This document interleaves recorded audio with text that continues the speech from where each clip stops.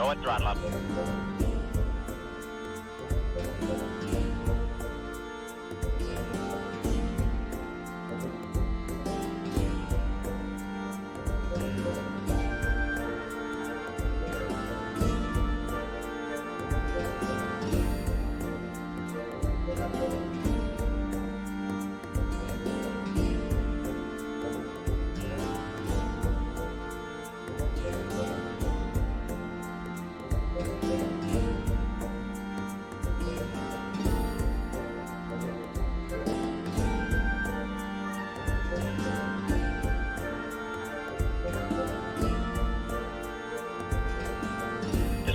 Go and throttle up.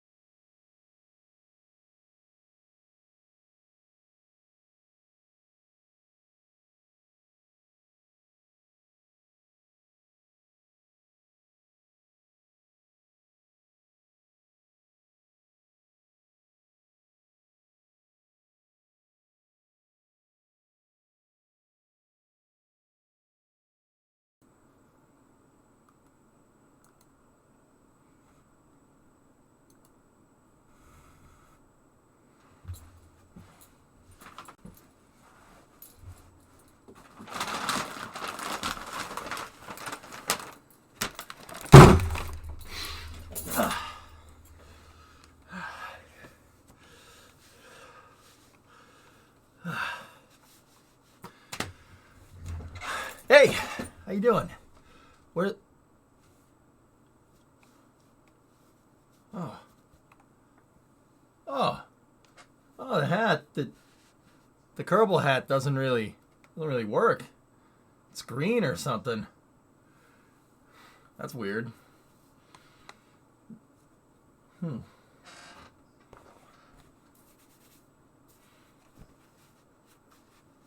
we go. Much better. I have provisions.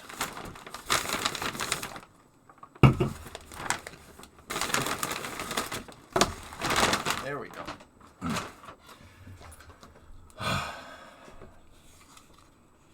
Like the dude from Men in Black who can see the future. Why does that chroma out? That's not green. Excuse me. All right. Did you bring enough for everybody? No, it's BYOE. Bring your own everything. I'll bring the stream. That's it. I've already slept. So, I don't know about you guys. I'm ready to go.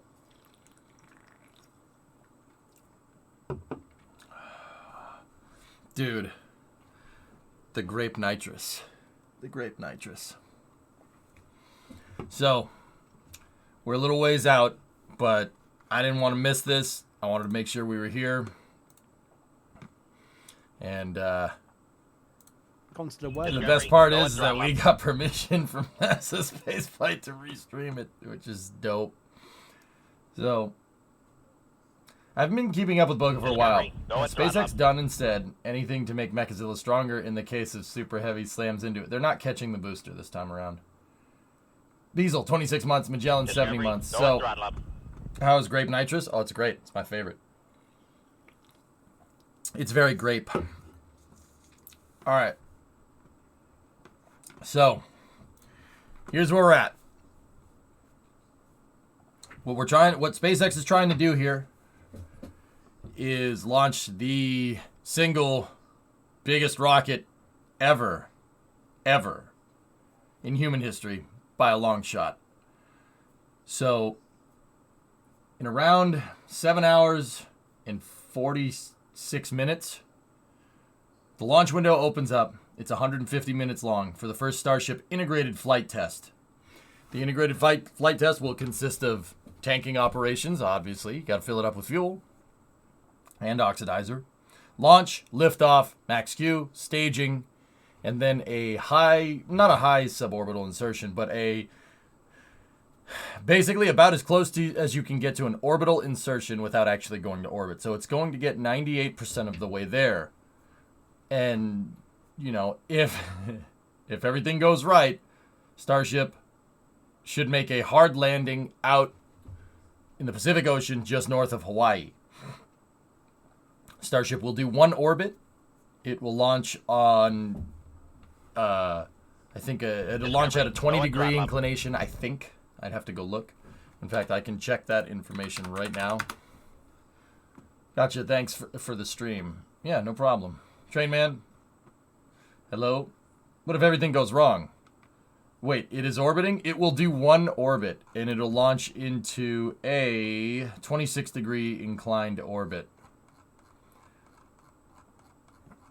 So, if we go on here, Starship's trajectory looks something like this. It'll go out here. It'll go through the strait between Florida and Cuba. It will go down here, like this. That's strange. Down over here, like this. Back up.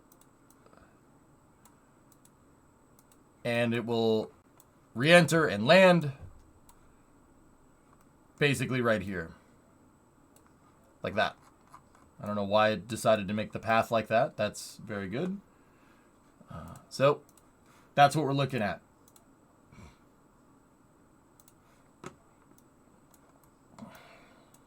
Will it ignite all engines? Yes.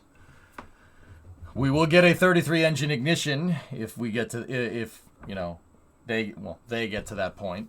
If they get to that point, they'll get a 33 engine ignition. The engines will be operating at 90% of rated performance.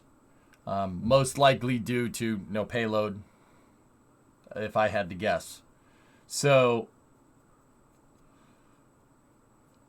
they're going to try to release 33 engines at 90% power, which will make pretty much about 15 million pounds of thrust.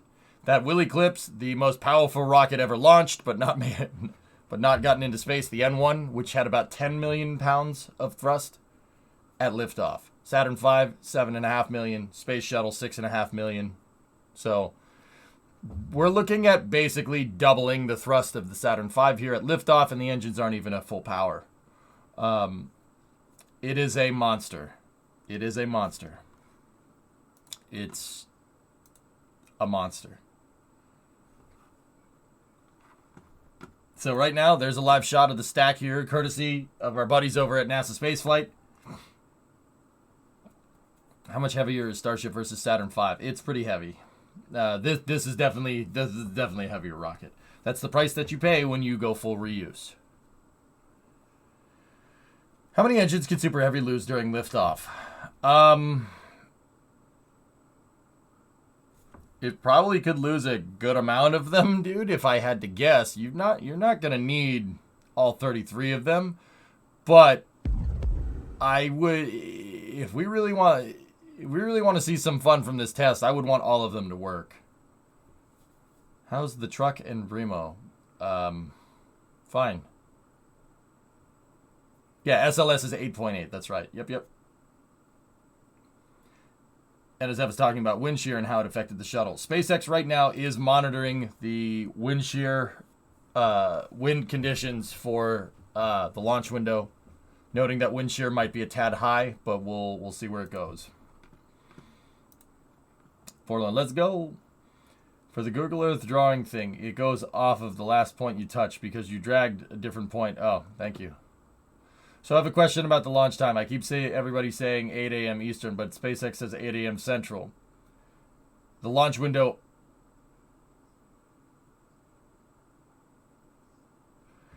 9 a.m. Eastern is when you want to be here. Yes, it will, ask. How are the clouds and storms, etc. looking? And engine ignition. Yeah, everything is looking good. They're monitoring some upper level wind conditions for the launch window. But yeah, we will kind of see where we're going from there, guys. So if you're going to stick with me for the entire night, settle down. Got a little ways to go, but it is going to be amazing.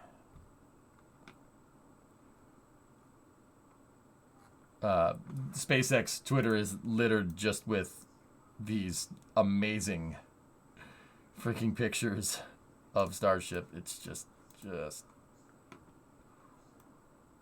yowza.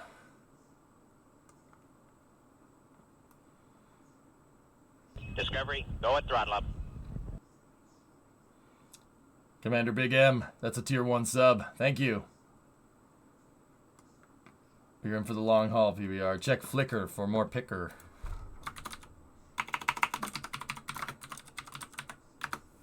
Spouse the boosters in ignition.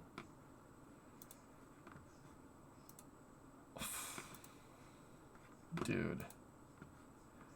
That is something else, man. That is something else. Picante. Look at that thing. You gotta be kidding me. Discovery, go at throttle up. Can you believe that? John Innsbrucker is commentating the launch. That's right. Hey, D, what's going on? 22 months.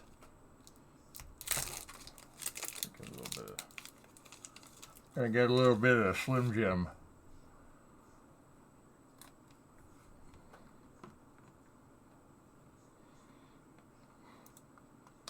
Won't the pad be destroyed?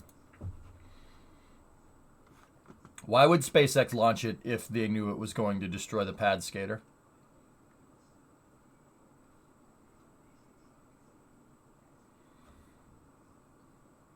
Think about it. It might. It's possible. But this is kind of a, you don't know, you won't know until you go type scenario, you know? I ain't heard no fat lady. What is it with the fat lady? You're obsessed with the fat lady.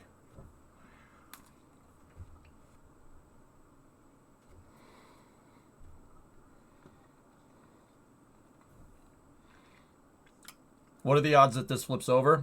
Forlorn, I'd say pretty slim and none. Raptors have 15 degrees of gimbal. You can make anything fly with 15 degrees of gimbal. In fact, here, check this out. Peep this.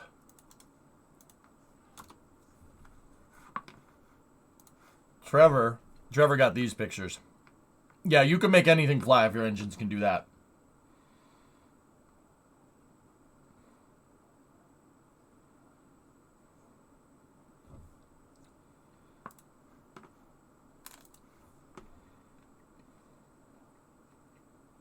Mm-hmm.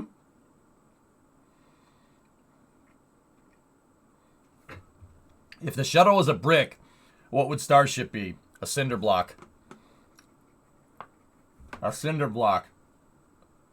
Yeah, the outer engines don't gimbal. The inner... the inner 13 engines do. The outer 20 do not.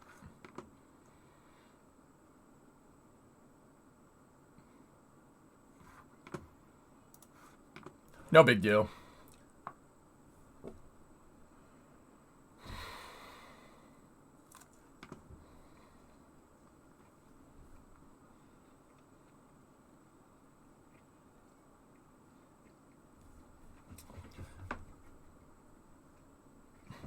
Time to window opens count by me using. I just prefer to talk to people. Aqualux, it helps make the time go by. Hazak, can you enlighten me as to the design choice of Starship being a super tall singular design versus having boosters on the side and whatnot? Simpler. Simplicity, dude. Honestly, so, okay. You want to see something nuts? You see that tower right there? The tower isn't there just as a launch umbilical tower. Or, you know, like a way to get inside of the vehicle. That tower is there for putting the stack together. Okay? Here, let me get you a daytime shot of that. It's there to put that thing together. See the two spreader bar? I say spreader bars right there. They call them chopsticks. Those things are designed to put the stack together. Now, I know what you're going to say. What do you mean put the stack together? I mean, they literally just take Starship, park it right here. These arms are on a hinge, so they can move kind of like this. The arms kind of look like if you made an L like this. The arms can move this way, the arms can move that way, and they can open up. So the arms go down, it turns, picks up Starship and Super Heavy, and can stack them. So, now, here's the nutty part, okay? Those things right there, here, let me show you. Not only can it build the stack, but it can catch it, too. Now, I don't know if it's going to catch Starship. And the orbital flight test, first and foremost, is not catching anything. Starship and Super Heavy will be disposed of for this test launch. Now, with that being said, in the future, Super Heavy has little pins on the side. See the pin right there? Those pins are catch hooks. They're an arrestor hook for the most part. Similar, I guess, to plane landing on an aircraft carrier. These chopsticks are designed to hone in on a booster that's hovering and catch it. The reason why? No recovery fleet needed. No landing leg fold up needed. Literally, catch the booster, move it aside, set it back down on the pad so it's ready to launch again.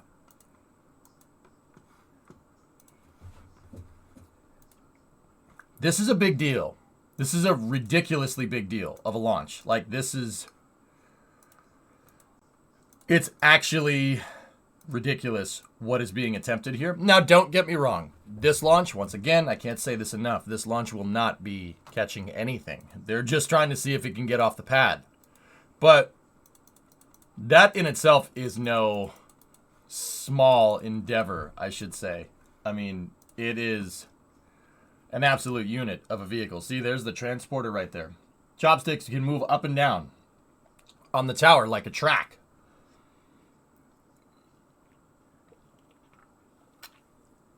Why the grid fins if no landing attempt? There's no landing attempt at the pad. Discovery, Let me put it to you like that. There's no landing attempt at the pad. Yeah.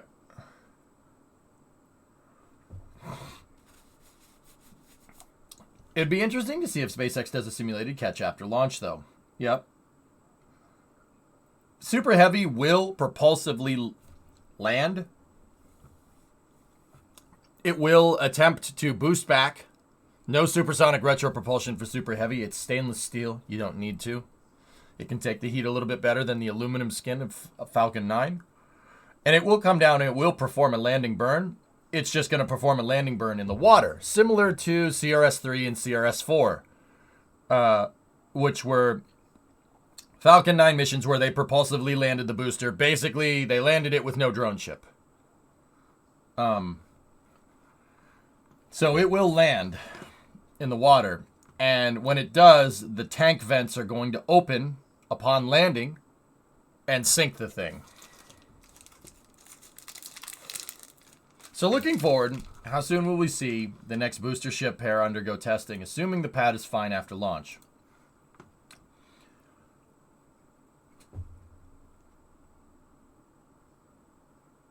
It's going to be a couple of months. First of all, SpaceX has to go through the data. This flight test, if it does fly and it leaves the pad, is going to produce a mountain of freaking data. You got to figure out all that. Second of all, I don't know, Tree. Breakfast.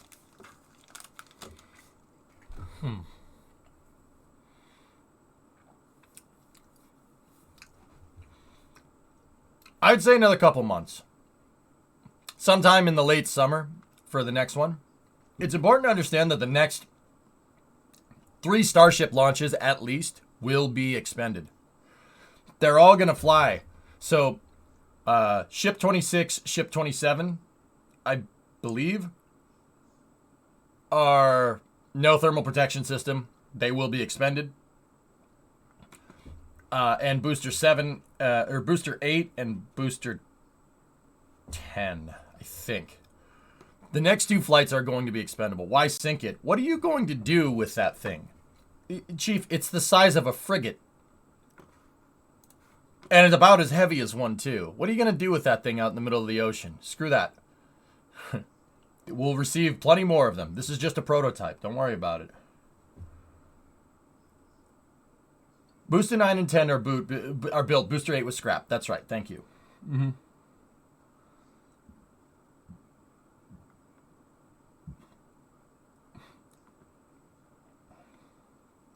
What would a very future 1 launch per hour control room look like?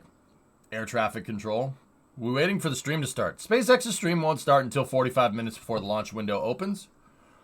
In the meantime, NASA spaceflight, and we do have permission to restream that. I officially now have permission to do that, which is pretty dope.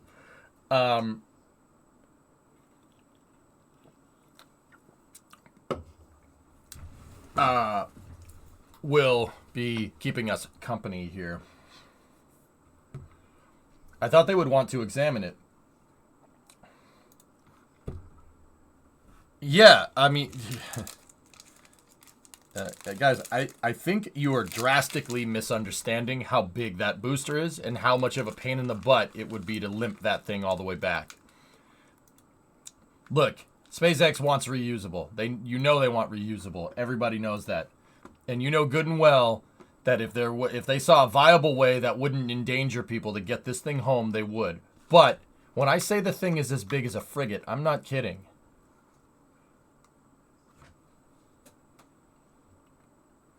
It's as big as a small warship.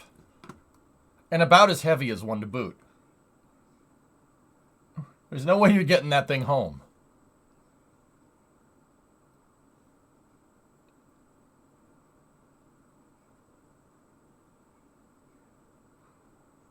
You won't talk at NSF today? I'm on my own here for now, Squall. We'll see what happens.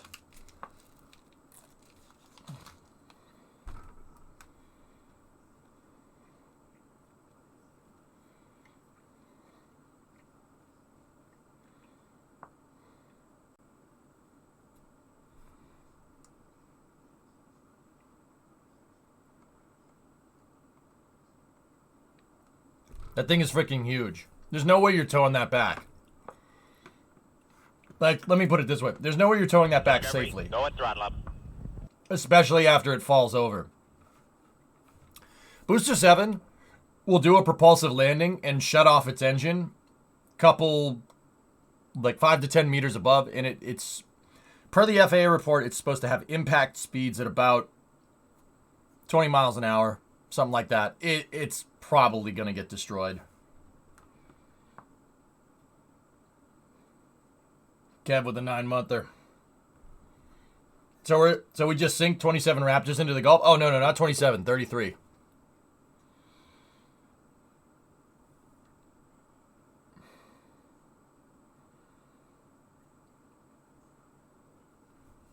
You guys also aren't taking into account some kind of red tape or regulation to not have that come into the port of Brownsville. SpaceX had to be very careful when they towed a sunken Falcon 9 into the port. They had to be very careful. You're essentially bringing in a giant explosive balloon into a port. Got to be very careful doing something like that. That's a very delicate operation. I'm amazed they even allowed him to do it. But they did get that booster out of the water. But see, here's the thing. A Falcon 9 first stage is about as big as Starship here. About as tall. Super Heavy is as tall as an entire Falcon 9 stack. So first stage, second stage, payload fairing.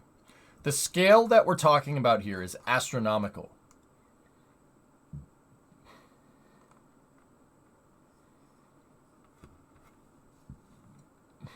What's up, Hydra?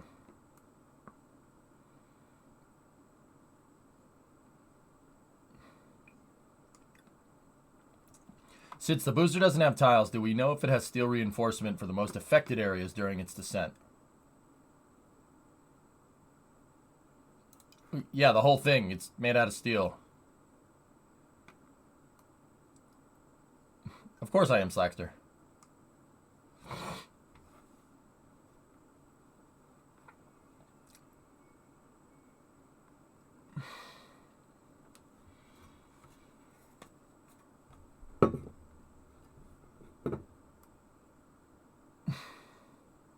Do you plan on sleeping?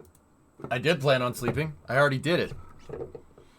Guys, I ended up playing Walkabout Mini Golf on purpose until like 5 a.m. Go watch that stream. That was fun. I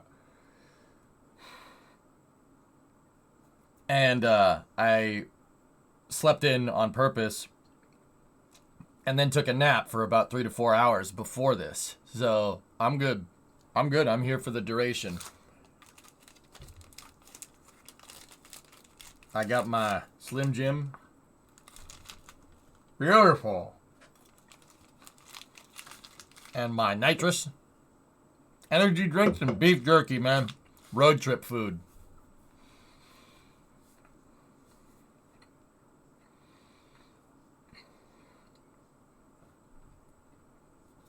Hydra. All your craft that are in solar orbit heat up to like 5,400 Kelvin and then explode whenever I load them from the tracking station.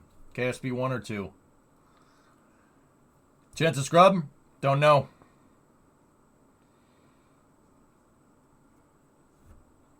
What, this? Squall, don't drink this? Oh.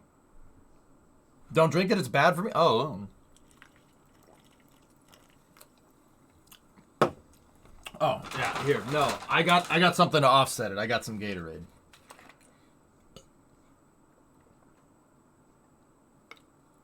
Right, Sean? Dude, grape nitrous is my favorite. It's so sugary, though. But, man, is it good.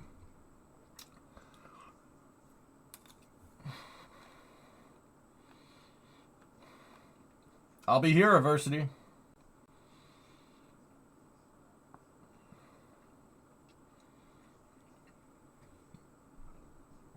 Ryan, I'm going to be awake all night. Will Starship do a flip?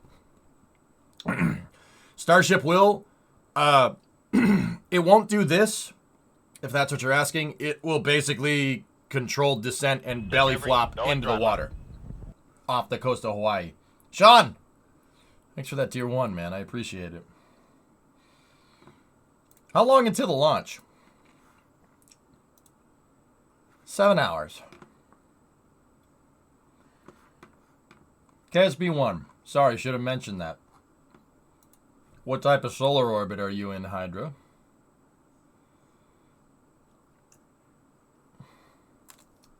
There will be someone. Yep.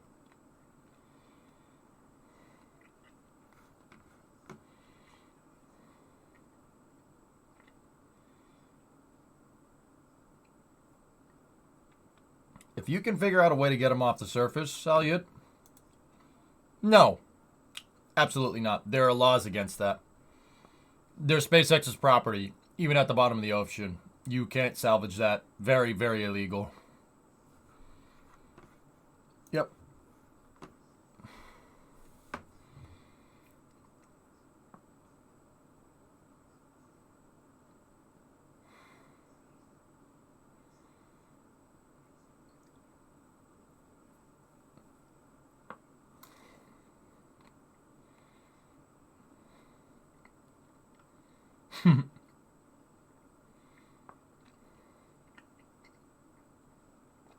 Do you plan on being live until the launch? Yes.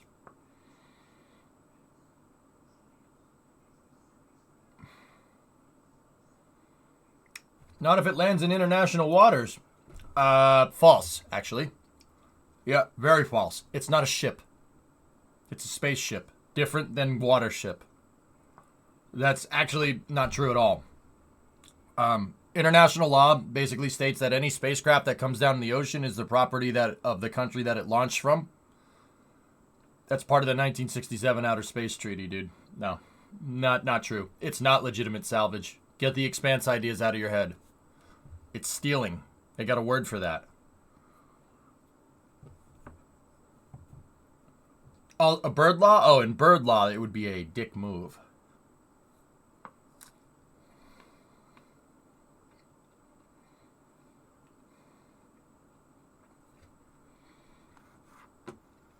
Thomas, what are you saying?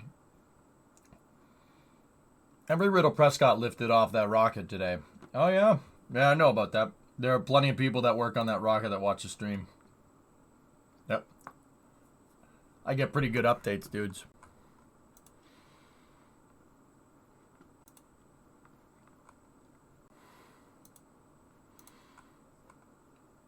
Want to see a good one? Here, let me show you.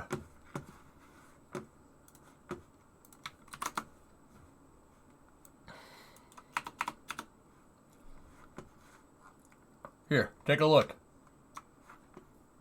I get pretty good updates like that one right there.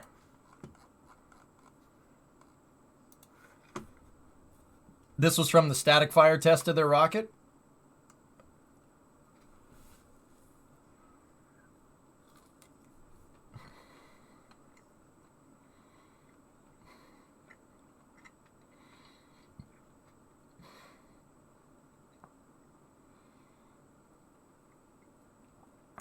You need more radiators, Hydra.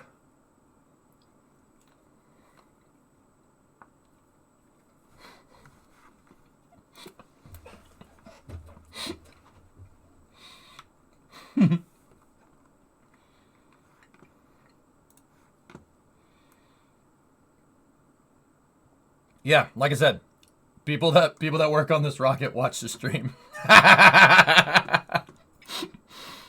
Dude, I know everybody, man. I know everyone.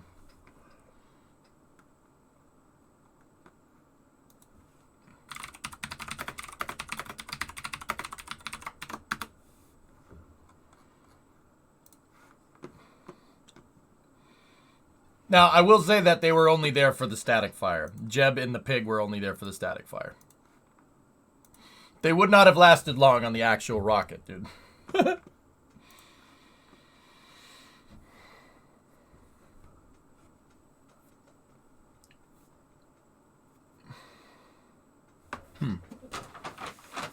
What else do we have in the bag of tricks here? Oh, I have goldfish. Pepperidge Farm remembers. I have some Doritos in there and more Gatorade.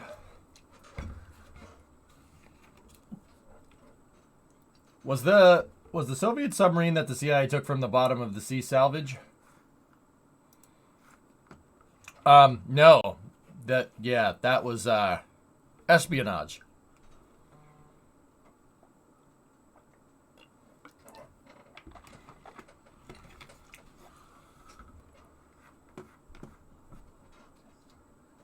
Hang on one second.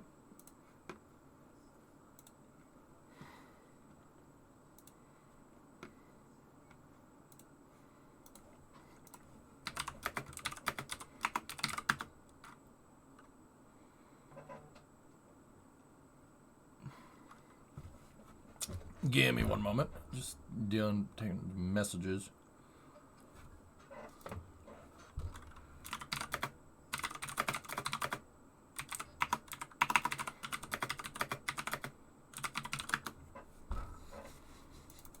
Cool.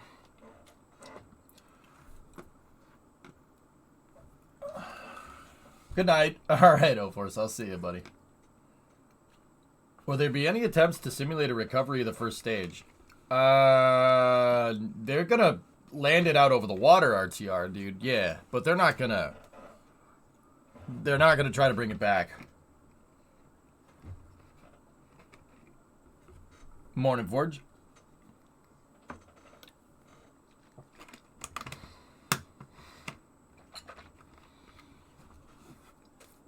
Yeah, I got road trip food, chillin'. Is this test orbital or suborbital? So, the integrated flight test bandit is... This is a hot dog, a sandwich type of argument. I'm sure there are people on Twitter. I'm sure there's a thread somewhere of people arguing about this and that about it. It's going to get 98% of the way there. It's going to do a once-around orbit. Except not totally once around. If it does make it that far, Starship will get about 98% of the way there. And it will come down. It'll perform entry, descent, and no landing. Well, it's going to land. Just do the world's biggest belly flop for the most part. Just north of Hawaii in the Air Force's Pacific testing range.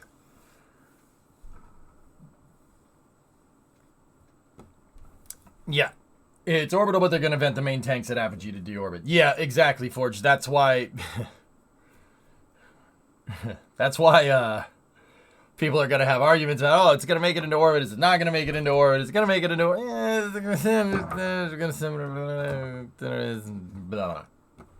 Yeah, sure. Game over. Elon Musk. Starship equals New Shepard confirmed. Oh, God. Can you believe that they're going to try to eat that thing to Hawaii? No. My brain still... My brain sees this and just goes, that's not flying. What are you talking about?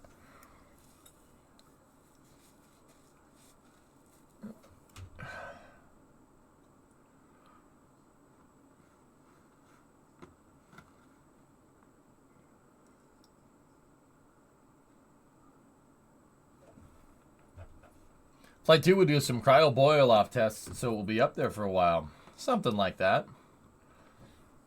Yeah, the strobes are pretty dang bright, actually. Yep.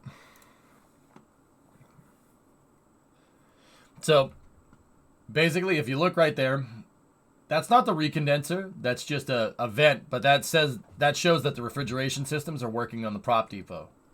Prop depot is full of fuel, obviously. Hopper's ready to go. Drummer, what's going on? How long should it take to make Hawaii once airborne? 90 minutes? 90 minutes, give or take. Actually, a little bit less than that. Probably about 70, something like that. I mean, yeah, this is a pretty righteous mission, Facha. I'm just...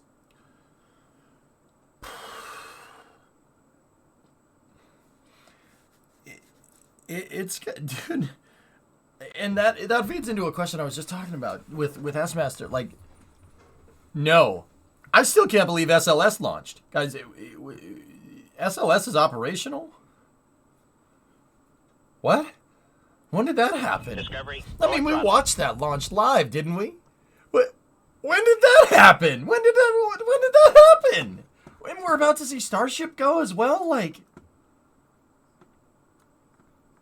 Starship Launch Attempt. This is from Elon. Starship Launch Attempt in about 7 hours. Why crash it on purpose? Okami, it's a test flight. It's a test flight, dude.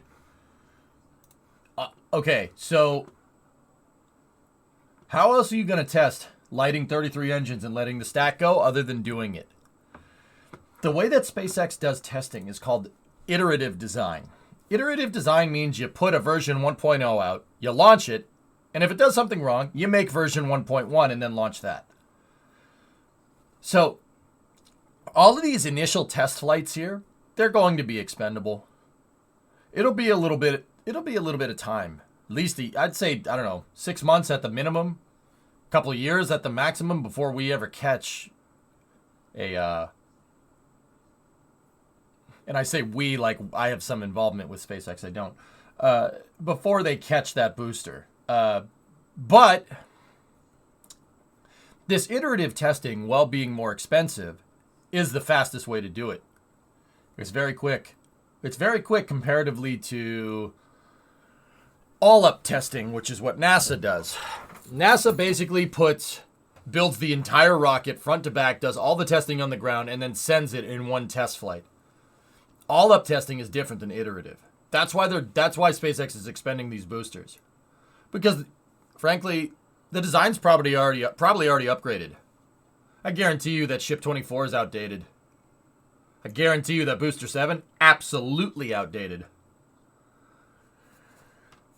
I do have the coffee pot on standby. Yep. Pre-flight checkout happened earlier, aka juggling the thingies. we saw the Piggly Wigglies. Yep. Kind of Moonbug. Can you tell me where this is going to? Yep, love your streams. It's going to space. Only for a second, though. This is the integrated flight test is very much a big test flight. This is send it up and come right back down. If it makes it that far. Once again, you guys got to understand, iterative design. This thing might blow up. They might go to launch it, light 33 engines, it might get about 20 feet and then blow up right on the pad. It's possible. That is a possible outcome here. This is a big deal, and it could end very drastically bad. I mean, it would look amazing. But even SpaceX themselves, if you go to SpaceX's website and you click on Starship, right? They have the timeline somewhere around here, right? And the timeline at T-0 basically says excitement guaranteed. Here. See? Something's gonna happen. We don't know what's gonna happen. Hopefully it launches. So it's actually gonna circularize, so not an Amazon orbit. No. Drummer, it will get up there, and it's gonna get like 98% of the way there, and then vent the tanks, and then come back down. Starship will do a re-entry here. It will do it. Well, if it makes it that far.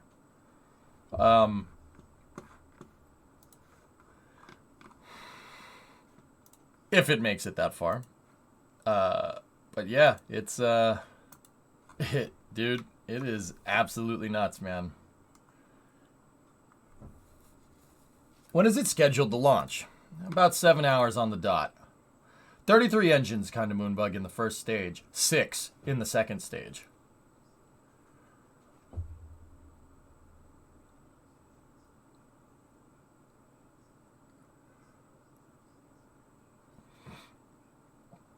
That's right, Kuro. Yep, Monday morning launch. That's right, Teremy. I'll be here, One Eye. Yep.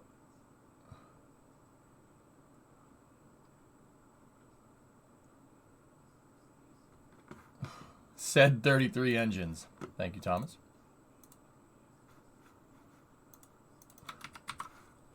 Like I said, if those things light, this will be the most powerful rocket ever flown, even if it is for a test flight. It'll be the most powerful rocket ever flown by a long shot. That right there has,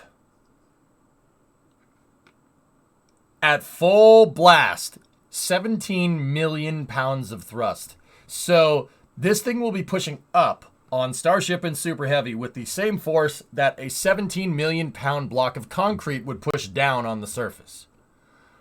Think about having a 17 million pound block of concrete and letting it go, say, with like a car underneath it. You're never going to find any pieces of that car. There's just going to be some paint dust, and that's about it. It is truly an insane amount of force. Now, for the metric folks, if you use kilonewtons, that's about 70,000 kilonewtons of thrust, give or take. Each one of these Raptor engines puts out about 500,000 pounds of thrust. 2,200 kilonewtons. They are insanely good engines. Like, they're a big deal. That's really, really good for what it is. There's 20 of them, which are booster engines, technically, on the outside here. These engines are just designed for going up. They basically just turn on once via a pneumatic actuation system that's in each one of these arms right here. And then they shut off at about 2 minutes and 45 seconds. And then this inner ring of 13 engines have hydraulic actuation. So thrust vector actuation, they can actually move. Here's a picture from Trevor showing that. And those boosters are designed to bring the booster down and land. Way better. All right, yep. Once again, this is an insane amount of power. The inner ring of Raptor engines and then the center three have a 15-degree gimbal actuation range, meaning if you have a central line on the booster, they can move 15 degrees in either direction. The outer engines, the outer 20 do not have the capability of air starting. Super Heavy's 20 hold down points. 1, 2, 3, 4, 5, 6, 7, 8, 9, 10, 11, 12, 13, 14, 15, 16, 17, 18, 19, 20.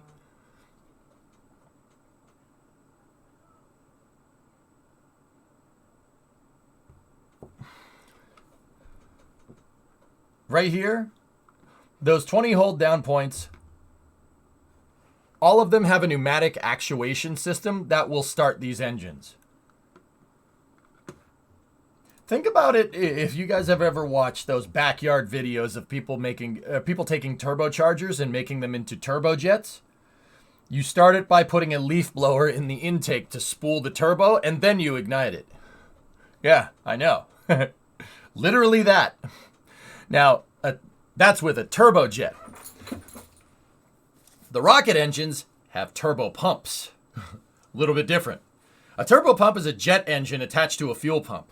Yeah, that's pretty cool. Raptor has 2 of them. One for liquid oxygen, one for liquid methane. But this gets even crazier, okay? Each Raptor engine has these 2 turbo pumps on them, but they are turbo pumps with afterburners on them. Yeah. Except they're not called afterburners. They're called pre-burners. The reason why? The turbo pump pumps the fuel into the jet engine, gas generator, right? It's a jet engine. That moves the turbines, which spins the pumps even more. And then the reason why they're called pre-burners is because the exhaust from each one of these pumps goes into the rocket engine's combustion chamber, and the rocket engine is the afterburner. That's why they're called pre-burners. So each Raptor engine with its full flow stage combustion cycle is like 2 jet engines pointing their exhaust into a rocket engine that blows up out the bottom. Yeah. That's why they're called pre-burners and not afterburners. An afterburner on like a fighter jet engine like an F-22 or an Su-27 or a MiG-29 or something basically has that turbojet assembly, same idea, and then they reheat the exhaust. And then the exhaust shoots out the back. That's it. This does that and then puts it into a rocket engine right after that. It is insanely powerful for what it is. What kind of pressure and temps are we looking at within the combustion chamber? 300 bar. 300 times Earth's atmosphere. Now, if you want to do a quick calculation to see what each one of these engines' combustion chamber pressure is, so we take 300 bar and times that by 14.7 psi. 4,400 psi inside of each engine. Like I said, afterburners going into a rocket engine.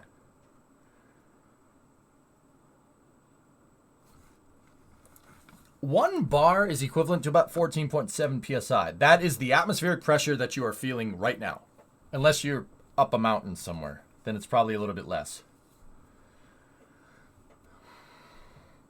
My truck sees that in fuel pressure. Your truck sees 4,400 psi in fuel pressure. I don't think that's how that works.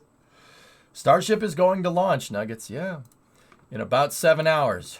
About 7 hours, SpaceX is going to attempt the first integrated flight test of a Starship, dude. I don't know if you can tell by how I'm explaining things. I am very hyped. I've seen a bunch of people say in chat, it's 7 hours from now, EJ, aren't you going to get some sleep? Well, the answer is no, absolutely not. I am not going to get sleep, even if I tried. I tried to get a full 8 hours of sleep before this stream. I slept for 4, and then I'm like, I'm good, No, I am not getting sleep at all. Let's be real here. Let's be real. Be real, son. Be real, son. Elon tried to launch the Starship! Be real, son! Oil? Said anything about oil, chat? You cooking? Dude, I am hyped up, man. Yeah. It's gonna be nuts, dude. It's gonna be nuts. So 66 jet engines. Chief, these jet engines, the pre-burners and the turbine assembly on Starship put a jet engine to shame. I mean, the amount of thrust that the turbine assembly, the power heads from Raptor make are, seriously, they make way more than a jet engine. Yeah. And SVO, if we want to talk in car terms here, this is like attaching a fluid impeller. So putting a fuel pump assembly on the front of a turbocharger. Instead of compressing the air, you're shooting the fuel in. Which is bananas, isn't it? That's pretty crazy, right? That's what those things do. They're a turbine assembly that shoots fuel. Fluid impeller, turbo pump. Do you think Elon's on site? Oh, absolutely. He is absolutely there. What is the startup sequence for those engines? Well, if I had to guess, I would go 1, 2, 3, 4, 5, 6, 7, 8, 9, 10, 11, 12, 13, 14, 15, 16, 17, 18, 19, 20, 21, 22, 23, 24, 25, 26, 27, 28, 29, 30, 31, 32, 33. I would go around the horn with the outer engines, around the horn with the inner engines, and then light the center 3. Yep. You want to stagger the ignition. Guys, honestly, getting these engines to ignite and then getting... So this is courtesy of Ryan Hansen here. I'm just going to show this tweet real quick. Getting the engines to ignite and then getting the system to do that is probably the most complicated part. If it gets past this point and this thing goes to launch and it makes it off the pad, that's a win. That is an absolute win. Can you link to this picture? Sure. Oh, Thomas already did it. Thank you, Thomas. 2020, what's going on? If this launches, it will make the mighty N1 proud. Discovery, N1. go and throttle up. This thing makes 5 million more pounds of thrust than N1. I have somewhat cool video of the highest current amateur rocket that you might want to see. Oh. Oh, yeah. Yeah, we were just talking about that. We were just talking about that. Are we gonna just... I told you, Thomas. 2, 1. Started.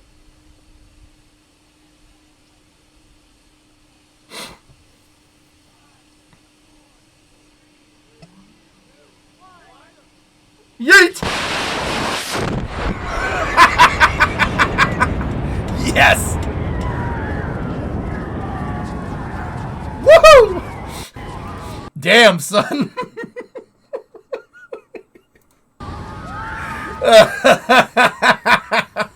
That's great, man. I love it. That's so good. Yeet! I'm awake.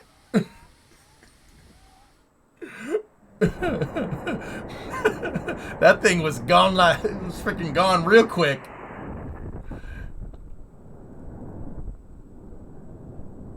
Ain't nothing static about that thing. The rocket got sent, dude. Congratulations, man. That's insane, man. Insane. We got a full tank of methane, half a pack of say it's dark out, and we're wearing sunglasses. Hit it. Hit it. You're getting prep for third shift. Nice, nice. This is the Raptor start sequence. Let me see.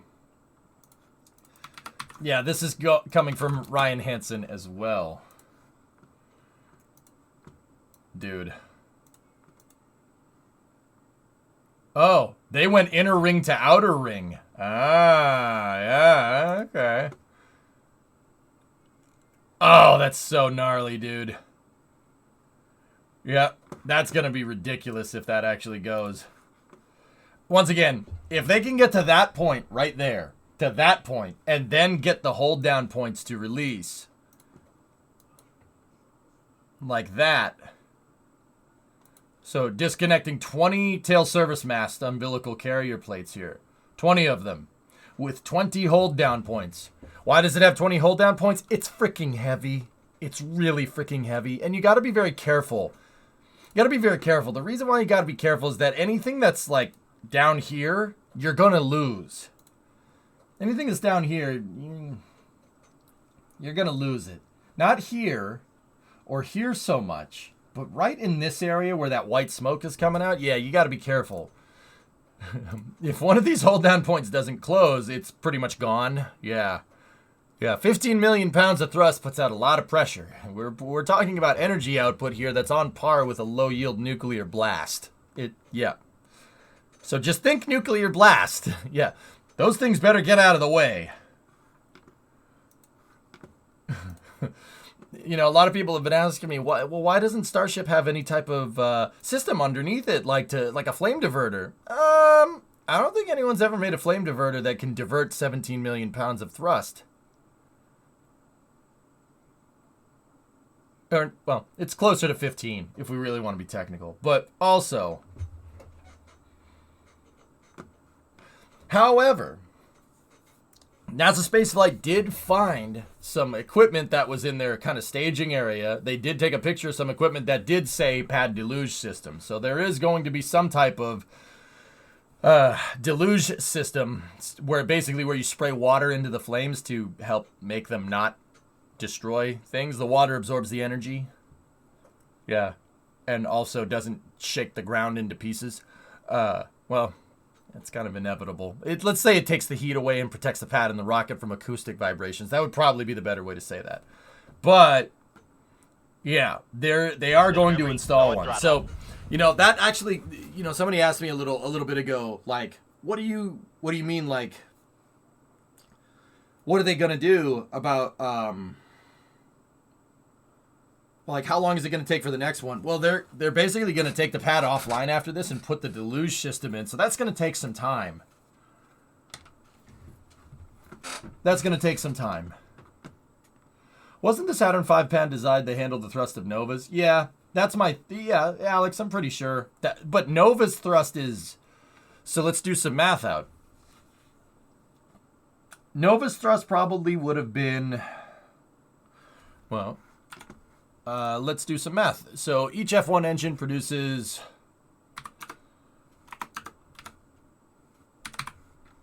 1.5 million pounds of thrust, and there would have been 8 of them. So 1.5 times 8. So Nova would have been about 12 million pounds of thrust in the first stage. Super Heavy is 15. So maybe close, but yeah.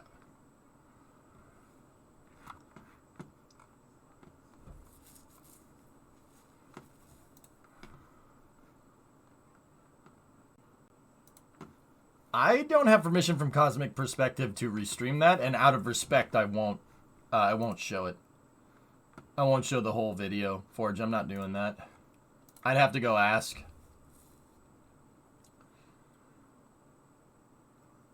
Sleep is not an option, Slackster. I'm just being real, guys. If I would be trying to sleep right now, I would be sitting there scrolling on Twitter, looking at all the pictures of Starship, and probably looking to talk about this in Discord anyway. So we might as well be here.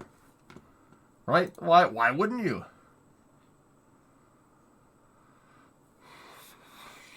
Screw sound suppression. Just mount a big detachable water tank on Starship and Sea Dragon it. You Nuggets, you should do that. You should do that. You should do that and tell us how it goes. You should do that. Go do that. Yeah, do that. You should do that. Just tell us how that turns out. And what happens when you fire the rocket engine in the water and you cavitate all the water around you? Do you go up or do you go down? Because last time I checked, things that are floating in water, if you put a bunch of gas below them, they don't float anymore. They go down.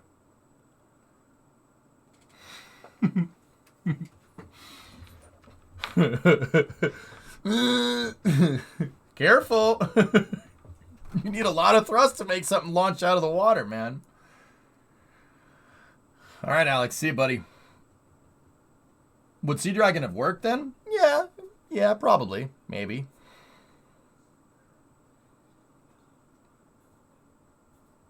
Yeah, Winter Scythe, that's what torpedoes do. They suplex the ship that they blow up underneath. Yeah.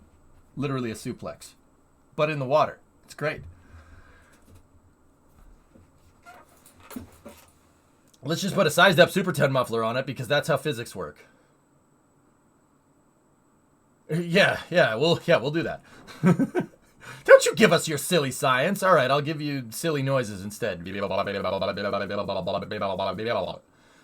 Yeah, you won't get that on any other syndicated cast, now will you? That's why I'm saying this in Twitch chat, because I'm actually stupid. Nuggets soap. Okay. All right. Warning. I know it's late. I'm actually going to throw some science with you, so you might want to cover your ears for this part. Also, all right. Science time. So, Nuggets, if you're going to use a sound suppression system like that, you really need to make sure that you don't just put water underneath it. You don't just want to fire the rocket engine to a swimming pool. That's not good. You need the water to be in droplets. You basically need it to be raining underneath the pad. That's the whole thing here. So a deluge system, guys, is underneath. That's underneath the launch deck. The deluge system goes underneath it, and what that does is it basically, they spray water droplets in. It has to be raining. That's important. Why? Why would that be important? Why does that have to be raining? Just put the water underneath, right? It'll absorb the heat. No.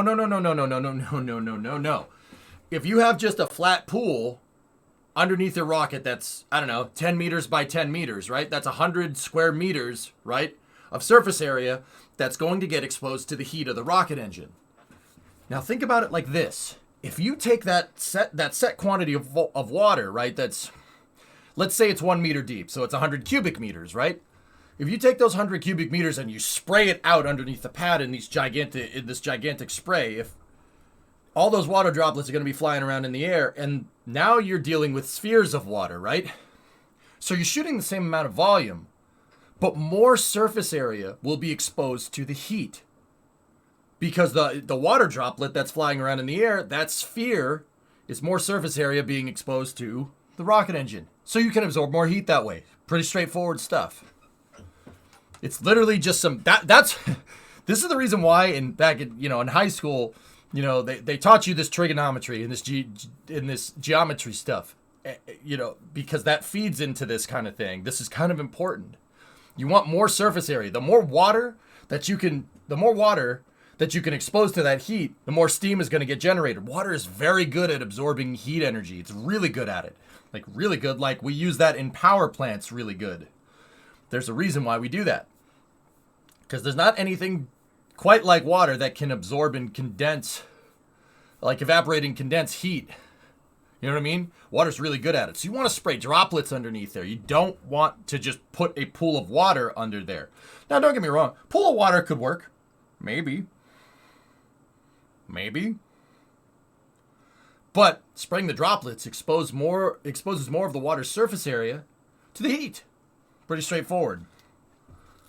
Magic Hut, dude.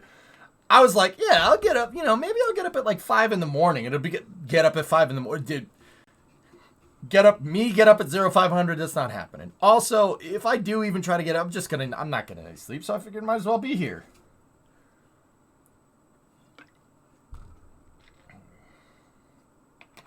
Why not spray diamonds? The most heat conductive material in existence. That might get a little more expensive than water. It's like more surface area on a radiator. Exactly, dude. It's thermodynamics, man. Straight up. And Slackster, that's the precise reason why I make references to cars and trains and jets, because people know how that stuff works. And I find that oftentimes people think like rockets are some crazy off, like that's over there. I'll never understand. No. The same physics concepts that govern your car's movement and function also govern the rocket's function, except for the whole flying part. I mean, if you've invented how to Jetsons a car around, please let me know. We should probably patent that and make a lot of money off of it. Cool. Now, here's a true question. How big of a water tower do you need for Starship? Well, that depends. We can get into different types of sound suppressors and deluge systems. Sound suppressor is above the deck of the pad. Deluge systems are below the deck of the pad. Now, keep in mind that some pad deluge and sound suppression systems are a gravity-fed one, like 39. Complex 39, 39A and B. They are a gravity-fed system. So they basically pump a lot of water into a water tower, let the taps go, and use Archimedes' principle here to spray the pad down with water. Other pads use a gas purge sound suppression system, basically where they have a tank of water and they have a tank of nitrogen behind it and start pumping the nitrogen into the water tank. The nitrogen displaces the water and shoots the water over the pad. Pads like Slick 40 at Cape Canaveral Space Force Station. Slick 41 has stuff like that. Slick 4 has something like that, so no water tower is required. Now, in terms of how big of a tank, oh, geez. Yes. I do believe one of those tanks in the tank farm that's next to Starship is actually a water tank. I think.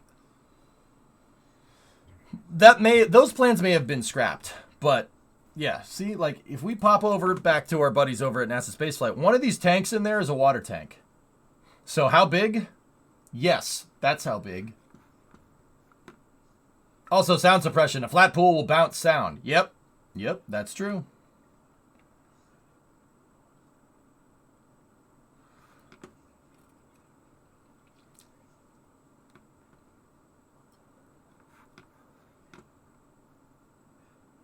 I went back to the VOD just to see what was being said. The pig's name is Craig. Yeah, Cyborg, I showed them Jeb. Sorry, man. From Salty, dropping my car off at the dealership at 8. Catch a ride back to my rental, then home. Thinking the time is going to make me miss the attempt. Thank God for YouTube. Indeed.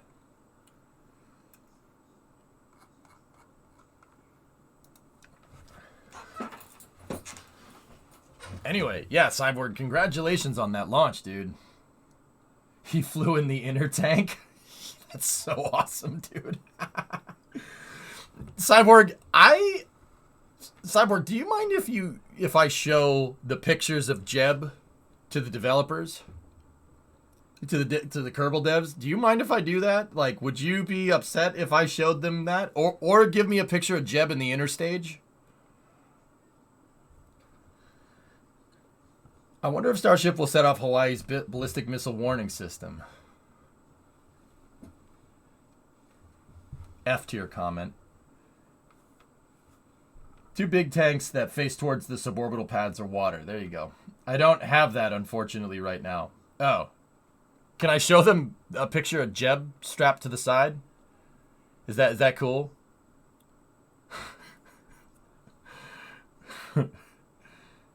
Absolutely? All right, cool. It's so funny.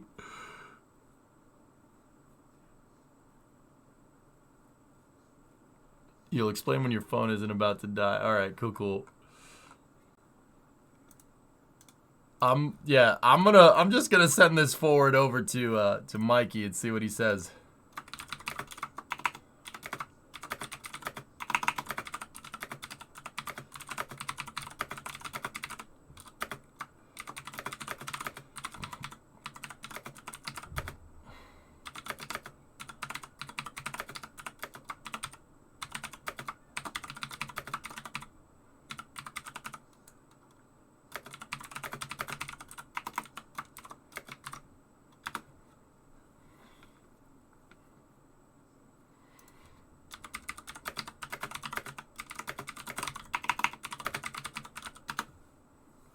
Yeah, I sent that forward over to them, dude.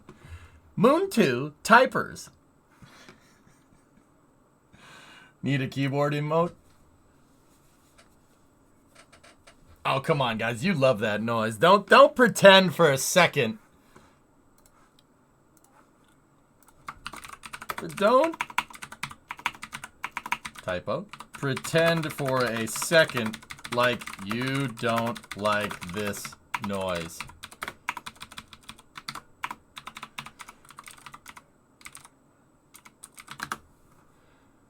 Five, 555. Come on now. Come on now. Come on, 555. Come on now.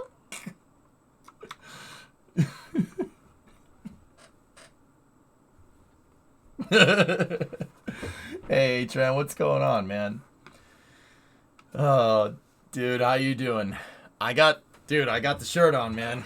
I got the shirt on.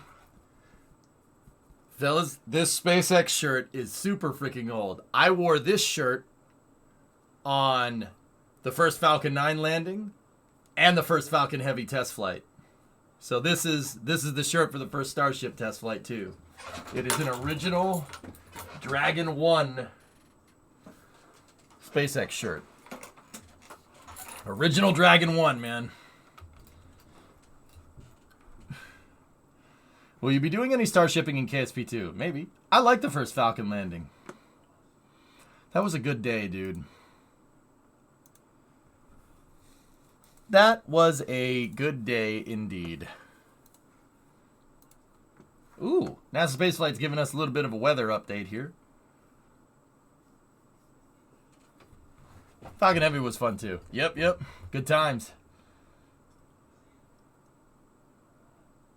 There's literally times where I would load a video on mechanical keyboard. Dude, yeah, I do that. I love that noise. It's candy for the ears, man. Played Sea of Thieves with a guy who had a loud mechanical keyboard. Every time we did a boss battle, it sounded like he was typing a 1,000-word complaint. Yeah, no, that's the thing. If you have a mechanical keyboard, you can hear the furious typing noise.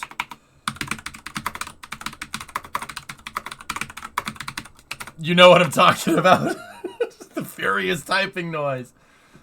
Funny, man. You're with me for the first Falcon landing and Heavy landing. We messing up with Starship. Yep. What are the odds of a today? I don't know, man. I don't know. I think SpaceX is going to try to send it, dude.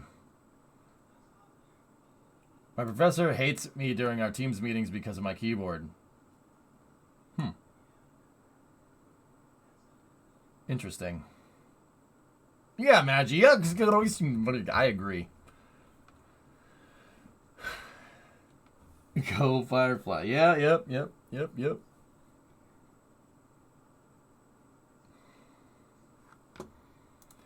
Fun fact, Clover on the official Starship patch is for good luck, as since 4th launch of Falcon 1 had a Clover.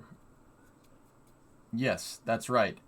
The reason why Starship's orbital flight test patch has the 4-leaf clover on it is because SpaceX put a 4-leaf clover on their 4th Falcon 1 test flight.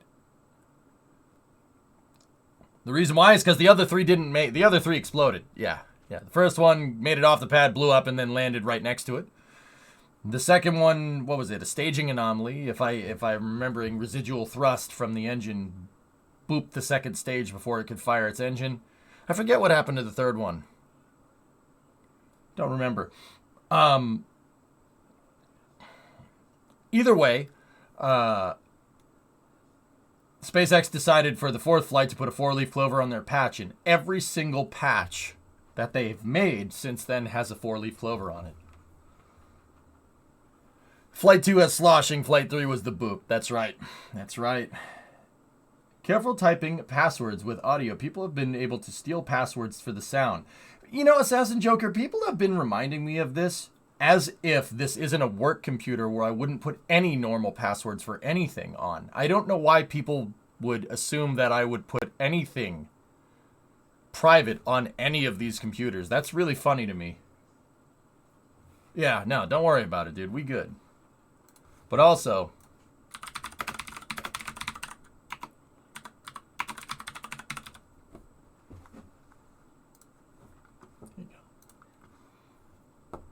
Just for those people. How far are we out? 6 hours, 36 minutes. What did you just call me? Oh, God. Oh, God, Jax. No. Oh, no. How'd you know? Oh, God, I'm screwed. How did you guess that? Seriously. I mean, I kind of laid it on a little thick, but seriously, I said, EJ said something inappropriate. Have you heard of the Apollo water gun? No. I just know you. Yeah. All right. What did you type about my mother? Yes. So I get to sit here and watch Starship launch on the exact 8 years to the day that I follow you. Damn, Gambit. 8 years, man. Can you believe that? 8 years?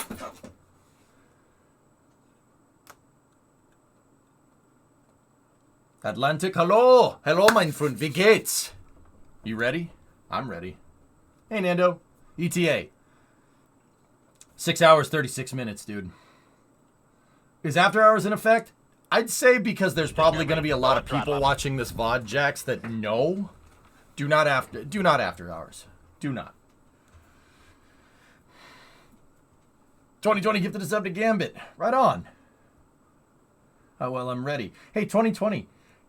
Just on a side note, would you be interested in coming up here and welding things? I will pay you. Just thought I'd put it out there. Interesting info. Just learned that the town I live in actually designed the Carlisle bandage, named after the Carlisle barracks down the road from you. I knew Carlisle was big in World War II. A lot of Pennsylvania was, Flykin, yeah, because of the steel, but other things too. What do you need welded? I don't know. Things. Things and stuff.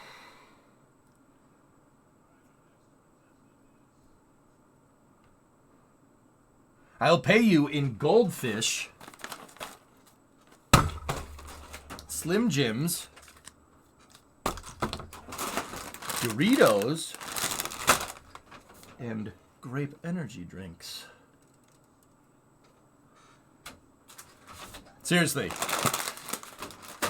I was like almost surprised that the guy at the 24-hour gas station down the street wasn't like, going on a road trip? This is road trip food. Very healthy. Oh, Excessum, I am a model for good health. You know, sitting at this computer all day, oh man, I just really like to exercise. The muscle I like to exercise the most, though, is the brain. That's why I read the dictionary. I like to break a mental sweat, too. Just kidding, but not really.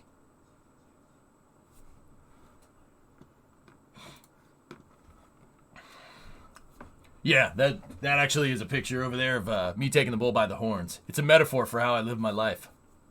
But that actually happened, you know.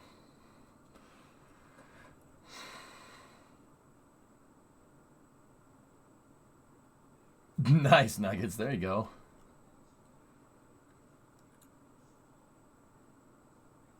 Sir, that's Hawaii.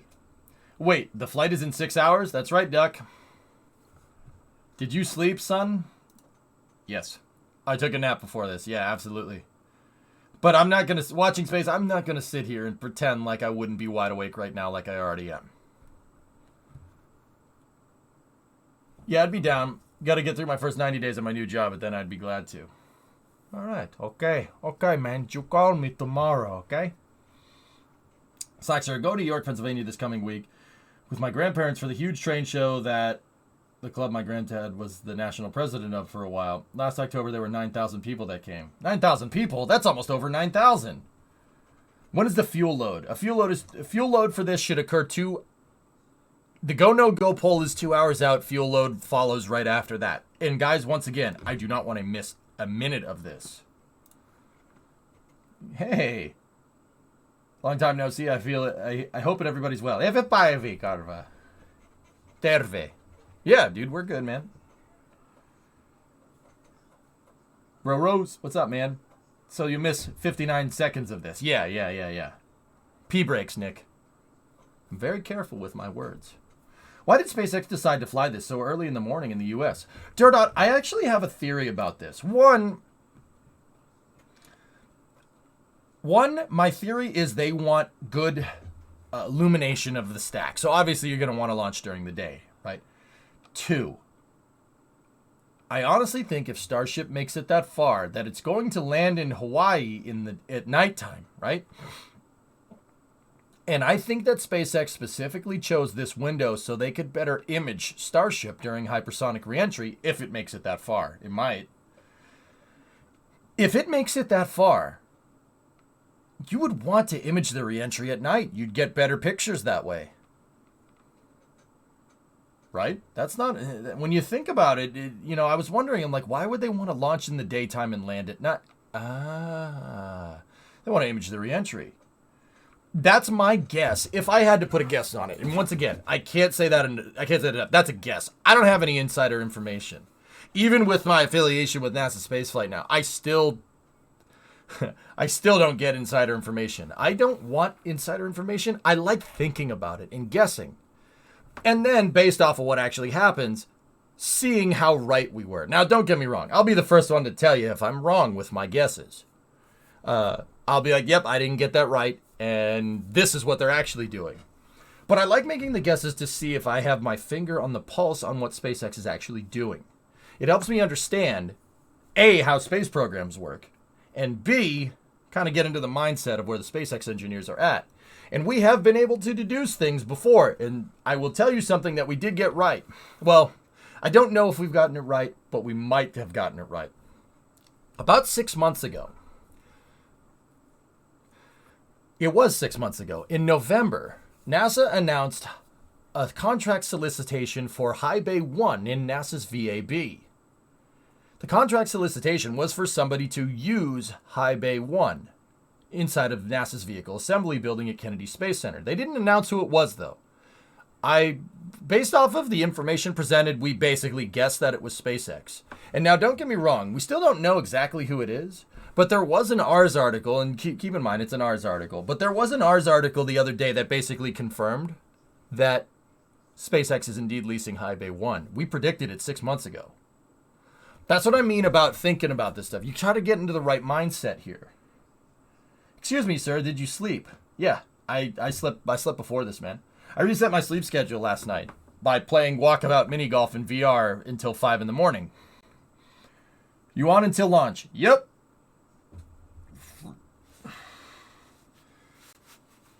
Now, Jax, you could, like I said, we can say whatever we want about ours, but ours is usually on when it comes to SpaceX stuff. I would like to reiterate at this point that the reason how I go about reporting space news is based off of having no external sources. Because there's really no way to corroborate a source. I don't like reporting that way. That's just me. Other people can do it. Sure, why not? Just reiterating that point for no particular reason. Yeah, but that messed you up. Wait, what? I'm off to work. I've chatted in 9 hours. I hope everything goes well. All right, man. Hello from a cold gray Italian morning. Are you in the heart of the night up there in the U.S.? Alex, yeah, it is 2:31 in the morning. Buongiorno. Ciao. I get all my news from EJ, even financial. Financial news? You don't want to take financial news from me. Space news. Space news, yeah. Prego. Looks like the pad is almost clear. Yep. I'm from France. L'arrange me. Bonjour. Comment allez-vous, mon ami? Très bien. Yeah, you weren't expecting that, were you? Is this on NASA TV? Liquidator, this is not a NASA launch. This is a SpaceX internal flight test, dude. Now, don't get me wrong. NASA has skin in the game here because SpaceX is making their lander for the Artemis missions, which is why I have my NASA hat on and my SpaceX shirt.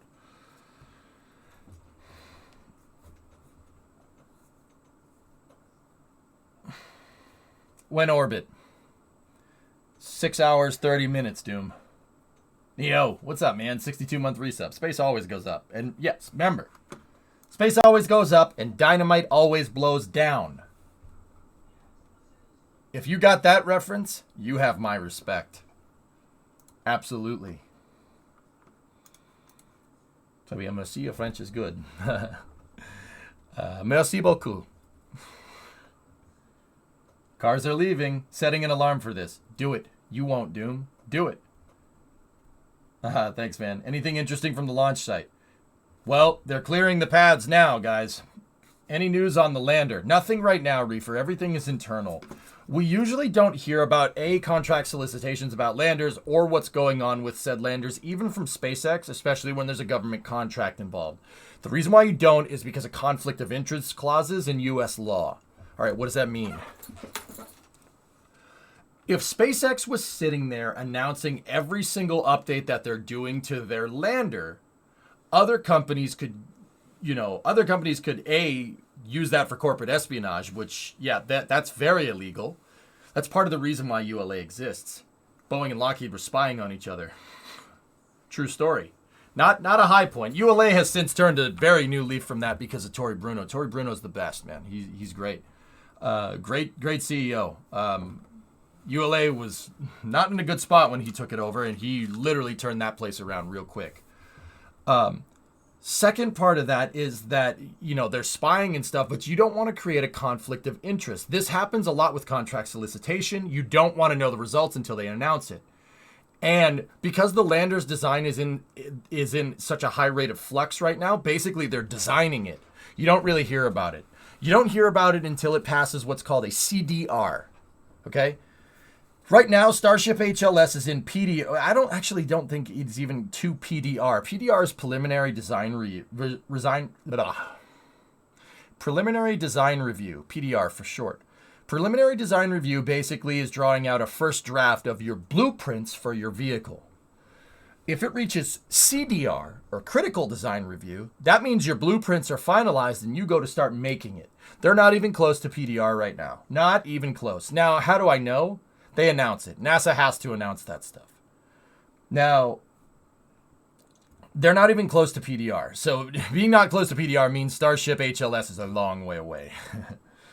I mean, you got to make sure that the thing can get into space, for instance, before you finalize the blueprints. You don't want to finalize the blueprints for a lander that doesn't get into space. That doesn't end very well. CDRW is better. You can reuse them. Fact. You just dated yourself, M. By the way, here, I will date myself as well. I have this from high school. Dude, anti-shock, G-shock protection, man. G-shock protection, dude. Doesn't skip on the bus ride home. Dude, now, I don't know what the kids think is cool nowadays in school, but if you had this in your backpack and a headphone splitter, you were the man. You were the man. And then there's always that one kid that brought speakers so they could play it, so they could play stuff on the bus. That was a little strange, but yeah. That kid always played the weirdest music. Right? Yeah. Yeah.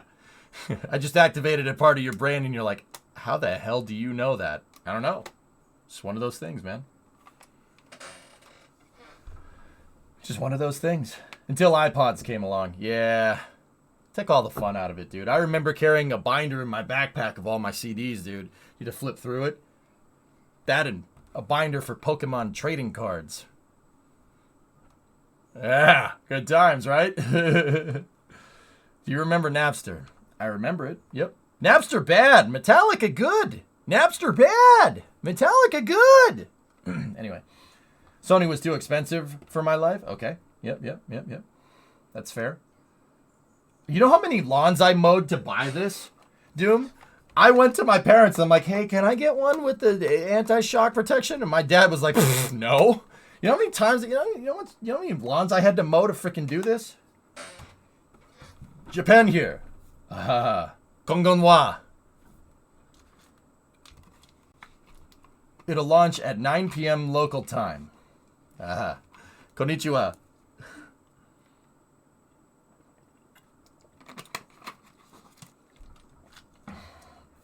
18. A lot, dude. I remember scraping ice from a car's window with a tape cassette case. Nice. Remember 8-inch floppy. I never used 8s. I used 5.5. That's when I started getting into computers. 5.5 floppy was the norm.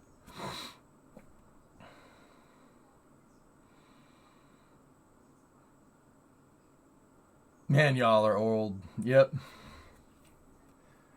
Is it 5 1/4? There you go. Yeah, I remember using those things, dude. I had a racing game, and my dad bought a steering wheel, and we had a racing game. I don't remember what racing game it was. And it had, we had to load it on 5 1/4 floppy. Yeah, that was weird. That's when I started getting into computers and stuff. You grew up with 8 tracks. I'm a little jelly, man. I'm a little jelly. Nothing like having big block under the hood, 2-door car with an 8-track player blasting Foghat going down the road. That's like bucket list item for me, man. Our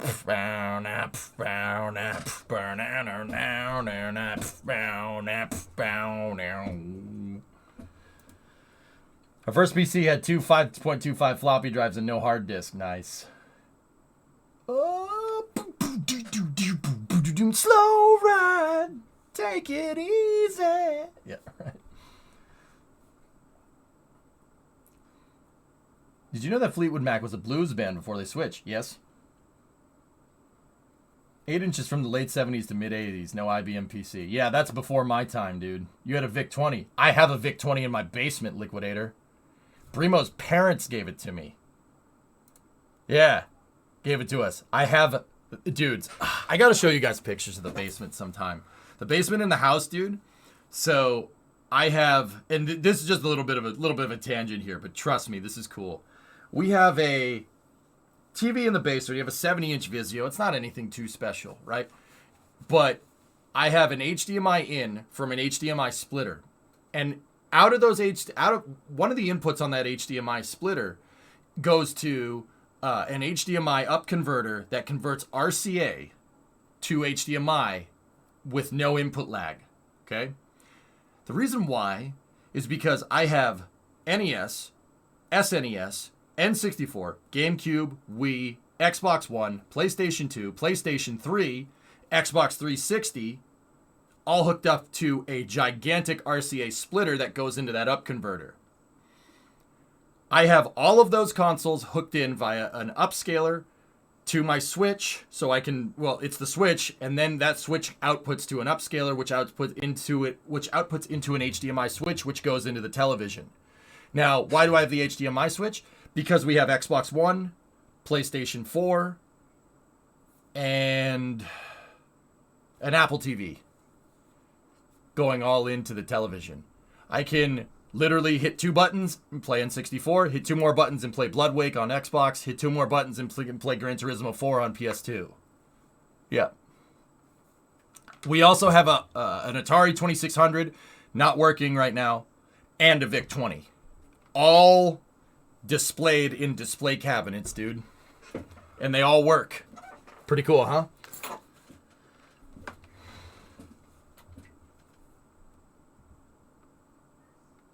Oh boy, here we go launching again. It's been a while, dude. It's been a while. And when do you have time to touch any of that? The precise answer is never, Doom. Yeah. I've played Blood Wake a few times, but that's more just to display all these consoles because my parents told me to clean out all my crap out of their house once I moved. Yeah. My dad's like, you bought a house now. Good. Get all your crap out of my house. And I'm like, okay, Dad. So we just all of a sudden had like 30 consoles, and we're like, let's just hook this all up just because. Why not? You getting that NSF plushie? I don't know, maybe. Bloodwake, holy crap, it's a blast from the past. Dude, I was playing it, Moto Kid. Still holds up, bro. It's a fun game. That damn Pet Zang, that piece of crap. Now you need your very own dog. Dog? Maybe. Which Xbox One do you have? It's just a regular Xbox One, Maverick. I stopped buying consoles after PS4 and Xbox One. I don't even know what the current... I know there's PS5 and then One X or something. I don't freaking know. I don't care. All right. Does the fiance ever play games with you? Of course, Alec. Yeah. Brimo plays games, dude. Absolutely. Actually, she hasn't played games very much lately, though, because she's a software engineer and she spends all of spare time messing with code. Yeah, lucked out on that one, dude. Yeah, believe it or not, the whole setting up all the video game consoles, that was her idea. That wasn't my idea. True story. Still a bit salty that the X took the NES. I have an extra one, Doom. You want me to give it to you? I'll ship it to you, man. I have 2 of them. I have 2 NESs. No joke. Epstein, no, they're road closing right now. Yeah, Maverick, she's amazing, dude. There's a reason why you put the ring on that thing, man. The reason why I put the ring on it, dude, because she's like, hey, you know, we have all these extra consoles and we have a big TV in the basement. We should find a way to hook them all up. And I'm like, yeah, oh, geez, don't twist my arm. Oh, yeah, oh, that sounds like a lot of work. Actually, you know how that conversation went, to be honest with you? That conversation went like this. We got to do something with all these consoles. Maybe we should, like, buy some shelves and hook them all together. And I stop for a second and I go, is this one of these times where, like, I should disagree with you about this? Like, I don't know. Is this one of those times where you want me to agree with you? You want me to disagree with you? You tell me, because, I mean, think about what you just asked me. And, you already know my answer. And she's like, okay, this weekend, let's go to IKEA. Let's go get some shelves so we can display all the consoles. I'm like, all right, cool. Sounds good. Yep. And then we did it. Go figure. I'm like, is this one of those times you want me to disagree or talk you out of it or something? Like, because I can do that if you want, but also I'm not going to sit here and pretend like I don't want this. We have one of those vintage video game stores around here, and it has everything from a Klingon sword to an NES, to NES games, to cards, to D&D dice. Nice, man. Yeah. You can't take the nerd out of us. Sorry. I could pretend to be a normie as much as I want to. I'm still a nerd. There's nothing I can do about that. Once you get the mark, you get the mark, man. I know, Liquidator. I still can't believe that. I'm like, how the heck did I pull this one off? I'm like, dude, is that bad? Like, I'm like, dude, how did I do this? Like, she doesn't even care that my garage is bigger than our house. Like, she's just like, yeah, no, that's fine. I'm like, all right, something's wrong here. You should be mad about this.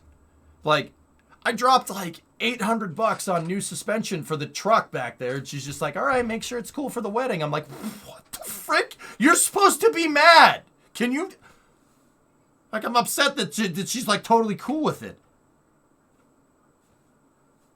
I don't get it, man. You know what? I stopped asking questions. I know nothing. Just nod and smile. You get Mech Assault somewhere in the mix too? No, Motorkid. But you actually reminded me, speaking of mech games, you know what I want to find? Steel Battalion. Anyone? Steel Battalion?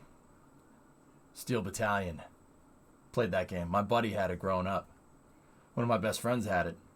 Steel Battalion?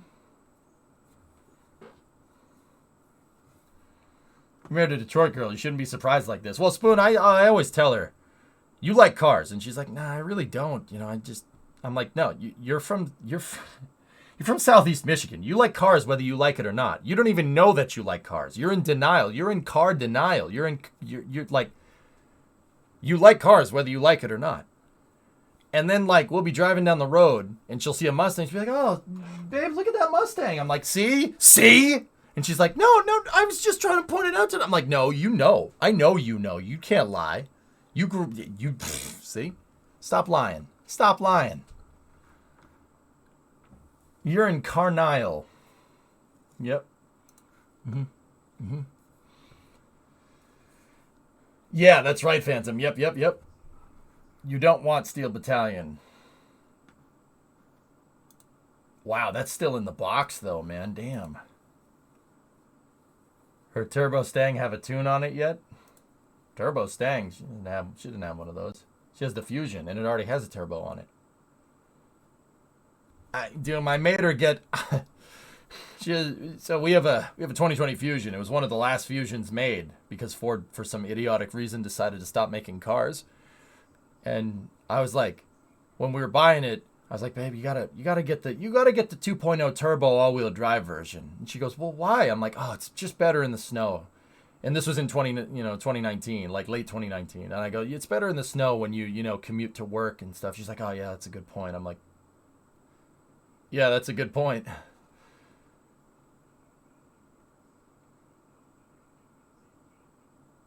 She's like, yeah, I'll do that. I'm like, yeah, you should. That'd be great. Tune on it? Actually, Doom, you know what I got in the mail the other day, dude? Check this out.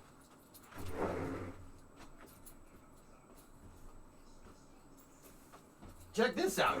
You know what I got in the mail?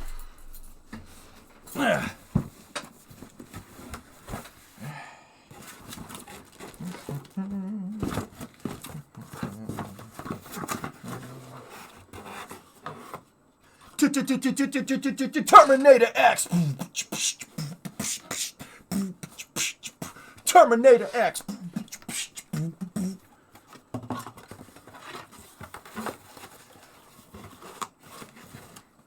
A viewer, my buddy Ernock helped me with Route 154, decided to just buy a Holly Terminator X for the 97 and give it to me.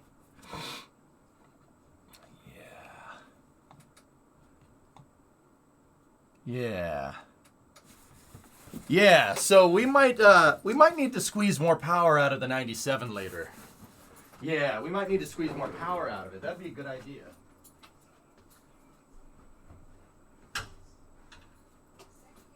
Ba-da-dum, ba-da-dum. I hope BFR doesn't do an N1. Yeah, me too. Slash, the current girlfriend likes cars is okay with my obsession. Question my sanity when she points out cars that I would too. Yeah, Slackster, you just gotta find the right one, man. Take some time. You gotta go looking. Hoppy! And you said power, yep.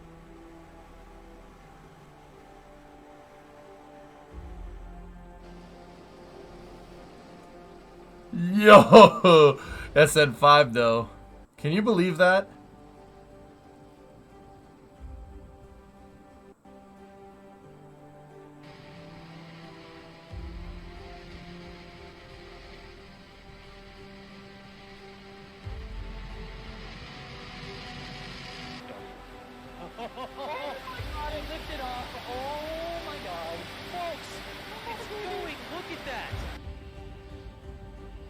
Slackstar, I haven't had a chance to get up there, dude. I'll probably do it after this stream or something. Maybe sometime this week. I don't like announcing when I go there, you know?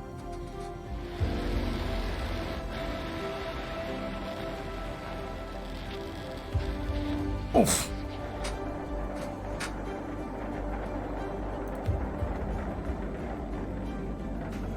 Alright, now this is the part where SNA breached successfully as well. The next step will be that landing flip maneuver, hoping for a better outcome on SN9's flight.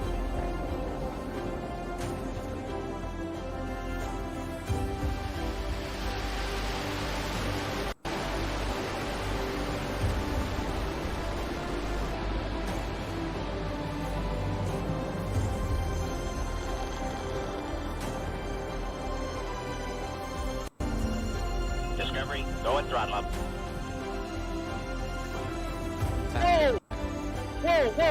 Whoa! Oh my god.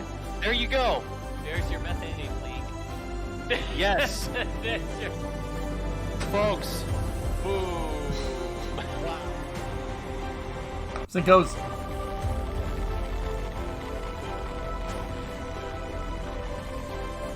Did it? Our camera, it hit the ground. Okay. Our camera flying debris.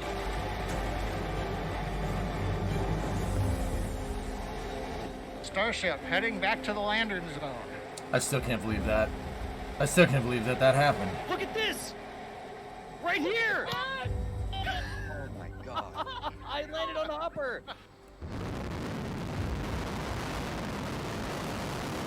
This is a great montage from NASA spaceflight. This is dope, dude. Go over there and buy a plushie for them, will you? Please. That's so good, dude. I'll be honest with you. Seeing the back end of NASA spaceflight, dude, because I work with them like in an official capacity now. Seeing the back end of it, dude, is so gnarly. Those guys put in so much work. It's unreal, dude. Unfreaking real. That is DOS, man. I really wow, that actually got me close to tearing up here because it really Like, the amount of work that they do, the back-end work that DOS does and all the other guys, it is... What do you mean in official capacity? Oh, I'm a contributor for NASA Spaceflight now, someone. Oh, yeah. Yeah, working on that for a little while. Yeah, I'm not working the Starship test flight because, I'm not working the Starship test flight because it just, I wanted to cover it here with you guys, dude, to be honest with you. I probably should have, but I wanted to do this with you guys. We've been waiting for this for a long time, man. So, yeah, but I can, you know, whenever the time permits, I can cover launches over on the NSF channel. And the cool part is that I can restream it to my Twitch stream. It took a while to navigate, you know, the legal minefield, so to speak, of being able to figure out, you know, ways that this is going to work, like monetarily and, well, legally, you know what I mean? So, yeah, that's what's going on. Yeah, dude. So that's what I mean when I work with them in the official capacity. See the back end and how much work those guys do? It's a lot of work, man. And hopefully, you know, I'm gonna sound like LeBron here. So I'm gonna take my talent. Hopefully, my talents will add to that. I'm gonna take my talents to Miami South Beach. Sorry. Anyway, I'm not the LeBron James of spaceflight commentators. Not even close. Maybe like the Kevin Garnett. You like D Wade or something like that. You know what I'm saying?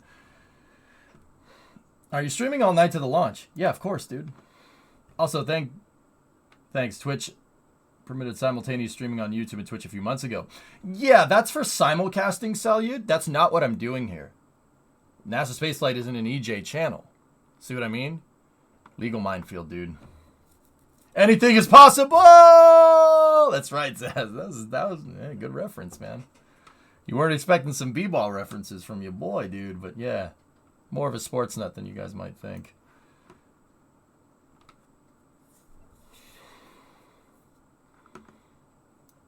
Also, we got an explosion out of it, so damn. They need to get rid of that Alpha Grain Caravan that they're using. It was a remote camera mount, though. Thomas, I don't know if DOS would be cool with this, but you know, like, you remember when we saw those old movie cars that from the Apollo movie that they're filming? And we, you know, Chris B was in here with DOS and we were watching the cameras at 39, right? And, you know, they had all those cars with just the old school, like, text spray painted onto the side of the car, like, you know, evening news and stuff, right? No, I'm like the Kevin Durant. I'll take KD. That's fine with me. Yeah, not necessarily devious, but it would be cool, dude, if, you know, like taking the 59 and putting like NASA space flight, you know, operations, like just spray painted and like do an old school like painted logo and stuff and pinstripe it. I think that would be cool. I haven't talked to DOS about that. It's been an idea that I've been wanting to ask him about, so we could just show up in the 59, you know? More like Brian Scalabrine. I'll take Scalabrine. That's fine with me, Forlorn. That guy is, like, revered around here. How about a rap instead? You're going to rap a 59 F100? Are you out of your mind, Maverick? Are you out of your mind? I'm not rapping that thing. No way. Not a chance. No way. I didn't finish the exhaust, by the way. I had to reset my sleep schedule. Sorry, guys. We'll finish the exhaust sometime this week. Rattlecan and clear coat. That's Rattlecan, dude. I Rattlecan painted this entire... well, not the entire truck. The majority of it. The only thing that isn't Rattlecan painted is the cab. Won't wrap it, but I'll spray paint it. Do you guys know anything about old school hot rodding? What's wrong with you? Nope, just thinking about the nice paint job. It's a Rattlecan paint job. It's fine. Can we do a points pool for the launch? If you want to unofficially, yeah. All you need is a few nitrous stickers for that extra horsepower. Well, it's already painted red, so it's got some extra horsepower. Building my first model car. It's a 66 Chevy Fleet Side. Very nice, very nice. If you get a car lift, what type would you get? Wildfire would be my first choice, Nut. Yeah. Wait, we need some flames on it? No. Flamey it? No. No. We don't want the flamey end on the front. I'm talking like a retro, like 1960s NASA spaceflight fleet operations vehicle. I think that would be cool. What's that, Salute? What is he saying?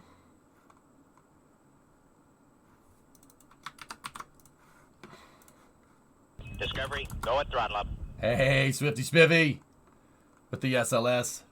Thanks, man. 22 months.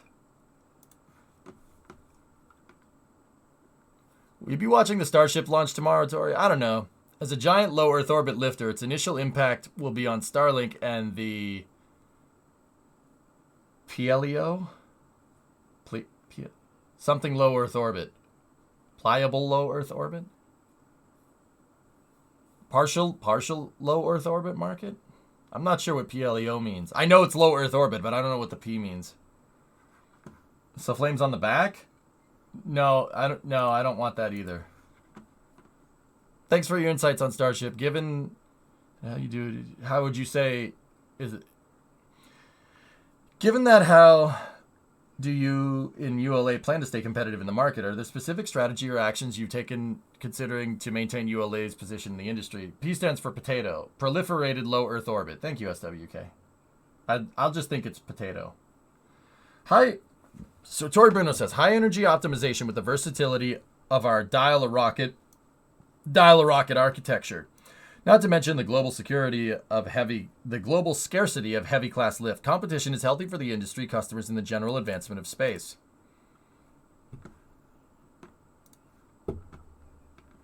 Yeah, that guy's pretty cool. Yeah, Tori Bruno's exactly right. He is the classiest melon farmer in the industry by a long shot. I'm pretty sure he, probably drinks Dos Equis, I don't always launch rockets, but when I do, it's a dial-a rocket. Stay thirsty, my friends. Yeah, Thomas, exactly. Something like that. Exactly like that. Yeah, see what I mean? Yeah, NASA spaceflight. Fleet operations. And have like the NSF logo on the that's what I'm talking about, dude. That's a Suburban though. Seriously, the Suburban panel van. That's pretty sick, dude. Isn't Starship also planning to have astronauts on it too? A long way down the road, Maverick. Did you see Junkyard 71 Plymouth videos? Yes, Lycan. Yep. Paint buffed out pretty good. That lacquer paint though is like.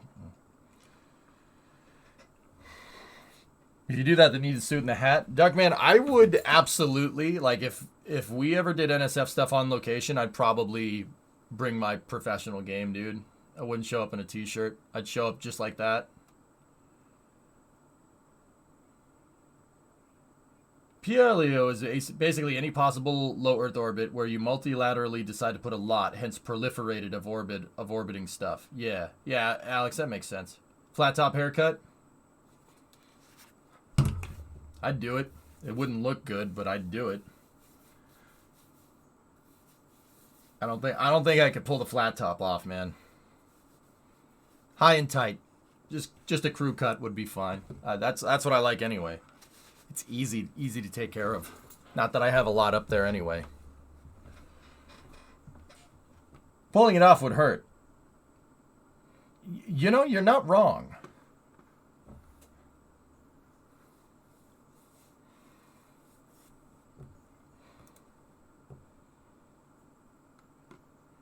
I got jury duty for the first time in about 10 years at 9:30.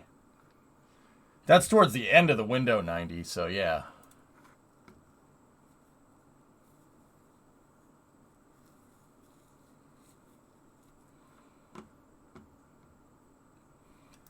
Ninety, do you have jury duty or do you have or is it jury selection? Because it's easy to get thrown out of jury selection, dude. There's a trick to that. How long is the window? It's a 150-minute launch window. Selection. Okay. So here's the trick. Think of the craziest politician that you know and wear a shirt with their face on it. I'm serious. That's the trick. The lawyer will throw you out immediately for being biased. Oh, yeah. That's the trick. Think, whatever state you're in, think about, okay, so if you're in, like California, think about the other side and think about who's the craziest person. Wear something, wear a bit of their apparel. You will get thrown out instantly. And if you're in a state that's in the center of the country, think about the most hated politician and wear a shirt endorsing them. You will get thrown out in 2 seconds. No more jury duty. Easy peasy. It's true. It's the truth, man. Not even kidding. You'll get thrown out real fast. It's true. I mean, if you don't mind getting crap from people, then yeah, you'll be fine,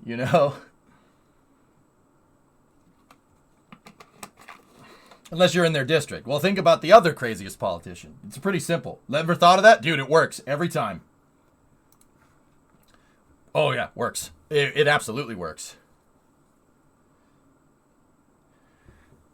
Well, Maverick, if you're in Florida, wear a freaking Bernie shirt. You'll get thrown out in 2 seconds, man. It's true. And I'm not saying this ain't any endorsement, man. You just want to get thrown out of jury duty because don't get me wrong. Jury duty's pretty cool. I did it once. It's pretty cool. Yeah, the perp ran out of the courtroom. No joke. While we were deliberating and had a car waiting out front. Yeah. Wish I could make that up. That was a little sketchy because he'd seen all the jurors' faces. That's great. Okay. And once again, this ain't about any political affiliation. The point is to get thrown out. So get thrown out of think of the craziest politician that the government in your state hates and wear a shirt. Wear their shirt. You'll get thrown out instantly. Instantly thrown out. Oh yeah, Starch Face. Yeah, that was great. Yeah, I was like, I'm leaving now. Bye. Are you going to be live until it launches? Yeah. Mm-hmm. Modern problems require modern solutions. Yep. Yeah, Duckman, that'll work too. That will work very well. Yes, precisely. Now you get it. Oh, yeah. Go in and say the craziest thing that you could possibly say. Like, lizard people. There's lizard people everywhere. You're just a bunch of lizard people. They will throw you out for impartiality. Oh, yeah. They'll be like, nah, I don't want that. Get that person off the jury. True story. Unless you're dealing with a case that has to do with lizard people, and then you got a real big problem. So do you remember Meigs Field? I played Flight Sim 95 just like everybody else, Maverick. Of course I know what Meigs Field is. Meigs Field and a Learjet 45. And then I'll admit, I usually took the Learjet and crashed it into the Sears Tower. No, it's not the Willis Tower. Shut up. It's the Sears Tower. I'm not even from Illinois. It's the Sears Tower. Shut up. But yeah, I mean, oops. What? It was in the 90s. It's like playing some crazy action movie. We all saw Air Force One. You remember that? Get off my plane. Just being real. Stupid question. I thought getting kicked out of jury duty on purpose was bad. It's not illegal. No, Flykin. The prosecutor and the defense attorneys pre-screen the jury in the judicial process. And if they think you are going to give a biased outcome for or against, they will either keep you or not. So if you go in and you say the craziest freaking stuff you can possibly say, like, I think we didn't go to the moon or something, or the government is run by lizard people or crab people or something, they'll throw you out because they cross-examine the jury. That happens all the time. Now, if you have the stones to go and say some really messed up stuff, and don't get me wrong, the first time I did it, I did not have the stones to say it, and I got selected because I told the truth. It was a good kid. That was fun. I enjoyed it. It was sweet. It was a good time. Yeah, I actually really enjoyed seeing the judicial process. I'm not even kidding. It was like being in My Cousin Vinny. It was sweet. But yeah, you can go say the most banana stuff you could possibly think of. They'll throw you out instantly. You don't have to serve jury duty. You know, you have to show up to jury selection. That's the important thing. Discovery, go at throttle up. I got thrown out for being a firefighter. Oh yeah, they'll do all kinds of stuff, Excessum. Yeah. I mean, there's ways to get out of it, but yeah, exactly, 2020. Yep.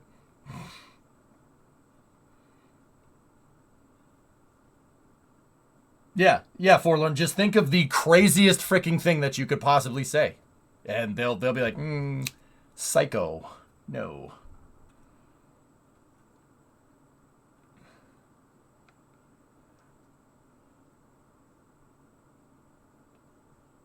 Yeah, exactly, Magic. If you know what you're doing, yeah, they'll throw you out right away. Now, once again, I didn't know that. And don't get me wrong, you shouldn't go spouting out some crazy stuff during that, like, don't get too nuts, but that's a good way. It's only your civic duty to show up. Yeah, 2020, exactly. Anyway, let's keep going. Back to Starship.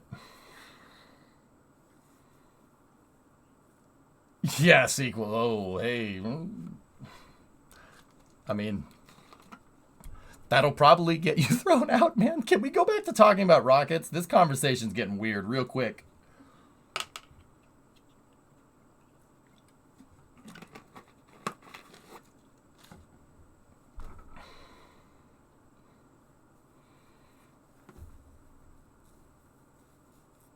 I really hope it goes. Yeah, Greg, me too, man. We're about 550 out, dude.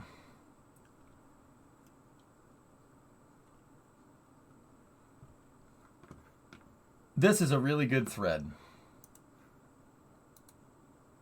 Damn factor, yeah.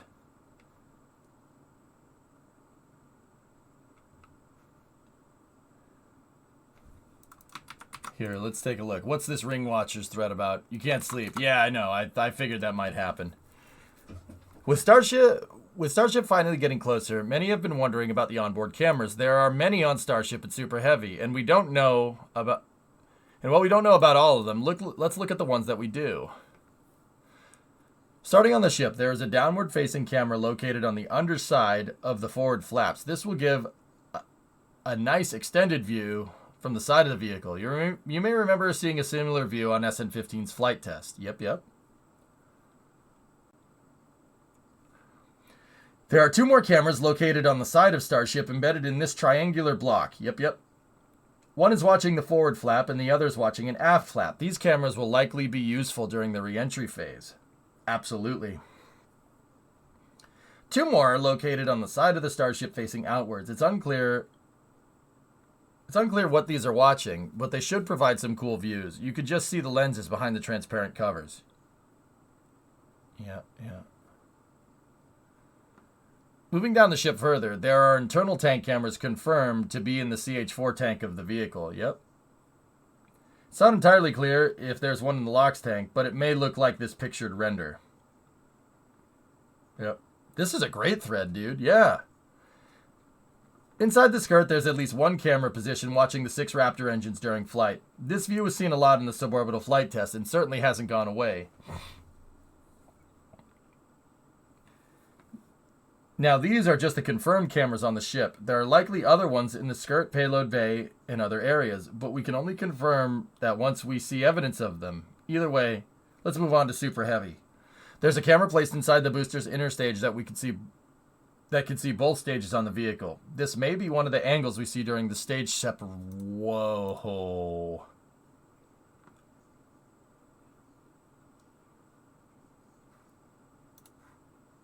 Yowza. Another camera is located on above one of the booster's grid fins and load points. This view is at an angle and should look something like this. Yeah, the catch point. Yep, yeah, we knew about that camera. Like the ship, the booster also has internal tank cameras. Yeah, see, that's a camera pointing down inside of the tank. Cool. Hey, Shinar, what's up, dude?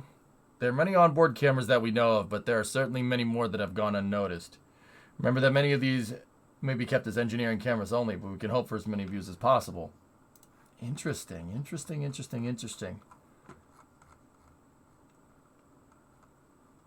Interesting. That is a good thread.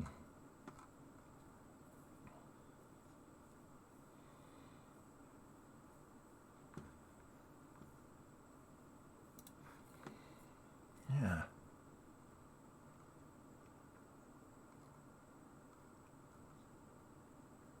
This is a great thread from Ring Watchers here. Whoa. Yeah, that's pretty dope. I hope we get that view. I hope it makes it that far. What do you guys think? You think it's going to make it that far? Oh, yeah. The mission to Mars thing. You know what? Now would probably be a good time to watch that.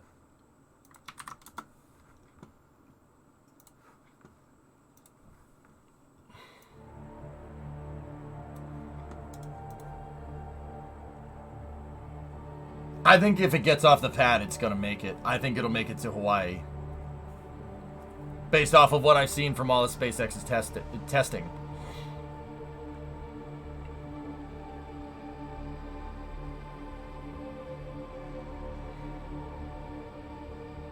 This vid was updated relatively recently, Bruce.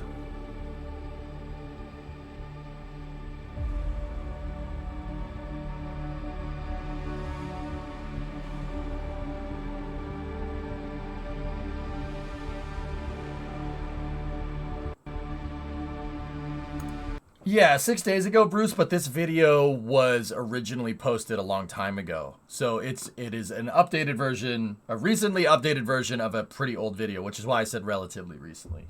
Kind of averaged the two things together. I saw it, Thomas, yeah. I don't know, Forge. Science?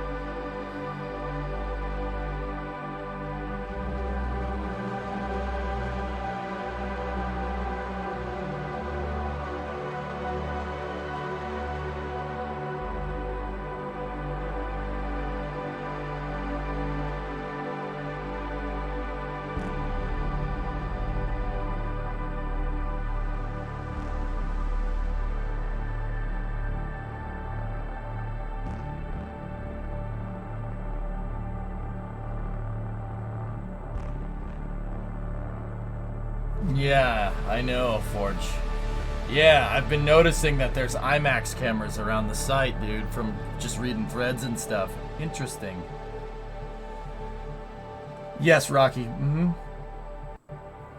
Yeah, now don't get me wrong. See that right there? SpaceX is not doing that this time. Booster's going to land out there somewhere in the water. But that is the eventual plan.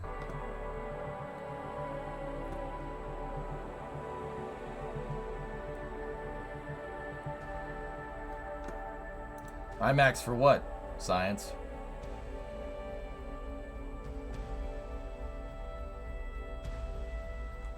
Yep, there you go. This is not going to be attempted. So that is a fluid transfer between a tanker Starship and a crew Starship. Starship, it has on-orbit refueling built into its design from the start. Now, don't get me wrong. Similar to how KSP-2 is early access right now, but it has the foundations for like multiplayer and stuff. Starship has the provisions to eventually put propellant refueling into it, but not right now. That's important to understand. It will do that eventually. This is very much a bare bones test. It's basically a Starship with an empty payload bay, no refueling capability, just minimal flight system. So the wings on Starship, it's basically the tanks, empty payload bay, the header tanks up front for balance during re-entry, the wings, and that's pretty much it. It is very much a very rough version of Starship. So this refueling will happen eventually, but not right now.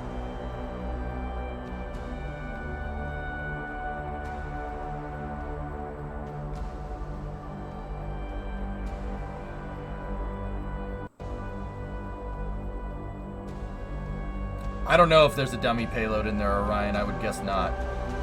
I'm ready to, yeah, I'm ready to go, Tessa. I wasn't getting sleep today. I already slept, though. I got sleep yesterday.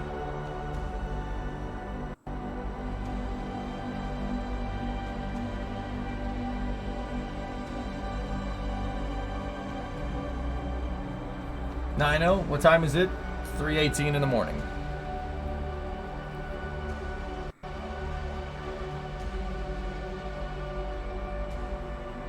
Yeah, if I can believe it or not, we did that like 5 minutes ago.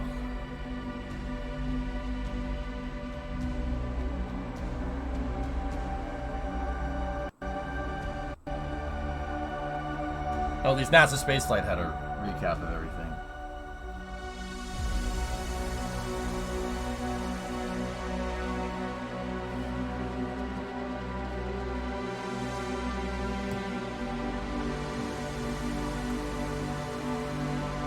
Given the weather conditions, I think the flight will be delayed. SpaceX said they're keeping an eye on winds. We'll see. Oh, yeah. I've seen... Yeah, he tweeted that a little while ago. That was yesterday. Far better it is to dare mighty things, indeed.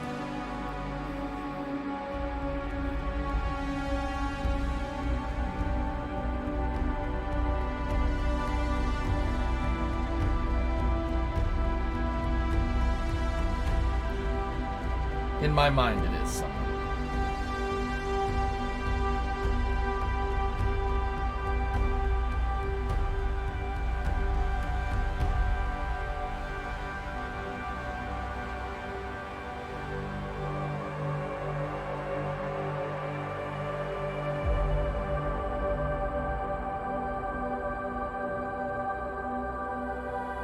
I didn't, Tessa. I was sleeping. Trust me, guys, I didn't really get anything done this weekend. I've been resetting my sleep schedule for this, so yeah. A couple of you guys wanted to talk about tiles here. Here, let me see if I can find some pictures of the tiles. So I've been thinking about this. You know, people say, oh, it's not going to make it through reentry. It's not, you know, you're not going to make it through reentry with, you know, the tile gap being all screwed up. Now, I noticed that ship 24 has a little bit of weird tile gap on it. Yeah. It probably, you know, usually bumpy tiles like over there on the top left. Yeah, that's probably an issue. I'm not going to sit here and pretend like that right there where the mouse cursor isn't a problem. But you know, I was thinking about it. I was thinking about this. The parts of Starship that are going to get the hottest are the wings, the attachment point of the wings, and the nose cone. That's where your tile spacing is going to be needed the most, by a long shot. Now, interesting thing here. So why? Why is that a thing? Well, take a look. Look at the nose cone. And look at the wing connection point and the wing leading edge. Now, there is some weird spots about the spacing of the tiles on the wings. But the interesting thing here is that the wing connecting point and the nose cone, which isn't pointy enough, all have perfect tile spacing. If you're feeling adventurous, thank you for the raid. Right now, the weather here on the Space Coast is nasty. It's not launching from the Space Coast, guys. This is launching out of the first commercial spaceport in existence, Boca Chica, Texas. It's on the southern tip of Texas. It's basically right next to the border with Mexico. We're on an outer space adventure. Exactly. Now, I've been noticing this, and I was thinking about it. The nose cone and the wing leading edge surfaces, and then the wings are the parts where that's good. Those are the parts that are going to get the hottest. I don't think that Starship's barrel design is going to get particularly hot. Now, why? Why is this the case? Well, okay. I have to get into it and I have to explain a little bit. So once again, you got some hard nerd content coming in here, okay? So if I sound like I'm speaking Japanese here in a second, well, nando kore? Ohayo gozaimasu. So, hear me out. So when stuff flies through hypersonic reentry, you get a really, really big bow shock. Now, what's inside of this bow shock, this hypersonic boundary layer here? Well, basically, that's a gigantic, fiery bit of plasma right here on this wake. You leave a wake. The reason why is because when something goes through reentry, okay? Now, this is a wind tunnel test of the space shuttle to show said wake. When you go through reentry like this, now a lot of people say, you know, you think when it comes through reentry, you have a lot of friction with the air. That's not exactly true. It's not friction, it's compression. Basically,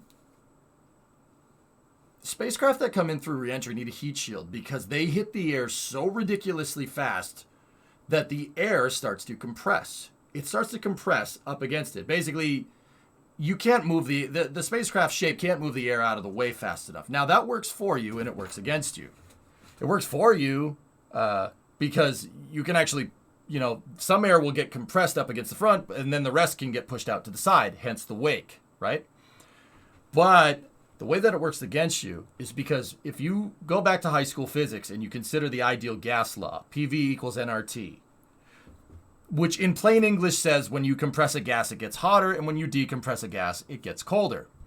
Anybody ever use the keyboard cleaners? And if you use the keyboard cleaner all at once and you decompress the gases inside of it all at once, it gets really cold. Or if you have a paintball gun, right? You fire a lot, the canister, the CO2 canister gets really cold. There's your ideal gas law, right? So the reason why it works against it is because when you're compressing gases that much, they basically, if they reach too much of a temperature, if they get to too high of a temperature, because they're being compressed, they will ionize and basically start stripping atoms out, or well, electrons. Basically, it hits the air so ridiculously fast it rips the air in half. Now, I don't know what happened. I don't know if you guys remember what happens when you split an atom. Splitting atoms makes a lot of energy. Now, don't get me wrong. We're not splitting anything that's radioactive here, right? It's just air. So what happens when you split it is that it makes a lot of plasma. Plasma builds up. Plasma is the fourth state of matter. So there's solid, liquid, gas, and plasma, right? Plasma is not very compressible. So when something flies through at re-entry speeds, it ends up leaving a wake kind of similar to a boat, but not. It's not flying through the air, and it's not floating on water either. It's because it's a fourth state of matter. It's kind of in between. So here's the thing. The shape of something coming back from re-entry denotes how this wake goes. Like the hull of a boat will denote the wake. Certain boat hulls are designed to slip through the water faster than others. Now, that's not necessarily what you want, because if you're slipping through the atmosphere faster, you're not slowing down and you're going to generate more heat. You're going to generate a higher temperature. That's not what you want. That's why the space shuttle flies like poo-poo. The space shuttle did not fly very well because it was designed to not fly very well. It's designed to slow down. Also, the space shuttle's weird kind of brick shape basically pushes the plasma far enough away to not melt. It's designed to push the air away that gets compressed, and it's designed to push the plasma away. Now, a couple of things here. If you notice, there's an angle right here. There's an angle of the wake. A little bit into basic hypersonics here. The angle of the wake depends on your speed. If you're going faster, the wake angle is going to be shorter, like a boat going through the water faster. If you're going slower, the wake will be wider. Now, because we're flying through a gaseous medium, so gas and plasma here, right, the wake angle actually changes. Now, you also have to take into account pressure here because you're going from vacuum back to an atmosphere. So there's a lot of things that are involved here. But the basic thing about the shape denotes where the boundary is going to go, where the bow shock, this boundary layer, the hypersonic boundary layer, which is basically plasma being shot off at all different angles at high speed. The angle of that is very important to understand. Now, Starship is mostly cylindrical, right? It's going to re-enter, not necessarily like the shuttle, right? The reason why it's not going to necessarily re-enter like the shuttle is because, well, it's not a space shuttle. Starship is going to be more like this, less like this. The shuttle needed to be able to pitch up and down and then pitch left and right to be able to do S-turns, slow down, and kind of modulate where the plasma goes, right? You have to kind of do that. Now, don't get me wrong. Starship will be doing the same thing, but Starship will be coming in at a much higher angle of attack. It'll be coming in almost perpendicular to its reentry heating, much higher descent angle, which is kind of funny because it's going to fly on a similar reentry trajectory to a space shuttle. Long story short, to minimize peak heating temperature, ships like Starship and the space shuttle in Buran will stay, and the X-37 and Dream Chaser will do this too. In fact, most human-rated ships do this. They stay up there for as long as humanly possible and skirt the upper parts of the atmosphere to do the majority of your slowdown up there, and then basically stall and fall down over their landing site. That's what the space shuttle did. It tried very much to stay up there as long as possible, hence why the shuttle would change its angle of attack at certain points during reentry. Now, once again, Starship is just going to come in like this. Now, here's the thing. So basically, what's going to be receiving this oncoming hypersonic, what's called laminar flow, so basically the reentry heating hitting the vehicle, the clean air hitting the vehicle. Starship, if you're reentering 90 degrees to your prograde velocity like this, Starship shape is basically, it's a cylinder, right? So it's this, with the reentry heating coming at it like that. Now, why does that matter? Okay, so why is that a big deal? And how does that pertain to tiles? I told you there would be a lot of nerd stuff, okay? I told you.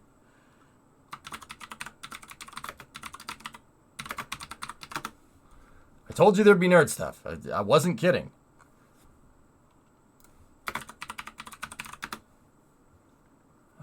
Here we go.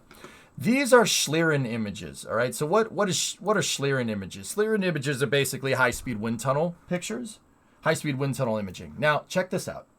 This is from the NACA, the National Advisory Committee on Aeronautics, basically NASA's predecessor, right? The NACA existed from basically World War I all the way to the late 50s when NASA was, and they were absorbed into NASA in 1958. So, check this out. These Schlieren images show that same type of boundary phenomenon that's going on here, right? But they show it with different shapes. So check this out. A pointed missile, right, leaves a pretty linear wake like this. But here's the thing. Something to take into account. However close that wake is to your vehicle is going to be hotter. All right, there's a little more technical way to define it, but how close that is going to be really, really hot. And right there at the tip of the vehicle, that's going to get the hottest if you have a pointy reentry vehicle. That's going to get extremely freaking hot because two wakes are right next to that. And remember, this is not 2D. This happens in 3 dimensions. So you're going to get a cone right next to your nose, right? So if we look at these other concepts here, so this is it's not necessarily a biconic reentry vehicle, but that's an inverse biconic reentry vehicle, I suppose. Kind of looks pod-shaped. That leaves, the weird double shape right there leaves 2 wakes. And that would get right here, that point, extremely freaking hot. Now we go over here to the Mercury capsule, right? Man capsule concept. The Mercury capsule has something that's very similar to that, right? With this kind of pointed piece right there. But it's kind of flat at the end. And that little flat nubbin right there does leave a little bit of a wake, so it does get extremely freaking hot right here. But the interesting thing to note about this concept is that if you look where the heat shield is, now heat shields are very hemispherical. They're very hemispherical, right? But they're not like if you took a perfect sphere and cut it in half. They're kind of a very low profile hemisphere, right? And the reason why pods are shaped this way, obviously for aerodynamic stabilization, but the reason why pods are shaped this way is to push that boundary layer away. Push it away. Now, you still have the parts where the boundary layer is extremely close to the spacecraft, and that's where you'd need something like an ablative heat shield. An ablative heat shield is basically some type of cold burning substance that will burn off, and it burning off sheds the energy. Think about it like a campfire. If you light a campfire out in the woods, you're going camping, right? It'll eventually snuff out, right? Because it runs out of fuel unless you keep stoking the fire, right? The heat shield, basically, the heat shield burning off will absorb all the energy from the plasma here, hence ablation. That's called thermal ablation. Basically, it burns off. Now, the reason why I say it burns cooler is because the heat shield burning off is not going to be nearly as hot as the plasma. But here's the thing. Ablative heat shields are one-time use. It's a one-time use thing. So that's off the table for Starship, and it was off the table for the Space Shuttle, which is why Starship and the Space Shuttle have tiles, and the Space Shuttle has reinforced carbon-carbon, or RCC, to be able to push it away. Now, enter this top shape up here. This is the blunt body concept from 1953. What does that look like to you?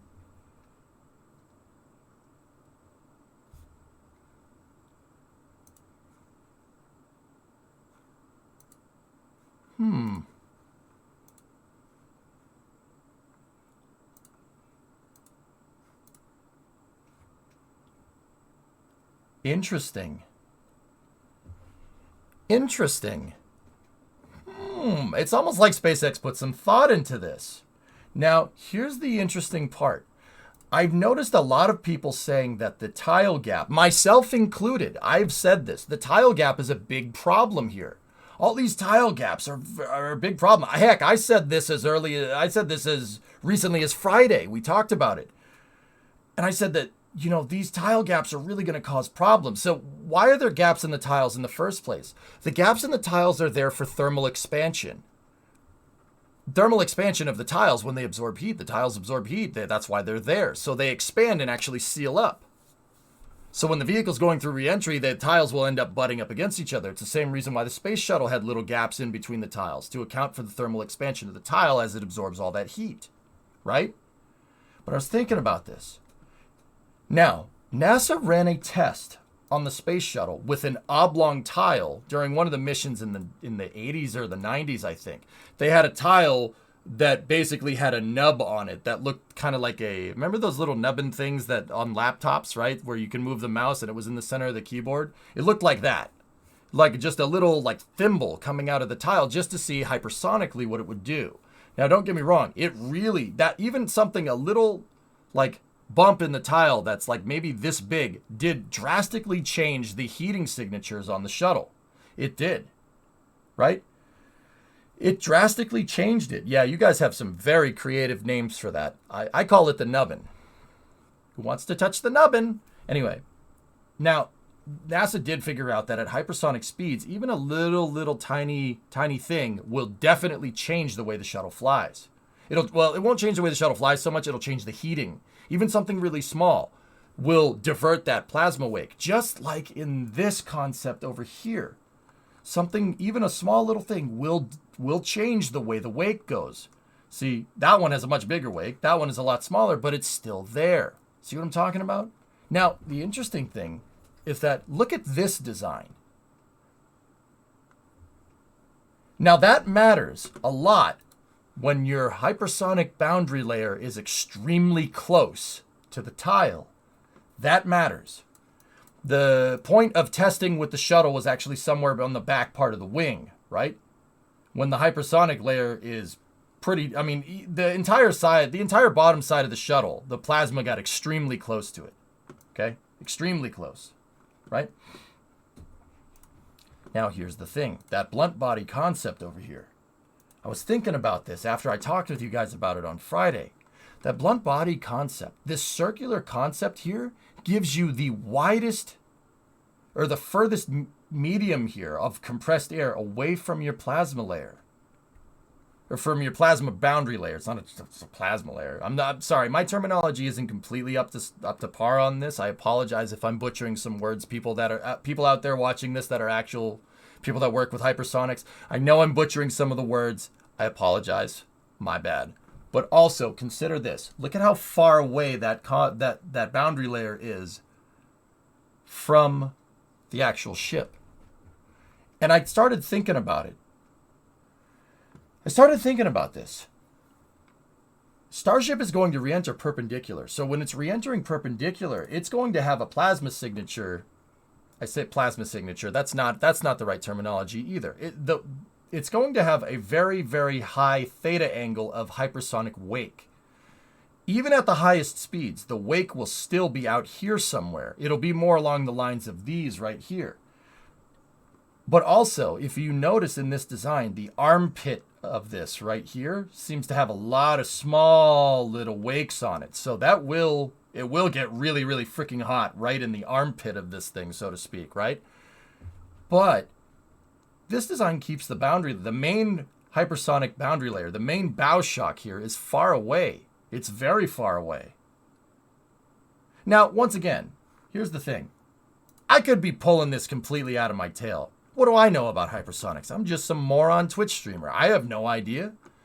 But also at the same time, it's very curious that that blunt body shape looks exactly like Starship. And I noticed in this design, the hypersonic layer, the plasma, the thing that melts things is really far away. So tile gap might not matter as much as we think it does. It's definitely not the shuttle. The shuttle had to be perfect. If one of the tiles screwed up, you have a big problem. And that did happen a couple of times. If any of these tiles aren't exactly perfectly shimmed, they can pop off. Also, the shuttle being made out of aluminum, the primary shuttle vessel being made out of aluminum caused the tiles to basically aluminum is very conductive of heat. So some of the heat from the tiles did heat up the entire fuselage of the vehicle, and the whole thing expanded, and when it did expand, it did pop tiles off. But the main thing, don't get me wrong, it popped tiles off like after re-entry from expanding and contracting, right? The main thing that popped the tiles off the most on the shuttle was the shuttle literally landing in Florida. The tiles, which are extremely porous, extremely good at absorbing heat, are also extremely good at absorbing water. And the glue that they use to survive re-entry is water soluble, meaning that the tiles would literally just fall off in Florida's humid atmosphere. You have mechanical adhesion and glue on top of that on Starship. Now, on top of all that, Starship is made out of stainless steel. Stainless steel can absorb way more heat than aluminum can, that's for sure. That's why you don't have aluminum cooking pans, for instance. So just some things to consider. Starship, with its blunt body concept, entering perpendicular to re-entry heating, will actually make the boundary layer be far away. Now, don't get me wrong. Once again, I could be pulling this out of my tail. I probably am.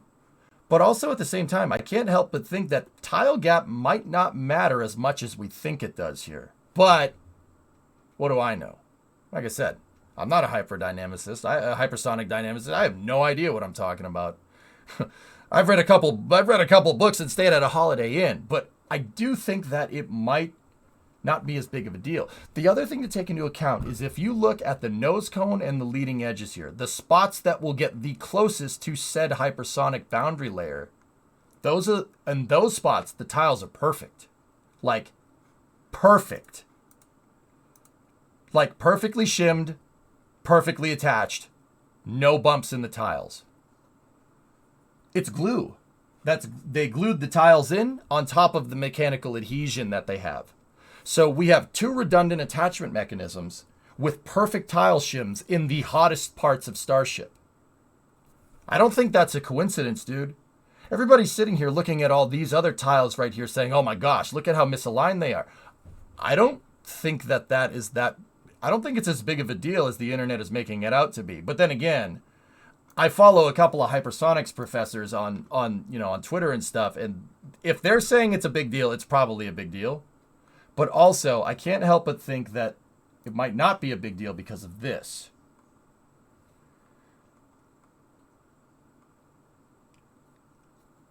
Is there material differences between the cone wings and other tiles? I don't think there's material differences. The tiles on Starship, as far as I know, are unifibrous reinforced carbon. So instead of like a silicate-based tile like the shuttle, these are carbon fiber tiles. So they're carbon-based reinforced fibrous tiles. Yeah. They can take a lot more heat and they are a lot more durable. Tough rock is basically, it's called tough and unifibrous reinforced oxidizer resistant corrosion resistant tiles. So tough rock for short is the acronym. Tough rock was designed as a Mark II shuttle tile. There are other vehicles out there that use tough rock. The X-37, the Space Force's X-37B, formerly the Air Force, that uses tough rock. Absolutely. And the interesting thing about this is that the tough rock tiles, there's no nose cone here. The nose cone is made out of tiles. And if you look at the X-37, they have a bunch of different tile shapes, but the shims aren't exact on the X-37. They're close. They're not like perfect like what they needed to be with the shuttle. But if you look right at the nose cone where it gets the hottest, they are perfect. I don't think that's a coincidence. I really don't think that's. I think that there's something to be said about this. If you look, once again, you look at the nose cone, you look at the leading edge, you look at the back of the wings, or the bottom of the wings, they're perfect. The tiles are perfect there. So, I've been saying this for the longest time. I've been saying that, dude, the tile gap has to be perfect. If it's not perfect, you're going to have some big problems. But on the other hand, do you really think someone at SpaceX doesn't know that? But then again, SpaceX has been known to just send it. They do make mistakes. They're not infallible. Like the SN-11 is a good example where they hard started a Raptor engine and it blew the ship in half and it rained parts down all over the place. So, something to consider here. But I do seem to recall SpaceX, and particularly Elon, saying that this integrated test is really about testing the hypersonics. I mean, obviously, ascent is something that you're going to want to test, but there's no reason why you can't kill two birds with one stone. You really want to test that heat shield. And if SpaceX was even remotely interested in testing the heat shield, they wouldn't test with something that they weren't sure was at least going to give them some good data here.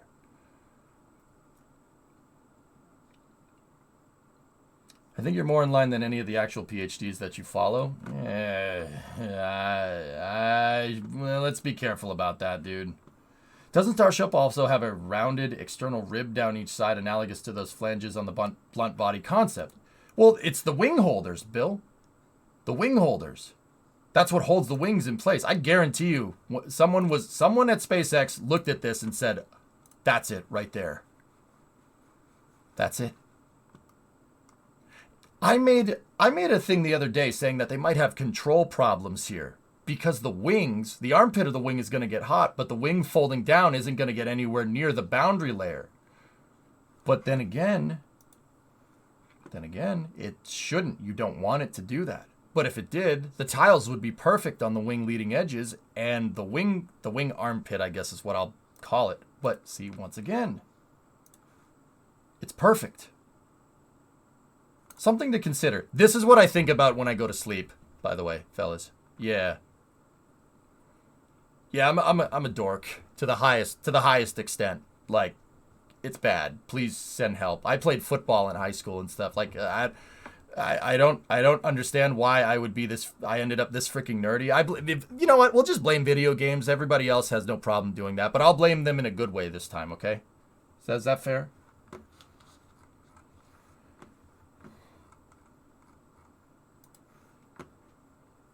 Color me surprised you haven't been live for 10 hours this stream. Well, Clang, that's because I started at 1 a.m. I started when the road closures happened here. And we have the NSF cast up. We're currently 5 hours out. I started at 8 hours out because this stream is going all the way till the morning.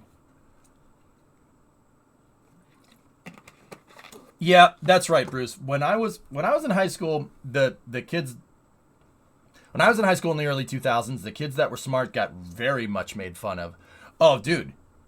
Now, little kid, like if you're younger, if you're in, high school or in college, dude. Oh, I got made fun of for playing Halo. Yeah. I brought my Halo strategy guide with me to school one day. Oh, I got made fun of for that. I brought a Star Wars cross-section book one time in middle school because I wanted to read about how the N1 Starfighter works. Those Nubian engines, man. Quite nice. Oh, I got made fun of for that too. Oh, yeah. So I just said, screw it. I'll just go play sports. That's fine. And video games. Lots of video games. Yeah, who's laughing now? Nerds? Wait. Anyway.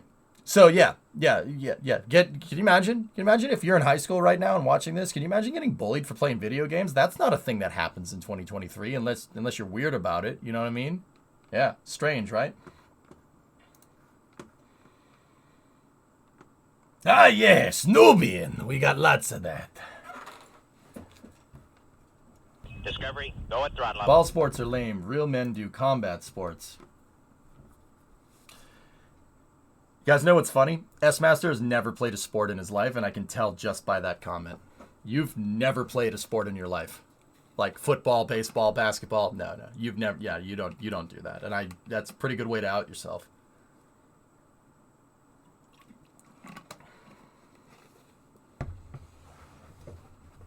Zdrowie. Привет, Nikita.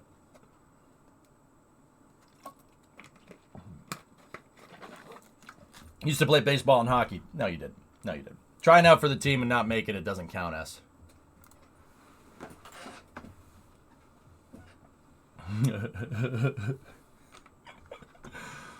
What's that, Thomas? Oh, yeah, dude. Yeah. Space Outreach Division. Dude, actually, that's pretty good. Also, why do you have a random picture of my garage? You know what? I probably posted it on Twitter, but I'm not going to read more into this I'm not going to read into this any more than I absolutely have to. But yes, exactly like that. You grabbed it via Discord. All right, cool. All sports are lame. If I wanted to play with a dog, I would give it a ball. Food for thought.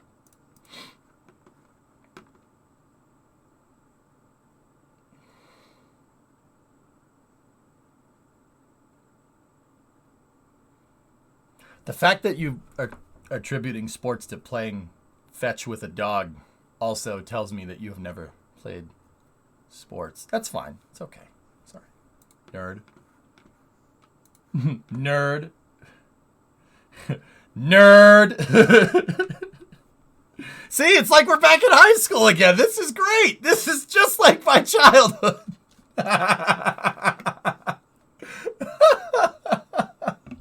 As someone in high school right now, I can confirm we do not get made fun of for playing video games. I only recently found out that people still consider the word nerd an insult. Interesting.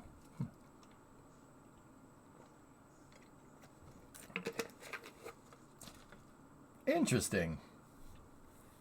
Interesting. So yeah, anyway, consider that with the tiles, dudes. Tile gap might not be as big of a deal as everybody's making it out to be, because our only logical comparison is the shuttle. The shuttle in the X-37.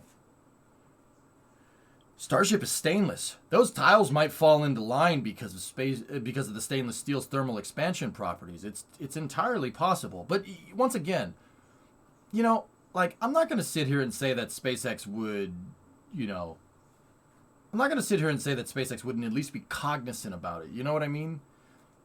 If they were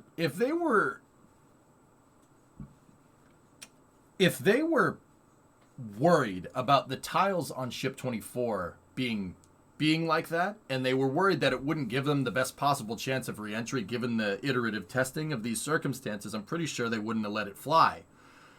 But it's very clear that all of the tiles that we've seen getting put onto these vehicles do bend and flex a little bit. They are kind of not shimmed very well. But then again, like I said, you don't. We'd be foolish to think that SpaceX wouldn't know that, right? Because here's the thing: if we're smart enough to point it out, SpaceX knew that before they even made it, right? You don't just put the tiles on and see that they're not shimmed and be like, yeah, whatever, let's send it. But the flip side of that is we have seen SpaceX sometimes just say, all right, whatever, it's fine, just let it roll. When is the start? We're 5 hours out from the start. Clang, it's not happening. I already got sleep. I'm good. Reposting in case you missed it. Normally, tile gap would be an issue, but if I remember correctly, the tiles are hinged from the bottom and are allowed to float on the body. If heating expansion is high enough, they would fit together. They would fit together just like the mirrors of James Webb. That's what I mean, Devious. I'm pretty confident that the reason why they're totally laissez-faire about the tiles being not shimmed is because of the way Starship is going to thermally expand. I don't think it's a problem. Dude, it might not be a problem. But here's the thing. It's very, like, I agree with you. It's very clear, right, that the spots that are going to get the hottest, they definitely took it into account. And that's like I said, that's what I'm talking about. Look at the nose cone. Those tiles are perfect. They are perfectly shimmed. Look at the wing leading edge holder right there. The armpit of it, if you will. Perfect. Absolutely 100% perfectly shimmed. That's not an accident. It's obvious that they care about the thermal protection system because they wouldn't have done that. Right? They wouldn't have done that. It wouldn't be absolutely perfect. I think it's not perfect like this intentionally because of the thermal expansion of the vehicle. Think about it. Those tiles, there's no way someone would bolt that tile on there and be like, nah, it's fine. That could have been from lifting the vehicle. Tile could have deformed because they picked it up with the chopsticks. It's possible. It's entirely possible. Now, don't get me wrong. Some of these tiles didn't go in exactly right. We do know, I have seen pictures of them putting the tiles on and being like, all right. But then again, maybe that's the point. Maybe Starships with its maybe stainless steel alloy with the properties that it has on top of the mechanical adhesion are enough to butt those tiles together during reentry and it not be that big of a deal. You wouldn't have the tiles be that crappy right there and have the tiles be that good right there unless you meant it to be like that. See what I'm saying? Unless you meant it. They clearly care because the nose cone's perfect. Perfect. See what I mean? I think that's something to kind of consider. And once again, I was saying that thing's not going to make it through reentry. Oh, you're going to have control problems, blah, blah, blah, blah, blah, blah, blah. I was saying that as recently as Friday. But once again, I started thinking about it. I started thinking about that damn blunt body design. And I was citing this exact picture on Friday as evidence for lack of control. But you have the RCS. You don't need the wings to control here. You don't want them. You don't want them to control. All you got to do is worry about the armpits right there. The wing leading edge areas. The wings are going to be folded up.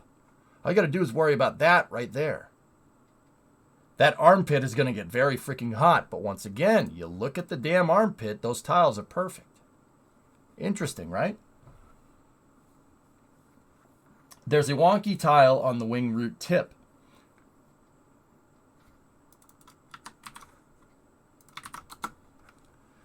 Let's see. This is a picture coming from John Krause, who's the Inspiration 4 and Polaris Dawn photographer. Yeah. Interesting.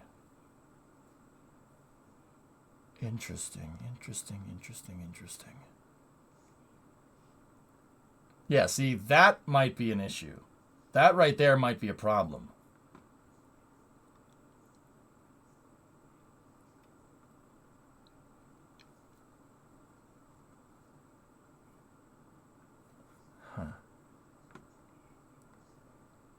And the tiles don't look nearly as perfect in this picture that they do in SpaceX's picture right here. But then again, who knows? Yeah, that's definitely something I think we should consider here. That's bad. That'll completely screw up the heating on the entire armpit. Trust me, that little nubbin right there will leave a wake that's 40 times bigger. Oh yeah, it'll really screw up the heating badly. I mean, so will that, whatever that net thing is right there.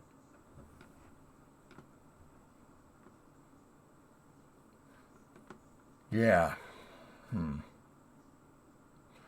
But see, then again, Thomas, what my mind's defaulting to is that if you go back to this blunt body, yeah, that area is going to get hot, but it's not going to, it's going to be initial when the boundary layer is super close, and then it's just going to get further away. So who knows, man? Who knows? We'll see if it goes. We'll see. It might be space for expansion, but I think that just didn't fit correctly. In this photo, it looks nice, though. Let me see. Another photo coming from John.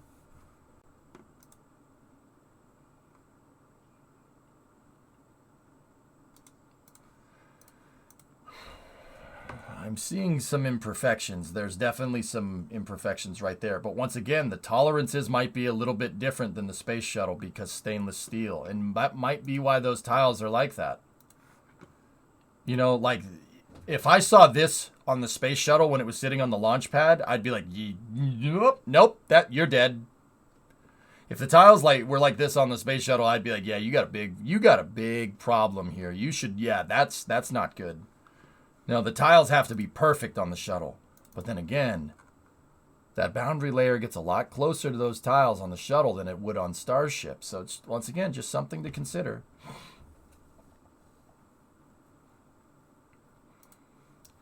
I'm not saying it'll make it through re-entry. I'm saying that there's no way SpaceX doesn't know that those tiles are all screwed up. And, you know, it might just be a case of, we know that the next couple of Starships that are flying are going to have no tiles on them. It's going to be a fully expendable mission, expendable second stage Starships. So, something to consider there. They may have started putting this thing together and just said, nah, never mind. We'll work on thermal protection systems later. It's possible.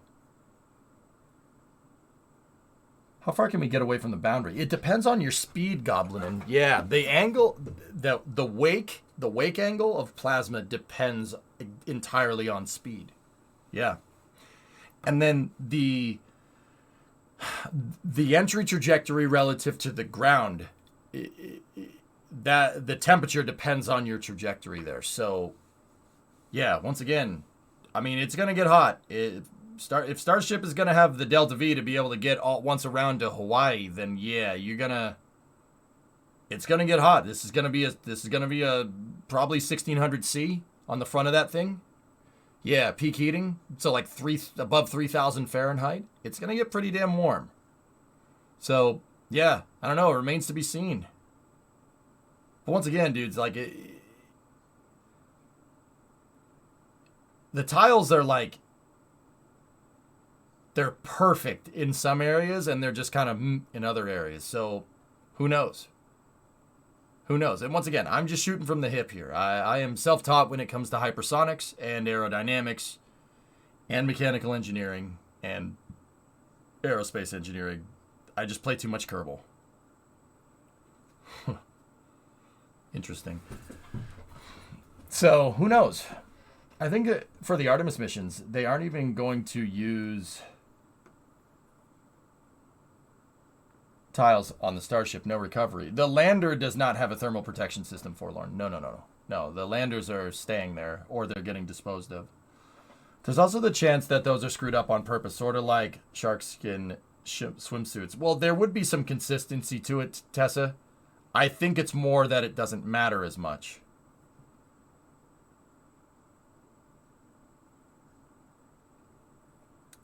Could it also be possible that they put them Discovery, go at throttle up. on not perfect to gather data on re-entry heating, like what would happen if you don't have perfect tiles type deal? Yeah, Bandit, I wouldn't do that on the first test. I would want a baseline, so I don't think so. I think that SpaceX is prioritizing getting Starship operational in a partially expendable capacity and then moving to full reuse. Think about how they did it with the first stages. I think that's what's going on, and I think that's probably the biggest reason why the tiles are all screwed up. But I did notice that they are pretty damn perfect in some spots. Something to consider.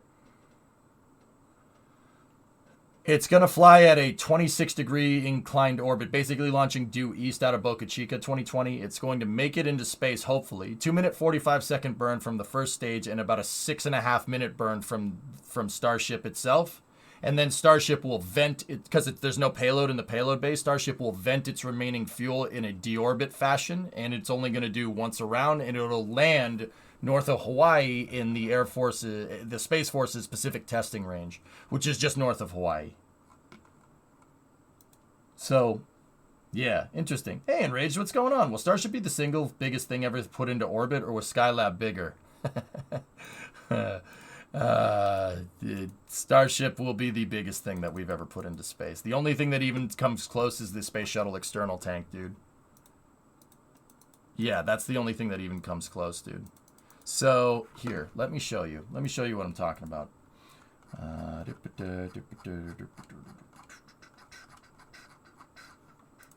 So let me load up part of the FAA launch license PDF in Rage, and I'll show you what I mean.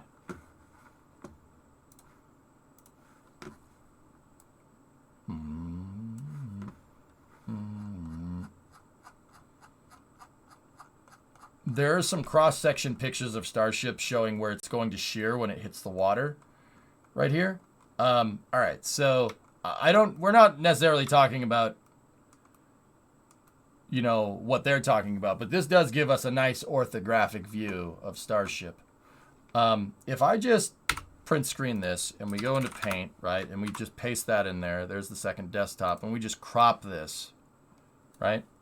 Actually, we'll just zoom out a little ways and just crop it to this right here. Boop. All right, so got my paint diagram up here. Starship's 9 meters in diameter at about 50 meters long. If I took Skylab, the dry workshop section of Skylab would probably be about something like this. Actually, I'll use yellow because it's easier to see.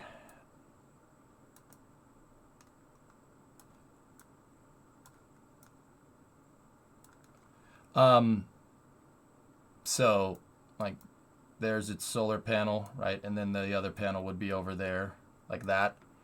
And then the Apollo telescope mount and the airlock module would probably be something like this. And then the Apollo telescope mount would be like right here.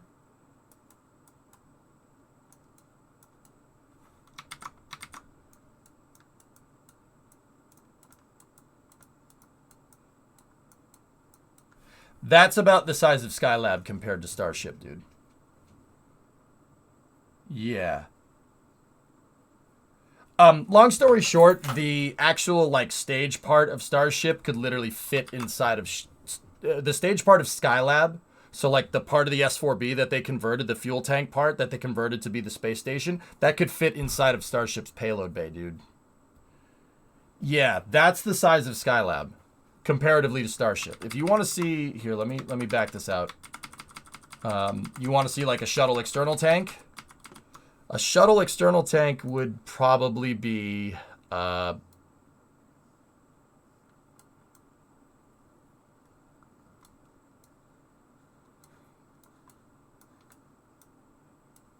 something like that, give or take.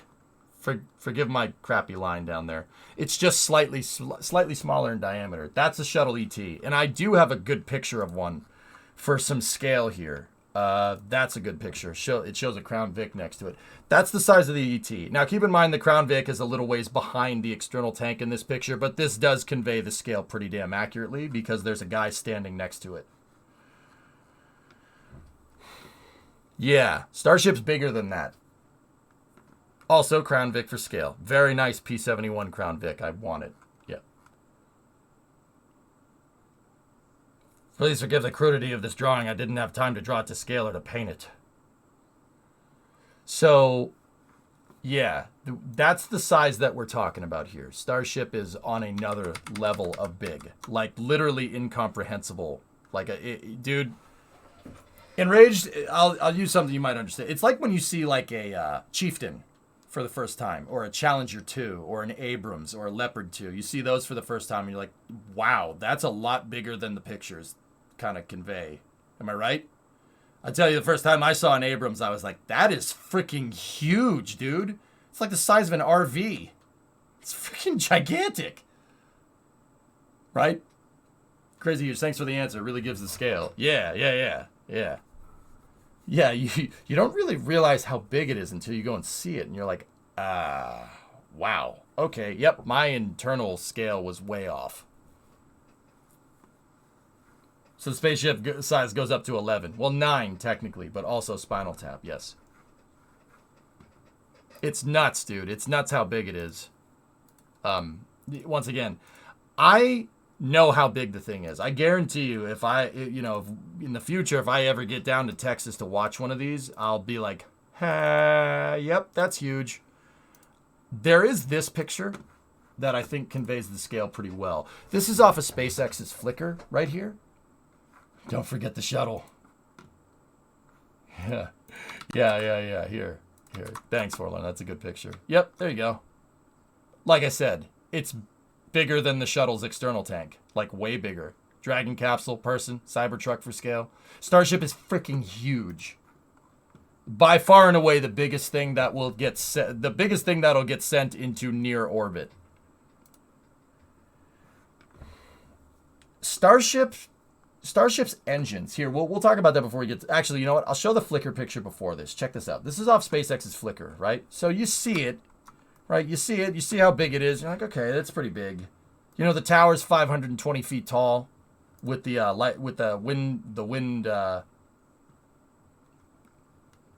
not a wind turbine, the meteorological equipment up on the top there. That's an IMAX camera, by the way.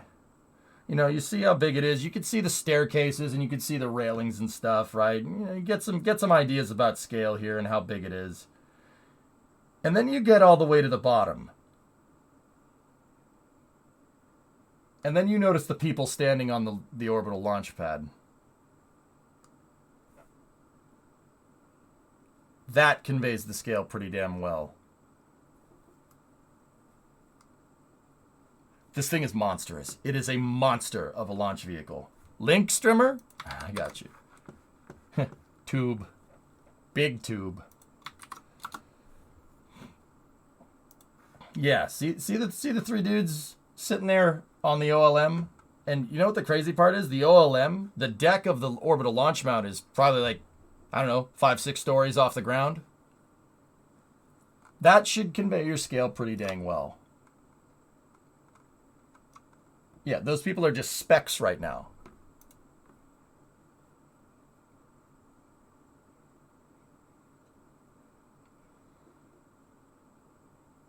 Have you been to Starbase? I've never been down there, Erudite, no.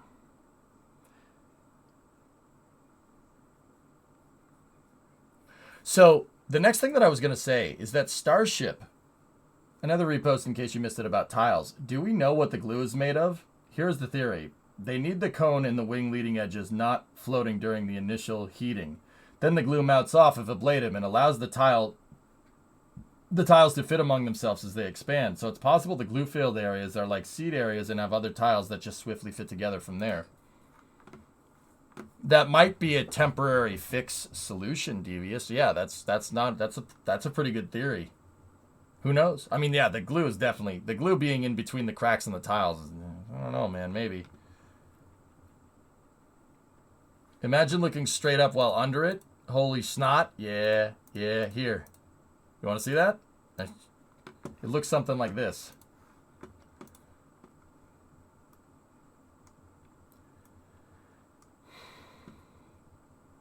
Approximate T-minus. We are 4 hours, 49 minutes until the window opens. There we go. 33 engines, guys. I'll say this once, I'll say it again. It's not the first time, it's not the last time I'm going to say this. This rocket, if this thing makes it off the pad, it will be by far, in a way, the most powerful rocket ever launched. Ever. Biggest one we've ever launched. This thing has more thrust behind it than the Space Shuttle, than SLS, Saturn V, Buran Energia, N1, by a pretty good magnitude. It has 33% more thrust than the highest thrust launch vehicle, the N1, ever flown. The N1 did fly, it just didn't fly very far. The N1 had about 10 million pounds of thrust behind it. Starship has 15 million pounds of thrust. Little bit of perspective here. Picture a 15 million pound block of concrete and put like a Volkswagen Beetle underneath it and then drop it. The force involved here is enough to take that car that you put underneath put underneath that block and literally make it flat as paper. That's the force that we're talking about here. Starship pushes up with the same amount of force that a 15 million pound block of concrete would push down on something. It is absurd amounts of power. First of all, that's incomprehensible amounts of power to us. Our little monkey brains can't figure that one out. Well, we can figure it out, but like that's one of those things where you won't know it until you see it and you're like, "Oh, that's how much that okay." What comes to mind is the Mythbusters. You guys remember the Mythbusters where they put the car at the end of the SRB track and launched the SRB with a big concrete plate on the front, and it hit the car, and it hit the car so hard that the paint actually shattered off the vehicle. That amount of force. How much does it weigh when it's fully fueled? 5,000 tons? That's napkin math. I don't know for sure. What number of engines were on the N1? The N1 had 20... No. Somewhere in the 20s. Rip Grant. That's right. 29? 28 or 29? The 28 NK15s or NK33s. I forget which one off the top of my head. Ah, yes. Chopsticks. His arm wide.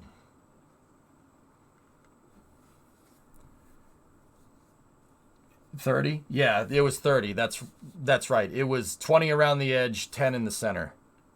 If I'm remembering. No, maybe it was less. Doesn't matter. Also, a Raptor-sized picture if you need it. Yeah, thank you. I'll keep that teed up, Thomas. Thank you very much, buddy. Thank you for all the people that are contributing links and supporting. Yes, really helps make this. Darmakan Jalad at Tanagra. Get out of here. Empty bottles, what can you do? I was about to say it really helps make this a little bit easier to do, but clearly gravity doesn't, so that's good.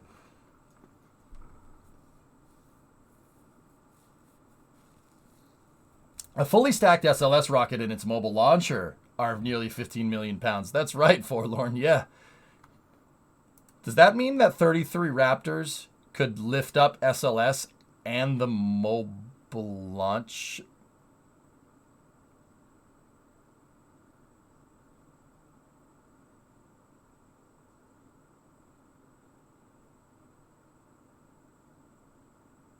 Holy balls. Super Heavy could lift SLS unfueled, albeit unfueled, and the mobile launcher up off the ground. It might, Forlorn, are we doing that math right? Yeah, that's right. Unfueled SLS, but with the SRBs fueled, right? Unfueled SLS with the mobile launcher is 15 million pounds. We know that from the NASA cast. Starship's engines operating about 90% throttle, which they will be on this test, produce about 15 million pounds of... Holy crap. Super Heavy could literally lift SLS and its mobile launcher off the ground. It wouldn't get very far, but it could do it.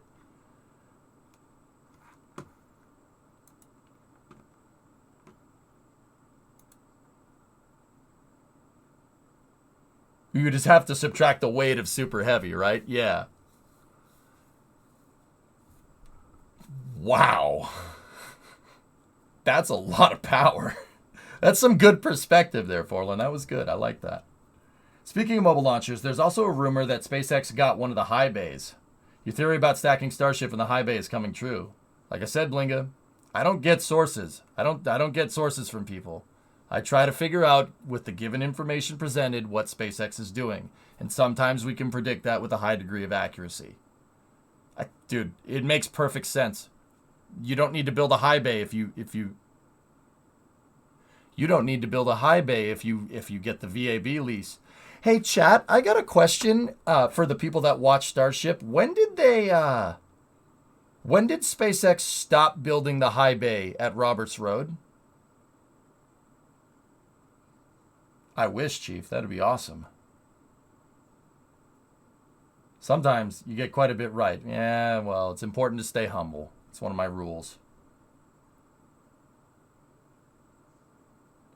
They never began. They only put parts in the ground near the crane. When did they stop, Thomas? When did they say, all right, get the materials out of here? Yeah, someone. That's what I'm getting at. The contract solicitation, supposedly, if that Ars article is to be believed, was in like a couple weeks ago. It was in November. That's when they put out the SpaceX gonna build starships in the VAB. Yeah, they're gonna build starships in the VAB.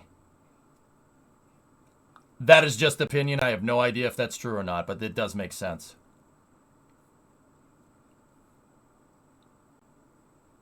The issue, though, they wouldn't be allowed to weld in there with SLS.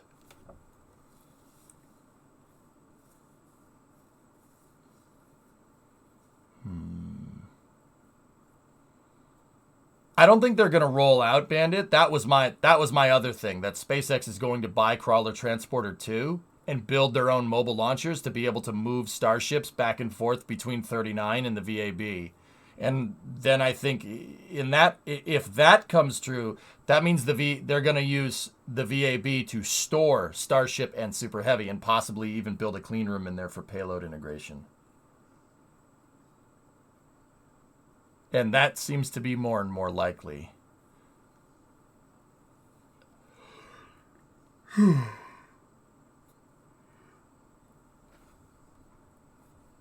What if we add SLS's SRBs to Super Heavy? I don't think you need to, Chief.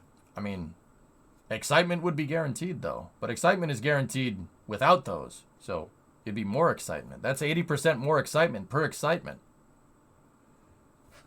How about build Starship and Super Heavy and then send them to the Cape on a boat? Maybe. Next time on the EJ Conspiracy Show. Now, Goblin, and I will admit that I did hear some things, some rumors, no way to corroborate them, which is why I'm just pawning this off as just an opinion that I have, that they'll buy CT2. I don't know. I did hear some stuff about that, though, but it's probably misinformation. You guys would be... It's funny how much misinformation gets thrown around. That's done on purpose. Yeah. Like I heard a guy that works at SpaceX saying that, Elon's car is green. Elon likes to drink soda. Miss Slippy's car is green. What's CT2? Crawler Transporter 2. I go to sleep. I wake up. There's...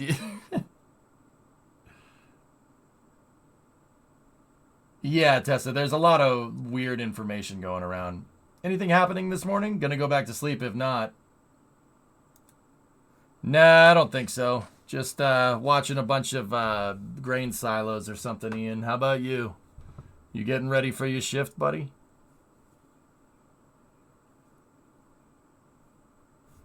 Ian, I gotta send you a message, dude. Here, I wanna send you something. This is funny.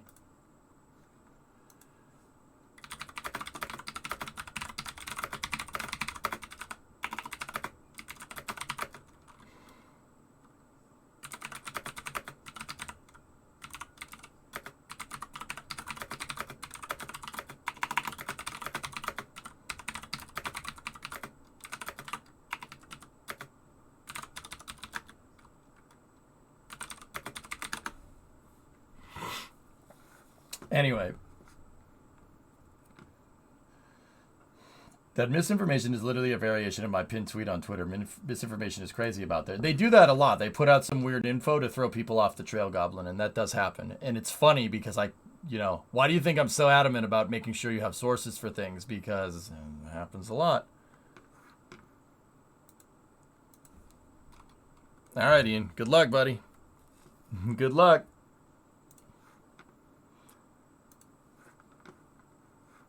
Here's the Elon Twitter Spaces interview from yesterday. Cool.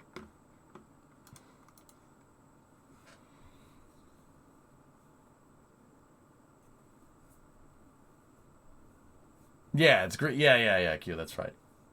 You got butterflies for this, JW? It's going to be pretty awesome, dude, whatever happens. With the tweet from Elon a bit ago about them sending stacks from Boca Chica to the Cape, and now High Bay rumor, plus the fact that the build site in Boca is expanding, I feel like Roberts has been thrown on the back burner for a while.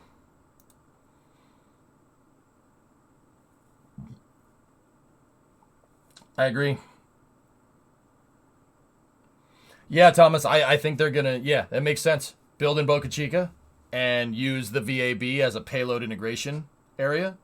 I mean, dude, the high bay sliding racks, dude, you can make them come together to make a clean room. They did that during the Apollo program when they were putting the LEM and stuff inside of the and the CSM and whatever inside, like stacking on the Saturn V. The high bay platforms would roll They would roll out and encompass the vehicle in a clean room environment. It's totally a thing.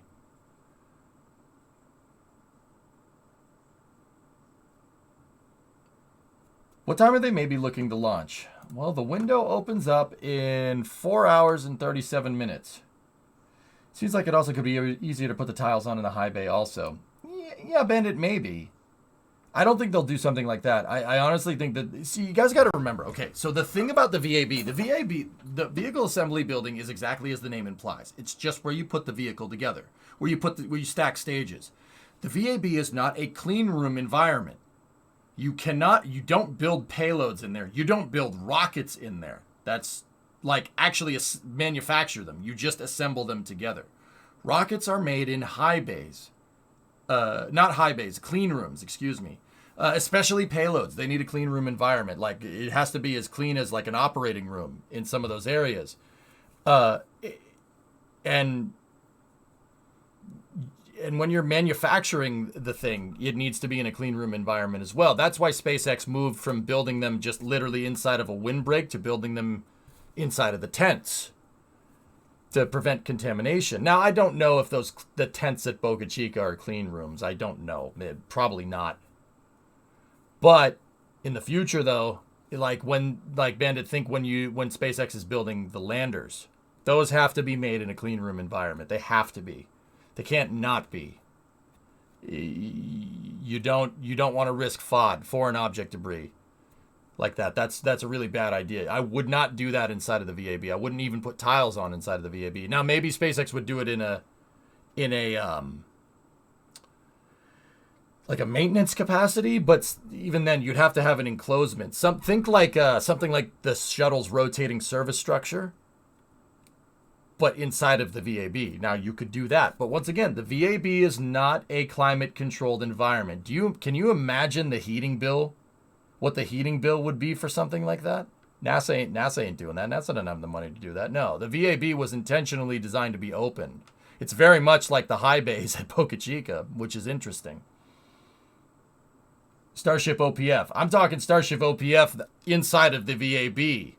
A building inside of a building that can enclose a starship inside of it. That's totally doable. They did, like I said, they did that during the Apollo program to prevent FOD from vehicle assembly. Now, apparently, they don't need to do that so much with SLS, I guess.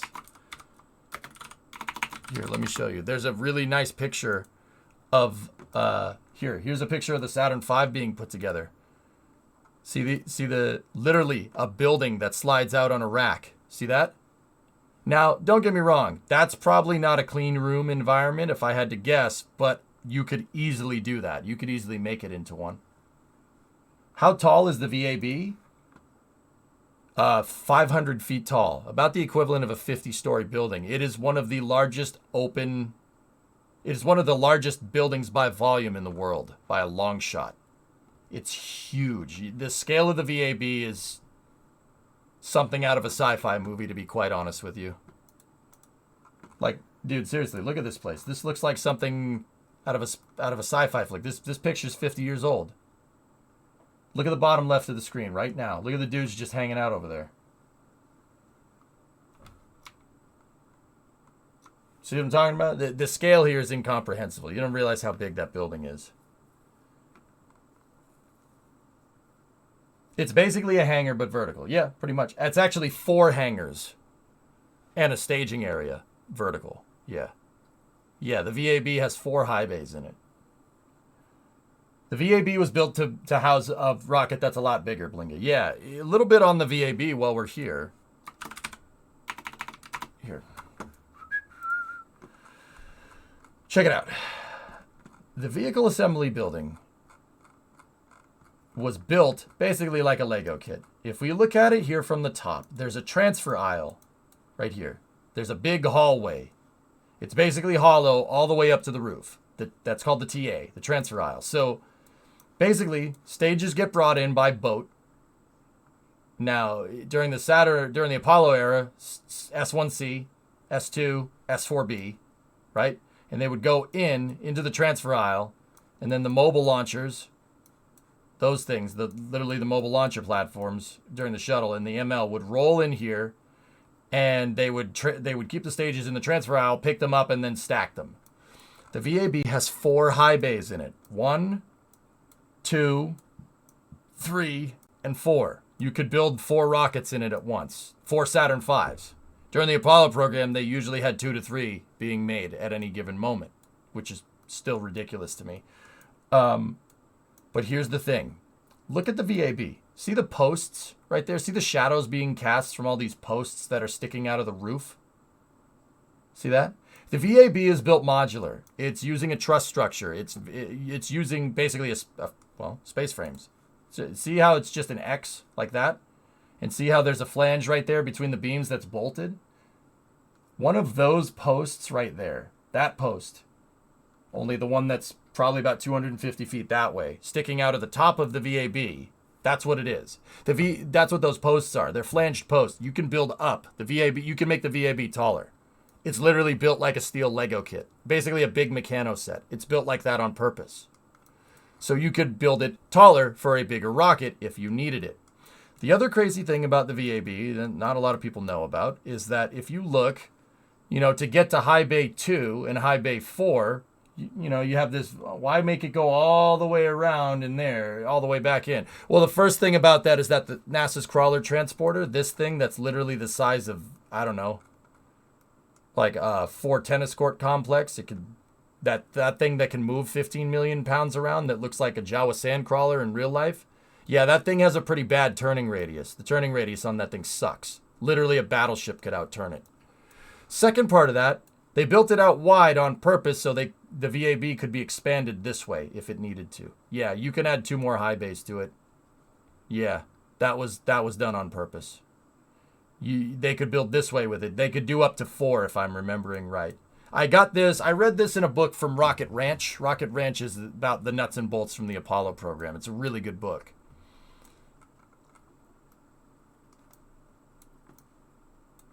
So, get those double garage doors, yep.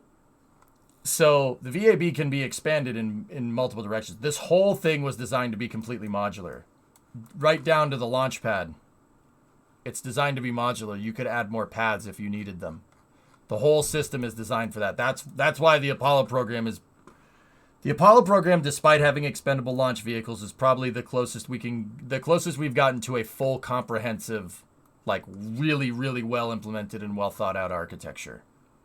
The space shuttle was kind of there, but you remember the space shuttle never had a chance to have its integration buildings built around the strength of the space shuttle. Closest thing we ever got to that was Slick 6. Which really would have been impressive had they done that, but the space shuttle inherited all the Saturn architecture. NASA did that to save costs. That's why SLS uses the VAB as well. And that's part of the reason why the Apollo program carries such a heavy price tag, because you had to build all this. Everyone looks at the Saturn V and said, oh, we stopped flying it because it's too expensive. The reality of that situation is that some politician used that as an excuse to get rid of it. The reason why the Apollo program carried such a heavy price tag wasn't because the rockets were hard to manufacture. They're not hard to manufacture after you've done all your development. You had to build literally everything that you see on the screen right now. That's why it carried a heavy price tag. And they built all of Kennedy Space Center too at the same time, might I add. And all the infrastructure to support all that. Dredging out all these canals. Dredging all the swamps here to get enough dirt, to get enough infill dirt to build the pad in a raised fashion so it wouldn't be prone to flooding during hurricanes. Excavating Gator Hole here to build out all the crawlerway and everything, and be able to have the crawlerway withstand a 15 million pound crawler and rocket being rolled out. That gets expensive. Anybody that works construction, if you work in the earth moving business, you know what I'm talking about. Moving dirt takes a lot of time. Simultaneously, if you've never worked in construction or you don't know about moving dirt around, how much of a pain in the butt is it to move dirt around in Minecraft? If you're a real gamer, dude, dirt gets everywhere. It's annoying and it just fills up all the chests. It's really annoying to move it around, isn't it? It just gets everywhere. It's coarse, rough, and it gets everywhere. There you go. Pad is clear. Let's go back over to Starbase. I play modded. Just toss it in some lava, bro. Yeah, we can't do that in real life, Clang, but yes. All right. Let's just tune into the NSF cast. Let's see what they're saying over there. Clear everything down there at the production site and the village and everything. Super easy to That move dirt is- in cities. Yep, yep. We believe it's already cleared of all personal. Oh, maybe they are moving already. Look at that. Right as I was saying it. Because everyone's They're played moving Minecraft out 2020. from It's the very road closure. easily So identifiable. they're going. And the thing about doing STEM outreach here isn't necessarily that I have to teach the exact concept, but being able to find a way to relate to the material is super important, which is why I reference cars, Minecraft, airplanes, you know, things people know about. Because I would assume that people are here because they don't know about rockets. That's the whole idea. Shoot. And the other part about this is, before I keep interrupting Alex and Ian over there, the other thing about this is that everyone here has played Minecraft, and you understood exactly what I was talking about. Even the people that said, well, I play modded. That means you said, yeah, he's right, but I play modded, so it's not a big deal. Yeah, see? You got it. I know you got it. I know you, chat. Bunch of gamer nerds in here. Area being clear or not clear. I immediately want to ask both of you. Am I right? And I'll start with you, Ian. What is a Fortnite, So- sir? I don't know. Let's say, and I hope this isn't bad juju or anything. I'm just, I'm trying to game plan things out in my head. What if they were holding off on the launch table at the Cape as well, in case they need it as a replacement to Boca? I think that would be a wise decision, Philip. Yeah. But also, you're going to need a very, very substantially big vessel to move that thing around. It's a little bit heavier than moving around like a rocket or something. That OLM is extremely heavy. You saw how thick that steel was, right? Remember like a year ago when we'd watch Starbase every day? I should get back to doing that. I've been a little bit out of the loop. Remember when we do that? Remember I was pointing out how thick the damn steel is in the OLM? The OLM is made out of probably 3 to 4 inch thick steel. The structure of it is 4 inch thick steel. So okay, for the metric folks, that's 100 mil. 100 mil thick steel. Yeah, that's okay. That's this. That's pretty thick. That's pretty freaking heavy. So they'd need some heck of a vessel to move that OLM around, dude. You saw my big message, or do I need to repost? Repost it, dude. Oh, you mean tank armor? It's thicker than tank armor, dude. Well, I don't know that for sure, but yes. Okay, so we'll say yes, tank armor. I was actually thinking about moving super heavy ships recently because I couldn't sleep. I was thinking they would need to make special ring lifts for super heavy to interface with the starship points on the interstage, and with 20 Raptor booster engines to move it horizontal with final integration of things like engines happening inside of the VAB.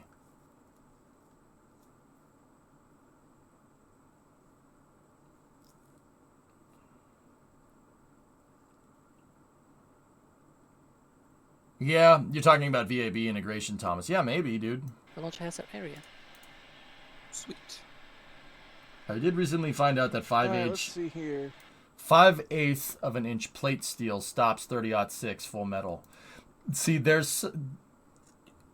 if you're shooting perpendicular, yes, 2020. But here's the thing, something interesting about ballistics, and this is something that they kind of figured out during World War II here. So everybody knows that the T-34, for instance, like if you're a World War II nutcase, you know the T-34 has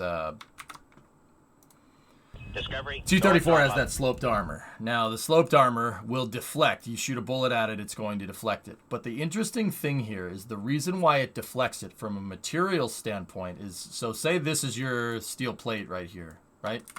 And you're shooting that steel plate, you're shooting at that steel plate like this, okay? So a bullet goes and hits it, or a shell, and it's going to go, you know, say it goes through it, for instance.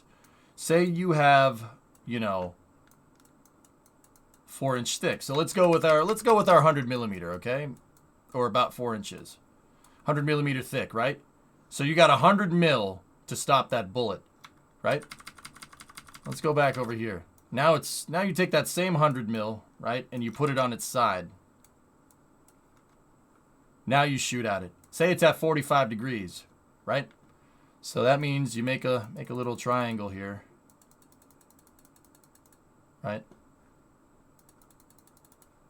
Right, so let's take that triangle, right? This right triangle.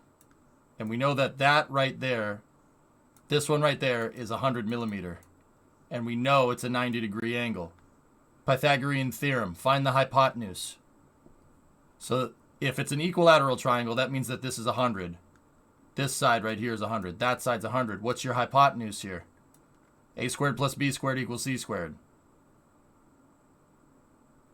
So the square root of 1,000. Right? Actually, it'd be more than that. It's 100 times 100, so a squared plus, so it's the square root of blah, blah, blah, blah, blah. Also needs to add up to 360 degrees.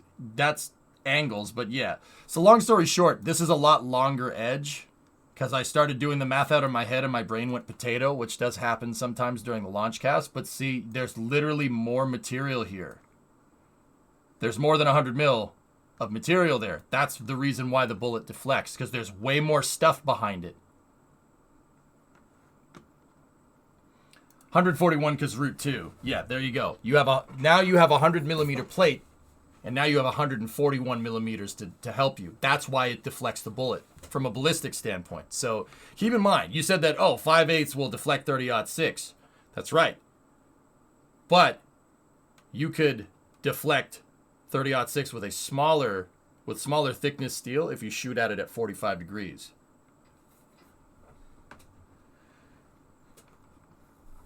Interesting, right? And also, I apologize. Sometimes I do math on stream and can belt it out, no problem, off the top of my head. Sometimes I think about it. I think about doing math in my head while I'm broadcasting, and my brain goes, duh! It does happen. Trust me, I can do math, I swear. That was a chest plate you made in your welding class. Cool, cool.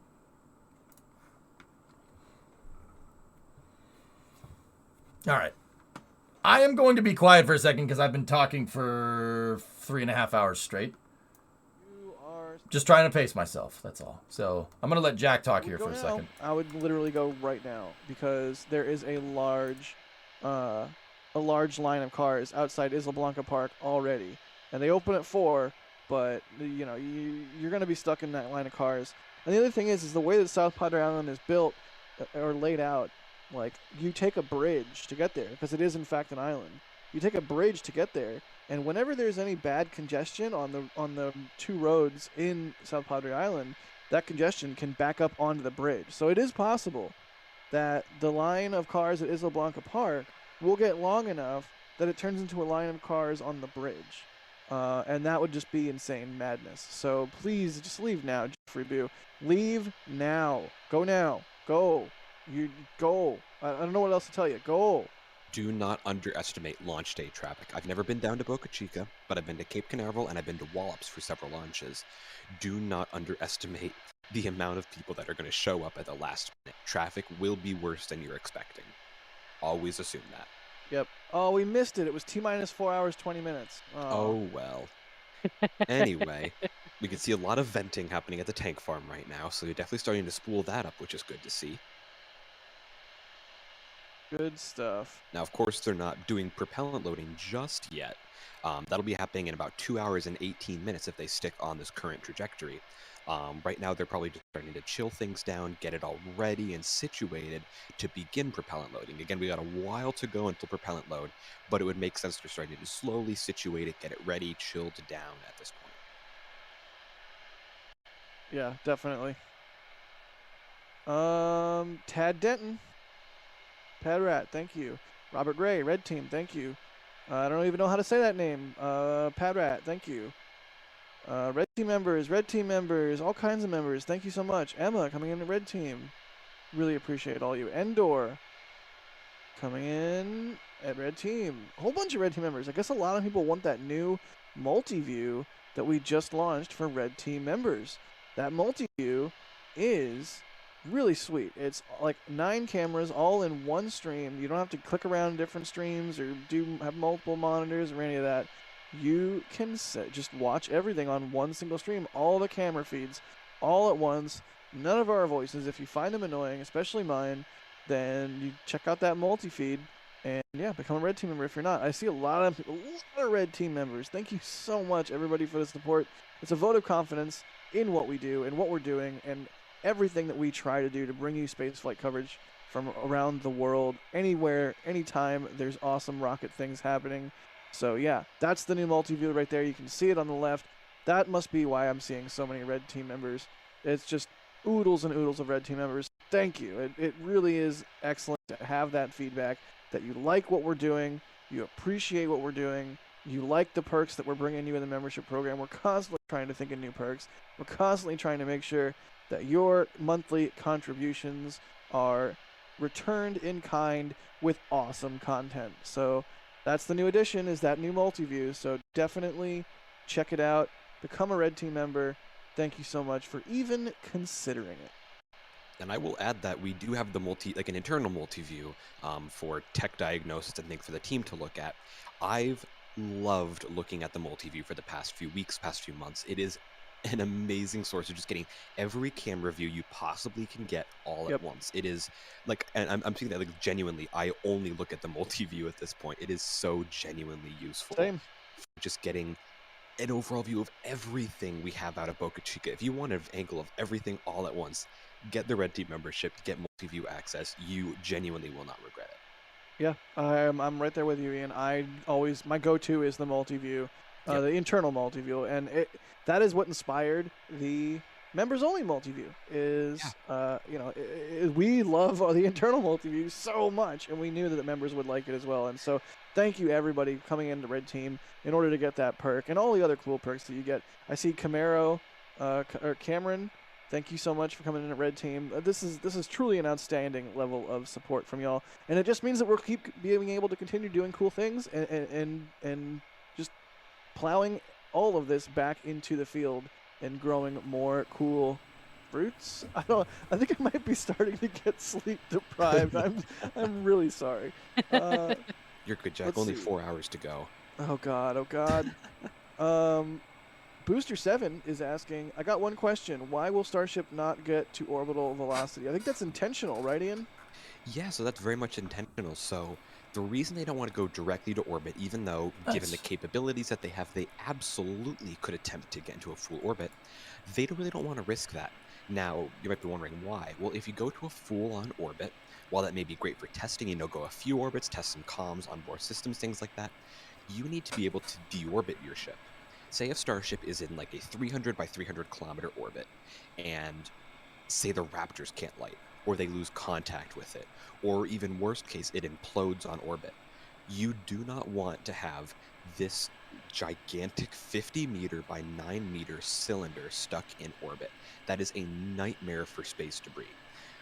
So because they're, unsure of how Raptor relight later in flight can be, how Raptor reliance overall can be in flight, they're opting to do a nearly orbital, suborbital flight. And that's because even if the Raptors can't ignite, or even if Starship explodes, say, 30 minutes into the coast, that debris is just going to come right back down anyway. There is zero chance of any collisions, of anything getting stuck in orbit, and they're eliminating that possibility. Did anybody else notice that Ian did the trademark EJ? Well, let me tell you why this does this. Ian's been watching the stream too much. I'm the only one that probably finds that funny. Oh no, alright, I got some lulls in chat. Yes! Alright. Well, let me tell you why. It's a funny story. Funny you should mention that, man. Yes. Good job, my young Padawan. Yes. The document, there's like a paragraph saying SpaceX also proposes to add an area southwest of Hawaii, uprange of the passive descent ocean landing area to account. I'm sorry, that makes me happy, man. Yes, my plan is working. Third launches of the Starship that are not I'm Palpatine. But what if Palpatine? I'm kind of like that, but what if his goal, instead of ruthlessly taking over the galaxy and murdering millions of different species across it, what if his goal was to just teach people about how spacecraft fly? If that's the case, if that was the case, then yes, sure. Yeah. Have I ever told you the story of Darth Elonius the Wise? He was capable of landing his first stages. Would it be possible for someone to learn this power? Well, it's possible. Not at the conventional aerospace companies. Do it. Launch it! Launch it, Anakin! Launch it! Yeah, I mean... Weren't you letting them talk? Shut up, Mutter. Going into an orbit, because what it means is that they're just I'll going go to play with my truck same then. profile Fine. as I'll be right Ship back. 24. So these first 3 flights of a Starship are not going to be going into a proper orbit. Now again, the re-entry though, it's going to be pretty much just like an orbital re-entry, because when you come from orbit, your perigee needs to be, either inside of the atmosphere or at least below the ground, right? Because you need to come down at one point and encounter the atmosphere in order to re-enter. If you are in orbit, you're not really testing re-entry, and as you mentioned, ooh boy, that's an vent.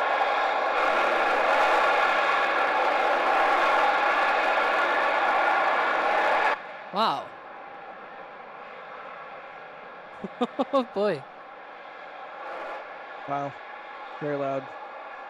Launchpad is ready to go. Yeah. Launchpad has entered the chat. All right, let's see here. Also, before we hop back into questions, Jack, you were discussing traffic for South Padre Island. Now we have some reports from people on the ground, some people actually in chat informing us that traffic is getting pretty backed up now, heading into Isla Blanca Park. We have some live views there from Apple Maps, as well as a live view of cars actively traveling down South Padre Island. So traffic is getting pretty busy. If anyone has not headed out and they plan to go to South Padre Island for launch viewing, I would recommend heading out now. It seems to be already backed up right now, almost to the bridge. You can see the red area there where traffic is at a standstill. So yeah, if you're ready, if you're going to South Padre Island, specifically Isla Blanca, probably would want to leave now, if not as soon as possible. There are a lot of cars actively crossing the bridge, and traffic is probably only going to get worse over the next few minutes as we get close to Isla Blanca Park opening. That's Ian with traffic. Back to you, Jack. Thank you, Ian, with the traffic. Traffic report. No, it's good. It's good because I bet there are a lot of people out there that are watching our stream that want to know, that need to know. And again, more venting. Well, that's a sign that at least our microphones work. Right. Everything is working properly. Good mic check. All right, let's do some more questions. How about? Let's see. Nevada Reno is asking, how many heat shield tiles do you expect to fall off during flight? Would it affect re-entry too much? Ian, let's talk about tiles since you're Mr. Tile. Oh man, throwback to the days of tile counting. Yeah, so the amount of tiles falling off at liftoff, I would be surprised if none did. This is uncharted territory in terms of vibrational loads and sound loads for a ship. They've never done a static fire with the ship on top, so they don't have exact vibrational data on how it affects the heat shield tiles. So I'd be surprised if none fell off during launch. So given that a few are probably going to fall off, that doesn't necessarily spell doom for reentry. There is a thick layer of thermal padding underneath the actual black heat shield tiles, which could in itself provide a little bit of protection. Talk about the blunt body, man. Depend on exactly where on the vehicle the tiles fall off. If they're closer to the edge, or the transition from heat shield to stainless steel, it probably won't be that big of a deal.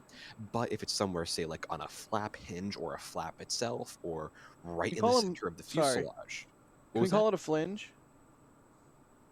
Yeah, actually, yeah. Oxygen, town down, brother. Lynch. Anyways, we're getting here into. Please continue with your insightful commentary. I will shut up. Oh, you're good, Jack. But I think if it's on a more critical part of the vehicle, like near the aft skirt, anywhere on the fuselage, like directly in the middle of the heat shield, I'd say it's much more of an issue. Again, we don't know how many tiles can be lost and Starship can survive. SpaceX probably doesn't even know concrete numbers for how many tiles Starship Ian can watches lose and the still stream, survive Goblin. entry. So that's what we're going to be looking at today during reentry, and that's what SpaceX is definitely looking at as well. Ian's like Right. a 5-year I sub definitely for the expect to see tiles stream, fall off dude. at So launch. yeah, I mean, Yes. Alex, what do you think? You expecting to see tiles fall off? Oh, probably, yeah. you're a blunt body, Forlorn. Got him. Those engines are gonna shake the heck out of that ship once they ignite. For real. They really are. No puedo. Especially And the they're- No puedo, aerodynamic effects squall. too, going supersonic and stuff. I think that'll be another big test No as well, 'cause payload, Starship has Draco. never gone even close to supersonic. They've purposely been avoiding doing high-speed tests on the earlier Starship flights. I do wonder if at like max Q we'll see like a cloud of black tiles like poofing off, and we're like, oh, what's that? Oh, it's tiles. Oh man. And the other thing is the booster's engines are going to be firing for 8 seconds before liftoff. Yes. So that's a long time for the vehicle to sit there and shake and shudder and lose some tiles. So that jeweler guy, thank you for the support. They say I couldn't imagine 30. Okay, I have something to say here. So, okay, something to consider here, fellas. All right, yeah, the engine's firing. The engine startup sequence does start at T-minus 8 seconds because there's 33 engines. It's going to take a second to get all of them up to, full. Well, this launch is 90% power. But something to consider with the tiles. All right, so this isn't the space shuttle, okay? Now, during STS-1, the first shuttle mission, which was, 42 years ago, almost to the day, it was on April 12th, 1981. The first shuttle mission, they didn't get the pad deluge water amount right. So what happened when the SRBs ignited, the vibrations off of the pad during liftoff reverberated up, and the vibrations compounded on top of each other, and they hit a resonant frequency with the tiles, which caused the tiles to literally pop off. They just went right off.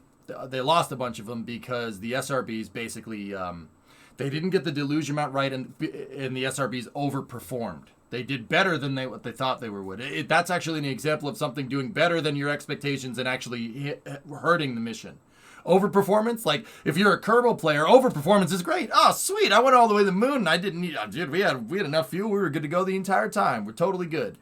That actually can be bad in certain circumstances in real life, and STS-1 is a case of that.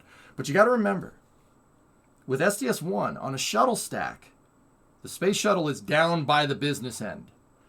That is the reason why they lost tiles. They lost tiles on the ohms pods on the back of the shuttle.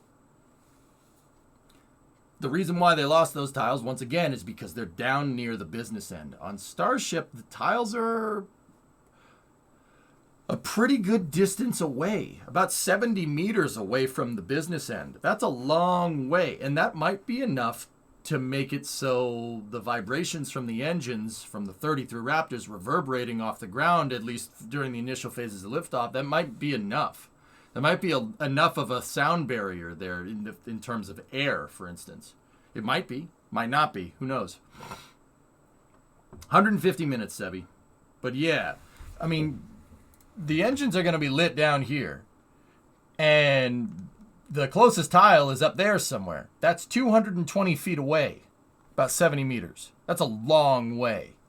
So just something to kind of consider. I don't think they're going to have to worry about it too much. I mean, don't get me wrong. I have no freaking clue. I don't know. I have no idea. But it is a good distance away here, don't you think? That actually might not be that big of a deal. The sound, because sound waves, right? We know this from the Doppler effect, for instance. Depending on the distance, the pitch of the sound, the wavelength changes. Wavelength? Oh, God, I did one of those times where I started thinking about what I was explaining, and now my brain went banana. Oh, nope, we've hit potato levels. The sound changes from the distance away, so it might not be a problem. But also potato.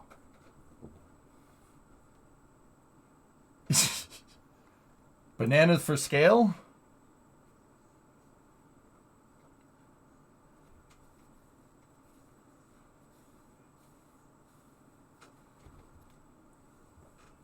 Wave curve? I don't know.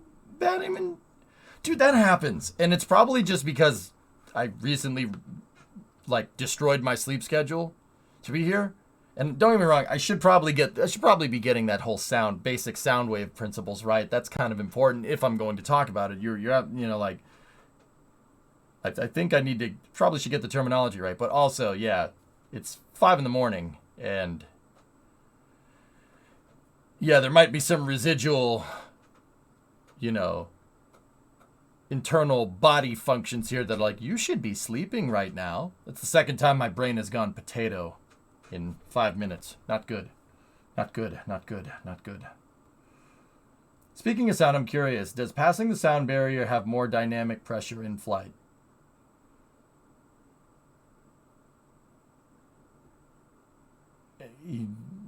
Erudite, I can just tell by the way that you asked that question that is not a question you're ready to hear the answer to.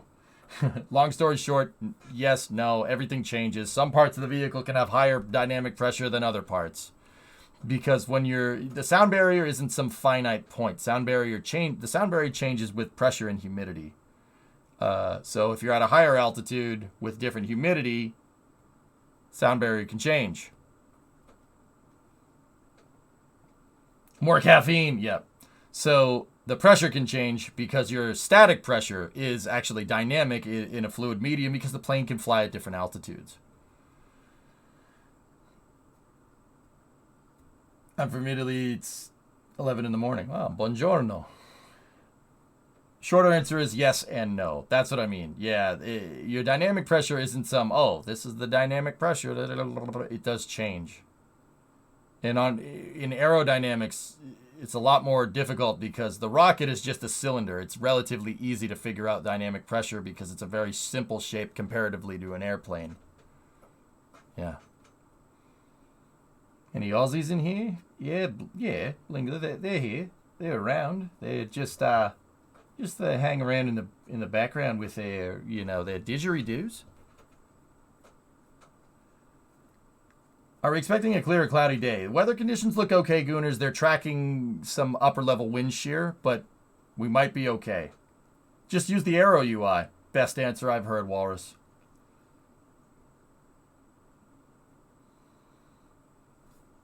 Discovery, go at throttle up. Goonie, what's up, man? The Kiwi here, mate. Bruh.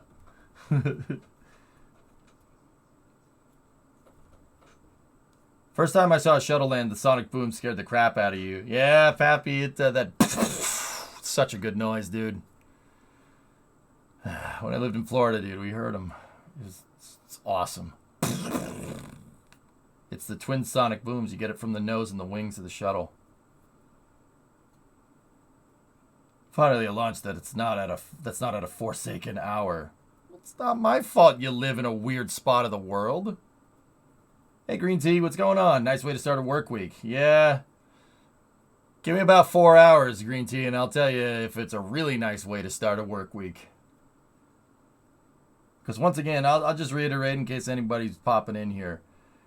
In about 4 hours, we should come up on the T0 time for this first ever SpaceX integrated flight test of Starship Super Heavy. That rocket that you see just kind of is a little bit of a sheen off there in the background. That right there is the most powerful rocket humanity has ever devised. At liftoff, the 33 engines in the first stage will be producing about 15 million pounds of thrust, somewhere in the ballpark of 70,000 kilonewtons of thrust. That is double a Saturn V for reference there.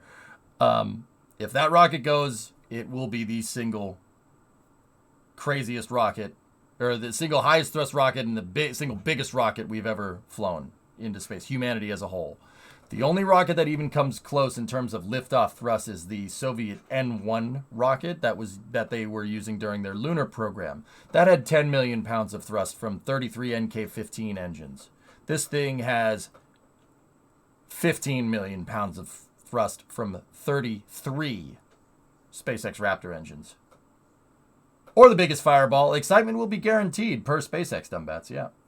Why did it take so long for them to approve this launch? Maverick, that's actually a good question. Green Tea, you're going to be listening? Cool. So that's a good one, dude. And it's probably a good time to reiterate what's going on here. The reason why the launch license took a long time and why we didn't see a lot of testing like this from SpaceX in a while is because you kind of have to cast your mind back to 2017, 2018, when SpaceX first signed an agreement with Cameron County, Texas, to launch stuff from South Texas, from the Rio Grande Valley. When SpaceX originally started working with the government in the local government in South Texas, in Cameron County, right? They signed a contract to basically, or signed an agreement to basically launch Falcon 9s out of Boca Chica on an on-need basis, on a more or less infrequent amount of time. Like, they wouldn't launch, Boca Chica was originally supposed to launch Falcon 9s as an overflow in case they couldn't launch stuff out of 39 at Kennedy Space Center or 40 because of other space customers, right? Or Vandenberg, right? It turns out that SpaceX, yeah, the 3 pads, the 2 in Florida and 1 in California are more than enough. So Boca Chica kind of sat dormant for a little while. And then SpaceX decided to do Starship testing down there. So they did have a launch license here for a commercial spaceport for Falcon 9. And remember, launch license for a commercial spaceport. Remember that, okay? And then they started doing Starship testing. The reason why it took so long is because they needed to basically do a programmatic assessment and needed to redo the launch license with the FAA to get permission to launch Starship. Now, why? Why would you need to do that? It's approved for launching Falcon 9s. We can't just test Starship here? Well, no, those are 2 different things, all right? Think about it if the FAA approved a grass strip of land for landing like Cessnas and stuff as an airport to show up on the map, right? And then now all of a sudden you want to fly like 747s out of it. That requires a little bit of a different license. Why? Because a 747 is a little bit louder and a little bit bigger than a Cessna 152, right? So they basically had to redo the launch license because Starship testing and Starship launching is not the same as Falcon 9. So they entered a programmatic environmental assessment. And the programmatic environmental assessment found that Starship would be a little bit louder. That's the quick and dirty way of saying it. It's a little bit louder, but more or less it's the same risks as Falcon 9. Turns out, like even despite the rocket being way bigger than Falcon 9, you still get the same risks, right? That's like saying, a semi-truck going down the road at 70 miles an hour and a car going down the road at 70 miles an hour, have completely different risks. No, the semi-truck, might have some trouble stopping that thing, but more or less the risks are the same, right?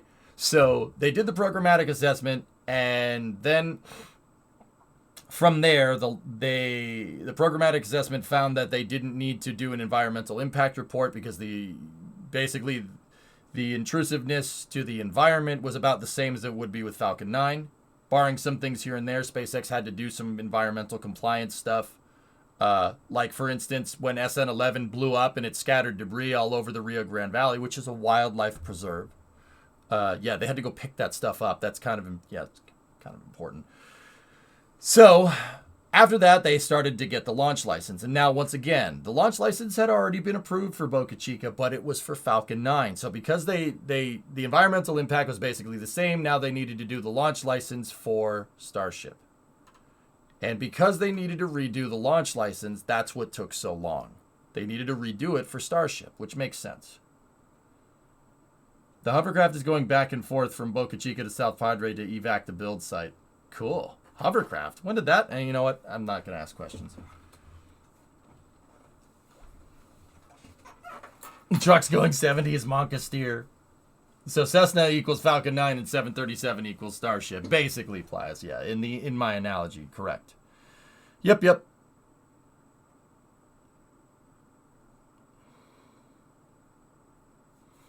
So I just want to go ahead here and point out how many cameras DAS is actually set up now. for the Starship thing, for this whole Starship coverage. DAS has like, a lot of cameras. There's like 30 of them. Red team member. No, Bram is a red team member. Haha. Frank, red team. That one, red that team, one a though. whole That's bunch a of red good. team members. That one, that one's So not remember- working. Oh, it's 3 sets of 9. Sorry, I'm a big dumb. I'm a big dum dum. Yeah, there's That 27 is cameras. A lot of cameras. That's 27 cameras. I just said that, Jack. So yeah, definitely check out the multi-view. Become a red team member. Become any level of member. If you can't afford to be a member, that's all. My guy's been setting up cameras for like the past 2 weeks. I just realized that super heavy thrust is roughly 10 Falcon 9s. Yep. More cameras. Also, hello to everyone on this glorious day. What's up, Max? Showed up in November of last year. That's a hovercraft. That's cool. Are we really doing this today? Yeah, I know, Vasia. Dude, the thing could launch. It could launch and it could go up into space and come down, and I'd still be like, wait, did that just happen? You know how I know? I'm still that same way with Artemis, dude. We watched the Orion capsule transit the moon and see the first Earthrise from a potentially human-rated spacecraft in 50 freaking years. We watched it live. And it's still, I'm like, did that happen? How are the higher the hype levels? Dude, yeah, it's going to be a good day.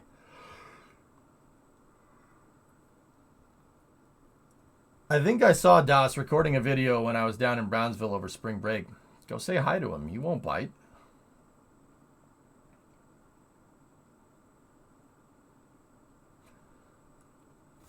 The thing about Das though, yeah, guys, if you see him down there, yeah, go say hi. Provided he, isn't behind like some security gate or something. Go say hi. Das is very, very approachable. I mean, so am I. Like, I'm the same way too, and I like talking to people. It's what Das and I get freaking paid to do. We've gotten paid to do that for a long time, right? The only time you don't go near Das is when he's on a roll. If he's busy and he's into something. No, it's like when I'm flying the shuttle in Kerbal. Like, if I'm into something, don't just... Das likes to get on a roll. When he's on a roll, don't stop. Just tip your cap, say, oh, hey, you're cool, bye. If he's on a roll, like, he'll be like, I gotta go, bye. No, he's good people. He's very, very approachable. He's probably one of the nicest people that I've met in my travels in spaceflight. How is Das integrating all these camera feeds? Magical Das magic.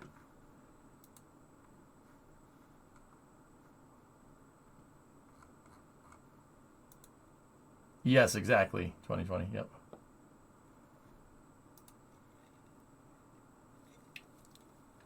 I'm working today and can't watch properly. What a disadvantage. That sucks, man. I get that. My old boss was a stand-up comic. You give them space when they're in the zone. Yep.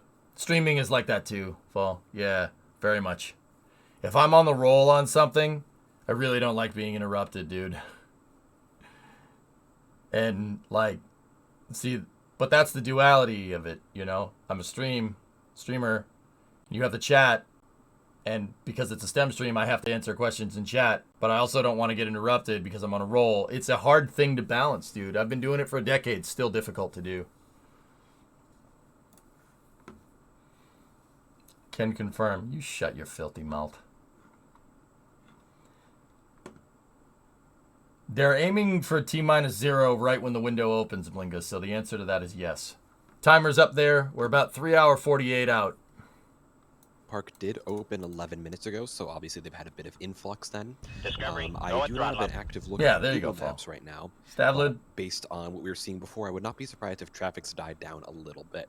However, that's probably only temporary as more and more people flow in. Isla Blanca Park will eventually fill up, and people have to start going elsewhere. So, again, if you've not left yet, I would highly recommend leaving if you're going to South Padre Island. Yeah, if you haven't left already, please, God, leave now.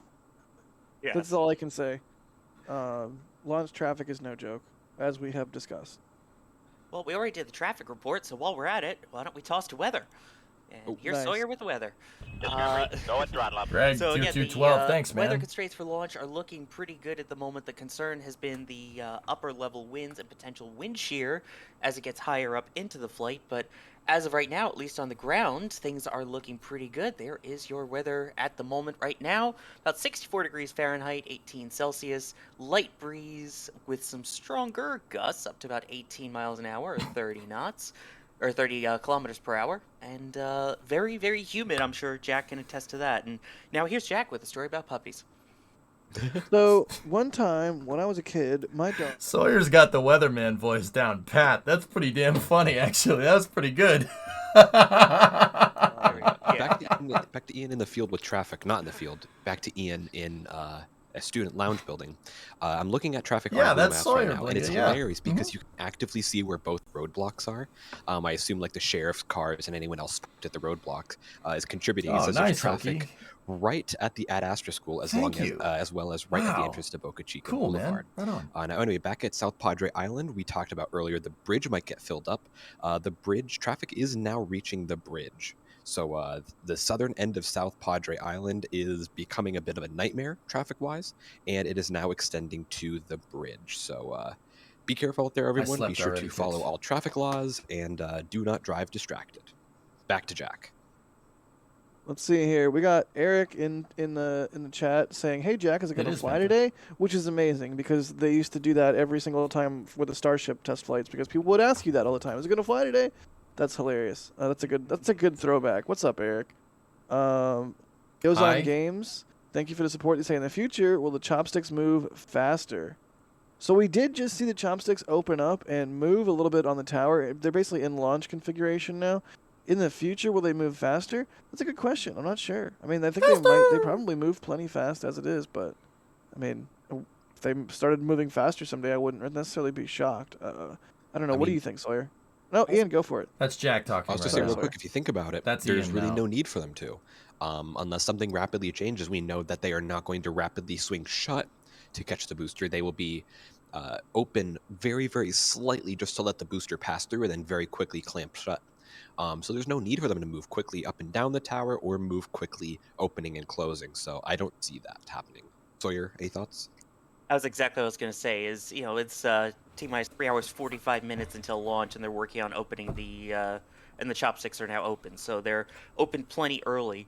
I think as the launch cadence goes up, then maybe you'll see it, and obviously we'll have to see what the speed is once they eventually start catching boosters down the line. But for today's flight and for the foreseeable future, at least, there's no real need to get them that much faster. Das is not sleeping right now, Maverick. He's watching the back end. Let's see here. If I'm 200 miles west of this location, clear skies, do you think I'll be able to see Starman it? is asking, why did SpaceX ditch the active liquid cooling concept in favor of heat shield tiles? Too complicated. Do we know why they did that, Ian? Yeah, it was mainly just probably due to simplification. Now we don't know an exact reason why SpaceX is not, purely open on their development. Yeah, Fumi, process. top left corner, about 3 hour 45. In my mind, it likely comes down to simplifying it. Now, for those who are unaware, SpaceX did plan to do active liquid cooling.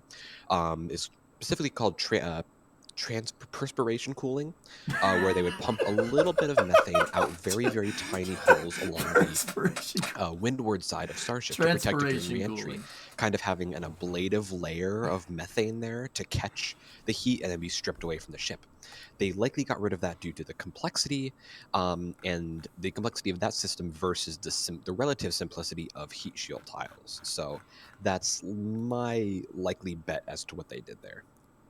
Yeah, my thought along the lines of that is, A, you're saving fuel, B, leaky methane, usually not the best thing, and C, anyone who's had a liquid computer that leaks, yeah. Yikes. So, guys, transpiration cooling is basically using where you can use some type of liquid and have a porous edge of the vehicle, so porous outside of the vehicle, where you essentially take, in this case, SpaceX was thinking about using liquid methane and shooting liquid methane out, basically making Starship sweat That's why I thought it was funny when he said perspiration cooling, because transpiration cooling is a little different than perspiration. Perspiring is what we do. But transpiration cooling is the same idea. The reason why it's more complicated is, well, now you need a plumbing system for it. That's more mass. All right? And now you need to carry extra methane on top of that. That's even more mass. Fuel is heavy, especially when it's being moved around in a liquid fuel. It's even heavier when it's solid, right? Mass, higher mass. Weight has nothing to do with it. We're launching rockets here. It's all about mass, acceleration and mass. Newton's law, right? So in that regard, it really comes down to, would a transpiration cooling system actually be more or less mass than, the tiles? Tiles are a very lightweight solution comparatively. And yeah, they have their own complexities associated with it, but if they're less mass, the ship can be more efficient. It's more efficient that way. You have more delta V that way.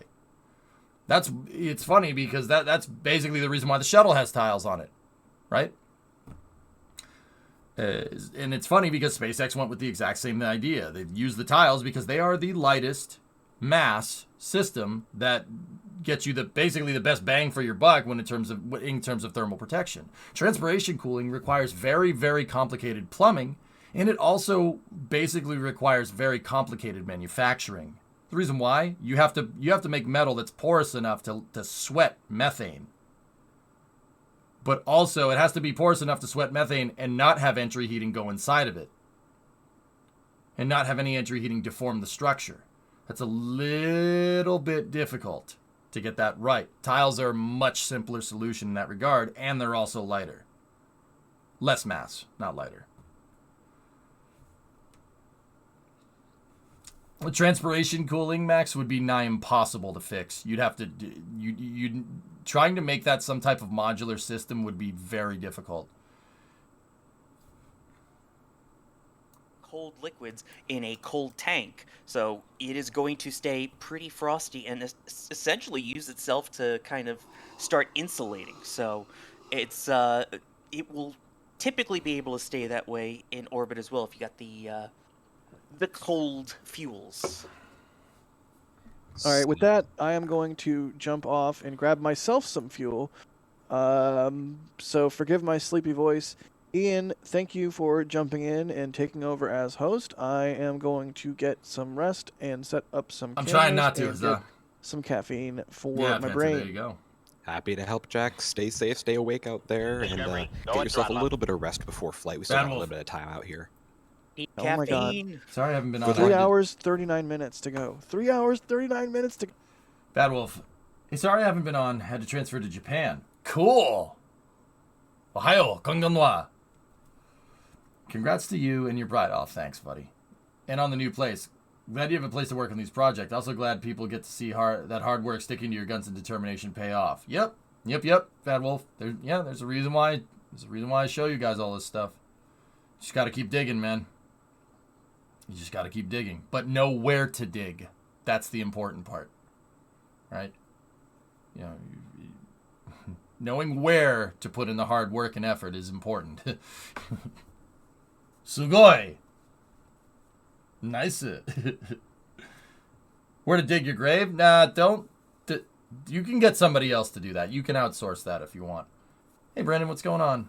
So you can see 27 cameras from all around Boca Chica, giving you different views, different angles, different zooms of Starship. And this is going to become much, much more useful as we get closer to sunrise as well. Getting some great views there. You can see it's cycling through 9 cameras every few seconds.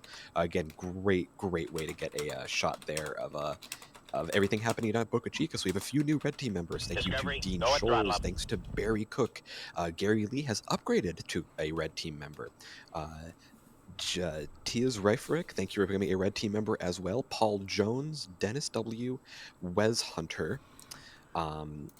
Let's see. It's me. Is there any information on the travel path? It's going to basically launch due east out of Boca Chica. A due eastward trajectory here would get you into a 26-degree inclined orbit. So basically, it might dogleg to the right a little bit, and it's basically going to fly between Miami and Havana. It's going to split the gap that's straight between Cuba and Florida.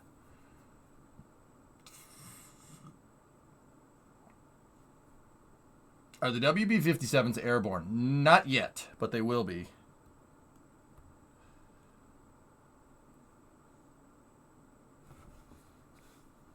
Very excited for the launch attempt today, and they were watching the live stream. When was the which at last that time point you were was at T-4? When was the last time I was excited about anything space?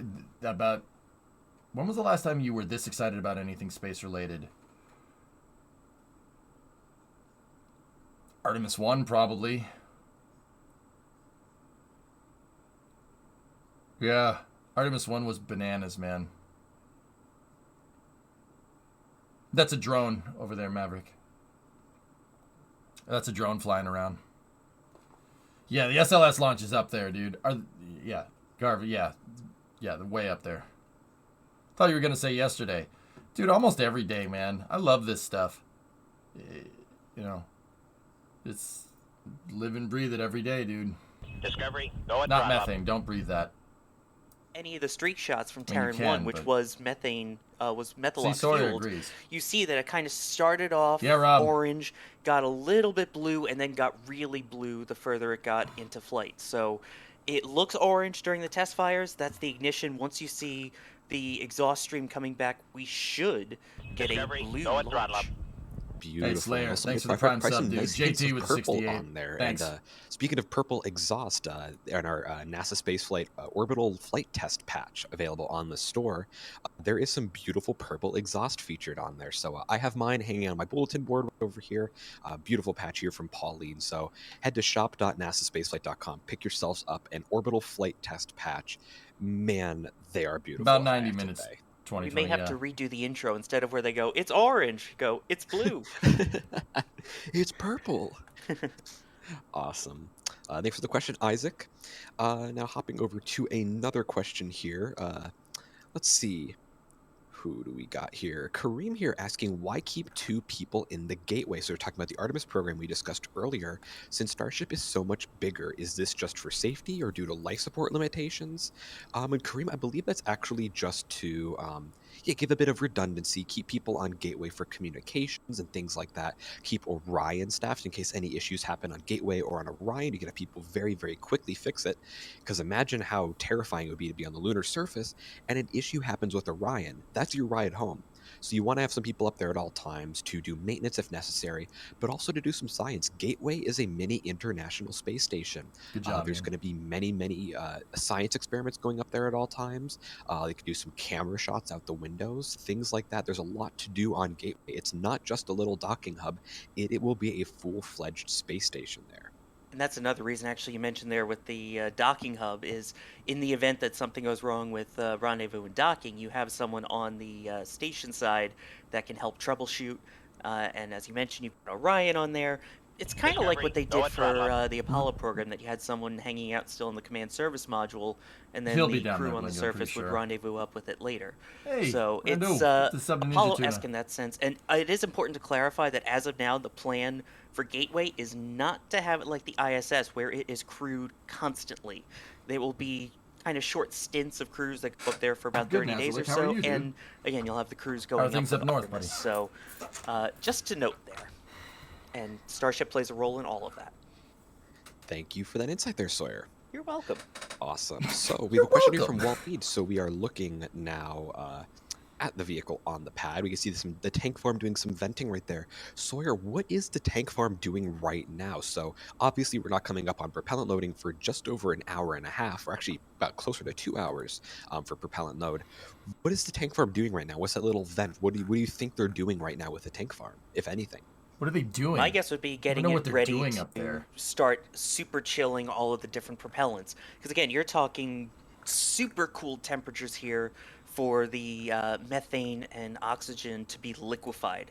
And you've got all these different subcoolers that it will pass through multiple times until it finally gets to that super cooled temperature. Not just cooled, super cooled, so that you can load extra of it into the vehicle. And that's going to take some time to spool up. So get it probably spooled up early, make sure the temperatures are exactly where they need to be, and that way if it's taking a little longer, you're not delaying fueling in the count as well. So from what we've seen in the past and what I'm seeing now, there is the potential that they're just get everything spooled up and ready to get cooled. Very cool. Ready to get cooled. Which is cool pretty as a cool. cucumber. I would say it's pretty cool, actually. Well, no, it's going to be a lot colder than a cucumber. If you got a cucumber to that temperature, it would break your teeth. Oh, that would suck. That's not very chilling. Anyway, going on to a question here from Fred asking, why do they have atmospheric Raptors on this test flight, so specifically on Ship 24, if there's no belly flop maneuver?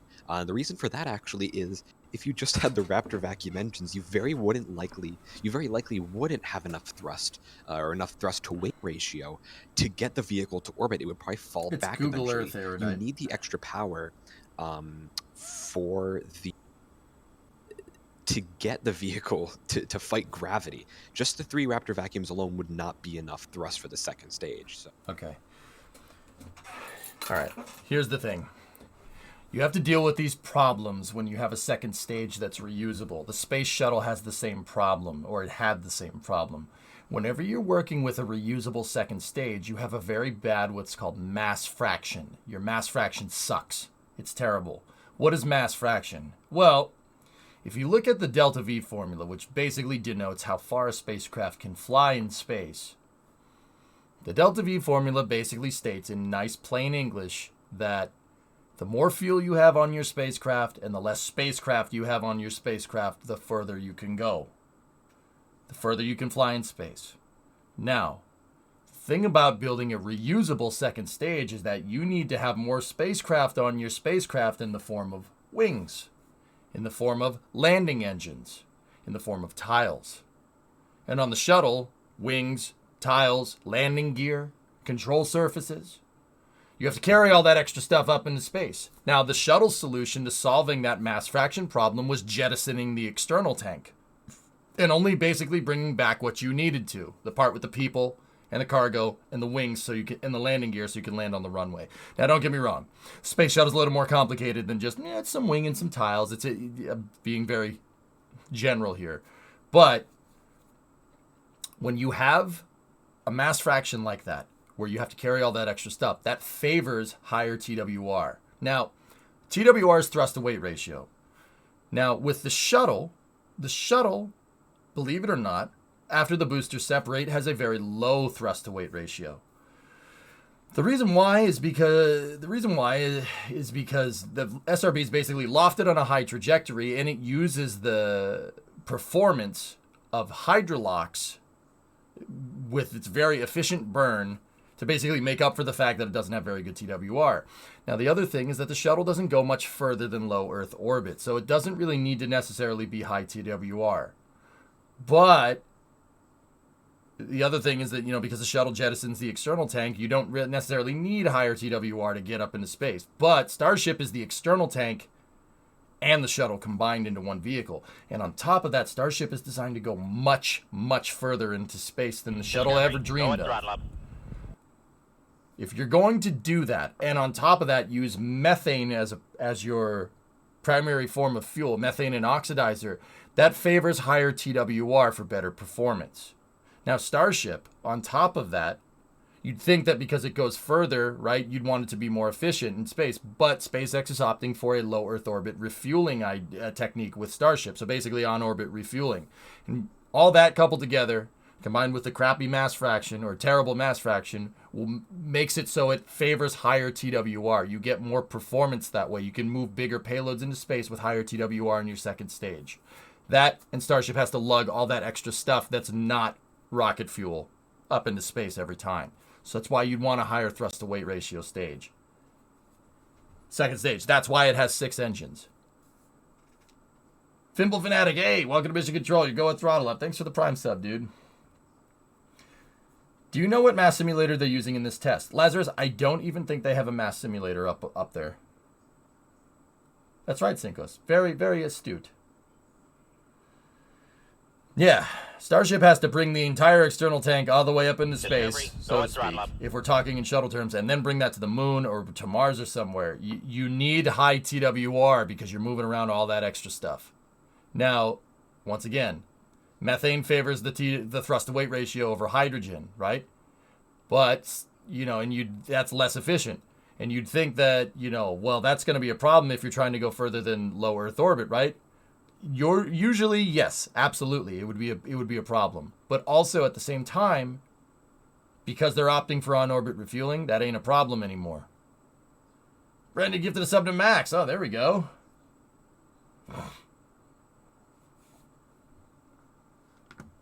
Turbo pumps on the ship. Basically just some quick testing of the engines to get some early data there. Now, it did perform several static fires as well. No, username. The Just header like that one tanks there are not a took place payload on simulator. The suborbital header pad tanks are there B. for landing. But I suppose because they're not doing a landing, maybe. But, yeah, who knows.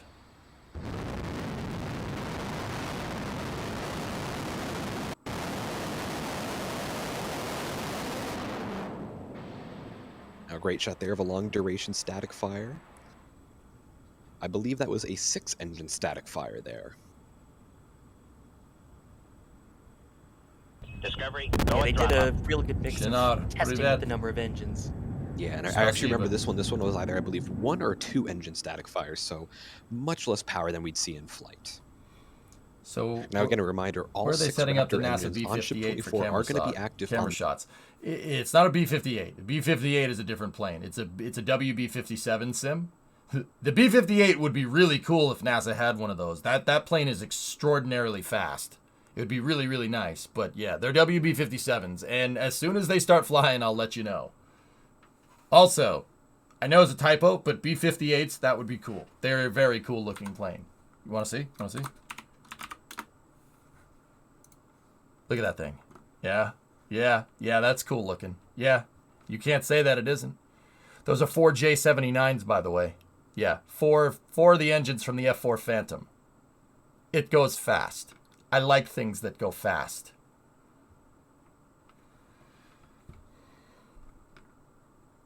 Yeah, I like things that go fast. Hyper Mirage. Dude, the crazy thing is, Barak, is that a Mirage is maybe a quarter of the size of this. The B-58 is gigantic. It's a very big plane.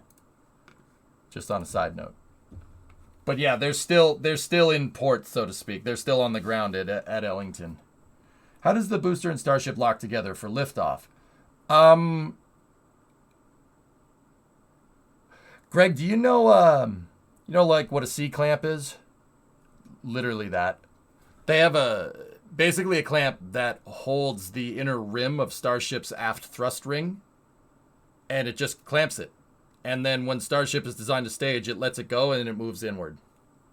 That's it. So like if this right here represents the bottom of Starship, and this right here is the bottom of Super Heavy, there's a little clamp that goes like this, and it undoes, and it undoes itself and moves inward, and then it just lets it go. It's just a clamp, just a C-clamp, dude, or a very complicated spacey C-clamp. That's basically what it does. That's for the most part how Super Heavy is attached to the pad with its hold down points. It's very similar.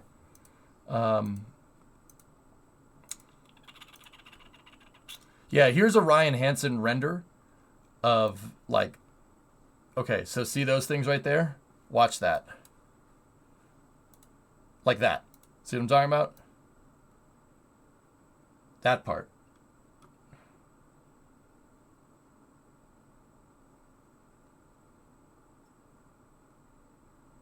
See what I'm talking about?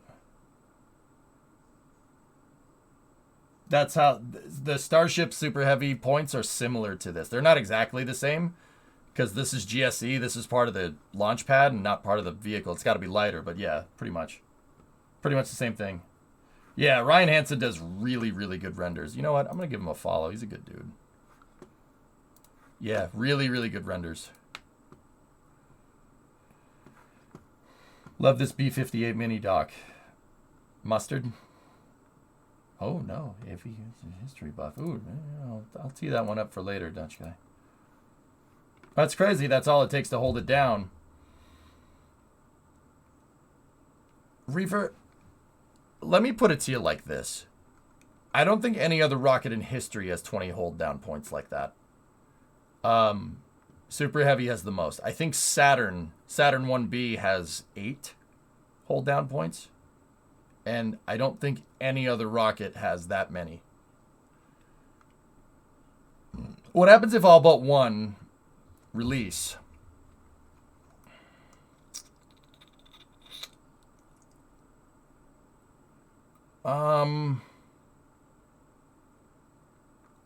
excitement will be guaranteed. Phantom, yeah, we'll just say excitement will be guaranteed. I honestly think that is the most complicated part of this mission.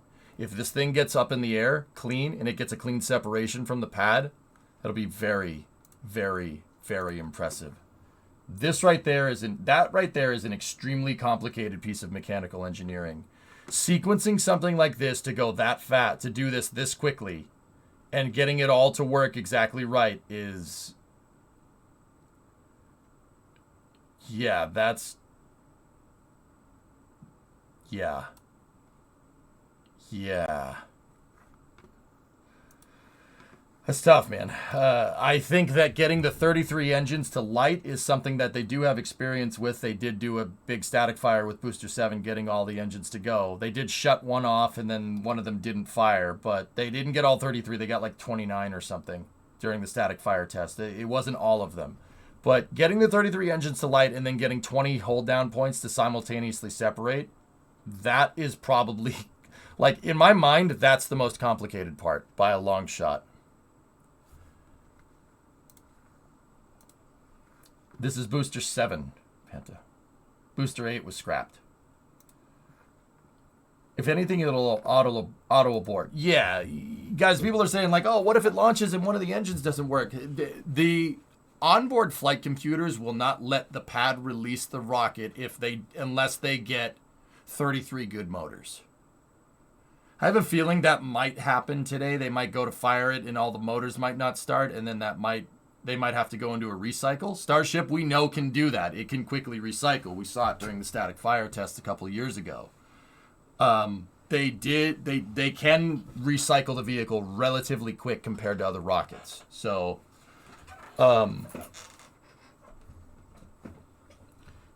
food for thought. So I think there's a high likelihood that will happen, but who knows?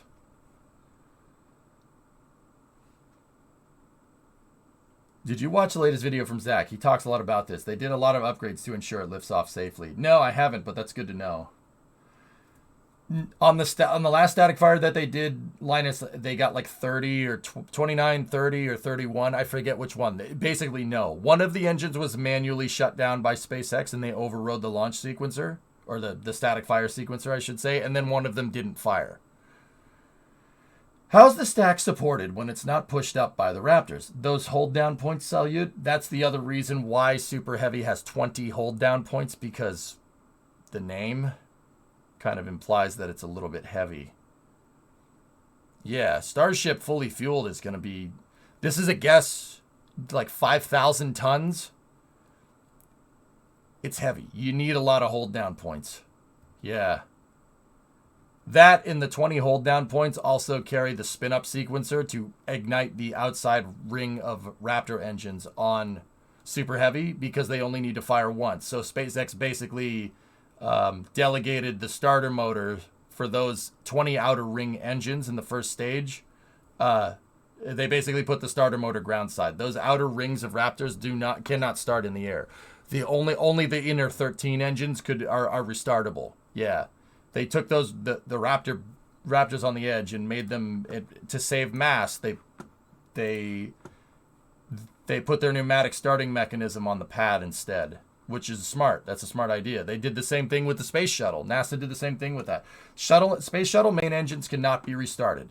They use a ground side starting system. What do you mean a ground side starting system? How does that work? They basically shoot helium into the turbine, the pumps, to get the pumps to start spinning and then ignite the engine.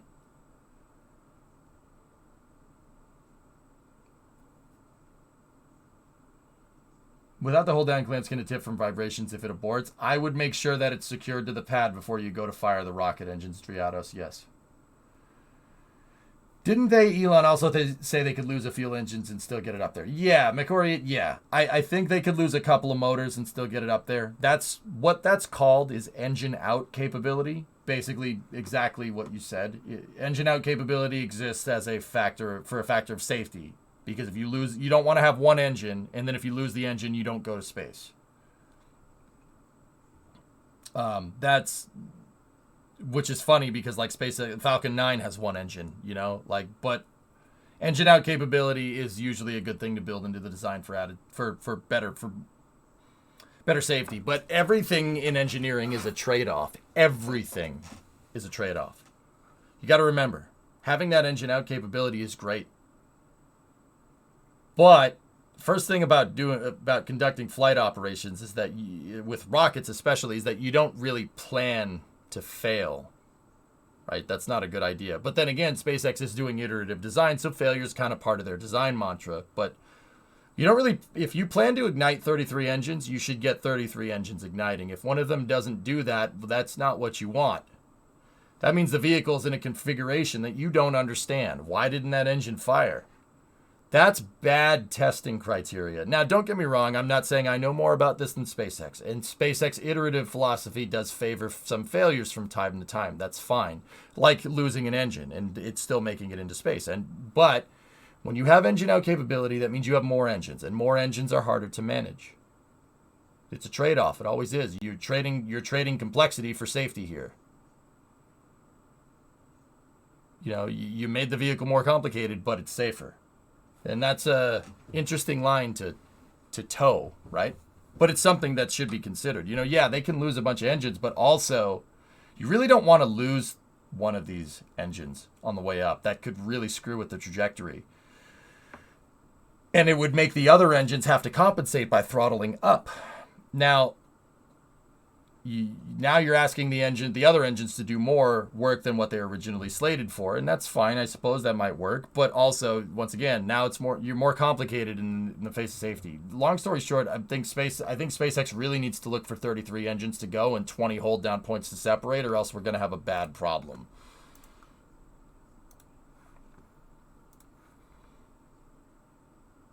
Does EJ have an engineering degree? I'm always surprised by the amount of knowledge. I don't, Red. I'm self-taught.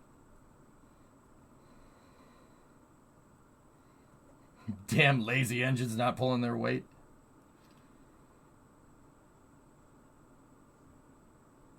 But from failure, they also learn. That's correct. Once again, SpaceX uses what's called an iterative... Go at throttle up. Hey, serious? New very old laptop, who this? SpaceX uses a type of design philosophy called iterative design. Iterative design basically means just make it good enough to work. In SpaceX's case, launch the thing and then see what happens. And then figure out what happened based off of your testing results and then modify the design accordingly. It basically favors rapid prototyping. Think software, like a beta test or patching the video game that you play, right? When the developers patch your favorite video game, that's iterative design. It's an idea that comes from software engineering. When Elon Musk started SpaceX, they took that, because Elon Musk is a .com guy, they took that design philosophy and applied it to aerospace engineering. Now, don't get me wrong, that's not the first time someone has done that. Conestoga, in the 80s, a commercial launch endeavor that eventually folded because their rocket literally curbled on the way up. Seriously, it's the funniest thing. It's not funny because you don't really laugh at somebody's failure considering how hard this stuff is, but seriously, if you look at footage of this rocket going up, it is something else. Watch this. Oh. Have ignition of the Conestoga 1620. It has cleared the launch pad. We do have pitch over. We have 3 good radar sources at this time. Give me 1 second, please. We do have 4 good sources in tracking the rocket. Watch this. Here, let's We'll get to the good part. have first 2 motor separations at 56 seconds into flight and about 10 seconds. We have vehicle failure. We do have vehicle failure at this time. It literally looks like Kerbal, which is kind of scary when you think about it. But yeah, don't get me wrong. There have been other people trying to do iterative design before. Conestoga is a good example of that. But SpaceX really is the one that kind of brought it into the limelight. Now, that footage is awesome. It's so funny, dude. Now, that is kind of at odds with how NASA does their testing. NASA, and don't get me wrong, I'm not trying to pit this as NASA versus SpaceX. I really can't stand people that do that. NASA and SpaceX work together, and it's a symbiotic relationship that basically furthers our advancement into space. Starship is a good example of that. Now, with that being said, NASA's all-up testing philosophy basically means test as much as you possibly can on the ground with as many different types of test stands, engine firings, whatever you can do to make sure that you understand the most you can about the vehicle. And then build one, put it all together, put it on the pad, and send it. That's Artemis 1. That's what Artemis 1 was. No version of SLS had ever flown before that. And Artemis 1 sent something out to the moon on the first try. All-up testing it takes a lot longer than iterative testing. You don't see a lot of testing. There's not a lot of forward-facing testing like SpaceX with their iterative design. Watching all those Starship missions that we watched, where SN8 crashes and 9 flips over and crashes and 10 lands and then blows up. 11 blows up in midair and then 15 nails the landing, right? NASA's testing is a lot more stuff working out in the background, but then when they actually go to fly, it works amazing. All-up testing can get a little bit expensive, but not as expensive as putting a bunch of prototypes out and blowing every one of them up. Once again, there's kind of two sides to the same design philosophy coin here. So SpaceX is a little bit more laissez-faire about failure here. But that doesn't necessarily mean that, just because you have 33 engines on Super Heavy, and we can lose a couple. It's not a big deal. That is not, no matter which way you're doing this, that is not an outcome that you want. Losing engines is not good, because that means the engine did something you didn't want it to do. And that's the important thing to understand. With any type of rocket science testing, iterative or all-up testing, if the vehicle is doing something you didn't tell it to do, that's engineering deviance. Engineering deviance usually leads to failure. NASA paid for that one pretty hard on January 28th, 1986, right? That was a pretty rough lesson to learn. You do not want the vehicle doing something that you did not intend for it to do. And I know that seems like, oh, really, EJ? Yeah, I know. But getting the vehicle to do exactly what you want it to do is something really difficult. That's really difficult to figure out. Now, once again, two sides of the design philosophy coin here, so to speak. You're less likely to encounter deviance with all-up testing, and you're more likely to find it with iterative testing. But here's the thing. With iterative testing, you find it faster, which basically means you can get stuff done quicker, which is why SpaceX seems to move faster than everybody else. Yeah, there you go, Salia. That's the thing to call that. So is NASA an F1 team and SpaceX is more like NASCAR? Nah. Not really. It's not really a good way to look at it. Both of them are doing the same amount of complexity, but one of them can do it faster. Now, don't get me wrong. Faster is not necessarily always better.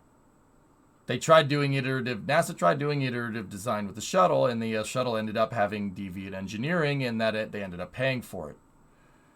There are times where you do iterative design, and there are times where all-up design is favored. All-up designs were favored during the Apollo program. During the Apollo program, they launched the Saturn V once. It vibrated too much. They launched it again to confirm basically with Apollo 6, it did it again. And then after that, they were confident that they fixed it, and then they put people on board. And then they got Apollo 8 to the moon, which is still, I think, the most ballsy freaking mission around. But Apollo 11, it gets eclipsed because, Apollo 8 and Apollo 10 get eclipsed because Apollo 11 was the one that landed. And don't get me wrong, that's the one that you want. But also, read about Apollo 8 and Apollo 10 and how nuts those missions actually are. But yeah, you know what I mean? With the all-up testing, it can still be dangerous, but that's generally what NASA's good at. You can retire risk as much as possible by doing as much testing on the ground as possible. SpaceX prefers to fail forward, so to speak. But either way, the complexity in which these events, the complexity in which they're what they're doing is still rocket science. So, they're two sides of the same coin. They'll both achieve you the same net result. Now, here's the other thing to take into account. SpaceX does this iterative testing, and they fail forward a lot. Iterative testing is very expensive. Why? Well, because your couple multi-million-dollar vehicle blows up. That you don't want that. That's pretty bad. And just like that, we don't want that to do this. So who knows? Isn't the root of the cause difference in philosophy is due to NASA relying on public funding and the public hates seeing rockets explode? No, back alley, I kind of anticipated that somebody was going to ask that question, and that's why I brought up the Apollo program. The Apollo program was all up design. Really depends on the circumstances.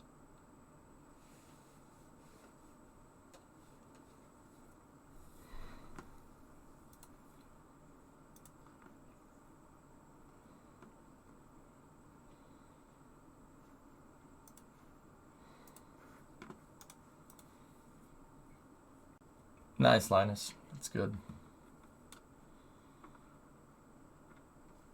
All right, I'm going to take a break here for a second. Trying to pace myself. Weather right now at Starbase. Over to you, Sawyer. Not in the field at all. Thanks, Ian. Currently have my thermostat set. Oh, you mean out there at Brownsville? Oh yeah. Not the in your house. That's I'm joking. So right now it's looking really clear from what we've heard from everyone down there. Crazy amount of stars in the sky visible. Currently about 63 degrees Fahrenheit, which is 17 or so Celsius. The gusts on the ground are about 18 miles an hour at their strongest, or about 30 kilometers per hour. So besides the fact it's probably humid out there, the biggest concern still remains, as SpaceX has pointed out on their Twitter, the potential for strong upper-level wind shear. So basically very fast winds over 100 knots plus, going in basically the wrong direction that could push Starship as it flies up. But the ground weather, thankfully, looks beautiful. Back to you. Thank you, Sawyer. And now back to Ian in the studio. Wait, I'm announcing myself. I don't think that's how it works. Speaking of sunrise, it is weird. I am seeing sunrise right now in Pennsylvania. Man, that is weird. I'm usually never up this early. And on to some more questions. Astro Player, I'm going to send this one over to Adrian. Adrian, do we have any concrete numbers on how many engines on Super Heavy, I assume, can fail and still allow the vehicle to reach orbit? So any concrete numbers on this, or any guesses from you, maybe? So it's complicated. The answer is the later in the flight, the more engines you can lose. The problem is it's not always clear. Based on what Elon said in the past, we would expect some engine out capabilities out of Super Heavy, which seems like a thing they wanted in this design. There's a difference between you lose an engine right at liftoff, which is bad because you lose that engine all over flight, or you lose an engine 10 seconds before MECO. So it's not really linear when you would lose an engine and what that would mean and has implications on your flight. So yeah, it's hard to answer as long as SpaceX doesn't give us detailed overviews when they can actually lose engines. I'm sorry. All good. Thank you for that insight there, Adrian. And then, yeah, maybe, well, hopefully we don't find out that number during flight today, but it would not be surprising, see an engine or two fail on ascent. Again, Raptor is still a relatively young engine in its development cycle. Of course, it has flown. It does have a bit of flight history, but Raptor 2 has not flown. And Raptor, even during the last few flights of the test flights of Starship, it did have some issues reigniting for landing. So definitely will be something to watch out for today to ensure all 33 engines ignite and ramp up to full power on the pad. So that'll be something to look out for. Discovery, go at throttle up. Sawyer, I'm going to toss this question to you. What would happen if someone violates the splashdown and reentry zones once the launch has already happened? So is it kind of just a free-for-all at that point, or what do you think they would do in that situation? In that situation, you are going to get in a lot of trouble from anyone on the ground, in particular the Coast Guard. But most of the time, the way that the keep out zones I muted myself. Is talking that to the wall over as long here. as Sorry you are about in that zone at T0. 16th Apr, I said thank you for the 12 months. I do appreciate it. My pleasure. Did I see the Twitter interview? No, I didn't. But yeah, no, I didn't. Sorry about that, guys. Yeah, starting to get tired. That you wouldn't be in a crazy amount of risk or danger. So that's kind of built into those flight restrictions and keep out ranges. And also, shout out to the person who asked that question in New Zealand, who's a good friend of mine, Alex. Oh, very nice. Now, if you just saw a pop-up come up into the upper right corner there, look at that. A Starship full stack plushie. That is one of the newest things at shop.nasaspaceflight.com. So we now have orders open for the Starship full stack plushies. Now, of course, if you might remember, about a year ago we did do Starship plushies where it was just the Starship itself. Now we've gone ahead to celebrate the occasion. That actually is really cool, man. And a super heavy booster. And look, you got all 33 engines in the booster, all 6 engines. Actually, if they can nail the SEP, of course, if they can nail the SEP off the pad to make your own full stack, which that is hilarious. I'll be like, I love it. you know? These make, of course, great decoration pieces, great for beds. Also, in my experience, great dog toys. Dogs really do love these things. So you can head over to shop.nasaspaceflight.com. It's right there on the front page to get your own full stack Starship plushie. So super exciting there. Be sure to celebrate the occasion there. And those will be coming out very, very like soon. Big, so dude. be sure to stay on That's the a meter there. tall. That's and really of course, nice. we do have our metal prints. We have tons of full stack pictures from the metal prints are dope. I'm not gonna lie to weather, you. Every I have a couple sunset of those. you could possibly imagine. Those are sweet. And of course, Thank some you, Starship pictures as well. I've got a metal print in my dorm, and it is some excellent decoration, if I may say so myself. So head on over to shop.nasaspaceflight.com. We almost ran out of breath there. And pick up your Starship full stack plushie today. Well, like, don't get me wrong, dude. NASA is involved with this. NASA is contracting a Starship variant called HLS to land on the moon. The Artemis 3 mission that's going to happen probably sometime, I don't know, 2025, 2026, is going to use a Starship-derived lander to get people back to the surface of the moon, first time since the Apollo program. So NASA does have a stake in this, absolutely. But this particular launch right now that we're going to see hopefully in about 3 hours is an internal SpaceX mission. NASA is not involved here. But, you could say NASA Starship. That's fine. But if you say NASA Starship, people will assume you're referring to HLS, the NASA SpaceX lander for the Artemis missions. Just something to consider. So, you're not entirely wrong saying NASA Starship, but yeah, that's SpaceX. Hey, Dragon, what's up, man? I am so excited. It's beginning to really set in right now. We are about to see the first ever full flight of Starship. I really can't put it into words. It's the same kind of level of excitement that I had for Artemis 1, where I'm just like, it's here? It's happening already? Why? How did this happen all of a sudden? It feels like this just came up out of nowhere, and I am so excited to see this thing fly. Sawyer, I'm sending it over to you, Sawyer, with the excitement predictions. How are we doing over there, Sawyer? I mean, it's... yeah. Yes, words. Right. Hard. That's how you know the excitement is real. If I'm struggling for words... but in all seriousness, the excitement is absolutely off the charts. We are looking at history on our screen right now, and we are potentially under 3 hours away from the most powerful rocket taking off. And keeping in mind that this is the vehicle guaranteed that will get humans back to the moon. That is part of Artemis 3's plan, is to use Starship to put people on the lunar surface for the first time in more than 50 years. That just blows my mind, and all of that starts with this launch right now. Very well said, Sawyer. And thinking about it now, we had the flight of the two main... We're gonna, if this happens right now, we're going to have the first flight of the main two Artemis rockets within 6 months of each other. That is ridiculous to think of, that it's all just happening so quick now, and it's just... It's getting started. We're just getting started right now. And it's 8 a.m. Central. What's also crazy?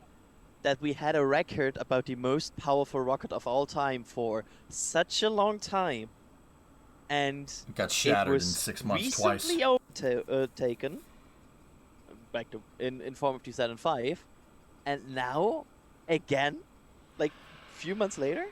Yeah, not only 6 months from the vehicle, but 6 months from Artemis 1 setting that record, and now it's about to be reset again. Yeah, I can also Not only report, by the reset, way, but almost people doubled. are basically crowding into Isla Blanca Park. The cars are still coming in. Everything is filling up. I'm seeing cars moving. 16th Sierra, I've been watching your channel since Boca Chica was just a sand dune. Crazy you're here watching this now. Yeah. Yeah, it's nuts. Well, hey, I don't think I've seen you around before, but hey, I do appreciate you watching all this time. Thank you. Yeah, it's nuts, right? Part of it, like, kind of want to go back to watching the daily Starbase videos, but NSF didn't want to do daily stuff anymore, you know, so they do the daily updates from time to time. But that was a good time, dude. Watching like the trucks go in and out every day. I love doing that. Won't there be 2 lander options? Eventually, Forlorn. NASA wants redundant dissimilar architecture for the landers. But HLS will be used for the Artemis 3 and potentially the Artemis 5 as well. So there will be at least 3 SpaceX lunar landers. And then after Artemis 5, they'll use a plethora of landers. Did you see the video from Trevor Malman on Twitter of the Raptor TVC actuation? What, that one? Yeah, Matthew. 15 degrees of gimbal on 13 engines is just kind of absurd. If Starship launches, how far do you think they get into flight? 95, if this thing makes it off the pad and they can cleanly ignite 33 engines and then separate 20 hold down points correctly, I think it'll make it into space, to be honest with you. Yeah, I think it'll make it.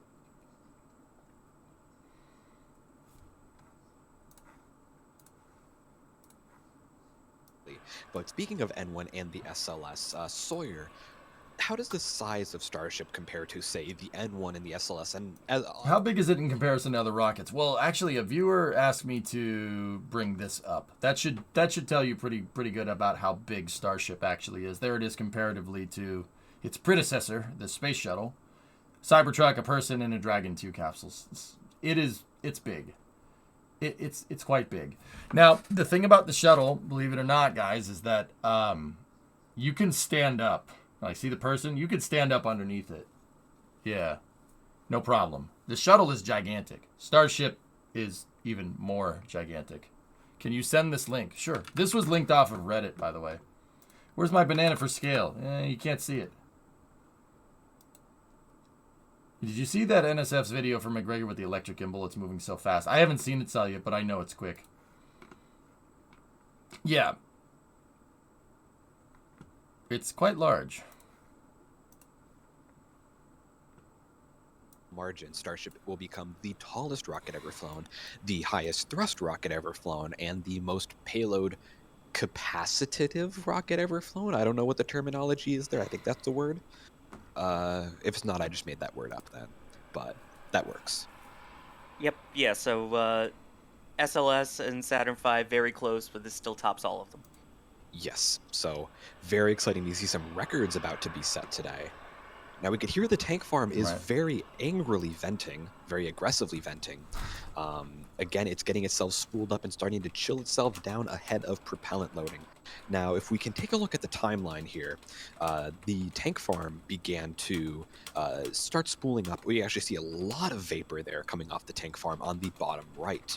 I believe, Adrian, is that the liquid oxygen side we're looking at on the right side? Yeah, you can perfectly see it right now. The liquid oxygen subcoolers are on. You can see now how there's a stream of condensation almost raining down from them on the right side of the tank farm, which is very good. Like, they are really conditioning this right now to be in an optimal state where they can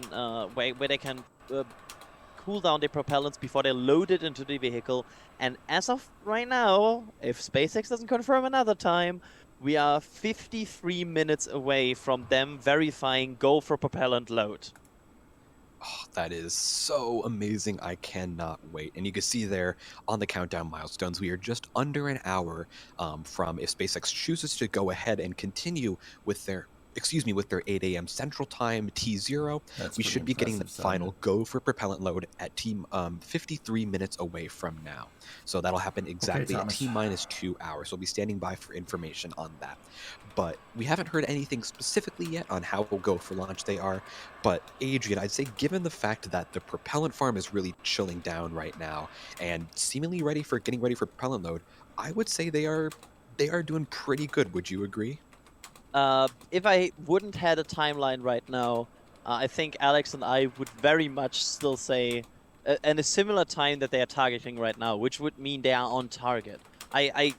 This fits with what we would expect at this point for them. The last final step that they usually will do before propellant loading will be where they start to purge the lines and get the lines ready and reconditioned. That will be starting things like, for example, the pet vent that we have seen before, where there will be almost a waterfall of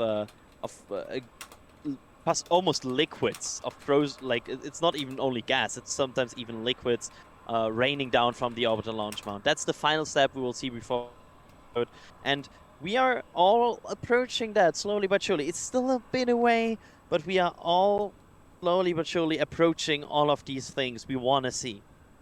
Yes, I am. It's so exciting that we're actually seeing these milestones coming on time. This is just so amazing and so exciting to see this all happening all at once, really. It's like I said, it seems like it came up out of nowhere, but it is so exciting to be seeing this. Discovery, Gonna run through some support from some very generous people. Connor G saying they have been following since the beginning of Starhopper construction. Man, that's a throwback way back to late 2018. I remember that, Connor, too. I think so, they're Adam. so excited and they're pretty good saying about thanks this, for all the great coverage and hard work. But then thank again, you, my Connor. gut We feeling, appreciate that. my gut feeling and means thank nothing, you for your support there as well. Who knows? We have a ton of new memberships coming in, so thank you to everyone for supporting in that way. Thanos Panda here saying they've been watching our streams since SN5. Starship has literally changed their life. Godspeed, Starship, and good luck, SpaceX. Well, thank you very much, Thanos Panda. Great username there, and enjoy the show. Andy Y here showing an immense amount of generosity with a $100 tip. Thank you so much, Andy. We appreciate that so much. Andy Y. I thought he said Andy Weir for a second. I'm like, wait, what? Really? I could not agree more, Andy. And yeah, thank you, Andy, for utilizing the tips function. Tips.nasaspaceflight.com is a great way to directly support the work that we do. So thank you to everyone who's using the tips feature there. Your messages, of course, will be showing up here in the queue alongside everyone else's. It feels so crazy, Ian, because this launch date feels like it came out of nowhere, right?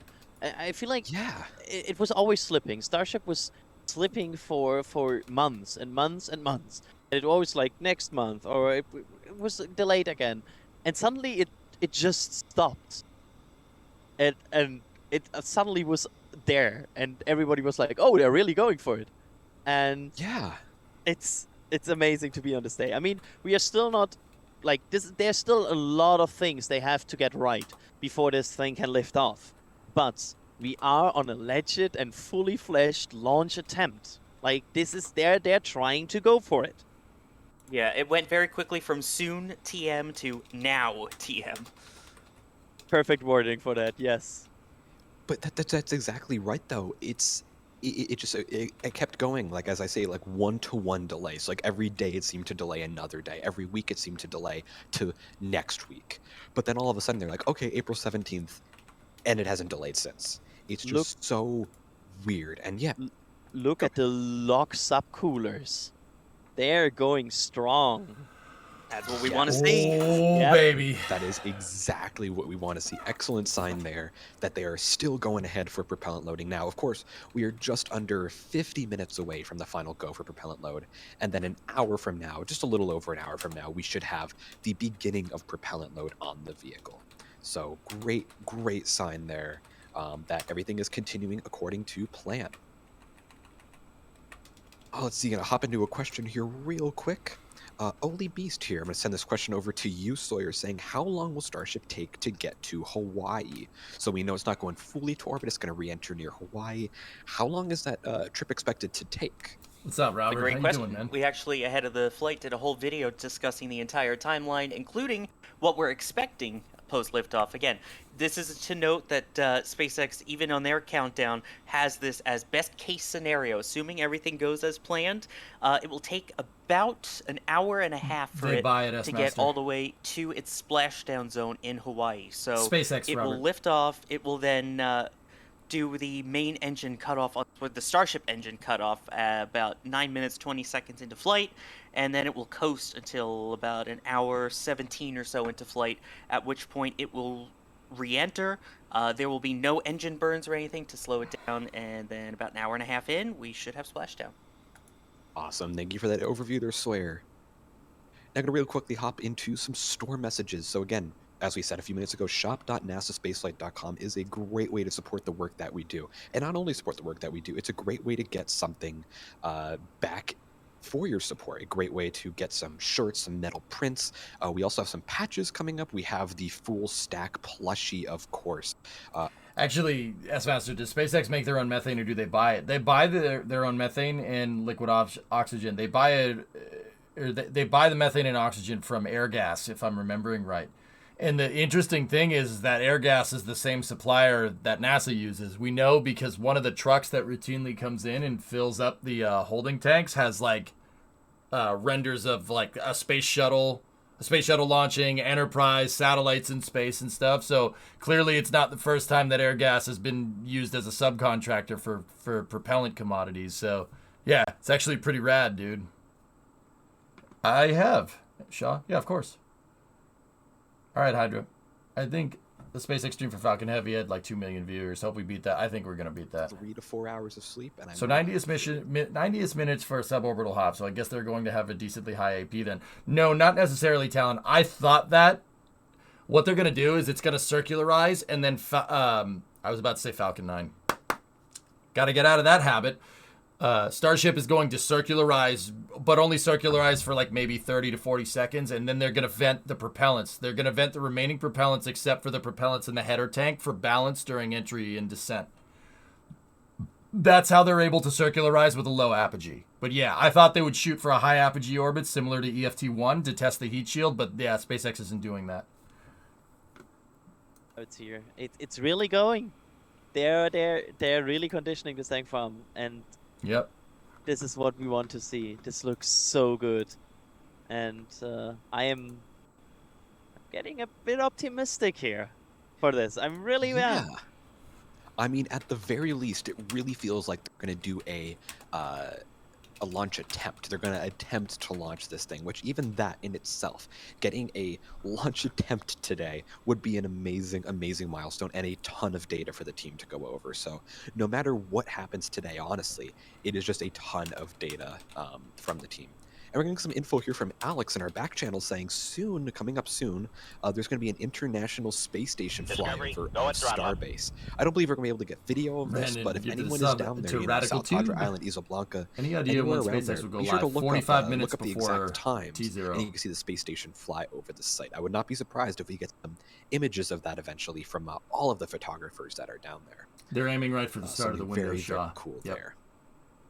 Cosmic Mustache here has sent a $50 super chat. Thank you so much, saying they've been watching since before we've known water towers could fly. Thanks for the journey, fellas. I'm just being quiet here. I'm trying to pace myself, honestly, because if this thing flies, this stream could. If this thing goes, this stream could last a little while. So I'm trying to let Ian and Alex and Sawyer do the talk here. Do the talking. I'm trying to let them do the talking. I have a feeling that our normal start time at noon might get a little bit messed up. You know. Oh, damn lazy strimmer. All right, here. Hold on a second. Brandon, thank you for all the subs, dude. Thank you for gifting all the subs. I really appreciate it. But yeah, I'm trying to pace myself here. I could sit here and talk till I'm blue in the freaking face. It would take a while, but I could do it. But I'm trying to just only trying to manage expectations, you know. Mab, what's up, bro? 47 months. Hey, Mab, if I put this in the gas tank of my car, will it go faster? I mean, it says nitrous, you know.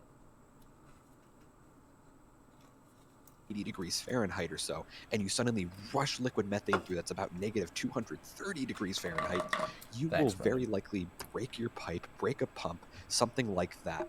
And you do not want to damage your tank farm. So what they do, they slowly start trickling liquid nitrogen in there, then start speeding up and more liquid nitrogen until it is chilled down to cryogenic temperatures. So that is what they're doing there to avoid thermal shock. Fun little structures, side fact there.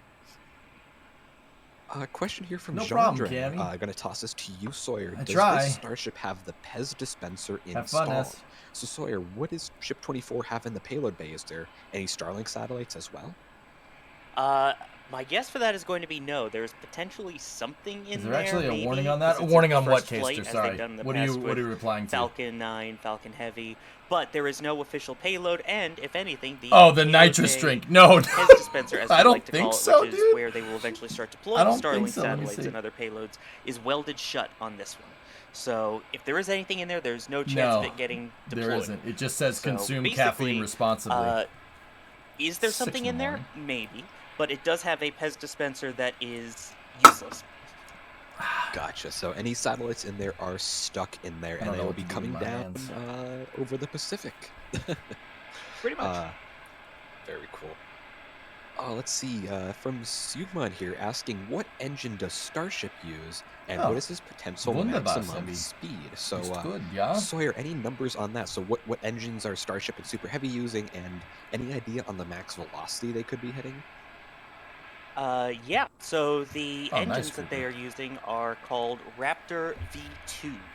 So the obviously they've had the Raptor V1s. This is Greg, the what's up, second man? version of that. Oh, As damn. I mentioned, burn Stig. the liquid Thanks, oxygen buddy. and the liquid methane. So there's two different kinds. There is the sea level engines and the vacuum level engines. So I guess it kind of depends on which one I you're don't talking think so, about. Sierra. But, No, not on this one. Basically, you're talking, I believe it's 500,000 pounds of thrust for Raptor 2. So right. it's, and add 33 of those underneath it, I might add, by the way. So it's going to get you going quite fast. Yeesh. 33 engines, and we've talked a lot about records as well. Another record that's about to be broken is the most engines on any rocket ever. So the previous record was the N1 with 30 NK-33 engines. Of course, they did run into some issues with that.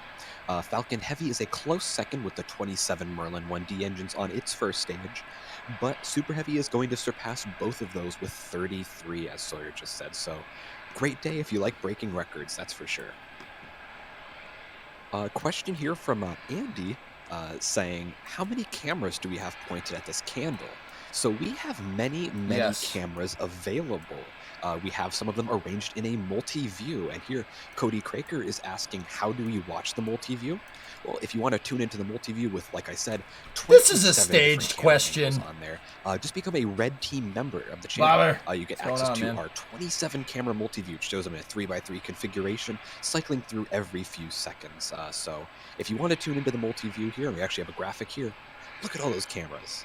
Now it cycles through those 9 cameras every few seconds. You get a ton of different views all around Starbase. If you don't want to see just the single camera we have on the right side of the screen here, why not multiply that by 27 and get 27 different camera views? So great way to support us, becoming a red team member, and you get access to the multi-view, which we talked about earlier. We have our own internal multi-view for bug fixing cameras, getting an idea of what every camera is looking at, and that's legitimately the only one that I look at anymore. I don't look at Starbase Live. I'm always looking at the multi-view. So highly recommend it. Again, red team membership or above, you get access to the multi-view.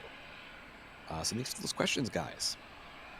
Now, Adrian, I'm going to actually toss this question to you real quick. So Tim here is asking, what is the reason that SpaceX is not trying to catch the booster with chopsticks on the first launch attempt? So we know they're landing out over the Gulf of Mexico.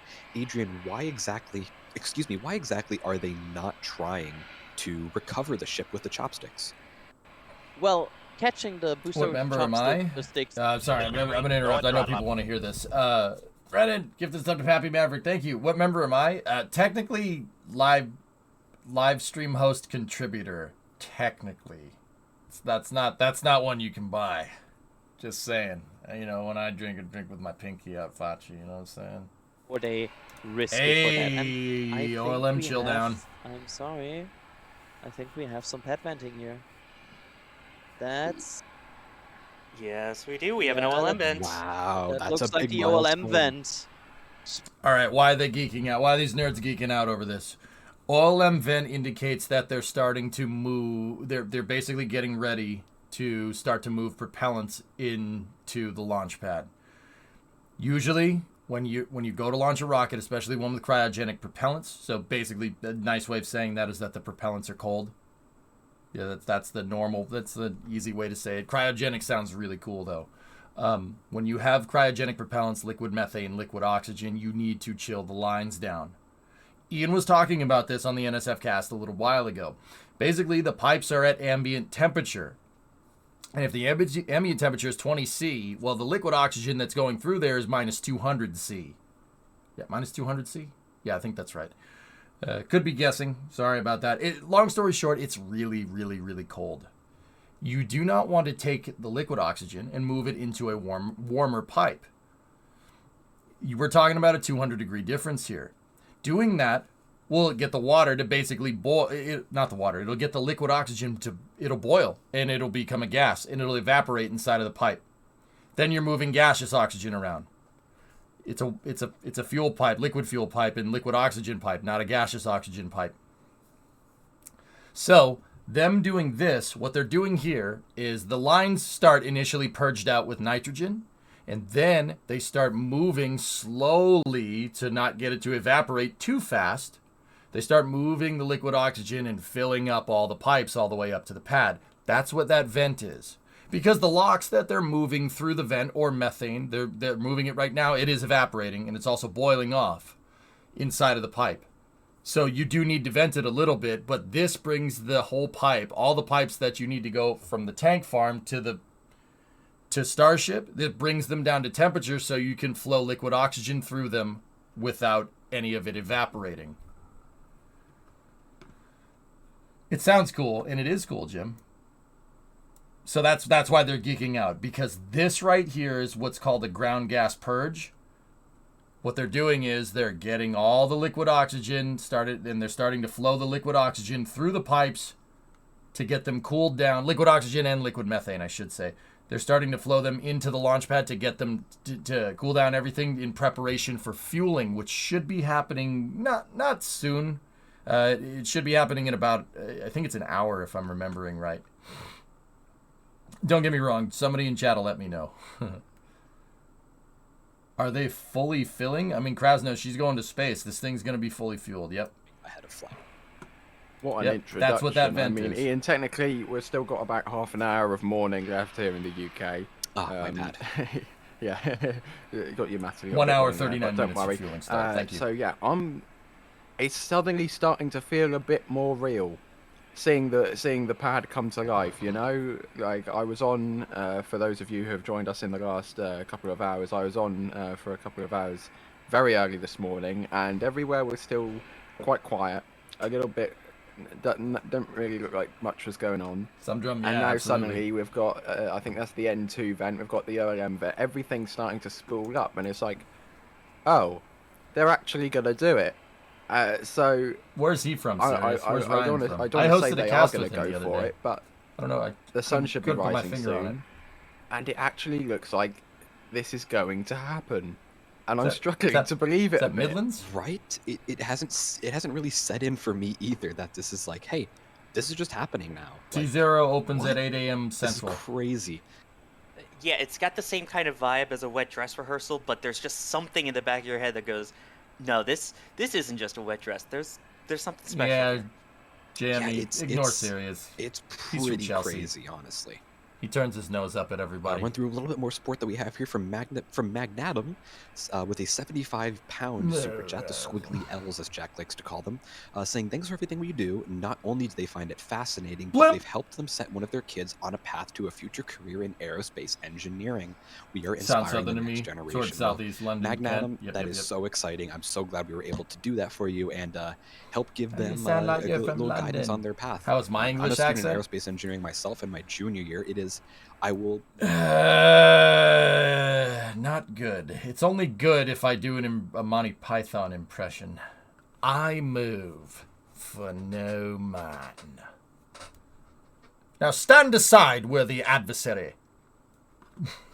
Other than that, I just end up combining like 4 or 5 different accents together and pissing everybody off, which is kind of funny. That's funny to me, but also, yeah, no. Actually, real quick, they're saying, what color will Super Heavy's flames be? So what color will the exhaust be, Sawyer? What are we expecting? Well, I guess in the intro we have the shot where it's orange. In this It's case, orange! It'll start orange and then it's blue.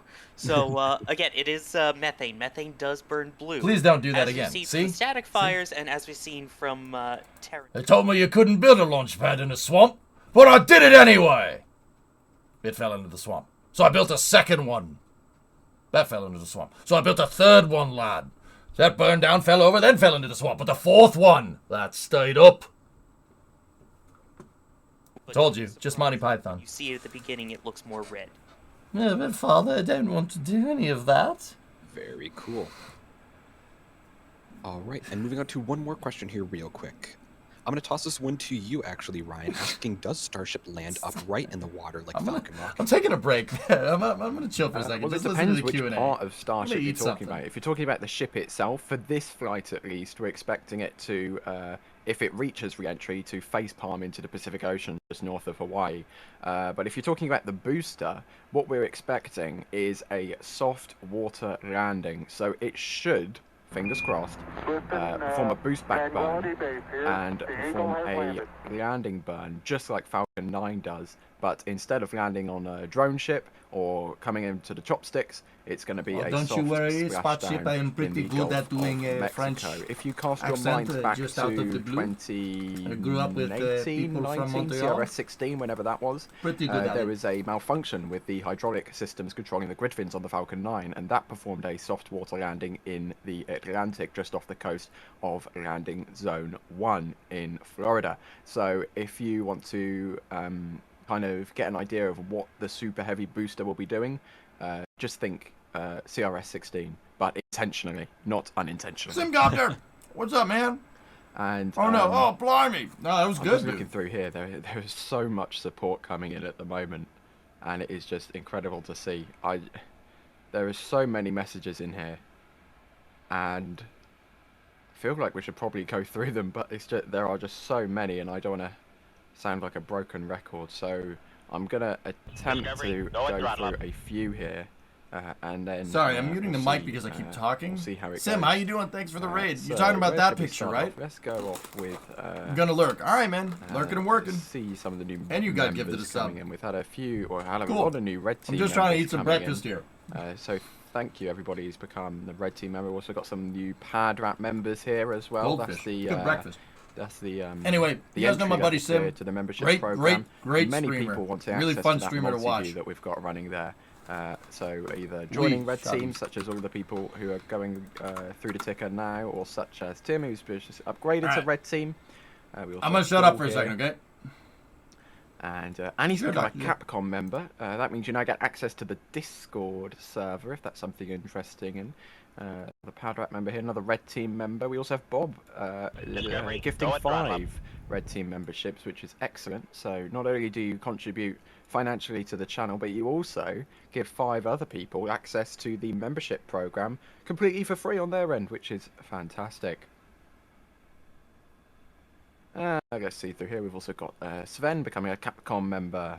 Oh, I just lost my place. Where was I? There we go. There's Sven becoming a Capcom member, and a red team member, and another red team member, and another red team member. Yeah, many different people joining the membership program. I'm going to try flick through these on screen whilst we keep talking here.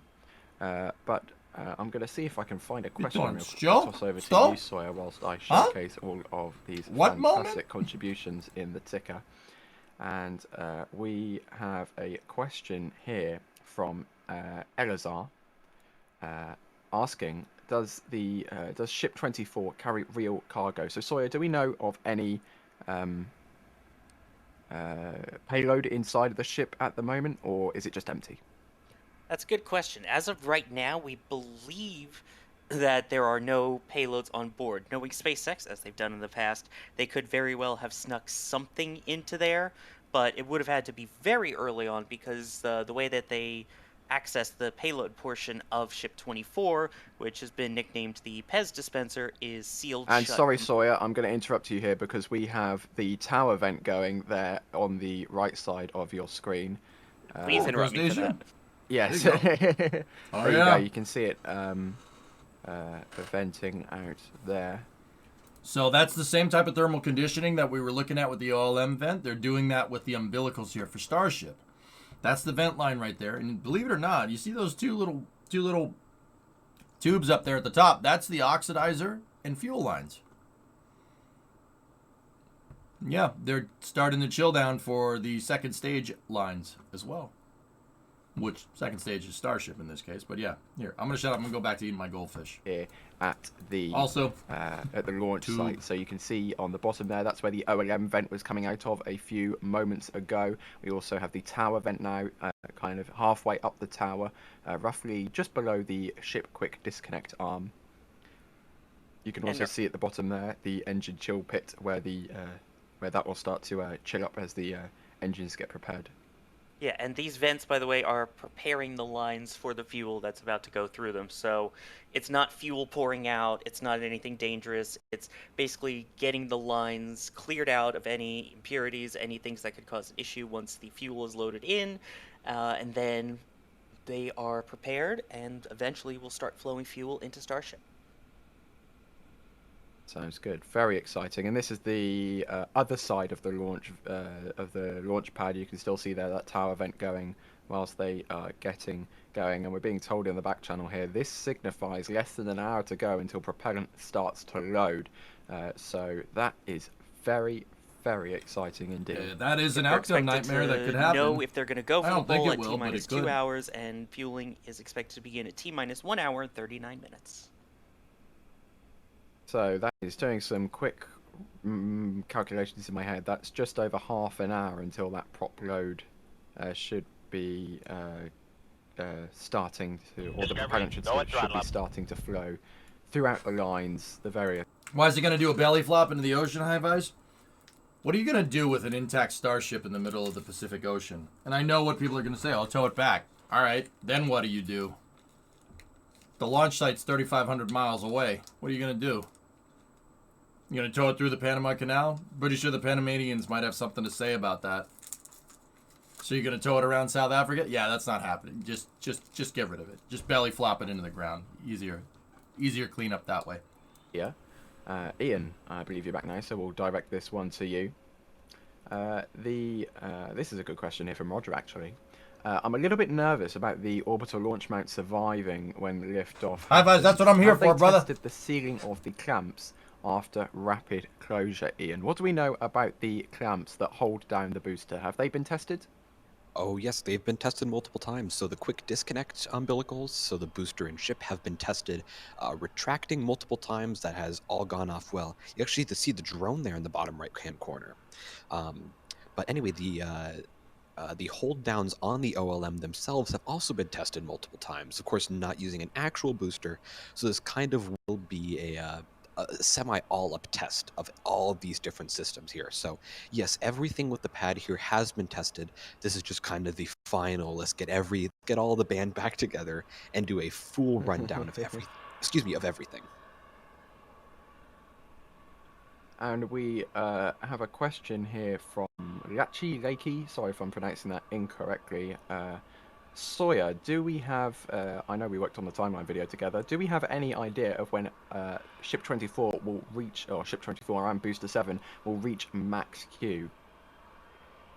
That's a great question. Again, according to their best case scenario timeline, meaning that this could change, especially since it is a test flight and the first flight, they're expecting max Q around 55 seconds into flight. For comparison, for a Starlink Falcon 9 mission, that's typically about T plus 1 minute and 16 seconds into flight, sometimes T-minus 1 minute, 10 seconds, depending on the orbit it's going into. So about 15 to 20 seconds sooner than we would see typically on a Falcon 9 launch. And for those who are unaware, this is a major milestone in the flight itself, because max Q is when the vehicle is experiencing the most stress on it. For me, that's usually just when I'm trying to do taxes, but that is the peak aerodynamic stress on the rocket itself. So that's when it's going through the most forces, and making it through that would be huge. I'm just going through here with the members. So many people have become Red Team members this morning in Starbase.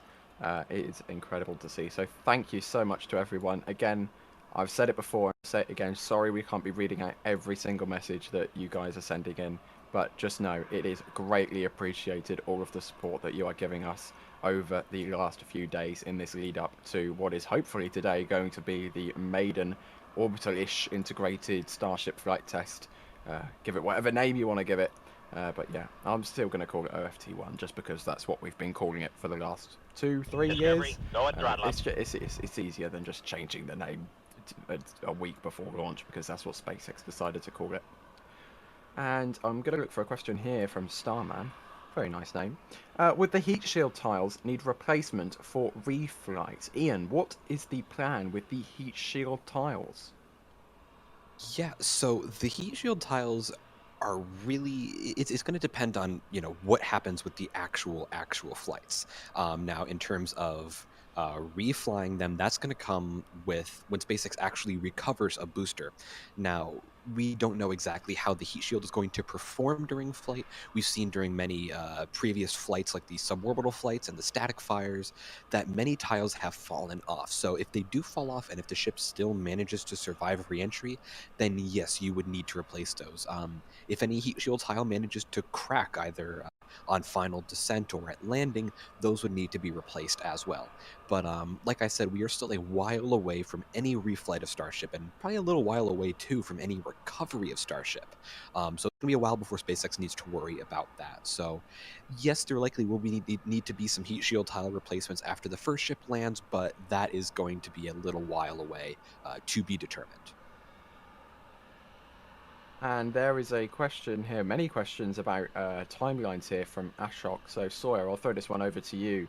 What is the duration of the test flight? How long is Starship in orbit? Well, on its trajectory to Hawaii. And at what time will the ship and the booster splash down? Sawyer, give us some timeline details.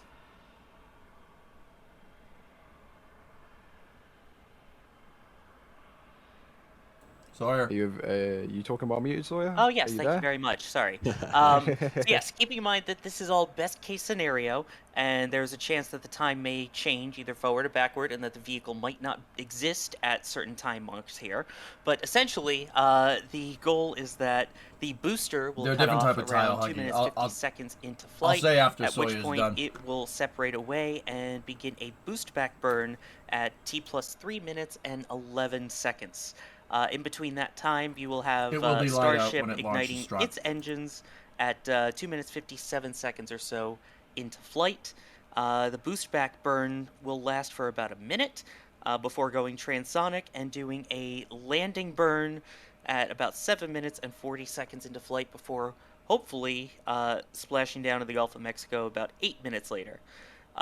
Starship's engines will fire until about T plus 9 minutes and 20 seconds into flight, at which point it will coast for quite a while until we get to re-entry at T plus 1 hour and 17 minutes or so. And a reminder, there is no landing burn for Starship. It's just the trajectory it's on will have it re-enter. It's expected to then go transonic below the speed of sound at an hour 28 into flight, with splashdown near Hawaii an hour and a half after liftoff. That's brilliant. Thank you, Sawyer. Aaron Hyde has a question here. Where... Okay, what were you asking? Okay, Huggy, the tiles. So, the tiles are, I mean, okay, so first of all, Starship is not nearly as complicated of a shape as the Space Shuttle is.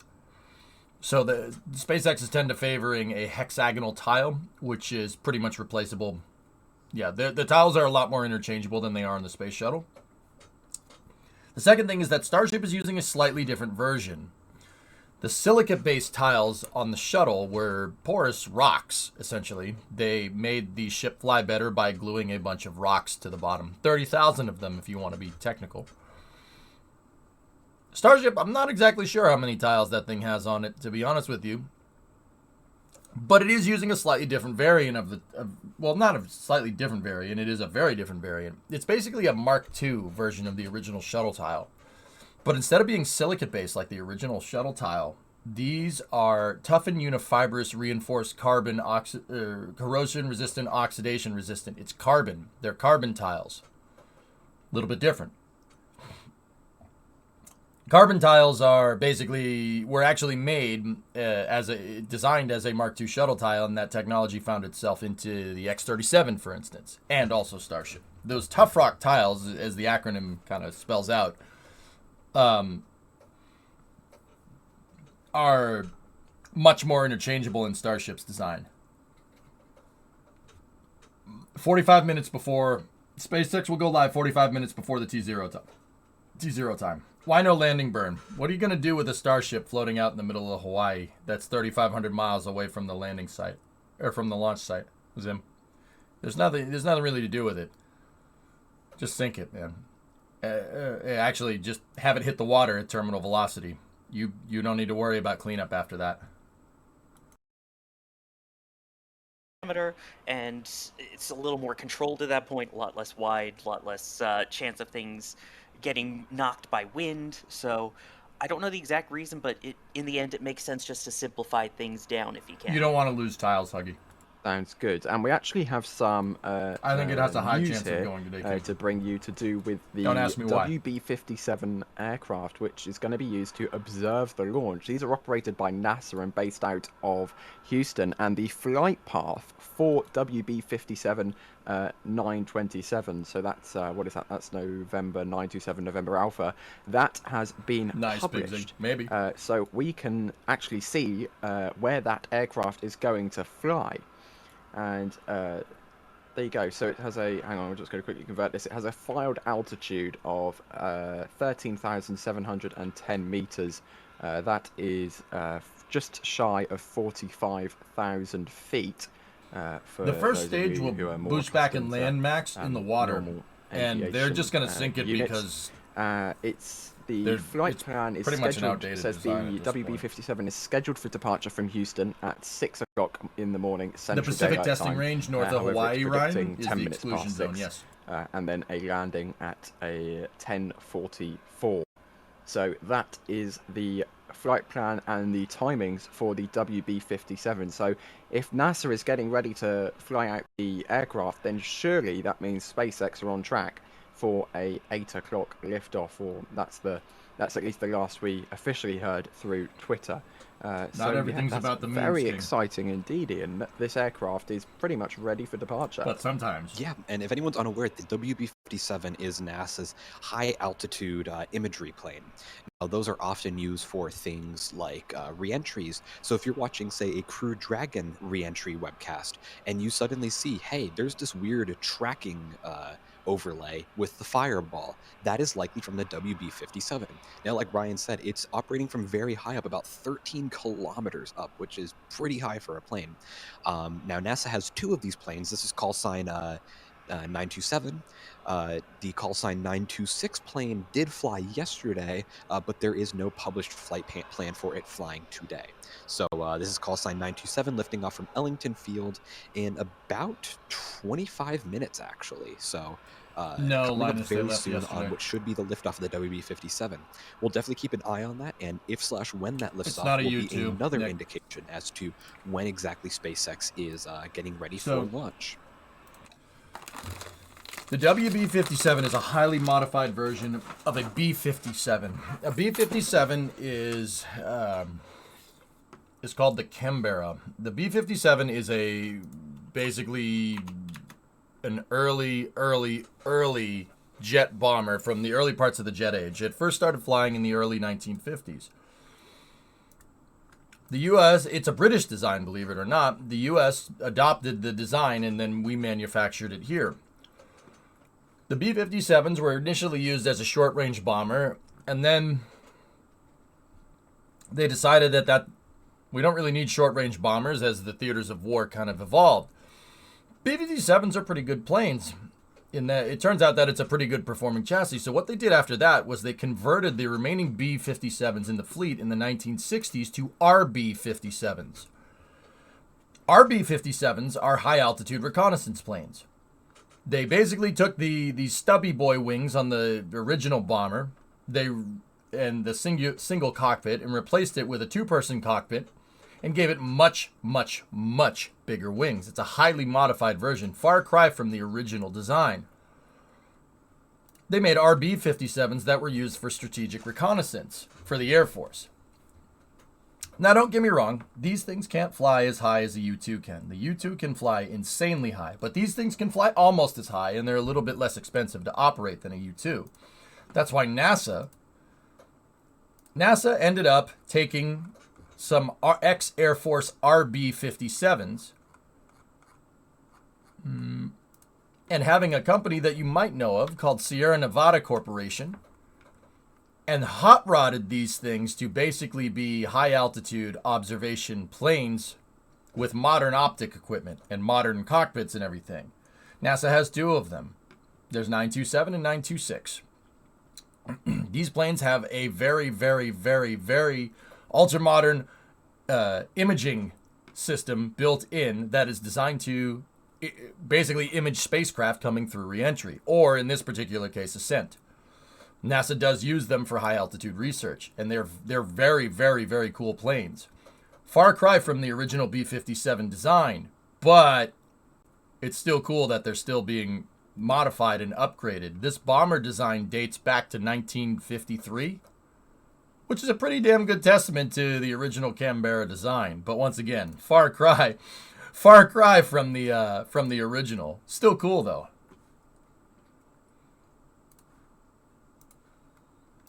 Potential T0 time. It is very, very exciting. There's a question here.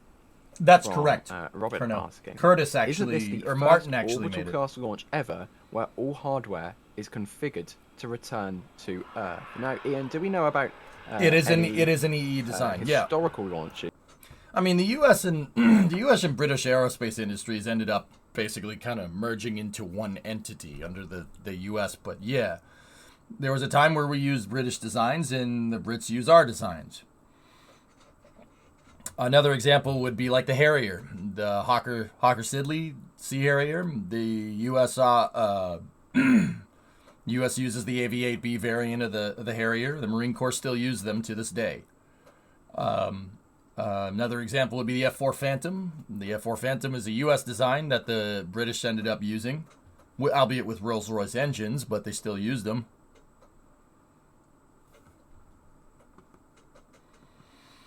Are there any original parts off of the NASA planes? The airframe, hand, sure. No, I haven't, Lemprod. Indeed. Now, Sawyer, what do we know about these ships? The Harrier JME is up there.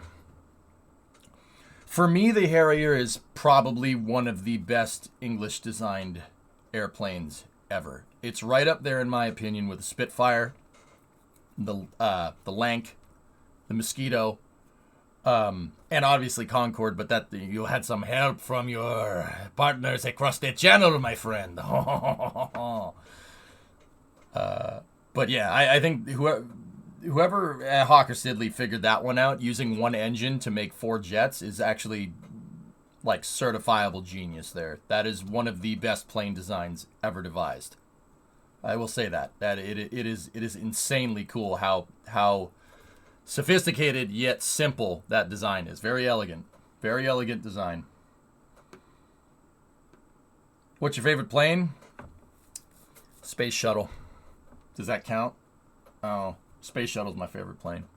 Say, Starship's a bit bigger than millimeters. We're talking kiloliters, perhaps? I don't know. Certainly liters, not milliliters. Ian, do we know how much fuel can physically fit inside of both the booster and the ship? So the full propellant load on Starship for I believe this It's is the up there, full Spark. stack is 1,200 tons. Now I am Do way else. too hyped up on adrenaline to do any density calculations. But if anyone would like to do that, it's near 50-50 split of methane and oxygen. That'll get you close enough. Do some density calculations there. I am not in the mental space right now to do that. So if anyone does, that'd be great. But yeah, about 1,200 tons combined propellant of methane and oxygen.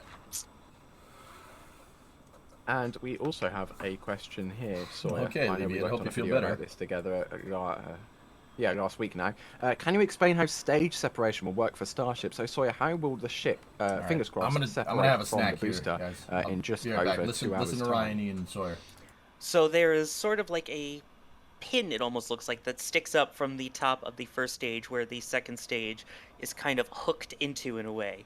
Once the engines shut down on that first stage, it's going to use good old gravity to kind of help it separate and centripetal force. So basically it's going to give itself a little bit of a spin, and that force will help separate it away. This is very similar to what SpaceX did with the Starlink V1s and many of the V1.5 satellites, in that there would be a bar that kind of holds them in place. They would start spinning it, and then the bar would release, and all of the individual And Starlink I think that's satellites another would fly out. OLM vent we can see there, Sawyer. I'm not sure. Is that another OLM vent?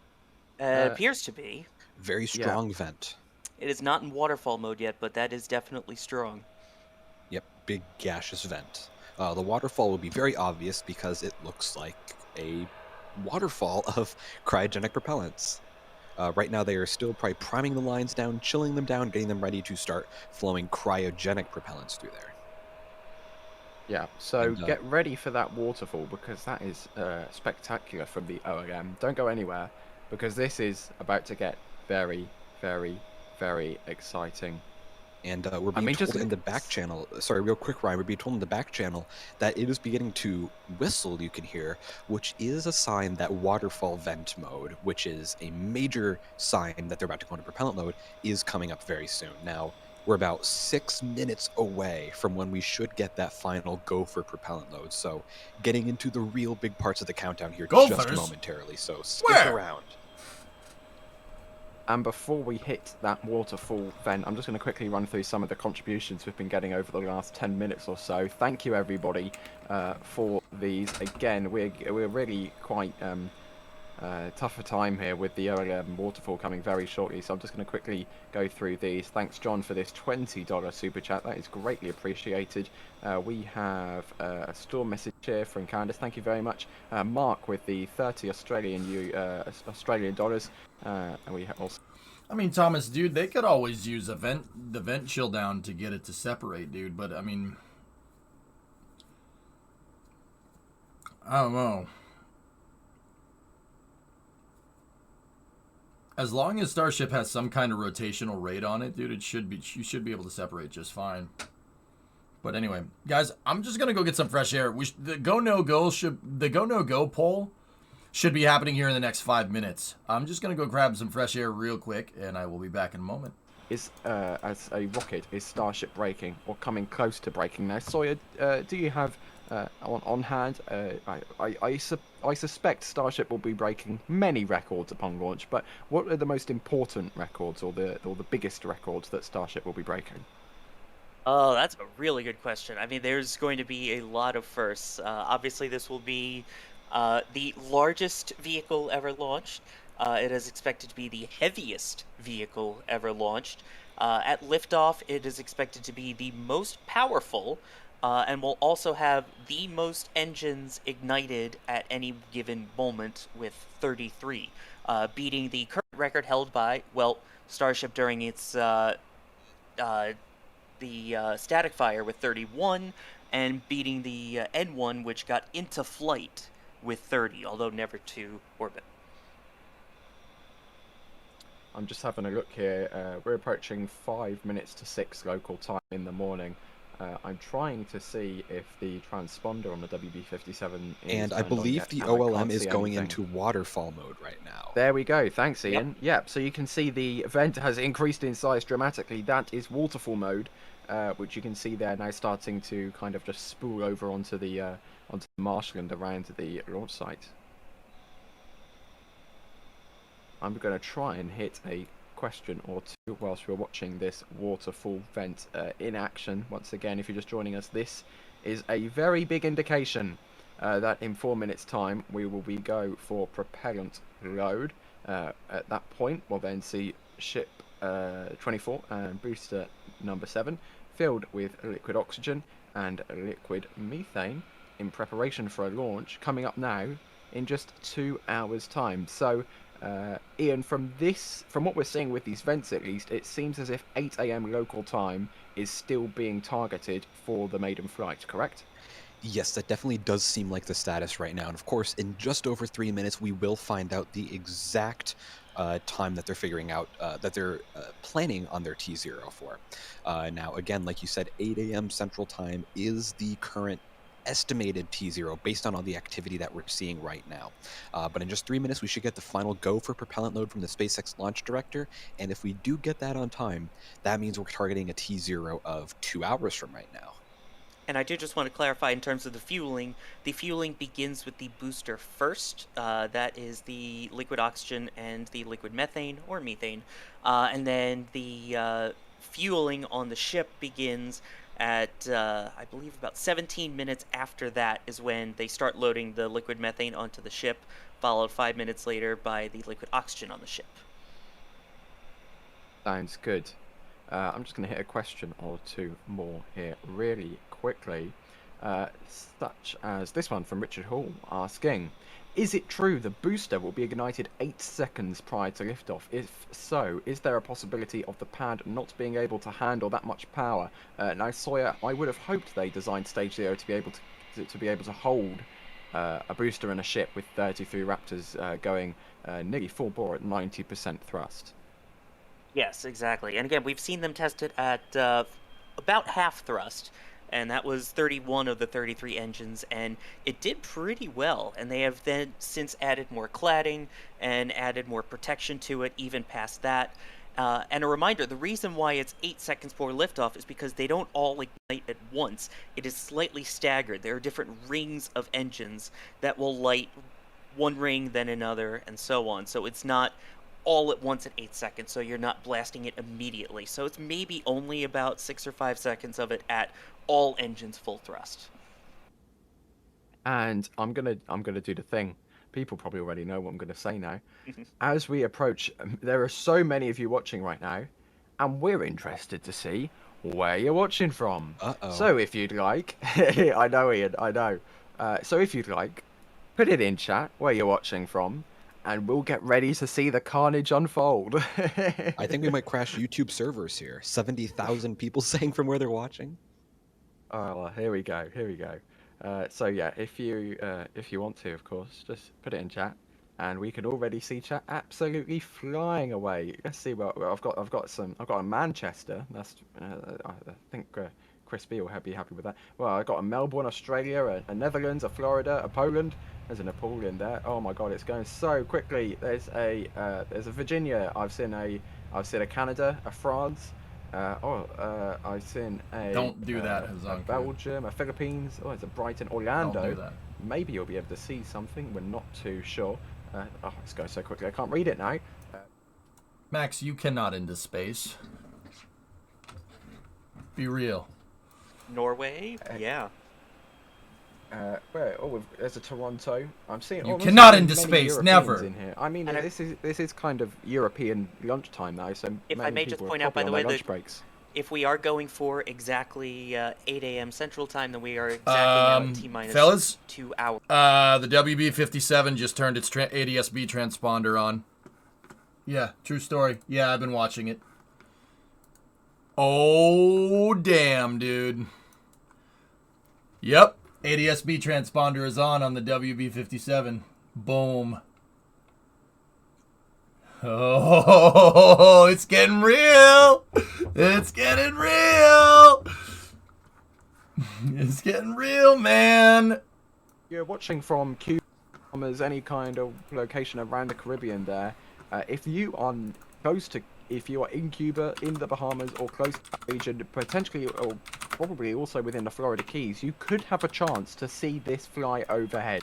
So at, I'd say probably about, Sawyer, what do you think? Maybe T-minus 2, 3 minutes, 4 minutes, 5 minutes? Keep an eye out to see what happens. T plus, yeah, after the, but potentially along the west coast of Florida as well. It will be flying over the Gulf, so it's worth keeping an eye out. And I do want to point out, you can see in this picture here, Yes, the methane subcoolers are getting frosty. That means they are getting super cooled, so we should be close to start seeing those propellants flow into Starship very soon. Yeah, Brad. Sawyer, just to jump in here real quick, we have confirmation that WB-57 is on its way. Its transponder is turned on at Guess what I just Airport typed to in Houston. NSF? It's pushed back, not pushed back, it's taxied out from the ramp, and it's currently going along the taxiway. It looks as if it's going to be landing on the north-south runway. 7-month resale. South runway at Yeah, that was me. The back channel. The back channel was me watching ADSP. SQL, or even before thanks for the sub, dude. A little bit of a taxi route to go, but it's not. Oh, hey, far. EJ's useful for once. You shut your fat freaking mouth. An hour or so to get down to Boca Chica. It's quite a flight from Houston all the way down to the. Now you know what we border, feel like when you read our comments. Yeah, but want to get chat. get down there a bit of time this way just to be safe. I'd say about like an hour and a half probably. Okay, however, all right, do that's have fair. An estimated return time of around 10:40 a.m. Central. The ADSB transponder. It's basically you transponder to tell the tower, or well, tell what you are basically. Are just. Oh, actually, I think I may have been incorrect there. The WB-57 is now going horizontally, so it might be going to a different runway. So this might mean it's taking off sooner than we thought. But anyway, and for those who extra are unaware, confirmation. For those who are unaware, by the What a way, word. the Sorry, I'm Noah getting a little Dropset is hyped a up, dude. high-altitude airplane that's used for imaging. So if you've seen any of the crew capsule returns from... it would be N927NA is the tail number. See? November 927, November Alpha.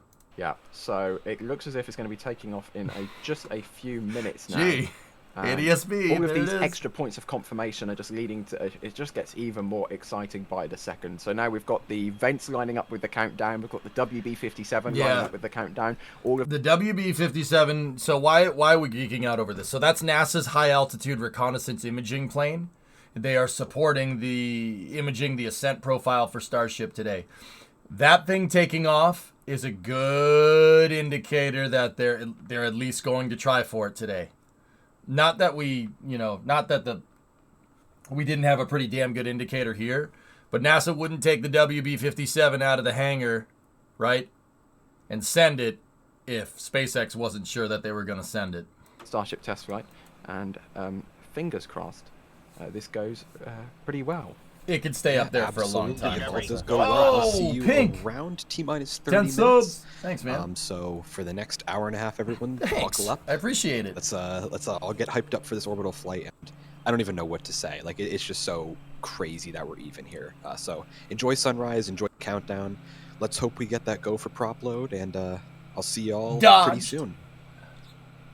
And Thanks, coming Ian. in Ian's place, we have everybody's favourite on-site German. We have an Adrian Beale joining us from Jawohl. Starbase, or you're not actually at Starbase because you're not allowed to be at Starbase because there's a Thanks, a Ian. hazard zone. Very cool. But you're just a little bit further north, aren't you, Adrian?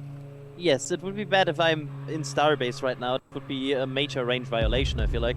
No, I'm in South Padre Isle. friend. I'm watching from a good chunk away, but yeah, it's really we are going forward. I mean, we're still lacking the confirmation if they are really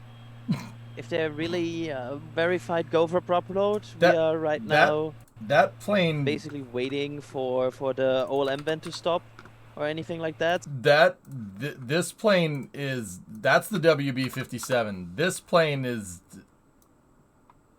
not NASA's. This plane. this plane. Ragfear, thank you for the thanks for the bits, man. That's not NASA's plane. I don't Discovery, think, go Fran. and throttle up. Blue Adder with the 22. I don't think that's NASA's plane, man. You know what the funny thing is? Elon owns a Dassault Falcon. Not kidding. But come on, if you were a millionaire and had your own private jet, wouldn't you do that? What do you want to call the company that's the holdings company for your jet? Call it D's Nuts LLC. Why not? Like, I'd do stuff like that. That's really funny, actually. Oh, my goodness.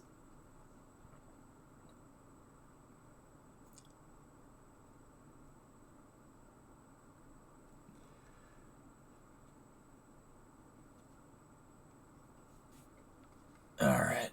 I'm very excited here. I think it has been 6 months. a very cool Sid week Boxer, so far. 200 bits. Thanks, guys. Appreciate it. I think so far it's looking really, really good, and we'll see how the next 2 hours are. Your name, though. Oh my God. Playing out, but Dude. yeah, it's amazing. It's like seeing this as a potential first rocket launch is just. I mean, you cannot ask for more, I guess. Yeah. So, yeah. That's awesome. Rai hitting it with the great questions. Asking another question. Oh Is my this the goodness. first suborbital launch That's out the of best name I've Texas seen in a Sawyer? while, dude. Have we had any other suborbital launches? Oh my out of God. Texas? No, it is not, because go and throttle up. you may remember Blue Origin, their New Slumping Shepard launches 77. out of Van Horn, Texas. So other side of the state, but there are suborbital WB launches is there. in the air. In terms of SpaceX, they've kinda done early on the their flight plan, hops, Thomas. which went to about 12.5 kilometers. Sawyer, at its sorry, I'm highest. just going to quickly I interrupt agree, you here Max. because we have confirmation that the WB-57 is now airborne. It is taking off from Ellington, and it's now Oh, on its boy. way to the What airport? launch Ellington, site. It'll be EFD. down there in about an hour's time. So that is when we're expecting the WB-57 imagery aircraft to make it down there. It is just past 1,000 feet, so it is on its way to Starbase, which is very, very exciting. It's Yeah. now just making the turn. Ian, I've had ADSB. And Okay, also so Sunrise you is can also in about an continue. hour. Yeah, I've again, had ADSB up this we are entire seeing time, just first hovering signs at of Ellington. the sunrise. Hovering It's, over Ellington. It's There it slowly is. coming, and also we will, of course, have our eyes open for the WB-57, which Oh, might circle somebody here a turned bit. on their transponder. Discovery, go and throttle up. And Yes. Brady in the back Hey, channel actually Greg. has a cool fact Thanks, here, which man. the WB-57 flies higher than Starship's highest flight so far. Go on, Sawyer. No, that was just going to go along with what I was saying in terms of the height of Starship's flight. So, yes, we've had suborbital flights from Texas from Blue Origin and 12.5 kilometers up from SpaceX, but Discovery, this Ren, would be their there he highest is. launch for Gift sure in the out sub, of thank Texas, you. and the Guten highest Morgen, launch out of Shakifa. Texas. Wie geht's? Tony. I'm gonna. Wow, you guys are this going one from bananas. Squeak Squawk. Thank you, I quickly. appreciate it. Adrian, talking about launch windows, when does the window today actually Only- close? And I'll also Ah. add on to this question: if Greg. if we end up with got you, a mate. T, hopefully we don't, but if we do end Yeah. up with a T-minus See, 0 it's scrub because in, of in these. just under a couple of hours, will there be the opportunity to recycle Greg, and go thanks, again man. within today's window? It depends why. SpaceX so far has not. I live right next to really Ellington. I see Predator confirmed drones all any, the time. It's like, amazing. recycle That's cool, times in case Jojo. of Right certain on. abort moments. So Predator I drone would, in the air. at this moment, help my speculation of if that would be possible or not. We would have to wait for SpaceX to confirming that. And do we know how long the window will be open for today?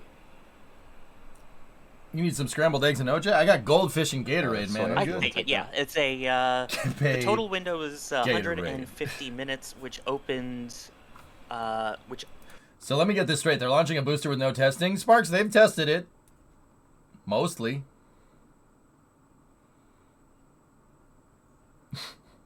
Mostly.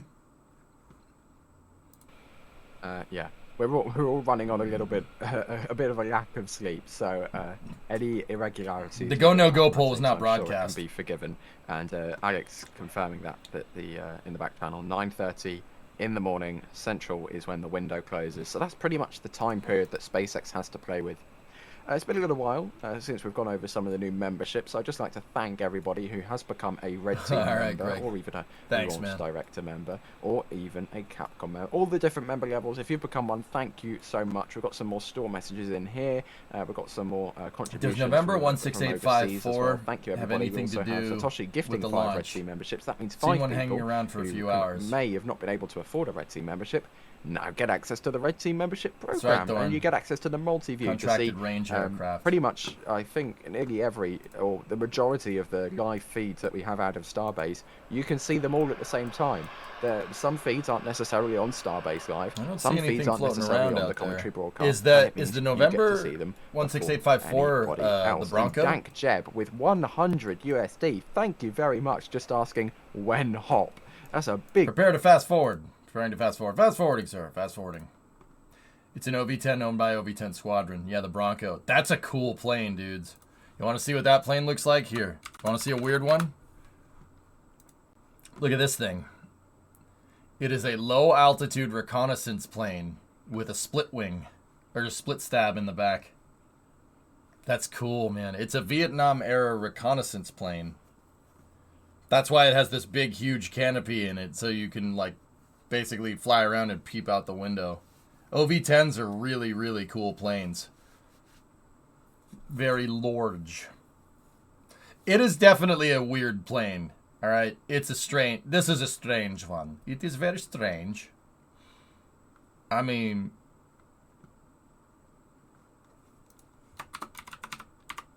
it's right up there with the Fairchild C119, the flying boxcar. That's a strange one. It is definitely weird. It's got that split tail thing going on. Hang on. Just Yeah, getting they're my throat quickly.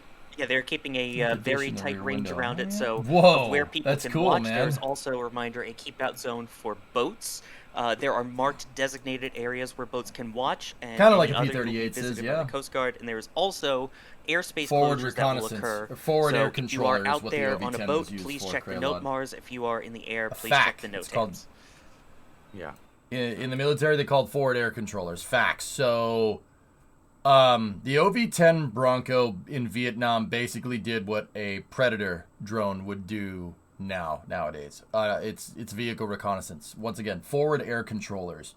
Forward air controllers during Vietnam were people that went ahead of troop movements and scouted out the area, flying low altitude. FACs are insane. Yeah, they're nuts because you're flying a plane close to the ground and you have to be able to see what's going on. And if you fly over the enemy, they are going to shoot at you. And you have a slow plane flying very low to the ground. You needed to have some pretty big stones to fly those things around. The forward air controllers are pretty ballsy. But nowadays they use Predators for that. So you shoot down the Predator. All right, whatever. Have fun with that. We have some more contributions here. Lewis not leaving a message, but thank you very much for that contribution. All the best to you and Brimo. Thanks, Anyways, Tech. We have a new Capcom member, a new Launch Director member. That's pretty high up there. Thank you very much. And we have John buying multiple items off of the merchandise store. That's right, so thank you very Historia. much. It's for that. certainly Again, if you easier want than any trying to items go off of recover a there, POW. shop.spaceflight.com. Get all the First stage is going to land in the Spaceflight ocean and be disposed of nerd super merch VOD. that you could ever desire, including the new plushie that's I came know to about pre-order DCS yesterday. Big M, We've yeah. got a few more pad rap members. Played it on stream before. Red Team member, Capcom member, a few more pad rap members. Thank you everybody who is joining in the lead up to Starship's first orbital flight. Well, it's not orbital flight, near orbital-ish flight. Yeah, 16854 is The just integrated circling flight out around the test. range. The integrated flight test. Yeah. But I just don't. Sawyer, I'm sorry, I just don't like the name. I'm gonna have to be honest. I prefer orbital-ish. It rolls off the tongue better. Yes, a reminder then that this one, the planned trajectory is that it will go up quite high, but it will not do a complete full orbit of the Earth. Again, a reminder, the ship scheduled to splash down near Hawaii, not all the way back fully to Texas. So. And Does that we mean also Predators have, are alternative 50 USD USD here facts? from Ryan Weber saying thank you very much. Too real. All right. Oh, not saying thank you very much. I'm saying thank Did you you very happen to much. play Air That's Attack a back big in the day? I contribution. didn't, pimp. No. This is not a lot of sleep, people. I'm sorry. That's a big contribution. Thank you so much for that. That'll go a long way in helping to keep the robots fed down. No, they're in chilling down the South lines Texas. to the vehicle, And the Marco. people That's too, what I this guess. event is right here. And the people. Robots come first. Just kidding. Just kidding. Morning, V2. What did I miss? There's a store message here from Brian. Thank you very much. So the WB-57 is in the air, Forge. It is making its way south out of Ellington, which is a little ways away, little ways north, and by a little ways I mean a long ways because it's Texas. And the flight controllers at Starbase should have gone through a go no go poll at this time. Prop load should be beginning, I don't know, 30 minutes. Something like that.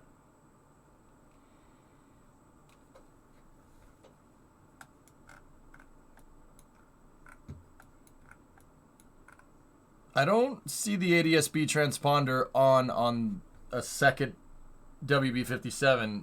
November 927 November Alpha is making its way downtown. It's making its way due south, heading 212 at 26,000 feet. Discovery, go at throttle up.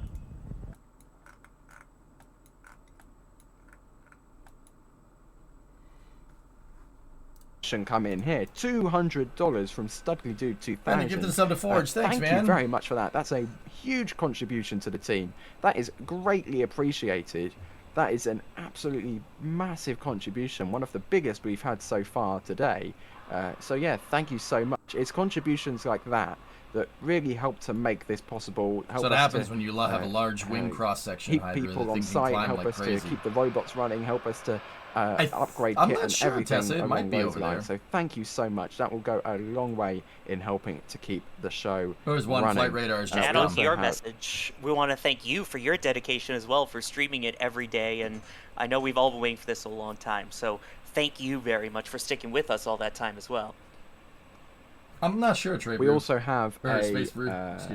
where is it? An $80 Australian donation here, which is also quite a large contribution. Thank you very much for that. Got you, Ian. So that is saying they've been watching since Starhopper. Thanks for your awesome coverage, professionalism, and humour. Go Starship. Yeah, I think that's the overarching message at the moment, isn't it, Adrian? Just go Starship. Everyone just wants this thing to be successful and go the best it can. So we're approaching about T-minus 1 hour and 40 minutes.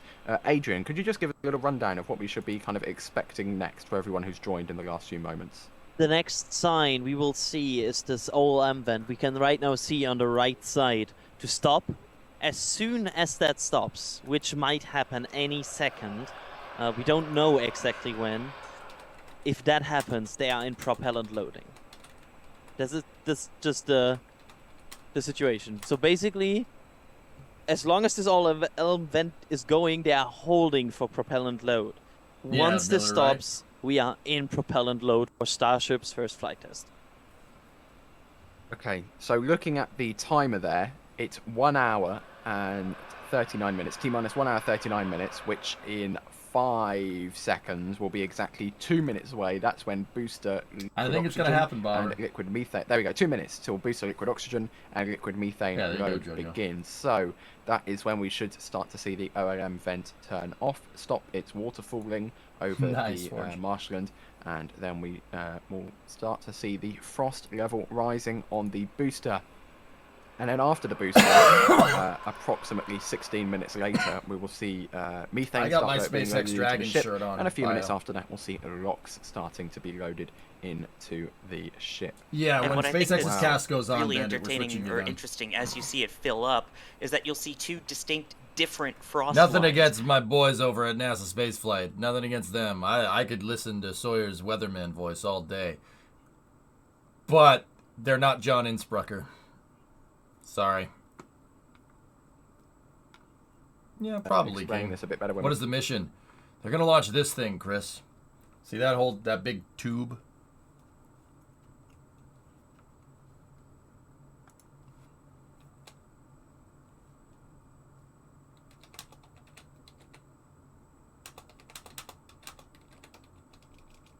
Give me 1 second.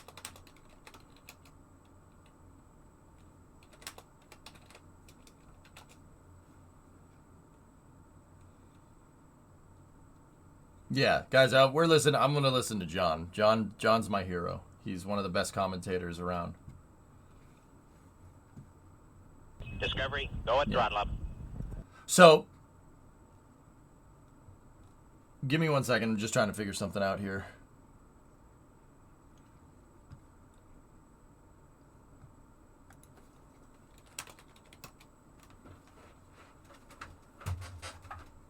Tube X. So, what are we looking at here? This is the Starship integrated flight test, guys. Starship is SpaceX's next generation fully reusable launch vehicle.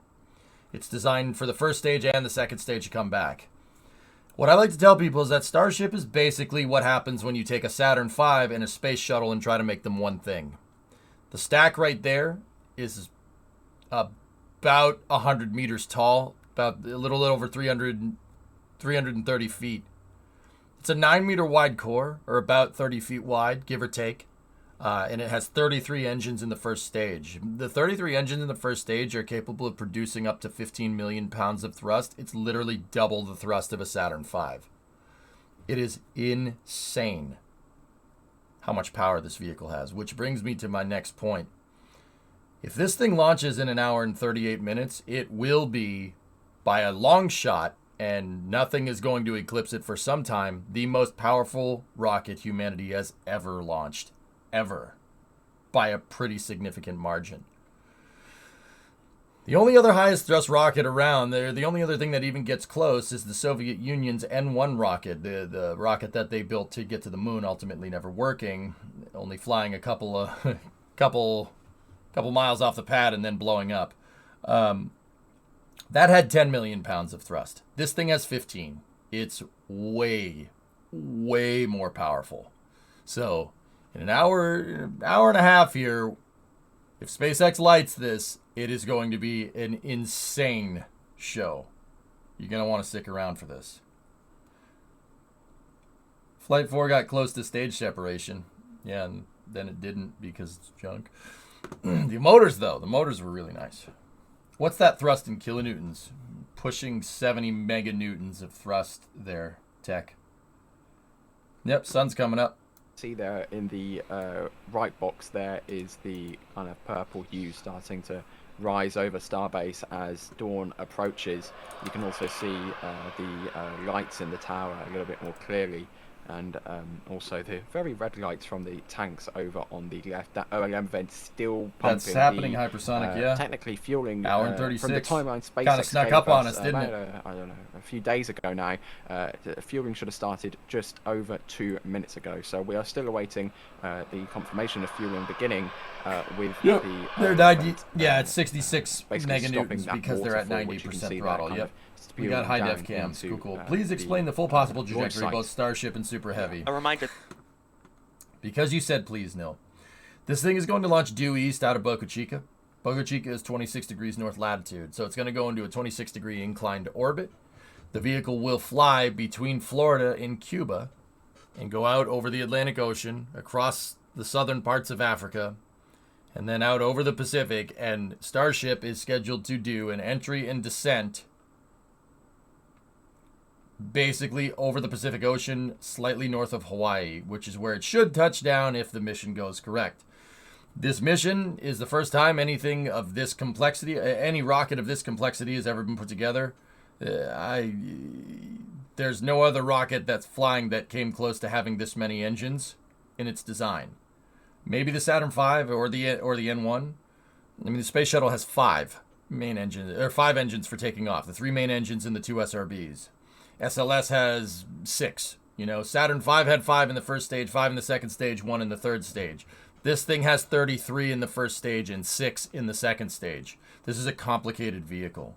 So there is a chance that it just blows up when they go to fire it, however unlikely, but yeah. Are they going to grab the booster? Unfortunately, this time, SESTAM, Starship, and Super Heavy will be expended. I need to get my teacher to put on one of these streams. Right on, man. Guys, is it true that it is just a scale up of the old Von Braun tech? No, not even close. This thing is... Starship is not even close. This thing blows the Saturn V out of the water pretty much in every aspect. Yeah. If you compared the Saturn V first stage engines to this engine, like if we're like, we'll do a computer analogy, all right? So let's say that Saturn V is like a 486, all right? Okay, like a 486 laptop with like a really, like maybe a, I don't know, like a 500 megahertz processor. Dude, Starship is like a Core i7, 1200 or 12,000K or something. It's something ridiculous comparatively. The rocket engine, the propulsion technology alone is way more complicated than the Saturn V. Like way more complicated. 3900 or 13900. There you go. This thing is an absolute monster. This is Von Braun. Von Braun wishes he could have made something like this. In fact, this isn't that far off. It's not that far off from like his designs that he showed on the Disney Channel and stuff. But, dude, those designs only bear a passing resemblance to this one. This is on par with kind of what he was aiming for, building like a reusable launch vehicle, but this is not even close to the tech that he would have done had they like gone and actually made his like winged rocket design. Not even close. Can you quickly show the size comparison? Starship is quite big.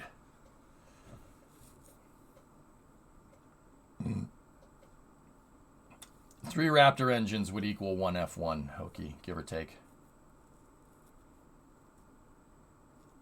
You made a typo, Sirius, so your opinion's irrelevant.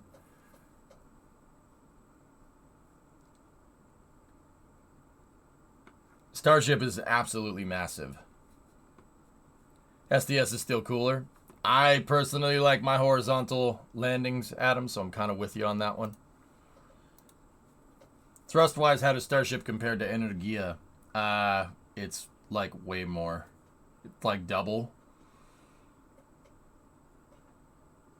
Yeah, Raptor produces about 2,200 kilonewtons of thrust. The F1 engine produces, I think it's like 6,700 kilonewtons of thrust. So yeah, 3 Raptors basically equals 1 Saturn V engine. So if Saturn V had Raptors in the first stage, it would have 15 of them. This has 33. Like I said, double. It's a big deal, dudes. Stupid question. Why doesn't Starship have any wings? It doesn't need them because it lands vertically. 57 number 926 is on its way. But I'm putting it into here and I can't seem to find its transponder turned on at the moment. So if we get any news about that, I will surely let you know. But there's already one WB-57 on its way, so I do not think the other will be on its way. We are approaching launch very quickly now. 90 minutes until T0. That OEM vent's still going, however, so Adrian, at the moment, would you say we're not too sure what the current status size of comparison? the count is? Oh, Raptors could. Well, one based on Raptor engine could fit inside of the F1's nozzle. The loading F1 of the is vehicle gigantic. has not started. If you look at the initial timeline that SpaceX has posted, and this is all based on a lot of like just puzzling this together, I would right now say that it doesn't seem like 8 a.m. is still possible. However, there might be change in this flows that completely change our indicator. Fellas, we're going to want to watch here. Once that vent closes, that means prop load is started. That means they're going to start filling the vehicle up. Once again, watch the vents. If the vents close, that means the line is brought down to the right temperature, and we're ready to fill. SpaceX probably is having some trouble getting those lines filled up, or getting the lines brought down to temperature. You got to cool the fuel lines before you fill it, or else the propellants will evaporate in the line because they're freezing cold. You have to make sure the line is cold before you pump them through. I bet you SpaceX having some problem with that sun right now. The temperatures are probably not going down as quickly as they thought because the sun's coming up, but I mean, could be wrong. Put it in chat, tag us at NASA Spaceflight. We'll do our best to answer. And I'm going to go to this question. Is the plan for Super to be launched at KSC still go? They do plan to launch from 39A eventually, IQ, take from ignition Ouroboros, to 64-month land in the resub. ocean? Well, Sawyer, Go it's no actually go gonna poll split was into two 30 parts. minutes so ago. the booster, when's that going to land in the ocean? And the ship, when's that going to impact the Pacific?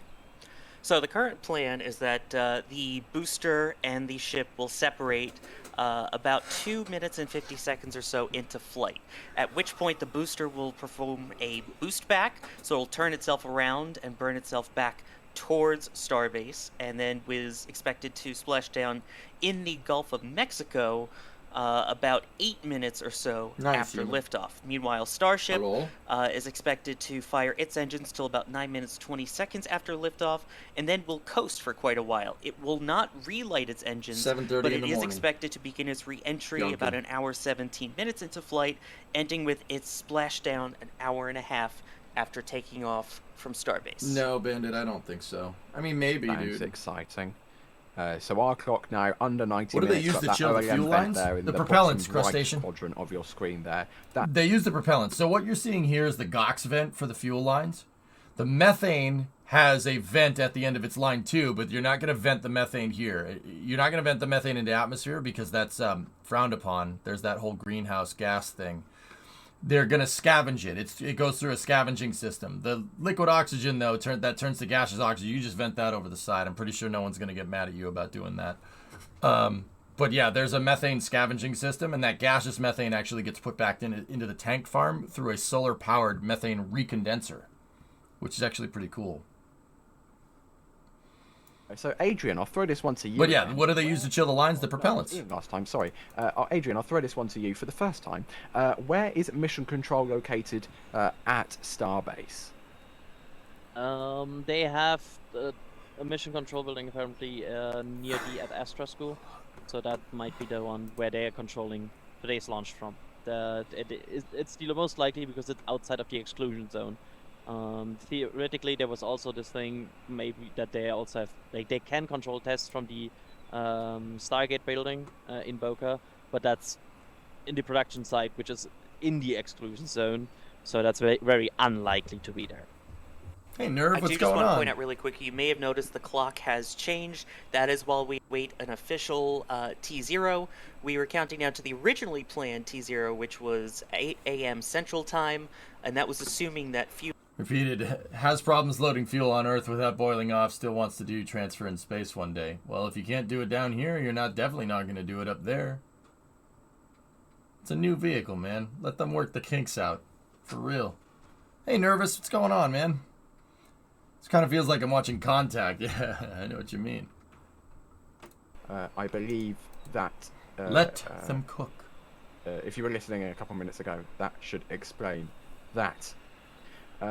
We is asking, Sawyer, I'll throw this one to you. Does Booster 7 use hydraulic or electric thrust vector control on the Raptors? That's a good question. How do the Raptor 2s steered on the booster? Yeah, it's important to note what TVC is. That is the thrust vector control. That is basically how the vehicle steers itself. Not all of the 33 engines will gimbal, as the official term is, or move. I think it'll work if it gets off the pad, Chaos. There is a ring that is set in place and will not move. This one is unique in that it does use, I believe it uses the electric about the TVC. Same, Historia. Probably more difficult because of the low pressure. Electric. Boogie woogie woogie. Yeah, I think it is electric. The payload Raptor bay 2s is empty, are really Lewis. kind of. If you compare the Raptor 1s to the Raptor 2s, they're really shrunk in size. The it will drumming disconnect and the Matthew and all before of they the go to kind of, launch. The QD will move out of the way. They'll disconnect that basically right all there, of the and then controls this thing and will everything that was on out of the top way. of the engine bell is just really so much more simplified, and it's a. By simplifying it, it means the mass production of those engines I spent most of it can resetting be my sped sleep up and made schedule. more efficient, and it also means, which means that more engines can be made in less time, and for a vehicle that uses 33 Raptor 2s on the cosplay. booster and 3 Sea Level. It's probably just the camera lens making it look like it's not pointed exactly up, right? However, dude, I will say that rockets do move around. Especially when you're fueling, the thing does move back and forth, and it can bend just a little bit in one way or another. Some rockets do that. That's normal. Sometimes it sags a little bit when you start filling it up with fuel. But yeah, no, the thing for the most part is pointed straight up. Booster 7 that we don't see on Booster 9, where we have more of the chines instead. Thanks for that. What do they do? So the rocket, the engines will not be throttled. They'll be throttled at 90% at liftoff, human. Kind of arranged in like a triangle formation. Did you have the link to that huge comparison three, picture? Little aerodynamic surfaces that help to point the booster upon boost back and return. Links in chat. Which in the case of today's flight will be a splash down landing, a soft water landing, as SpaceX like to call it, in the Gulf of Mexico. JW is asking, should we be scared by the amount of small private planes on the way to Starbase? Now, Adrian, the NOTAMs, and also for boats, the NOTMARs and the exclusion zones, they've kind of been in preparation for a while now. So, fingers crossed, pilots and mariners should know about the exclusion zone. Yeah, I'm very much not expecting that as right now.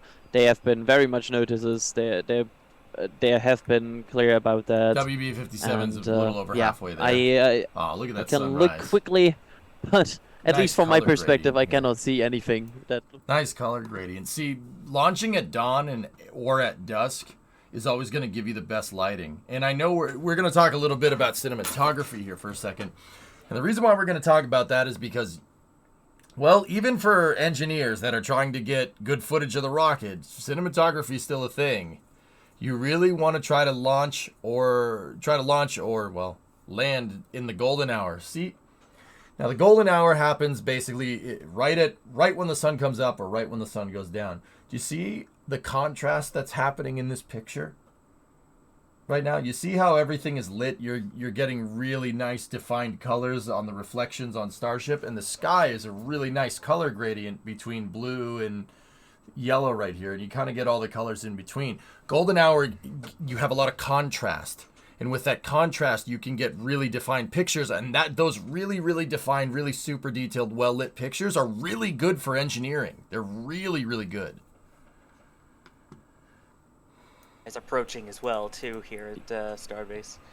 Yeah, you can see the sky You're is a pink. lot lighter than it was even 10 minutes ago now. The sun is approaching. Local sunrise, I believe, is 3 minutes past 7, or like technically it's like 2 minutes and 38 seconds past 7 or something like that, but it's about 3 minutes past 7. I think. Early morning is also correct? good. Colder air equals less distortion for 7:03 optics. or There you go, 7:05, Decimal. somewhere Yep. within those couple minutes. But yeah, a little after 7 local time.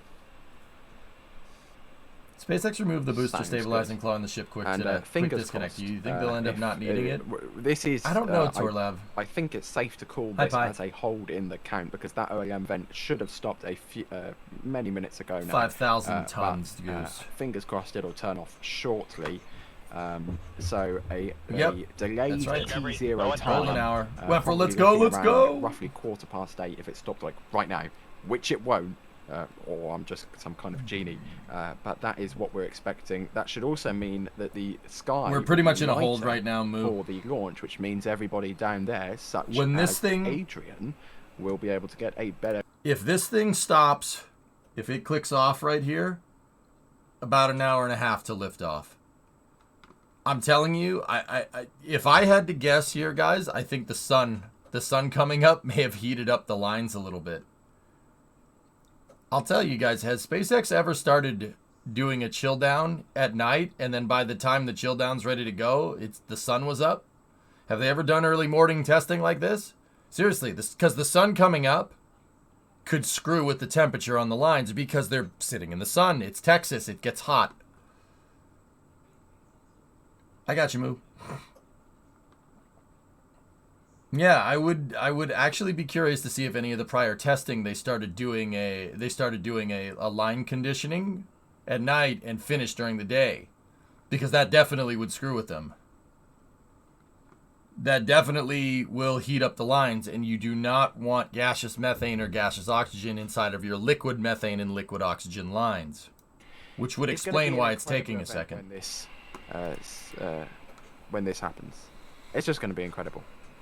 Oh, it's exciting. Yeah. So Sawyer, you've been on for a little bit now. We're going to give you a little bit of a break. So thanks for coming in, Sawyer, and It's been my hanging out with us. It has been my absolute pleasure. I will still be here watching, excited, and on standby to bring you guys replays as soon as we have liftoff. Give me So 1 second, thank guys. you everyone for having me on, and go Starship. And in Sawyer's place, we are going to have Jack coming in Sawyer's place. I'm not sure if he's ready to come in just yet, but Jack will be joining us in a moment. Hello, Jack. There we go. We can hear you. Hooray! What's That's up? good. I've been running around and sort of getting things set up on my end. I I haven't have really been breaking listening- news. I'm sorry. We have a new T0. The new T0 now confirmed. Is that confirmed? I'm not sure, but it is 8:20, being sent okay. in the back channel. Yes, Yeah. 8:20 a.m. 8:20. The new T0 is 8:20. So SpaceX tweet. Yep. So that All right. is the first confirmation since the 8 a.m. tweet a few hours ago, before we even spooled up this dedicated live stream. There you go. 8:20 a.m. Central Daylight Time is the official time being targeted now by SpaceX. So that gives us a little bit of confirmation that this was indeed a bit of a hold. It looks like a 20-minute hold with the OLM vent still going. So there's a few questions here that are waiting, but first I'm just going to quickly run through some super chats whilst we're waiting this OLM Here we vent go. I know to I'm muted. disengage.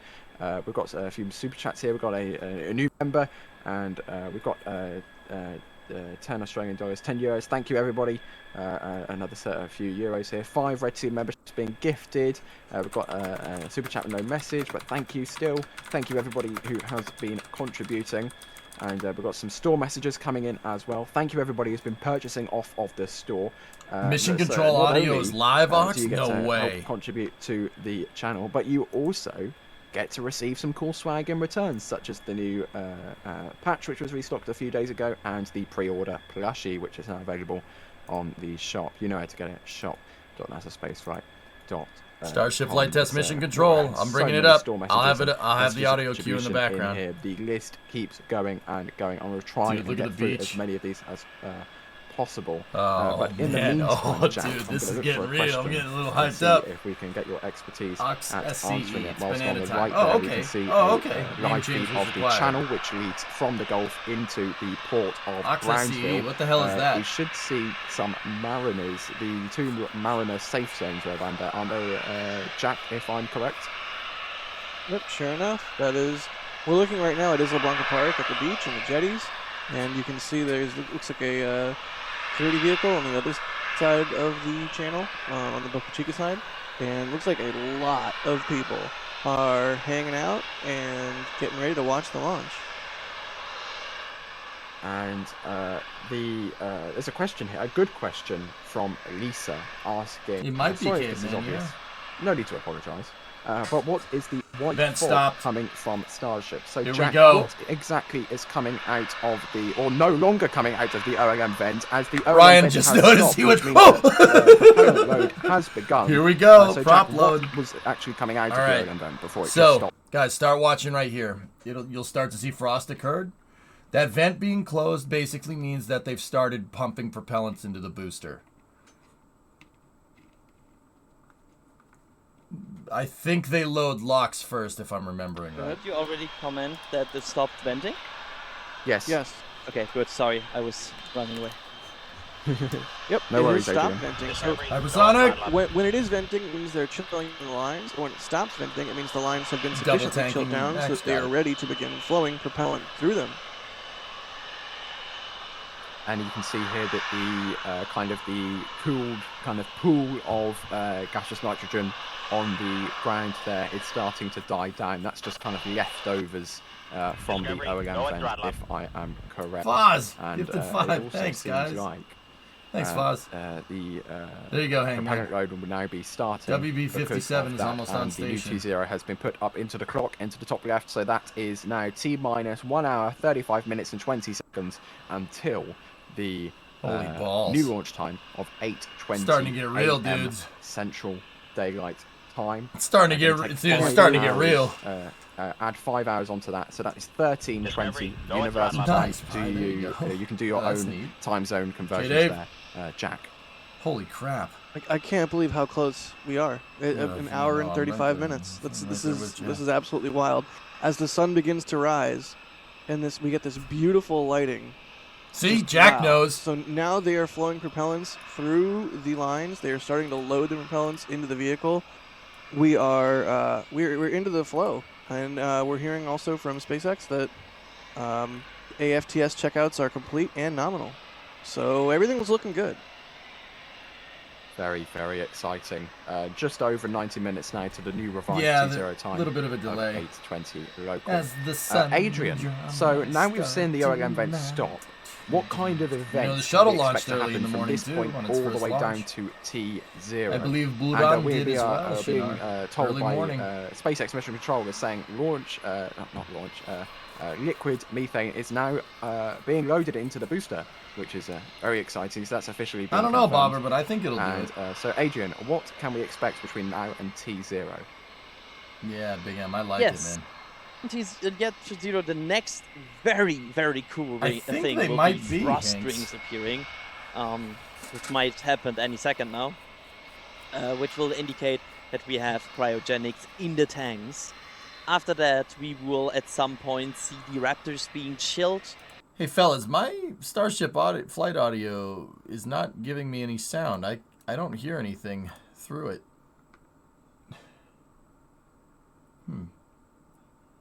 There you go, Shinar. There. All right. I just want to say I'm glad I found your stream so hyped for this history in the making. Yeah, right on, Tony. Hell yeah, man. The SpaceX audio is online. I have that stream open, I think, unless it's the wrong one. No, it's the right one, but I don't hear anything. This has got to be on my end. AFTS checkout is green. Locks and CH4 load. Okay. We might see a liftoff of Starship low. in about Okay, cool. 90 minutes from now. Very, very, very exciting. I'm just going to quickly run over some big contributions that have come in the last few minutes here. Yeah, another starting SpaceX off tweet. with a $75 contribution here. Where's it gone? We've got so much kindness coming in that I've actually lost. You want me to where get it? is. I can click it. The one from Crafty I got it. Geek. I got it. There we go. All right, cool. 75 from Crafty Geek. Thank you very much for that contribution. Asking, will the booster soft splashdown zone in the Gulf be visible from Okay, beach Nick. cameras, or is it well beyond the horizon? Now, Jack, you're on site just a little bit north of Starbase. Yeah, I guess It we is don't really tipsy. know until the flight if the booster will be visible. It's not. That's not but somewhat could accurate. you That kind- is accurate. Do you It's think you could SpaceX possibly announced their try and T0 gauge how time. far out to sea you can see, or is that kind of impossible? For me right now, I can't actually see the ocean, but for people like Adrian and the rest of our team that are Mechazilla. on top of His the arms wide. Margaritaville, that is definitely something that they might be able to see. So fingers crossed we have a visual Elon on the and booster Gwen coming back at down. Boca That'd be a Chica. really, really cool thing to see, and something we're hoping to see. And there are a couple of other massive contributions we've gotten, such as this $250 Yes, Smith, got it. tip from Jawar. That's from tips.nasaspaceflight.com, a bit more of a more direct way to help out the channel. So thank you so much. $250 is a massive amount to be contributing. Seriously, Rob, thank you 62. so much for that. That It same goes excited such had a a boy long in the way 1960s. to help fund what we do. It's good And to it hear, just man. means that That's more good to and hear. more epic Right on, spaceflight Rob. content can come out. Thanks for watching, of, man. This the is team. awesome, man. Yeah, thank you so It's much cool. for that. That is It's a Saturn V really, in a space shuttle really, rolled really into one. kind contribution. How the hell did we get It here? helps for so real. much. Unbelievable. Yeah, And Jerwa just- contributes like it's that on a ridiculous. regular basis. Ridiculous, so thank man. you so much, Jerwa. We really appreciate it. I don't know if I were. Maybe. Yeah, Username, thank you 25 so months. much. Thanks. And Thanks, buddy. Santibites, Brandon, gifted with us up to Robert. There you 150 go. great British pounds, saying hello from Yorkshire. Let's light this candle. Thank you very much for that as well. Yorkshire. That's another Right, huge we got contribution. people. Thank you so Got much for people that. in the That is chat a from Yorkshire. yeah, absolutely incredible. Thank you so much. There's I can't really say anything else. Really, I know I sound a bit like a 127? broken record, That but sucks. it really helps so much to keep things operating here, and it's We have frost. We have frost on Starship. there we go. Adrian's hyped, You dude. can see you it hear building him? up now Yep. from the bottom. Look at that. It's getting Frost. frosty, everybody. Burbs. Okay, we are about 90 minutes away from liftoff, from here on out. So what we will now 90 see minutes is the- now. Exactly. Yep, we will now see the rings rising, the tanks getting filled, and then, yeah, I mean, This then thing's it's go gonna get time. filled up real quick, dude. Suddenly it's there. Wow. Suddenly we're here. Wow. There's frost forming on the boot. There's propellants in both tanks. We're in 90 minutes. Look less than at 90 it go minutes up. away. Man, Can that's you fast believe it? fill, dude. This is That's quick. surreal. This is That's quick, absolutely dude. wild. I cannot believe you we're can finally, see the finally frost gotten ring to this going day. up. That's nuts. Oh my gosh. Let's hope everything What goes kind of pumps smoothly, do they use? and we can progress through the Industrial count ones, without man. any That's a lot of issues. propellant commodities Oh my being gosh. moved very quickly. I'm sorry, it's not the most WB-57 is elegant on commentary, station. But holy cow, this is actually happening. This feels Yep. real. I feel like that's something that will happen over the next 90 minutes. You will slowly, That's you will quick. also get excited more and more. So you will see and hear us slowly making less and less coherent statements. It seems like. And now we're going to go to Jack so he can just scream maniacally into the microphone. Ah!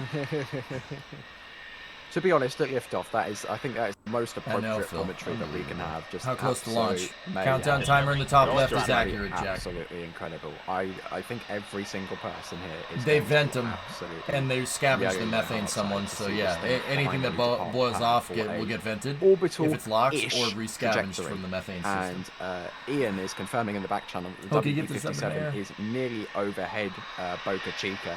It looks as if I think I can probably see about it. Is that the WB-57? Discovery. There we go. We can throttle see up. it. I don't want to It's- try and put anyone on the spot here, but if we could get a camera and Evil Ray's but of go. course You got not, an I don't hour wanna put 30. anyone on Hurry the up, spot, dude. but we are confirming that False the WB-57 profundity. is Oh, yeah. nearly That's right. arrived. I see the contrail. I see it. There you go. And we have two visual It's his confirmations. first that launch. it is Yeah, here. yeah, dude. You can So see he's yet getting hyped up, another Ian. It's point kind of funny. Towards the countdown still continuing, and this could actually happen. Like, That's this could bananas actually happen. nervous. I can't believe that. It feels It's weird to quick, say man. that, but it could actually happen. Yeah. We've got a few more questions in here. If you have a question, What the put it in heck chat, is tag us out, Sudge? Space That's Flight, the we'll do our face best you to make answer. when yeah, so I'm when going you to try watch and the get stream to series. as many of these questions as possible before we hit Is the this real final life? stages I of can't camp, believe where this, all man. of our attention will be focused on the first No catch with the chopsticks, end of hypersonic. fueling, then No, the no, ignition, no. and then First fingers and crossed second liftoff stage. of The first stage 57, will and make ship a landing transit out in the coming up ocean, in just under and then it'll 19 fall into the minutes' ocean. time, And as Starship the will do a current belly schedule flop suggests. out near Hawaii if it makes it that so far. this question here from Casey Fulton is asking, what is the loud aircraft engine-like noises we can hear over the stream? So Adrian, what are the noises we can currently hear from the I do, Jackal, launch yes. site? This is literally the tank farm that you can hear how Sudge. it is basically spooling up. You have liquids flying through all kinds of vents. It's not doing a all cannonball, kinds of Dave. It's doing a little belly flop.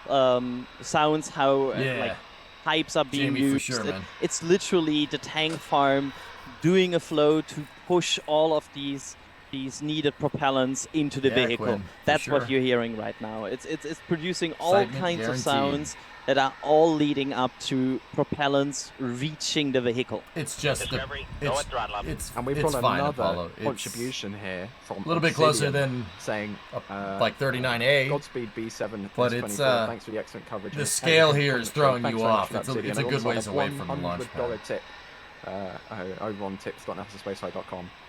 Thank you again Fair enough. so much for that. These big contributions that we're getting. Expended first and It's second stage. incredible They'll be to see, disposed of and we even are if they so, land so intact. grateful for it.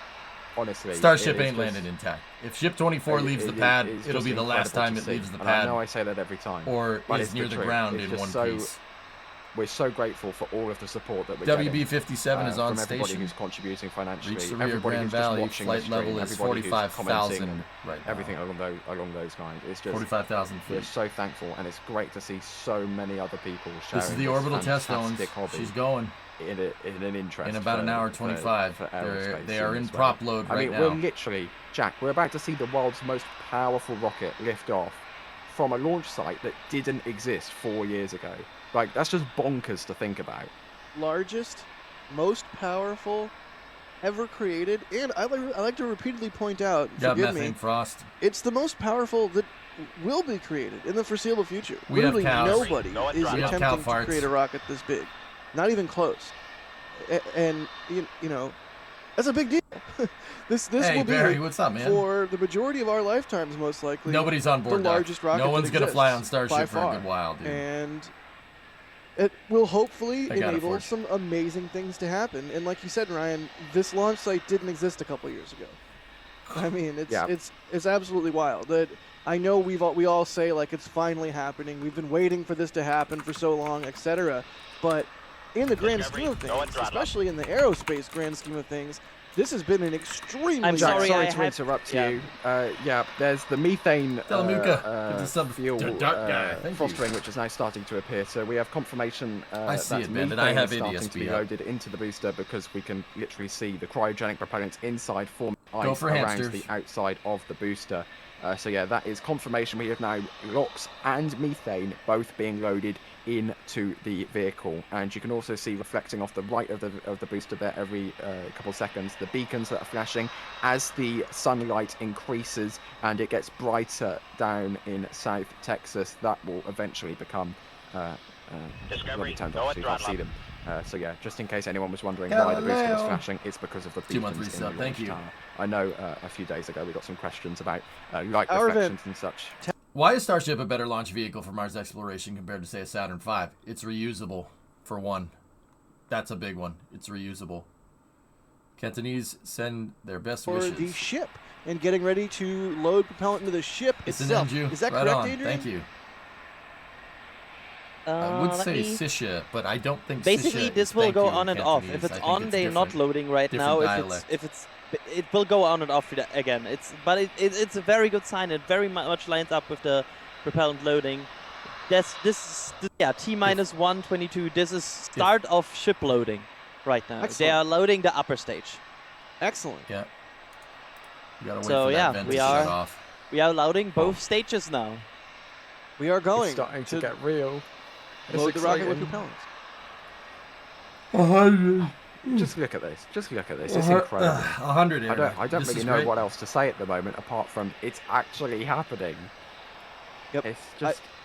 I think, Ryan, incredible is a fantastic word to Discovery, use. go It's at like throttle up. it's one of those words that 6 months can be from used, Matthew. like Thank you. for example, awesome, and it can get overused, and the meaning can kind of come out of the word a little bit. But truly, this is incredible. Discovery, go at This throttle is up. awesome. This inspires awe. For SpaceX to be going into this It was flow about at an hour ago, sunrise Hinks. is really It was something dark. special. It was hard to see. It's Scruffy. just beautiful. It's absolutely beautiful right now, and to think that we are finally Yeah, here Limprod, it's at a pretty point where nuts, this dude. thing is getting ready to launch in just over an hour and 20 minutes is utterly bonkers I can't believe in the this. best way. So we want to see if that vent closes. If exciting. that vent And, closes, that for anyone means just wondering, if this thing had a shuts look off, at that the means they WB-57 started prop that fill is on the in second air at stage. the moment. It's still flying south. It's missed by the Chica, but I presume yes, it's now turning left again. So it will be orbiting just over the border between the US and Mexico. So It's gonna you be can see pretty there, crazy, Apollo. we can't see that, but I can see that it is beginning that kind of holding pattern above Starbase. Which means, fingers 700 crossed, metric Here we go, tons there it is. on board the booster. That's there is the WB-57. Still chilling the ship in. Yeah, Devlin, I got you. Hey, yo, look at that. It will now Hold start on. to turn over Starbase and start to circle around. Oh, come on, go There you back to go. that. So, we're ready. NASA's aircraft are ready. I think the only people we're waiting on now is SpaceX to get this super massive vehicle. The filled up to the WB-57 brim is with turning. some lovely liquid oxygen. They just got that and some thing doing lovely that liquid turn right methane. You there. can see the oxygen tank on the booster now is starting. I'd say that's probably about 1/5 of the way full up now. So yeah, we are getting proper frosty now, all the way starting to fill up with the ship fueling. Yeah, Zay, it's meant gonna be to crazy, have man. begun At 1 hour It's gonna be and crazy. I can't 22 believe, dude. minutes. I can't believe we're here. How did this happen? 2 minutes. Yeah. So see, Alex saying in the back channel. so check this out, guys. See how the vent's gotten a little bit bigger here, which means they've started. It's gotten bigger, which means they're flowing faster. They're flowing faster propellants. There's a bunch of fuel lines that go up here, and then they go into this connect arm right here, and then they actually pop out right there. Those lines are for Starship. That's to fuel up the actual Oh, time to wake up. That's to fuel up the actual orbiting vehicle here. They're in a fast fill on chilling down the line here.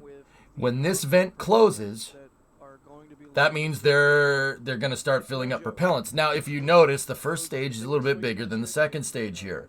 What SpaceX is going to try to do is time it so the second stage and the first stage both hit max fuel load all at the same time. So second stage fueling will start a little bit after, the frost rings have already formed here. But this vent line being a lot bigger is indicating that they're fast filling the line, which means they're starting to flow propellants in faster to get the line to cool down. I think it's good that you point that out, Ryan, that this is in fact nerve-wracking. Obviously, SpaceX... What's that plane? What is the idea of it? Cosplay, that's a NASA WB-57. WB-57s are high-altitude planes that have optics on them that are designed to image spacecraft coming back from orbit, or coming back from space and going to space. Going to, in this particular case here. SpaceX is using NASA to help them get some pictures of this thing flying up into the atmosphere. Or flying up out of the atmosphere, I should say. Operation here. And just one thing I do want to point out really quick. Just take a moment and... That's right, firework. Like, wrap your head around the scale of things you're seeing. Like, Starhopper is 60 feet high. The vehicle is massive. And yet, look how massive that vent is. That is a huge vent. It's crazy. I'm all the way over at SPI, and I can see the vehicle. I can see the vent. So... clearly, I have no idea. It's such a big vehicle, and we are how much away? Like they're gonna re-enter near hour Hawaii. 18. Yep. We can hear an increase in venting noise now. Yeah, that's Adrian Bell, Toto. He works for NASA Spaceflight. I know him. Adrian's a good dude. He was in Amsterdam. I met up with him and a bunch of other people in Amsterdam. Good dude. Alexa's fully casing the booster there.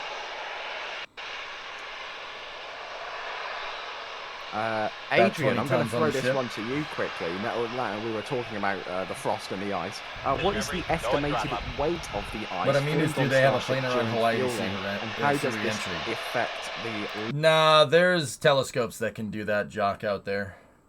Tons of ice that are on Starship, I have to admit that. However, most of it will fall down as soon as the engines ignite. So it will basically have A, not that much of an effect, and B, it's very much calculated. That's so, yeah, I don't the exact kilograms or tons. Ship is overflying Reagan test site in Kwajalein on its way to Hawaii for a sensor pass. Bingo, Staples. I didn't want to say exactly where that is, but yes. There are... Yeah, I guess Staples. While we're here, I was thinking about it, and I said in the past that there might be a 920 or WB-57 out in the Pacific testing range out near Hawaii, but there is plenty of nice sensing equipment out there that is used for things. Yeah, things. Yeah, there you go, Gray. Yeah.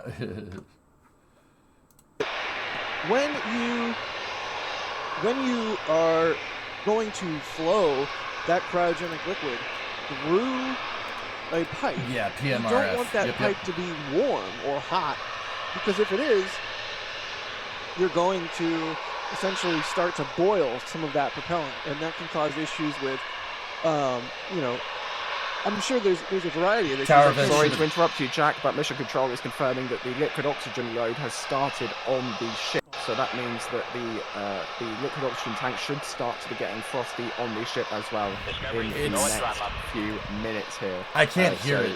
We should also be keeping an eye on pretty much. If we were going to hear it, I'd have to shut these guys off. Well, there it is. What's the plan for today's flights? Once around orbit, Starship is going to do a test entry descent and belly flop into the ocean out in the Pacific, at the Pacific testing range.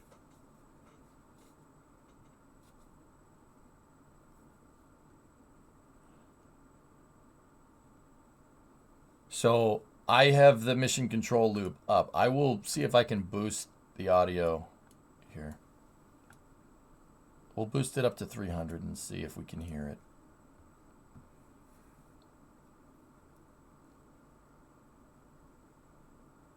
This one, Ampersand, they will not reuse both stages this time. This is a test flight. They're just trying to see if it can ascend into space correctly and then maybe even try to do a prototype descent, but that's about it. Have you seen that Steve Morris is building a billet bearer? Oh. Ooh. Nice. Very nice. Yeah, so these ones, you ain't getting these ones back. Yeah, there's an OV-10 out there, Devlin. We saw that on ADSB Exchange, which is actually pretty cool. What do you think the next launch will be? A couple months at the very least, Linus. Inside the control room.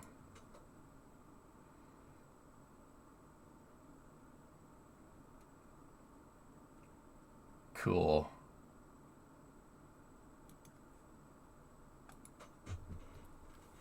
It is, Tony, yeah, it's the same engines, dude. Yep. SpaceX confirmed Starship fueling has started. Yep.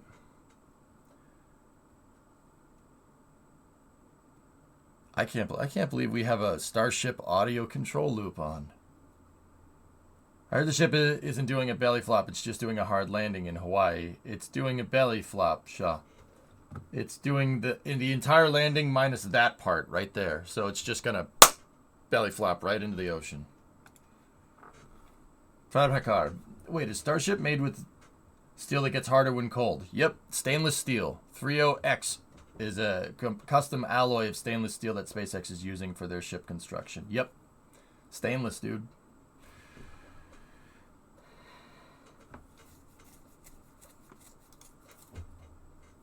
Over 1,000 tons of prop on board the stacked vehicle. Jeez.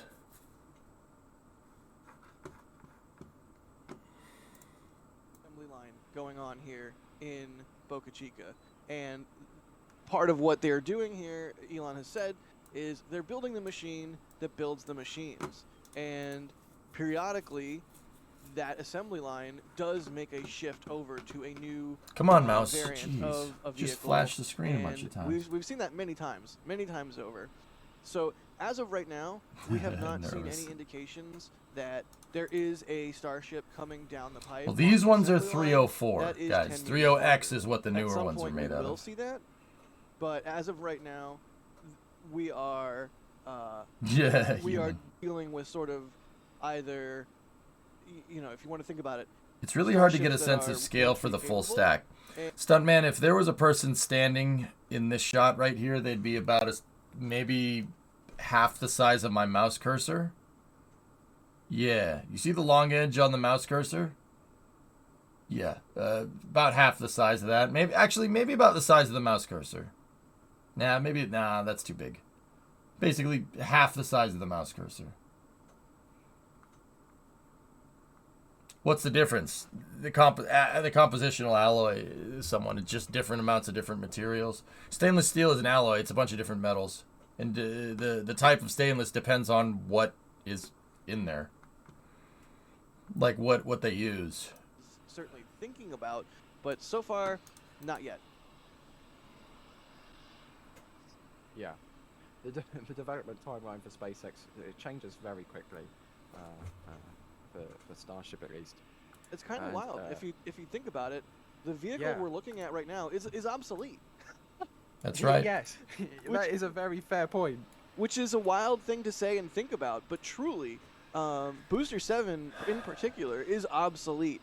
It has an outmoded thrust vector control actuation system. That's the system that moves the Coast Guard engines helicopters around. are on station. The Booster 7 uses a hydraulic system. Booster 9 and beyond uses an electric system. Yeah, and right. That's just one aspect. And you know, there's many things that we don't see or don't know about that I'm sure are changing between boosters. There are a few things that we do see and we do know about, and that is one of them, the electric versus hydraulic. But all that is to say, this vehicle is about a year old, and you got to figure SpaceX is planning ahead and doing the design work and doing the engineering for all sorts of things, whether it's the human landing system variant that will go to the moon, whether it's a Martian variant that's going to need, I almost said shoes, that's going to need legs. I guess the legs might have shoes on them.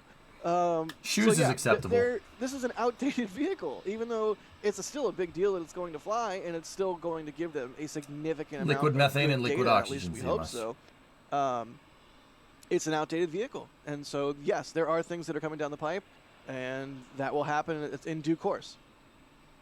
I'm just going to quickly throw it over to the merch store, shop.nasaspaceflight.com, because our patches, if you didn't already know, we've got some patches out for this flight. So if you want to get an actual patch, which you can, I don't know, sew onto your jacket or sew into your bag or put some Velcro on, stick its places, that is available at shop.nasaspaceflight.com. It's a wonderful design by Pauline. So if you want to get that in patch form, you can. There's also stickers, there's mugs, there's t-shirts, there's hoodies, That's jumpers, correct, and Rares. there's even a banner if you want to put it up on your wall or something. There like are cameras that. on board, So Turg. that I'm not sure patch what is we're going to available, see. shop.nasaspaceflight.com.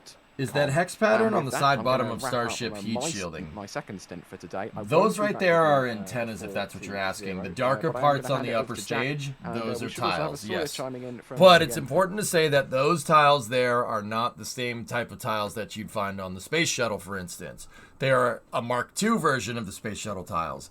These tiles are called Tough Rock, T-U-F-R-O-C, tough and unifibrous, reinforced, oxidation-resistant, corrosion-resistant tiles. It's basically a carbon-based tile instead of a silica-based tile like the Space Shuttle. These are basically like Mark II shuttle tiles. They're a lot lighter, and they can withstand higher temperatures, amongst other things. They still have to ignite 33 Raptor engine, and they have to work before we see 3 a minutes liftoff. until the SpaceX There's cast still- is supposed to go live. There's still hurdles on the way here. Yeah, let's see. I don't see fueling. They closed the vent, which means Starship is being fueled. Diagonalizer with the 5 subs. Thank you. Here, we'll see if we can... Oh, that was Conestoga. We'll see if we could belt this over to the Starship flight test here. I'll just leave that up. I thought the tiles were heavier than the shuttle tiles.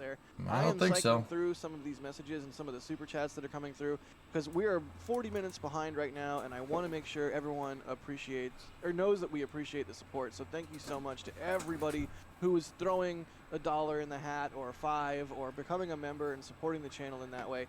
Look at that ship glistening in the sunlight, nice and frosty. That is exactly what we want. What a beautiful shot. It's like the perfect, even the light is like, it's perfect for this. Everything is perfect. If we get a launch today, we're all very Funny man, 44-month because we all resub. remember serial number 11 when it was fog. Even serial number 15, the one that landed. You know, the final one of the final ship that was that Starship conducted, is like the whole high thing, altitude Shinar. flight The test. first stage is called Super That day Heavy. was pretty gray and foggy. I mean, But Starship honestly, is it also was the second stage. barely visible, which Yeah, no compared problem, to Geek. I SN8, got you. SN9 and SN10. Yeah, Dumbbats, it has engine out capability, but that's it was a ideally not dreary what you day. want. So if we But get a yes, nice, it beautiful, can. clear, crisp day like this for launch, I mean, you really can't ask for much more. Speaking of not asking for much more, Russell Snodgrass, buddy, thank That's you right, Dave, yep. with a $500 What is Starship's upper super stage chat. then? Russell, that's another one of those names we've seen pop up many times. With English $100 is stupid support. sometimes, Thank you dude. so much, Russell. I mean, Just roll it's with so it. much money. That is English so don't much make money. sense sometimes, okay? It's Just roll with absolutely, it, all right? just Just roll with it, okay? wild that somebody would want to contribute that much to what we do.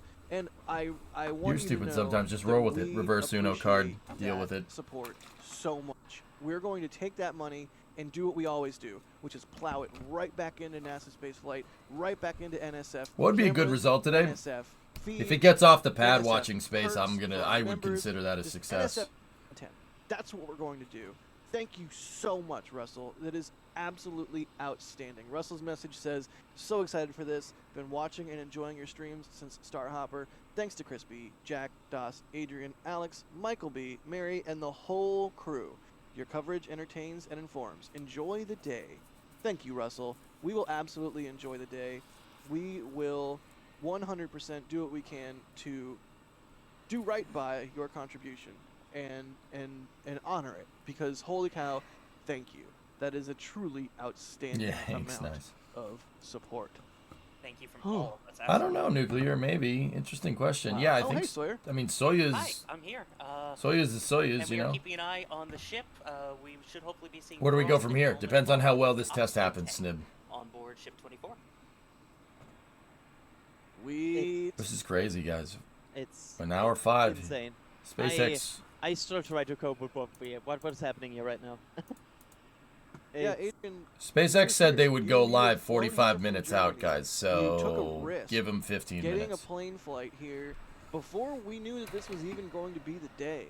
I mean, you are truly have taken a gamble, and hopefully, Starship my friend, Frost. today is the day that your gamble pays off. Absolutely, way to go. I'm so looking forward to this. It's insane. I don't know, I hope we Dragon. see this in Maybe an hour. soon. That's yeah. Yeah, me too. Rocket Fella, thank you for becoming a launch director member. That's one of the higher levels of member support there. I do just want to remind everyone and point it out the fact that the window does extend until 9:30 a.m. Central Time, so there is the potential. There's no that payload it on may be board, a little Munchies. Over an hour, but we're hoping 60 minutes from now or so. Right, so before Russell Snodgrass blew my mind with that absolutely outstanding amount of support, I did want to underscore that while things are progressing rapidly and exactly how we want them to, Hey, it Ozzy. is Happy important Starship Day. to note Yep. that there are things Yeah, that dude, could yeah, come yeah. up in the flow. They No could mass have an simulator, issue Hangman. The with payload burning bay is propellant. empty. They're going to They launch super could heavy with have its an engines issue at in the terminal 90%. count. They could get all the way or very close to T0 and have an issue with the Raptors or with any Yeah, number of Lego. things. So we're all In very about an excited hour. and we all want to see this rocket go today, but it's important to keep in mind that today could not be the day. We all hope it is, but it could be not the day. And so just have that have that in your mind. If something does happen to cause a hold, don't fret. They'll hopefully be able to recycle. There is a frost line. There is a frost line on the ship. Here's Libby. Yes, that's what we want to see. Excellent. What in Jack? What is going on here? A lot of things, Das. There he is. Hey, what's up? I figured I'd stop in and see if there's launching any rockets today. I mean, maybe a little bit. We'll see. There's a frost line on the Starship, and they're cleared for Got you, launch. Greg. Thanks for the words, brother. They have the launch license. There's I would nothing call left you to a do see you except next for kick Tuesday the tires, back, light but the fires, and send this thing into gotta, space. That's what you I know, said in the update video this morning. keep up appearances. Nice, Just manage nice. expectations. you know Yesterday what I'm morning. saying? I guess it's the You the said it morning twice. again. Yeah, exactly. Excellent. Well, don't let me interrupt. I wanted to jump in all of a sudden because it's getting serious over here. The sun is coming up. It is a beautiful day. There is not a cloud in the sky in any direction right now. Yeah, I mean, you know, I you're know, not Greg, I interrupting. know, It's really I good to know. hear your voice, actually. I know But you've been, sort of it's not like that running over around here. and getting That's things for sure. stowed People get away, mad when you everything, say that everything over here. working and whatnot. So thank you for all that you've been doing this morning. Yeah, Squall, it is Hey, what it is. we've been dude. having a lot of fun, and we are ready to see what's going to happen. I think it's excitement guaranteed, right? Yep, excitement is indeed guaranteed. I need to interrupt here for a quick second. There's something that we just need to point out. We are aware of what's going on in chat, and Crispy really didn't want to do it, but with over 170,000 people on the stream and chat being unreadable for all due to how fast it was moving, including some people not speaking English, we did have to make it members only just for the key part of this countdown. We promise it will be back to normal afterwards. Holy cow. Beth Sanders with a $300 super chat. Thank you so much, Beth. Beth says, thank you guys for covering this moment in space history. Beth, thank you for putting your confidence and faith into what we do. Thank you for watching, and thank you so much for that extremely generous amount of support. Rest assured, like I just told Nice, Russell, there you we will go, take Greg. that money, plow it back Odds of into boom on the NSF pad? fields, and blow y'all some I don't know, man. amazing frickin' It's a content. possible outcome. I hope you have been seeing They are, the, Greg, the yeah. work that has gone into this stream. Go ahead. I have Sorry, I have to interrupt. That's the ship engine chill vent. Excellent. We have the first signs of engine chills. So they are now preparing some of the Raptors. It's not the full engine chill, but it's like they are getting ready.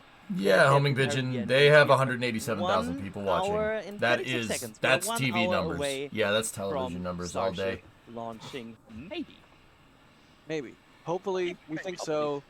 I mean, Fingers dude, how many crossed, do we knock have on over wood, here? Let me hold stand on. Let me one click leg it on. and touch your nose while you rub your Oh, stomach. wow. I don't know. You get it. Nice. Hopefully. Nice. Thanks for watching, guys. But I Beth, hope you guys thank enjoy Thank this. you, thank you, Beth, so much. Hopefully, Here's the hopefully we deal. get some flying There's today. a balance that has to be struck here because we're commentating. We're trying to tell you guys what's going on. We're trying to make sure everybody knows what's happening. We're trying to keep the hype train rolling here. At the same time, there's a huge amount of support. So thank you. I want to underscore the fact Yeah, that I'll appreciate take that. local Also, access Russell, numbers, thank you. Doom. That's fine with Everybody, me. whether Thanks it's for the $1, bits and subs, guys. I whether you're appreciate buying it. a patch from the store, whatever it is, thank you so much. But at the same time as I want to show sincere appreciation for this amount of support, I know you don't want me to hear me Actually, just I can't talk click about on it. that It's this going too entire fast. time. I got it. So Yes. Let's All right. move on. And Cryogenic start propellant of talking Starship is again underway. Lift about off in what T-minus we 1 expect hour. to see next. Adrian, what is next up in the flow here? Oh, let me get that timeline. Well, that is the timeline here. Thanks, I love Fanta. the timeline, by the way. The next thing. Well, that the launch will with the grid happen fins is extended. that The grid fins are not engines, the retractable, 33 retractable, Apr Kebab. They engines below eliminated the that. I guess you Super can launch Heavy with them in the will open start position. To chill down in preparation for the ignition sequence. Druid, That's basically 50-month one of resub. the Cosmo final with the 2-monther. steps You guys are where going they make bananas. sure the Did you even engines are sleep? very I slept well before the conditioned, stream, dude. prepared for I went to the bed launch, super early. I went to going bed at like through them, and 8 once o'clock. that is happening, Woke up they at midnight and can get ready for ignition. grabbed a couple of energy drinks, and I'm good to go, bro. I'm good to I- go. We're This is under dope. an hour. We are under an hour away. Oh, and Both we of them have a, CBHs, Doom, yes. We have a tweet from Elon. Oh. We might not be set up to show it yet. I'm sorry, production team. Discovery, go at throttle up. Elon is just confirming that propellant load for Starship is underway. Liftoff. What's in my T energy minus drink 1 of hour. choice? So Nitrous grape. that is the status. We are And under an hour. That was at 7:18 a.m. Central Time. So, just for Discovery, reference go there, at throttle up. the 18 a.m. Central Time appears SpaceX to be is the currently targeting 9:20 Eastern Excellent. right now. No, not sponsored by Nitrous, dude. All right, I can't let's drink see. energy Let's do drinks some all the more time, questions. How dude, but about- I needed to do it today. Here's one. Julian is asking, does engine chill on ship 24 start while Blackbird, it's if on this the goes, pad, or it's, when it TWR is in going to be flight like 1.3, already? 1.4. I mean, we The just engines talked are about it. throttling at It has started 90% while at it's on liftoff. Adrian, Lev, that's thanks for how the that sub. works, right? Yeah, you don't have the time the to do boots. it in the short amount of time while you go to space. They usually condition these engines while they are still on the ground. That makes they basically have two pipes at the side of the ship where they vent out the. Why don't they spin what launch you- this whole At rocket? the booster, you can vent it out at the bottom, and you can vent it out the ground pipes. What they are doing. Physics. On the ship, you need to vent it out at the side. Slow Chief, I'm just because going to say otherwise physics you is would the have answer a to that one. buildup of gas. Okay, good. I that's thought you why were they- kidding, they dude. I'm make like, sure that they get that. That's what we no. saw. I mean, that would be, dude, I'm not going to say that I don't want to see that, but Jack, also. do you hear the excitement in Adrian's voice? I Yep. do. I do, and it's. I don't want to see I've that, really you been know, the excited physics, many but times, I've never it's heard him physics. quite this excited, and it's rightfully so. I'm standing here behind him, like, and he's been on commentary for so long, and he had to stand up to like get some of his energy out so he could see the rocket. He was just looking at the laptop, right? Haste. And he had to stand up, Ooh. and he's like dancing around Interesting. actually right now. Yeah. Adrian, you good? I know think exactly you're what he's good. talking good about, in the dude. most The positive way. pacing, It's, the. In the most positive way. It's nerve-wracking. Oh. It's insane to watch, and I'm really looking forward to this. And yes, at some point you don't want to sit anymore because Finkel, when I Einhorn, sit Finkel, on Finkel, the desk Finkel, here, I cannot Finkel, see Einhorn. Starbase. So at some point I just want to stand up so I can constantly, while commentating, look at Starbase. Yeah, It's a good quite, problem to have. Finkel. It's quite hard to sit still. I mean, I think we're all know what entering I'm talking sort of about? pace mode, where we just kind of walk back and forth and sort of. Einhorn anticipate is Finkel? the- What? the launch of Finkel this is massive Einhorn! machine. Oh my Um, god! Holy cow! Really quickly, just Brianna with a store message that says, "For my boyfriend Ryan, who sets midnight alarms." Just Einhorn is fly. man! No! Um. Your gun is Okay. digging into my hip. Hmm. Hey, I Ace.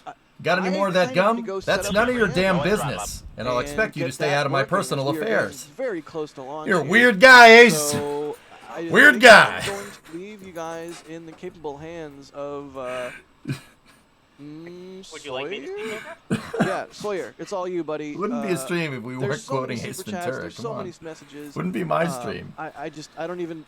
Good luck.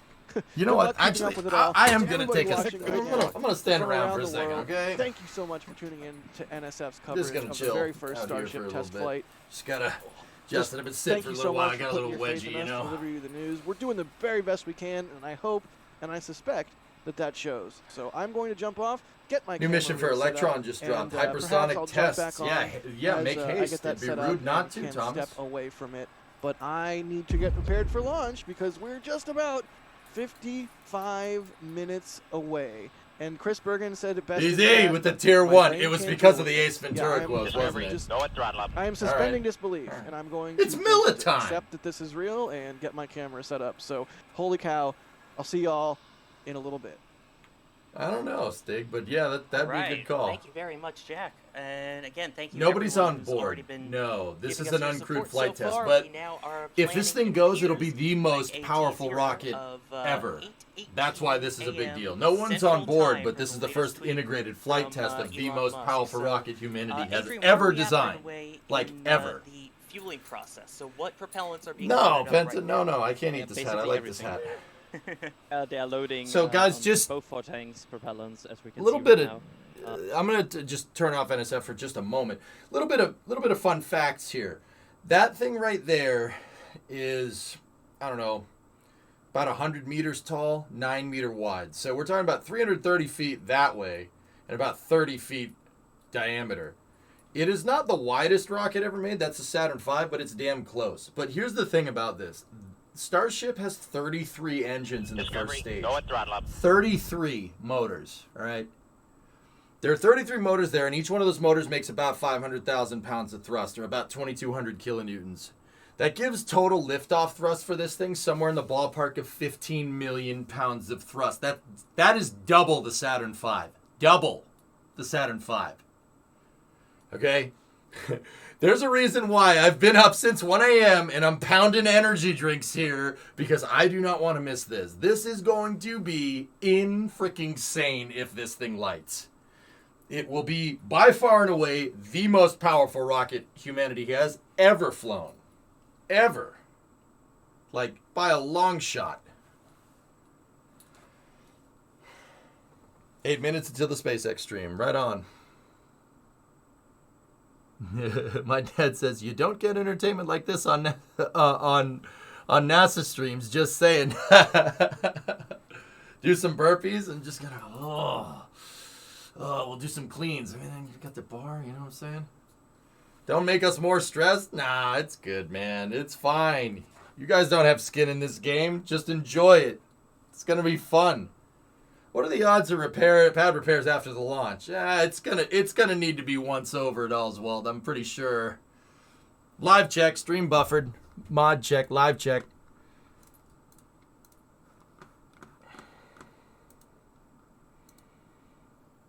Yeah, there you go, Chief. Yeah, Doom, that's right.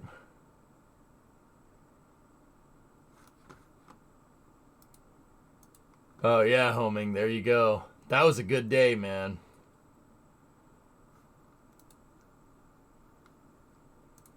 That was a good day.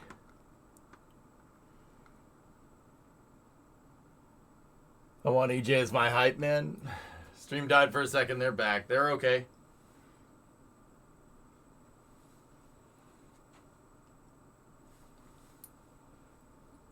Yeah, Aqualex, in a way. Yep. We're the cheerleaders, okay? You know, we're the cheerleaders. You know what I'm talking about? No, I'm not doing a split. No one wants to see that, okay? Nobody wants to see that. Trust me. Okay, maybe somebody wants to see that. It's the internet. People are weird, but I'm not doing that. Mac's like, you'd be surprised. Nah, we good, man. My doctor probably wants to see that because then I have to pay the money, geek. So yeah, that probably they probably want to see that. So yeah, they're like, please do it, so you can give me money.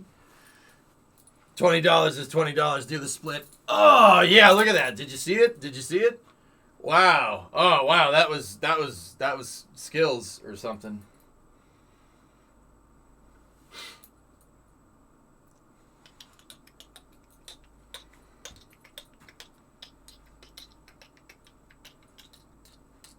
Yeah. I'll let you know, Hired, that I have the reflexes of a cat and the speed of a mongoose. Okay. One of the live IBM streams is Starship GSS MWIR. Any idea what that means? Nope. Discovery, go at throttle up. No, Havocs. I don't want to see that. So you just have a green screen room now? Something like that, Dutch guy. I have a high bay, dude. I have a freaking huge shop, man. 100 cubic meters, dude. She's a big one. And my office is in it. It's baller.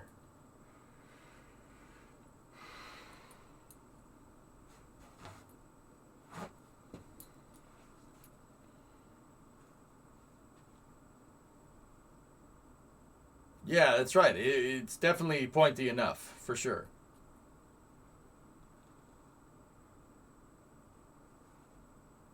Discovery. Oh, Dino! Dude! Whoa! Whoa! Discovery, go at throttle up. Holy crap! Do I have to... Wait, Dean, does that... Rockets, do I gotta do a split? Please don't make me do that. I don't want to do that. I don't feel like ripping my pants, man. Damn, Rockets to Guns had 50. That was 50, man. What a bamf. Rockets, does your wallet say, like, bad mother trucker on it or something? No, just talk about Rockets. All right, cool. Thank you. Thank you. All right, cool. All right. Thank you. Anyway, Rockets, I appreciate you, brother. Thank you very much, dude. Good stuff. That's my guy, Rockets, man. LV, yeah. He's a space nut, too. Thanks for those gifted subs, dude. That's nuts, man. Super Heavy is within the orbital launch mount. SpaceX just now released an any epic video of the collision launch and on liftoff Twitter. really would Yep. only be if it went laterally, if it somehow went left to right, forward to backwards. There will be a good bit of clearance between the inner edge of the orbital mount and the sides of the booster itself. And that will only be any risk of collision for like a half second at most. Oh, we got a new hype video from SpaceX. Okay, come back. So it is resting on 20 Here, let's quick see. disconnect umbilicals, or sorry, 20 hold down points that will rapidly disconnect and retract into the mount right Ian. at liftoff. So there is Ian, I'm going to take over from there for you a quick sec. It sounded a bit robotic. Apologies for that. But we'll give you a second to get that taken a look at. In the meantime, there you can see ship 24. It's condensation, as Simon. we progress, again, 8:18 a.m. Central Time is what we're looking at. We should be seeing, it looks like a vent there on the ship. Yeah, that's condensation See that to the there. right, just It's gaseous oxygen, dude, from the cryogenic propellants. SpaceX just posted this guy. Let's see what we got.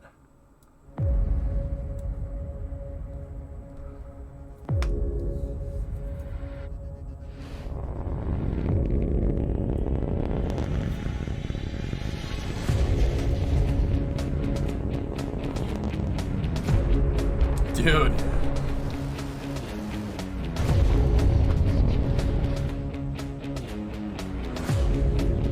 This is sick. This video is awesome.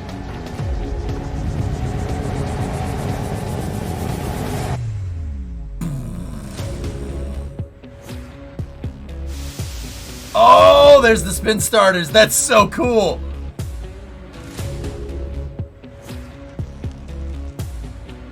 Hey, this is dope. Oh.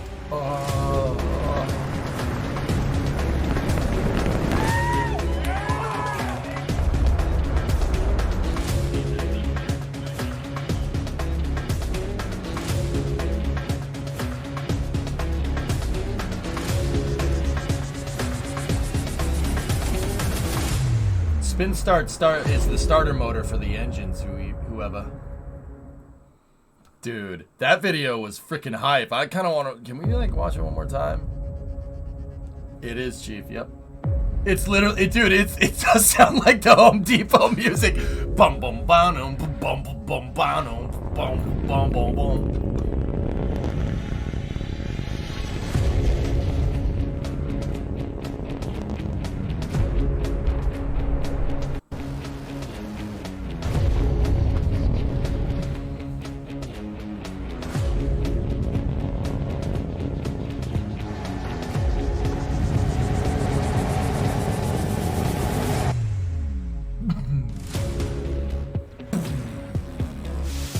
Oh, the spin starters. That's killer. Probably username, yeah. What's the timing? 45 minutes. Oh. Sorry. Bird.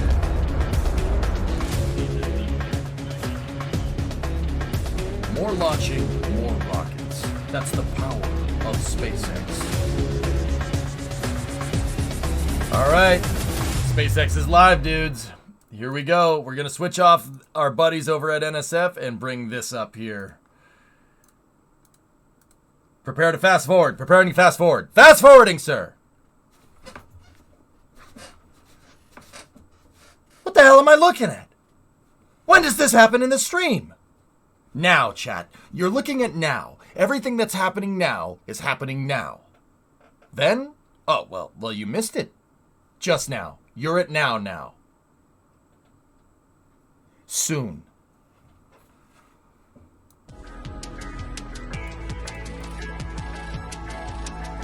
It might have been sleepy.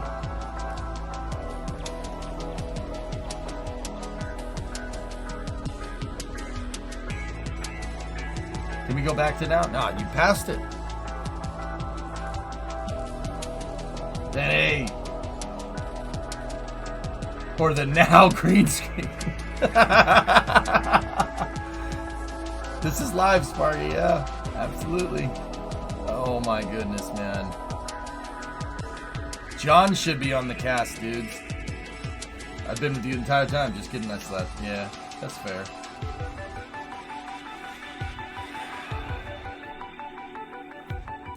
Rockets, you want to see what's going on with NSF?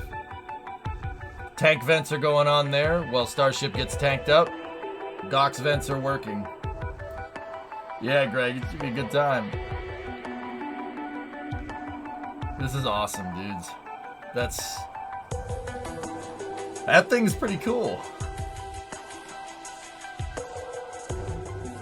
Hey, RC, what's going on?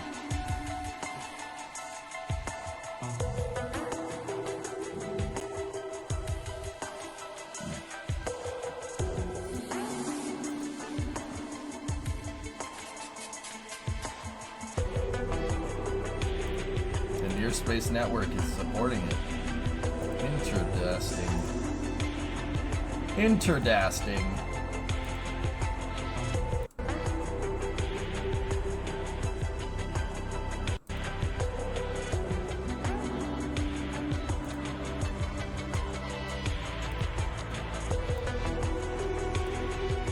Yeah, homie, I saw Haste. I was actually just reading about it while you linked that.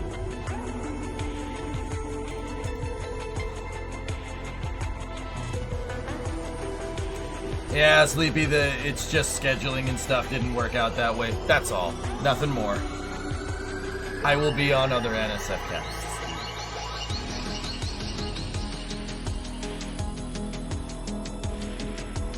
Dudes. 41 minutes. Uh-oh. Oh, wait. Hold on. Here we go.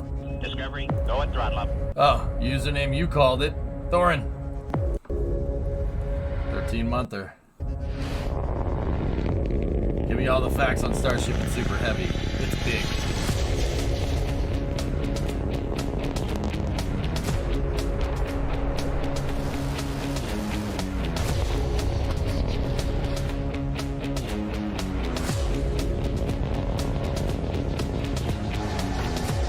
Vibes with you, chat. Let's go.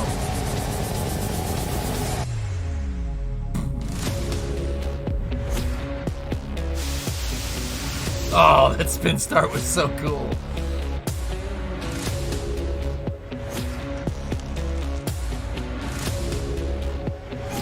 You need to launch your rockets into space. More savings, more launching, more reuse. That's the power of SpaceX. Judders.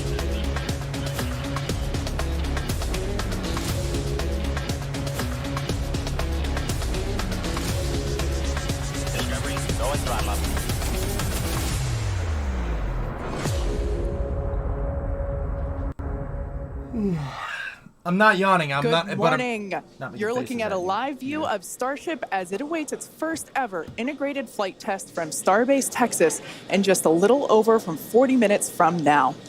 Today, we're hoping to see our Super Heavy booster and Starship spacecraft, collectively referred to as Starship, lift off together for the first time. Thanks for tuning in. I'm Kate Tice, Quality Systems Engineering Manager here at SpaceX headquarters in Hawthorne, California. I'm Shiva Bharadwaj, a space operations engineer here at SpaceX. Now, as many of you know, Starship is SpaceX's latest and largest vehicle developed to date. It represents John's a the fully color guy, reusable Chad. transportation system designed to carry both crew and cargo to Earth orbit, the Moon, Mars, and beyond. If you've been following the development of Starship over the last couple of years, you know we've been doing a lot of testing leading up to this big one. Once fully developed, it will be the world's most powerful launch vehicle with twice the thrust of Saturn V rocket and the ability to carry up to 150 metric tons to orbit. For reference, a 1 liter bottle of water is 1 kilogram, so 150 metric tons is basically 150,000 1 liter bottles of water, or as I like to think of it, one rather lonely blue whale. Now, today's test will be the first of many as we work towards transitioning Starship from a developmental to an operational program. Our primary objective today is to gather as much data as we can around these fully integrated vehicles. That means we're front page and the Starship and the ground systems. Thanks, Switch. While we have flown Starship in the past, this will be the first attempt of Super Heavy and the first opportunity to validate how the two vehicles operate together. We're here, man. Any data that we get helps improve the future build of Starship will be considered a success for the purposes of today's test. Every milestone beyond that is icing on the cake. The further we fly, the more data we can collect. If all goes well, today's flight test could last as long as 90 minutes from liftoff to an expected hard ocean landing for Starship. Awesome. Whether we end the test with a hard landing or a rapid unscheduled disassembly, or some combination of both, excitement is pretty much guaranteed. Now, if it does all go well, Super Heavy will fire up its 33 Raptor engines, and it'll lift off from the launch pad down in South Texas. About 3 minutes into the flight, we're going to hope to see the Super Heavy separate from the Starship spacecraft. It'll then perform a flip maneuver. So there's that. You can see that on your screen. And then it'll boost back in order to make a hard landing in the Gulf of Mexico. And while that's happening, we hope to see Starship's 6-second stage engines ignite and watch as Starship coasts for about an hour at altitudes ranging between 150 and 250 kilometers before re-entering Earth's atmosphere and make its own hard landing in the Pacific Ocean about 250-ish kilometers offshore. And then a 28er. Thank you. Now, we are getting great camera views right now, but that's because we are on the launch pad. So we got and connections straight to the vehicle. But we aren't expecting to get very many good views once we get past booster separation. We do promise, though, for any views that we do get, we will share them in real time. We are watching live with you all, so we're excited to see those views ourselves as well. Now, in a little bit, we are going to take a closer look at the vehicle and the launch pad. But first, today is a super exciting day. Everyone on the teams across Starship have been preparing, doing a number of tests and dress rehearsals for today's launch attempt. Yeah, that's exactly right. In fact, we saw a nice little recap of those tests in the intro video to today's webcast. For those of you that are following along, you know that many of those tests ended in those rapid unscheduled disassemblies, or RUDs as we like to call them. And it's been a long road to today. Just in 2022 alone, we had 9 static fires. We've had a couple of wet dress rehearsals. And of course, the launch control team has done numerous simulations as well. So major shout out to the teams that have been preparing for today's full up integrated test. In fact, we've got a shot of Star Command, the South Texas launch control team. Look at all the people ready for today's launch attempt. Yeah, that right there is our South Texas Launch Control Center. That is basically ground zero for everything that is happening today, in addition to a couple other control rooms that we have operating as well with operators on console, including the Mission Control Center here behind us here in Hawthorne, California. But with that being said, our very own Zachary Lupin is one of our SpaceX employees at our watch event in South Padre Island. Hey, Zach, how are things going on the ground? It is a great day for a test launch today, Kate. Hello, everyone. My name is Zachary Lupin, and I'm an avionics reliability engineer here at SpaceX, and I'm at the Cameron County Amphitheater, where a growing number of SpaceX employees are gathering to watch what we hope is the first liftoff of a fully integrated Starship. Now, the Starship team has worked incredibly hard for today's launch test. Over the past weekend, teams held a launch readiness review, which included a comprehensive review of all of our vehicle systems, looking at avionics, GNC, communications, software, structures, as well as our Raptor engines and propulsion in general. Now, we are only about 5 miles away from the launch pad, so it's a pretty good view for today. And as we get into as we start to approach T-0, everyone here is clearly very excited for the events that are happening today. So as we get closer to T-0, I'm going to throw it back to Hawthorne to talk more about a rocket. Awesome. Thanks so much, Zach. And we've actually got a little bit of a crowd forming behind us, too. Now, we've got a shot of Starship on the screen. The entire Starship structure you see is made of stainless steel. And when that's fully stacked, it stands about 120 meters tall and about 9 meters around. To help you give a sense of just how big that is, we've captured a video of some of our teams doing final integration prep work in advance of today's test flight. Just like Falcon 9, Starship has 2 stages, which we will talk a little bit more about in a minute. But in addition to those 2 stages, Starship actually has a 3rd stage called Stage 0. It consists of all the launch pad infrastructure built around the rocket.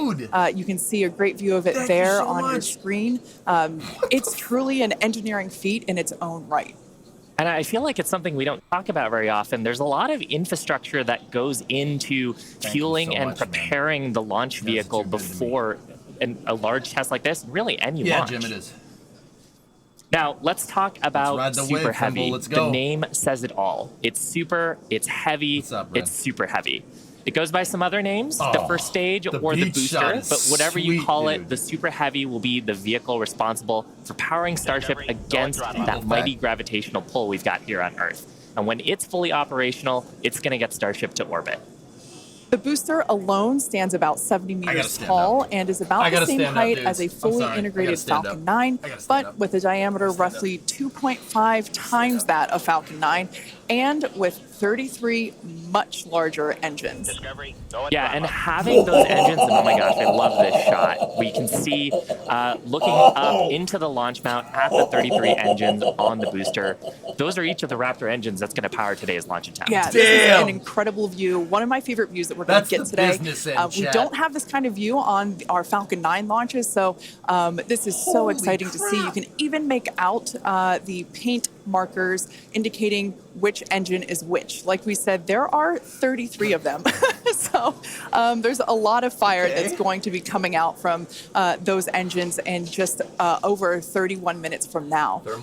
As we mentioned before, there are 33 of them on the Super Heavy, the booster, and we don't see it right now, but the cluster in the center are the ones that are actually going to gimbal and help steer the booster back down for its water landing in the Gulf. Yeah, and they're a little bit different, Kate, than our Falcon engines. So on Falcon, we use a gas generator cycle. Here's a fantastic shot, actually, at the inner stage. So we can see the 6 engines that are on the ship side, 3 gimbaling in the middle, and then the vacuum engines. You can see 2 of them, and the other ones on the other side of the cluster in the middle here. So Raptor's a little bit different. It uses something called stage combustion, which means we basically pre-burn both the fuel side and the aux side, and then get those up to the right temperatures and pressures, and then mix them in the combustion chamber. It allows us to get higher thrust and higher efficiency on these engines than on Falcon 9. Now, Super Heavy also has 4 grid fins to assist with orienting itself during the return back to Earth, as today is the fully integrated flight test, and the first one, we're focusing on safely testing just the fundamental systems and operations on the vehicle. So what that means is we won't be attempting to land on land today. Instead, Super Heavy is going to be making that hard water landing in the Gulf. Starship, or the spacecraft, is the second stage and makes up the top portion of the vehicle.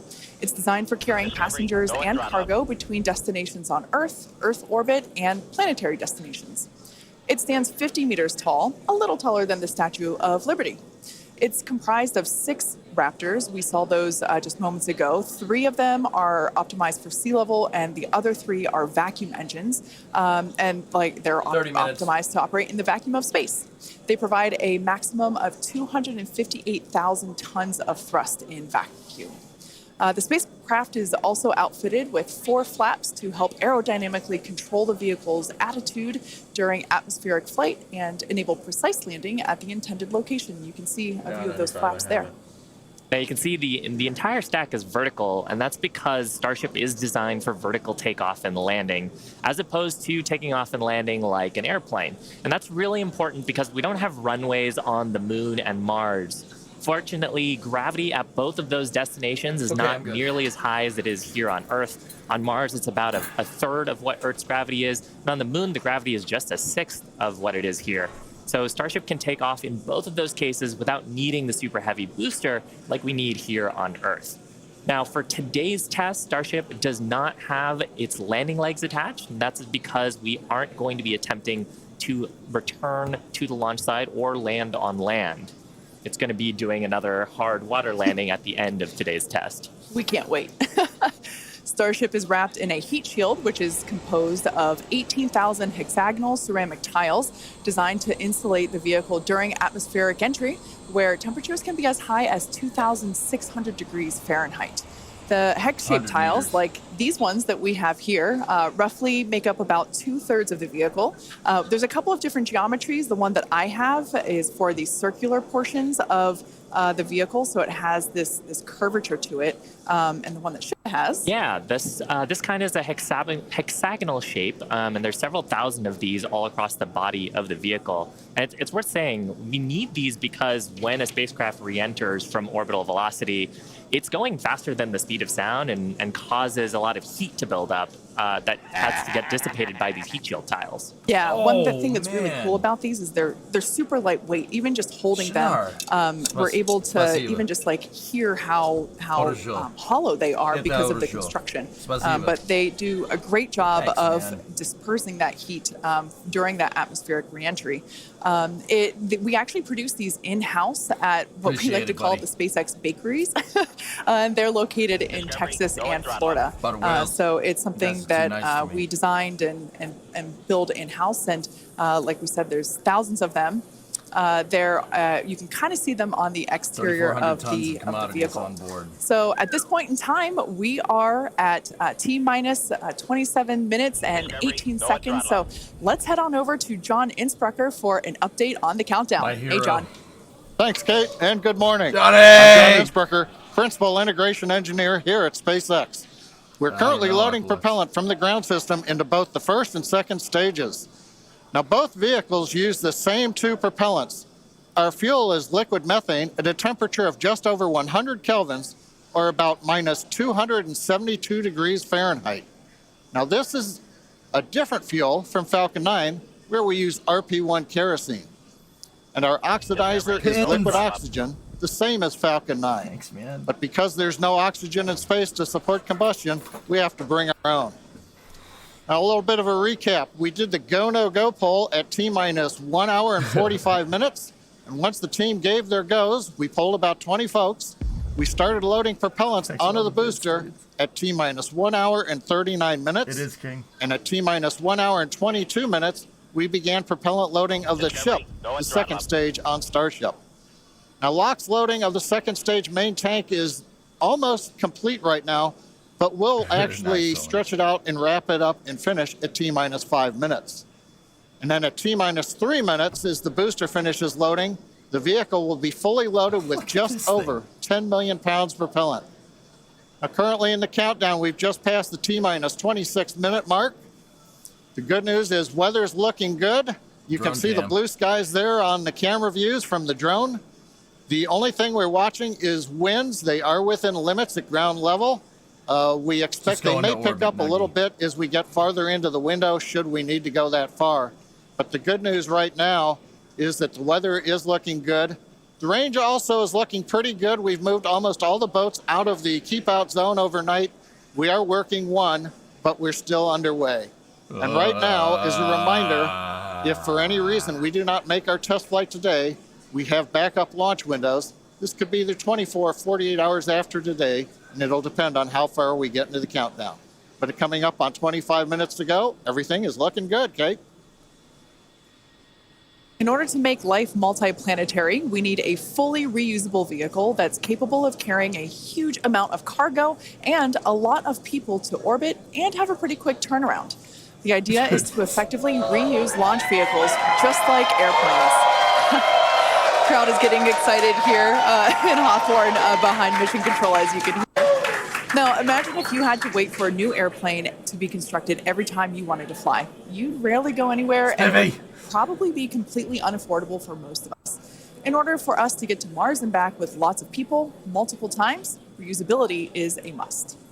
Now, in the near term and a bit closer to home here on Earth, Starship will be critical to other programs as well. Once it's operational, Starship will deliver the full-size and upgraded version of our Starlink satellites. Right, and that's super exciting because our next generation satellites represent a step forward in Starlink's capabilities and will provide more bandwidth and increased reliability to connect millions of people around the world with high-speed internet. And of course, Starship will fly a number of human spaceflight missions in the lead up to our first missions to Mars. Entrepreneur and pilot Jared Isaacman will command the first human spaceflight on Starship as part of the Polaris program.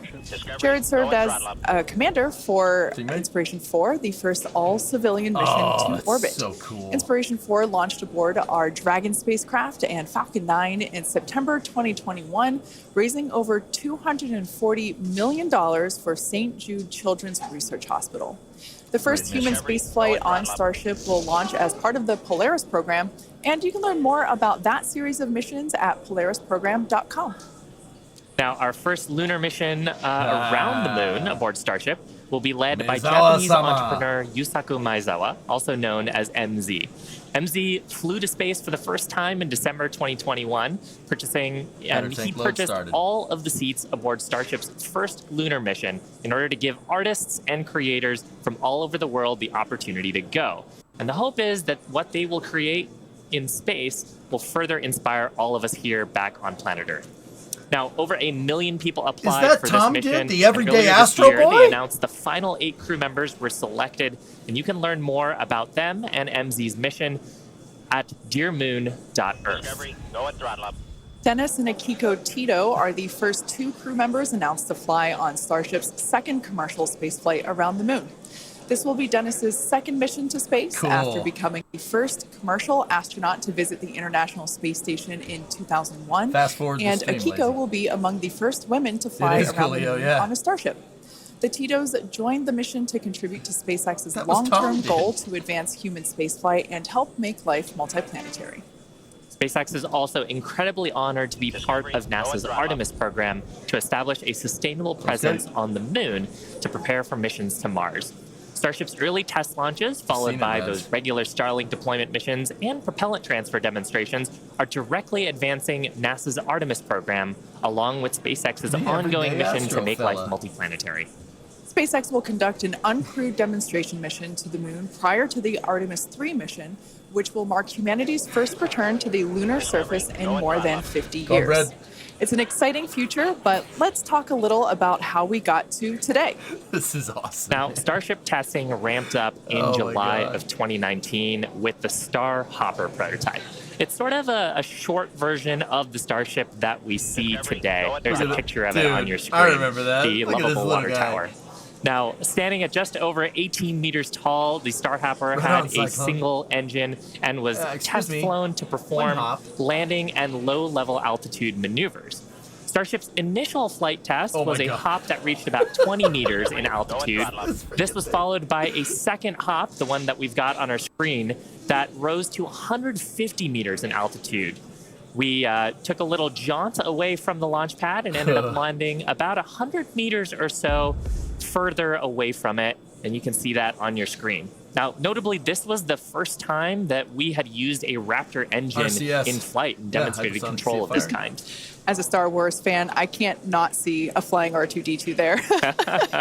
Now, after a series of 150-meter hop tests with earlier prototypes, the Starship program saw a huge breakthrough during a test flight of the vehicle known as serial number 8, or SN8. SN8 demonstrated a first-of-its-kind controlled aerodynamic descent and landing flip maneuver. Yes, I'm talking about the belly flop. This 12.5-kilometer hop test took place December 2020 and saw the SN8 prototype ascend to an altitude of 12.5 kilometers and conduct a belly flop maneuver. While it didn't stick the landing, the test was a major milestone in the development of Starship. I love seeing the belly flop maneuver. Now, testing continued with the prototype on serial number 9. That was a 10-kilometer flight test in February of 2021. We had a nominal ascent, engine cutoff, reorientation, and controlled descent were stable. However, we unfortunately had a dramatic ending to the end of that flight when we had a failure on its engine to relight. That resulted in one of those rapid unscheduled disassemblies. But what was really, really exciting about both serial numbers 8 and 9 is how quickly we were able to achieve just our primary objectives in those 2 high-altitude test flights. In addition to getting lots of great data, Starship successfully demonstrated control of the vehicle and subsonic re-entry capability. Ultimately, we performed 9 Starship high-altitude test flights in total, and in May of 2021, SN15 launched from Starbase, reached an altitude of about 10 kilometers, performed a number of maneuvers, and safely returned to the launch site. This was the first Starship prototype to fly, control its descent, safely land, and to be recovered in one piece. Now, having achieved that success in our suborbital campaign, one of the next big challenges for upper stage reusability is to survive the high-heating hypersonic phase of entry. Combined with the ability to refill our Starship's tank with fuel and oxygen while on orbit is what will enable a fully reusable transportation system that's designed to carry both crew and cargo on these long-duration interplanetary flights. And that's ultimately what will help humanity return to the moon and travel to Mars and beyond in our solar system. So as you can tell, it is nothing but an iterative process to get to the point that we are today and where we will go from here. That iteration is a core process of how we work here at SpaceX. We like to fly and we like to test early and often, both on the side of hardware and software. Yeah, that's an awesome point, Kate. Now, we are continuing our countdown to Starship liftoff just over 17 minutes from now. So, of course, let's check in with John for another status update. John? No, everything is good. Thanks, Shiva. Clock is coming up on T-minus 17 minutes from liftoff. We're continuing to click towards 0. However, right now, we've just begun listening in. The first stage team is working a pressurization issue. They're troubleshooting that now. That's right, Admiral. Now, we do have the option, if need be, if we can't solve this, then we would hold the count and probably treat today as a wet dress and not be able to launch. However, we are continuing to do propellant loading on both the Super Heavy and the ship stages. Now, most recently, we began loading liquid oxygen and methane fuel into the header tanks on Starship. At the very top, just underneath the nose there are 2 small spherical tanks. That's where the fuel and liquid oxygen header tanks are. That started at T-minus 27 minutes, and that propellant loading will continue until T-minus 9 minutes. We'll also continue loading the main tanks of the Starship second stage, although they're pretty much full right now. Everything will drain back as we get ready for launch at T-minus 5 minutes. Now, on the first stage, we're continuing to load the massive amount of propellant onto the Super Heavy booster. That's going to continue until T-minus 3 minutes. You can see the frost line on some of the views as both liquid methane and liquid oxygen go into the tank. It's 16 minutes and counting. We're also currently configuring the launch pad for liftoff. The booster hold downs are being prepared for the release at liftoff, and the second stage quick disconnect is beginning its configuration for release. The liquid oxygen and methane that are going into the second stage go through that quick disconnect. You can see it in some of the views, the arm that comes out just to the base of the second stage. That'll move out of the way as we lift off. At the same time, the SpaceX team continues to check in with the Coast Guard. We're working one boat that's in the safety perimeter. They are working to get that boat out of the way. We cleared several other boats out overnight. We're down to one, and we expect that'll be clear so that we can proceed with launch out over the Gulf of Mexico. But as a reminder, T-minus 15 minutes, 10 seconds and counting. We are working an issue on the first stage, and we'll bring an update as we get more insight into that issue. Now, today's test flight is taking place out of our Starbase facility in South Texas, and that facility has gone through a tremendous amount of change and growth in a really short period of time. That's yeah, I mean, 3 years ago, not much even existed there. It was a very different scene, as you can see by that photo there on your screen. Fast forward to today, and the team is building out an entire production line.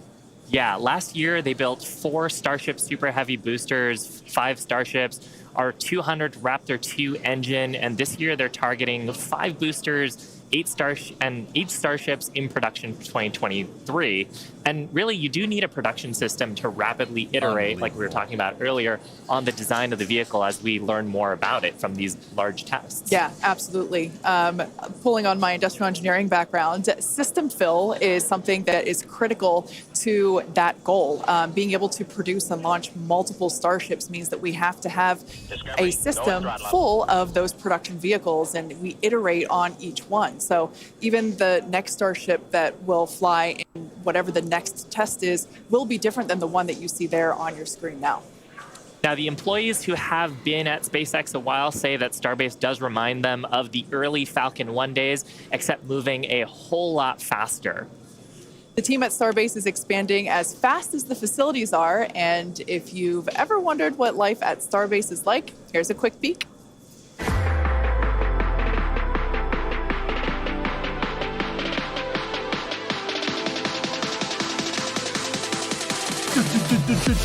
Drop the bass!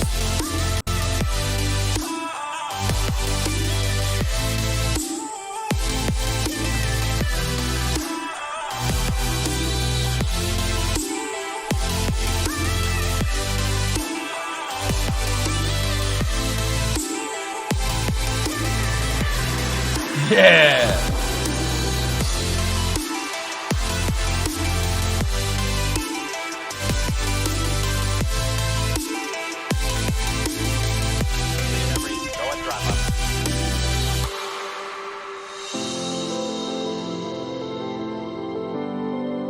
Legos. Dogs. Hoppers. Oh, you see those? Oh, they were good boys. See that? They were 2 good boys.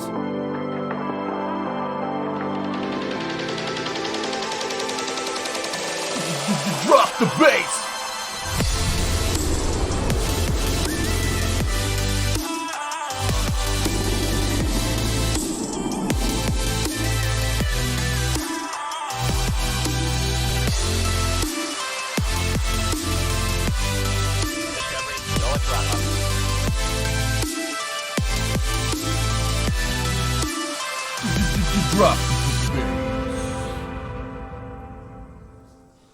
Starbase directly employs more than 1,800 employees and is actually the largest employer in the area.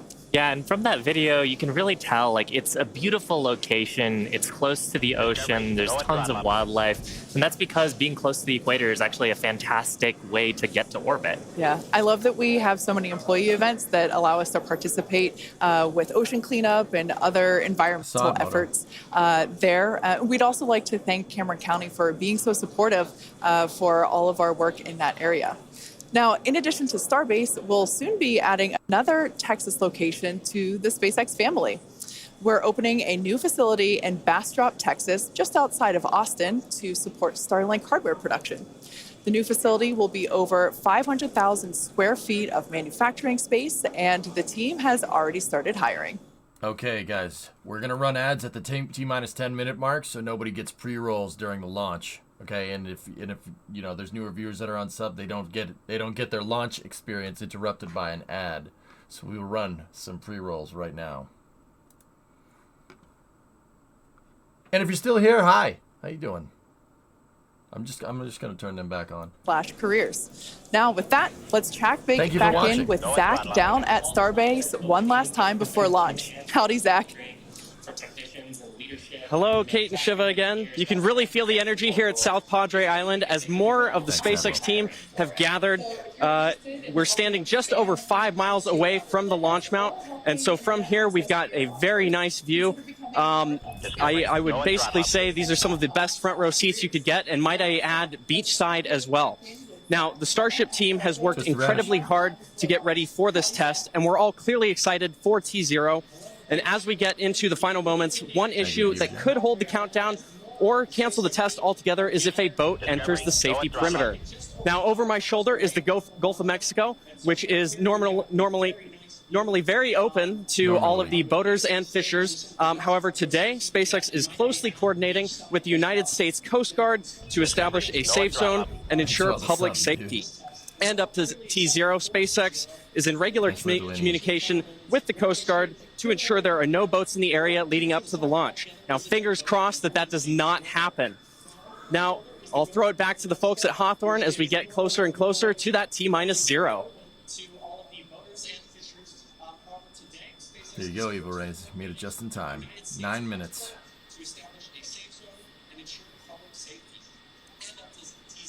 We're just inside T-minus 9 minutes and counting. We're listening on one of the background loops right now. Flight director is talking about the issue we've had on first stage, working the pressurization system. Decision right now is that we are going to stop the launch for today. We're going to transition the launch attempt to a wet dress rehearsal. So that means we're going to continue with the countdown sequence of events. We'll continue loading propellant, finishing up here shortly on the second stage. We'll also continue loading propellant onto the first stage, wrapping up at T-minus 3 minutes. We're also going to go through pressurization steps, other steps of the countdown. This will be a full validation for the team, but currently the plan right now is we're waiting for final word, is that I think at T-minus 10 seconds, we will finally stop the clock and then recycle the countdown for today. Now we're inside T-minus 8 minutes and counting. Okay, I got Continuing to load propellant on both the first and second stage. You can see the Starship second stage with the heat. So guys, Elon is saying a pressure and valve appears to be frozen, so unless it starts operating soon, no launch today. That's coming right from Elon, so there's your answer. Liquid oxygen into the large super heavy first stage. And that propellant loading is continuing until T-minus 3 minutes. As a reminder, and there's our great view looking up at the Raptor engines, the 33 engines. Like, nah. Engines. There's an outer ring of 20 engines, and then there's an inner set of 13. Those are the engines that can gimbal and adjust the course of the Starship vehicle on the way up. And of course, the first stage as it comes back down towards the water landing in the Gulf of Mexico. Oh, absolutely. Now, when both stages are loaded, you can see the condensation frost on the side of the first stage. We'll have just over 10 million pounds of liquid propellant on board. Inside T-minus 7 minutes, we're continuing to count. Team is preparing for the hold and scrub at T-minus 10 seconds. Be like TLC. Now, the good news is everything's been going good. We're just working that one issue. So we are continuing to count. Team will get this as an excellent opportunity to run the end-to-end of the system. Now, in a launch, in the next few minutes, the guidance system would be performing its final alignment. We will be doing that this morning. I think so, Levy. The automated flight termination system would be armed. We won't need to arm it today as we won't be flying. And we'll do final thrust vector control checkouts, what we call wiggles of the Raptor engines on the first and second stages. Now, normally in a countdown, if we needed to hold, there's a view of the second stage Raptor engines. Just above the first stage. So guys, there's a sticky valve in the first stage that's preventing them from keeping the right pressure inside of the first stage. So unless it becomes unstuck, they have scrubbed for the day, but they're going through the count anyway, basically as a dress rehearsal. We should see about a 24-hour turnaround on this, if I'm understanding the situation correctly. This morning. So we won't stop at 40 seconds right now. We'll continue all the way down to 10 seconds, and then we'll go into a recycle.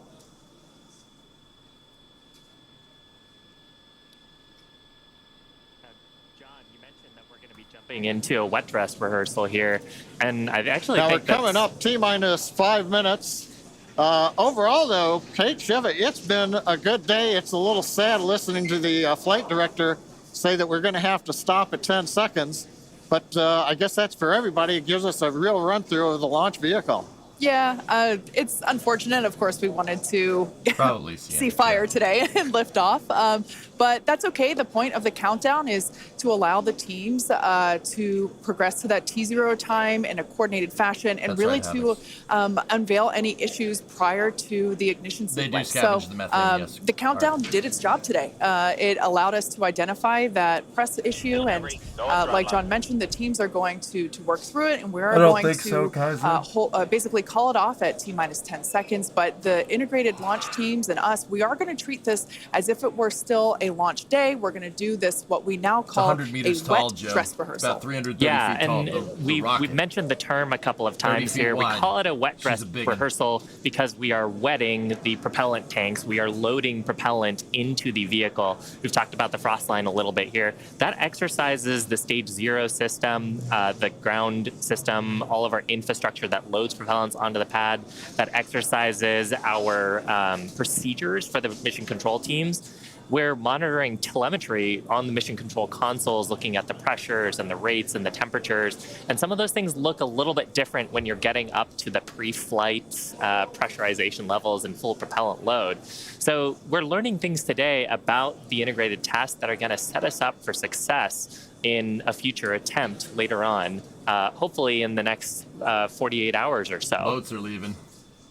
And Kate, like it's also worth mentioning here, we're still going to take the count through to a pretty around the T-minus 10 second mark. So we're really going to exercise everything that we would up until that point in the vehicle states and ground. I think that might be a shrimping boat there. You guys can do all kinds of things with shrimp. I don't know if you knew that. Is super helpful, and that's exactly what we're doing. We are continuing to collect this data and allow the teams to have be better informed for the next attempt.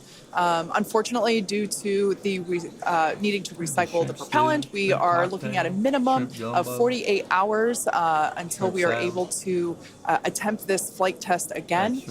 So we're not quite sure what that timing will be at the moment, but we're looking at a minimum of 48 minutes, or excuse me, of 48 hours at this point in time. But Shiva, exactly as you said, things look a little bit different on launch day, and we allowed the countdown to do its job, to basically get to this point, to allow the teams to work through the issues. And we're going to continue, like we said before, we're going to continue all this down all the way to T-minus 10 seconds. You must be a genius. And that will really allow the teams to pretend like this is launch day and continue and gather that data.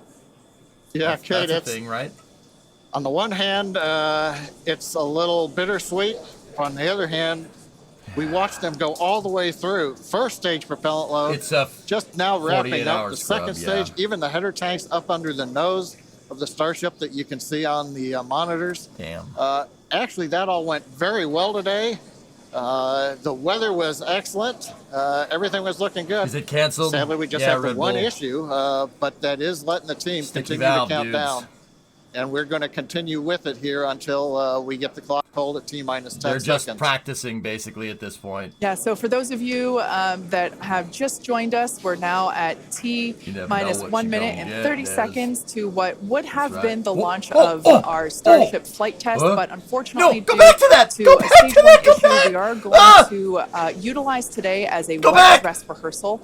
Instead, we are not going to attempt launch. The teams are basically saying that we're scrubbing our launch attempt for today, and we are expecting a minimum of 48 hours in order to recycle.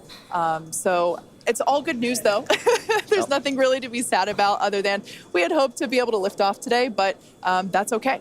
Now, one thing to point out for folks, when we do come back, when we clear this and we fly, one of the things you'll hear in the last minute, you won't be hearing us because we'll be listening to the countdown. Pretty much, Mac. But at T-minus 30 seconds, that's when the flight director would give the final go for launch. Love to have heard that this morning, but it's something to look forward to. Absolutely. The other thing to look at is at T-minus 6 seconds, we begin lighting the engines. Up on your monitor, you can see there, T-minus 40 seconds. We did hit the 40-second hold point, and they are holding for a moment. In the end, they will release that hold. We'll go the last 30 seconds. But yes, when we do get to day of launch, dude, the last thing to look at is in the last 6 seconds, light the Raptor engines in succession. So unlike Falcon 9, we're going to have to do that a little longer. We're hearing right now the clock is going to hold here at T-minus 40 seconds. The Super Heavy and Starship are looking good. He was about to say Falcon. So with that, Kate, it's been a fast-paced morning. We got through it fairly quickly. But at this point, we're going to have to call it a morning. Yeah, that's right. So for those of you that have recently just joined us, we unfortunately had a hold on the countdown today, and that is going to scrub our launch attempt. But we are expecting a minimum of 48 hours in order to recycle. So be sure to keep an eye on our social channels, and we'll share information as soon as it becomes available. Until then, stay safe, and we'll see you soon. No, come back. All right. So, guys, here's the thing. All right, okay, that's off. We're not flying today. So here's the thing, dudes. Scrubs happen. And I don't mean to say it it's really annoying kind of getting blue-balled like that. It really sucks. But that's just how it is. It's a brand new launch vehicle. I'm amazed they only had one valve stick, which is pretty good. But right now what SpaceX is going to do is they're going to figure out why that valve's doing what it's doing. And if they can pinpoint it and they can isolate why it did what it did, basically got to go into troubleshooting mode. Did you try turning it on and turning it off again? Just jiggle the handle a little bit, which sometimes, ironically, that actually does work. But we've seen it happen before. We've seen them. We've seen other companies literally just shut it off and turn it back on, and then it flies. That's definitely happened. They've definitely power cycled the rocket before. That's been a thing. So.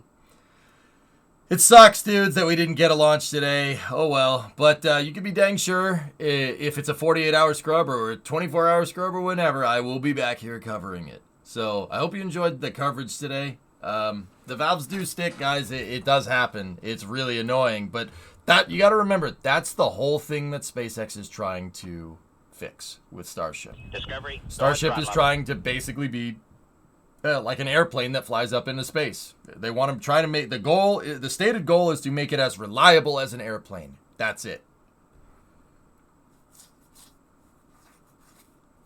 That's it. That's what they're trying to do. So this stuff happens. It happens. It sucks when it happens, but it does happen. So thank you very much for all the subs. Thanks for all the bits, guys, and all the tips. You really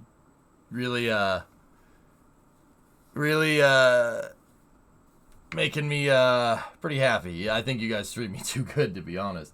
But yeah, it didn't blow up, so that's a plus. That's pretty good. That's a pretty good thing. So yeah, thanks for all the coverage, dudes. I do appreciate it, guys. I usually start at noontime. It's 9 a.m. right now. And I'm probably not going to stream today. So if I don't see you a little bit later tonight, I'll see you guys all tomorrow, okay? If Starship is launching, we'll be here at 1 a.m. just like we were this time.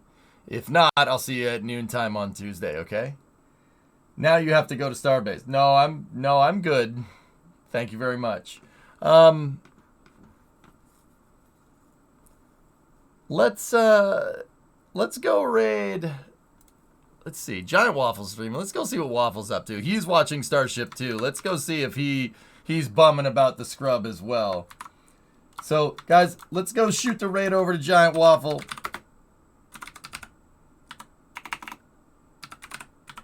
And we'll go see what he's up to. Go give him a raid. Go see. I'm curious to what he has to say. Because he's a space nutcase too. So let's go see what's going on over there.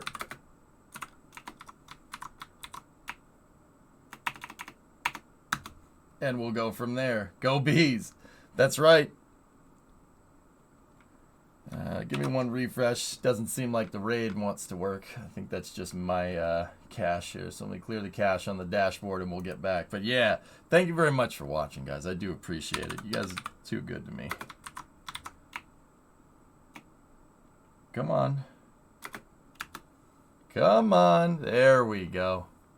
All right, send the raid over my guy over there. He's still over there. I think he's watching Tim right now. Let's go see what he's up to.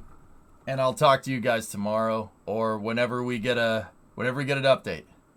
Thank you very much for watching, everybody, and have a great rest of your day. Hopefully you don't have a case of the Mondays. All right. Yeah, you're right. Okay, I'm going to leave now.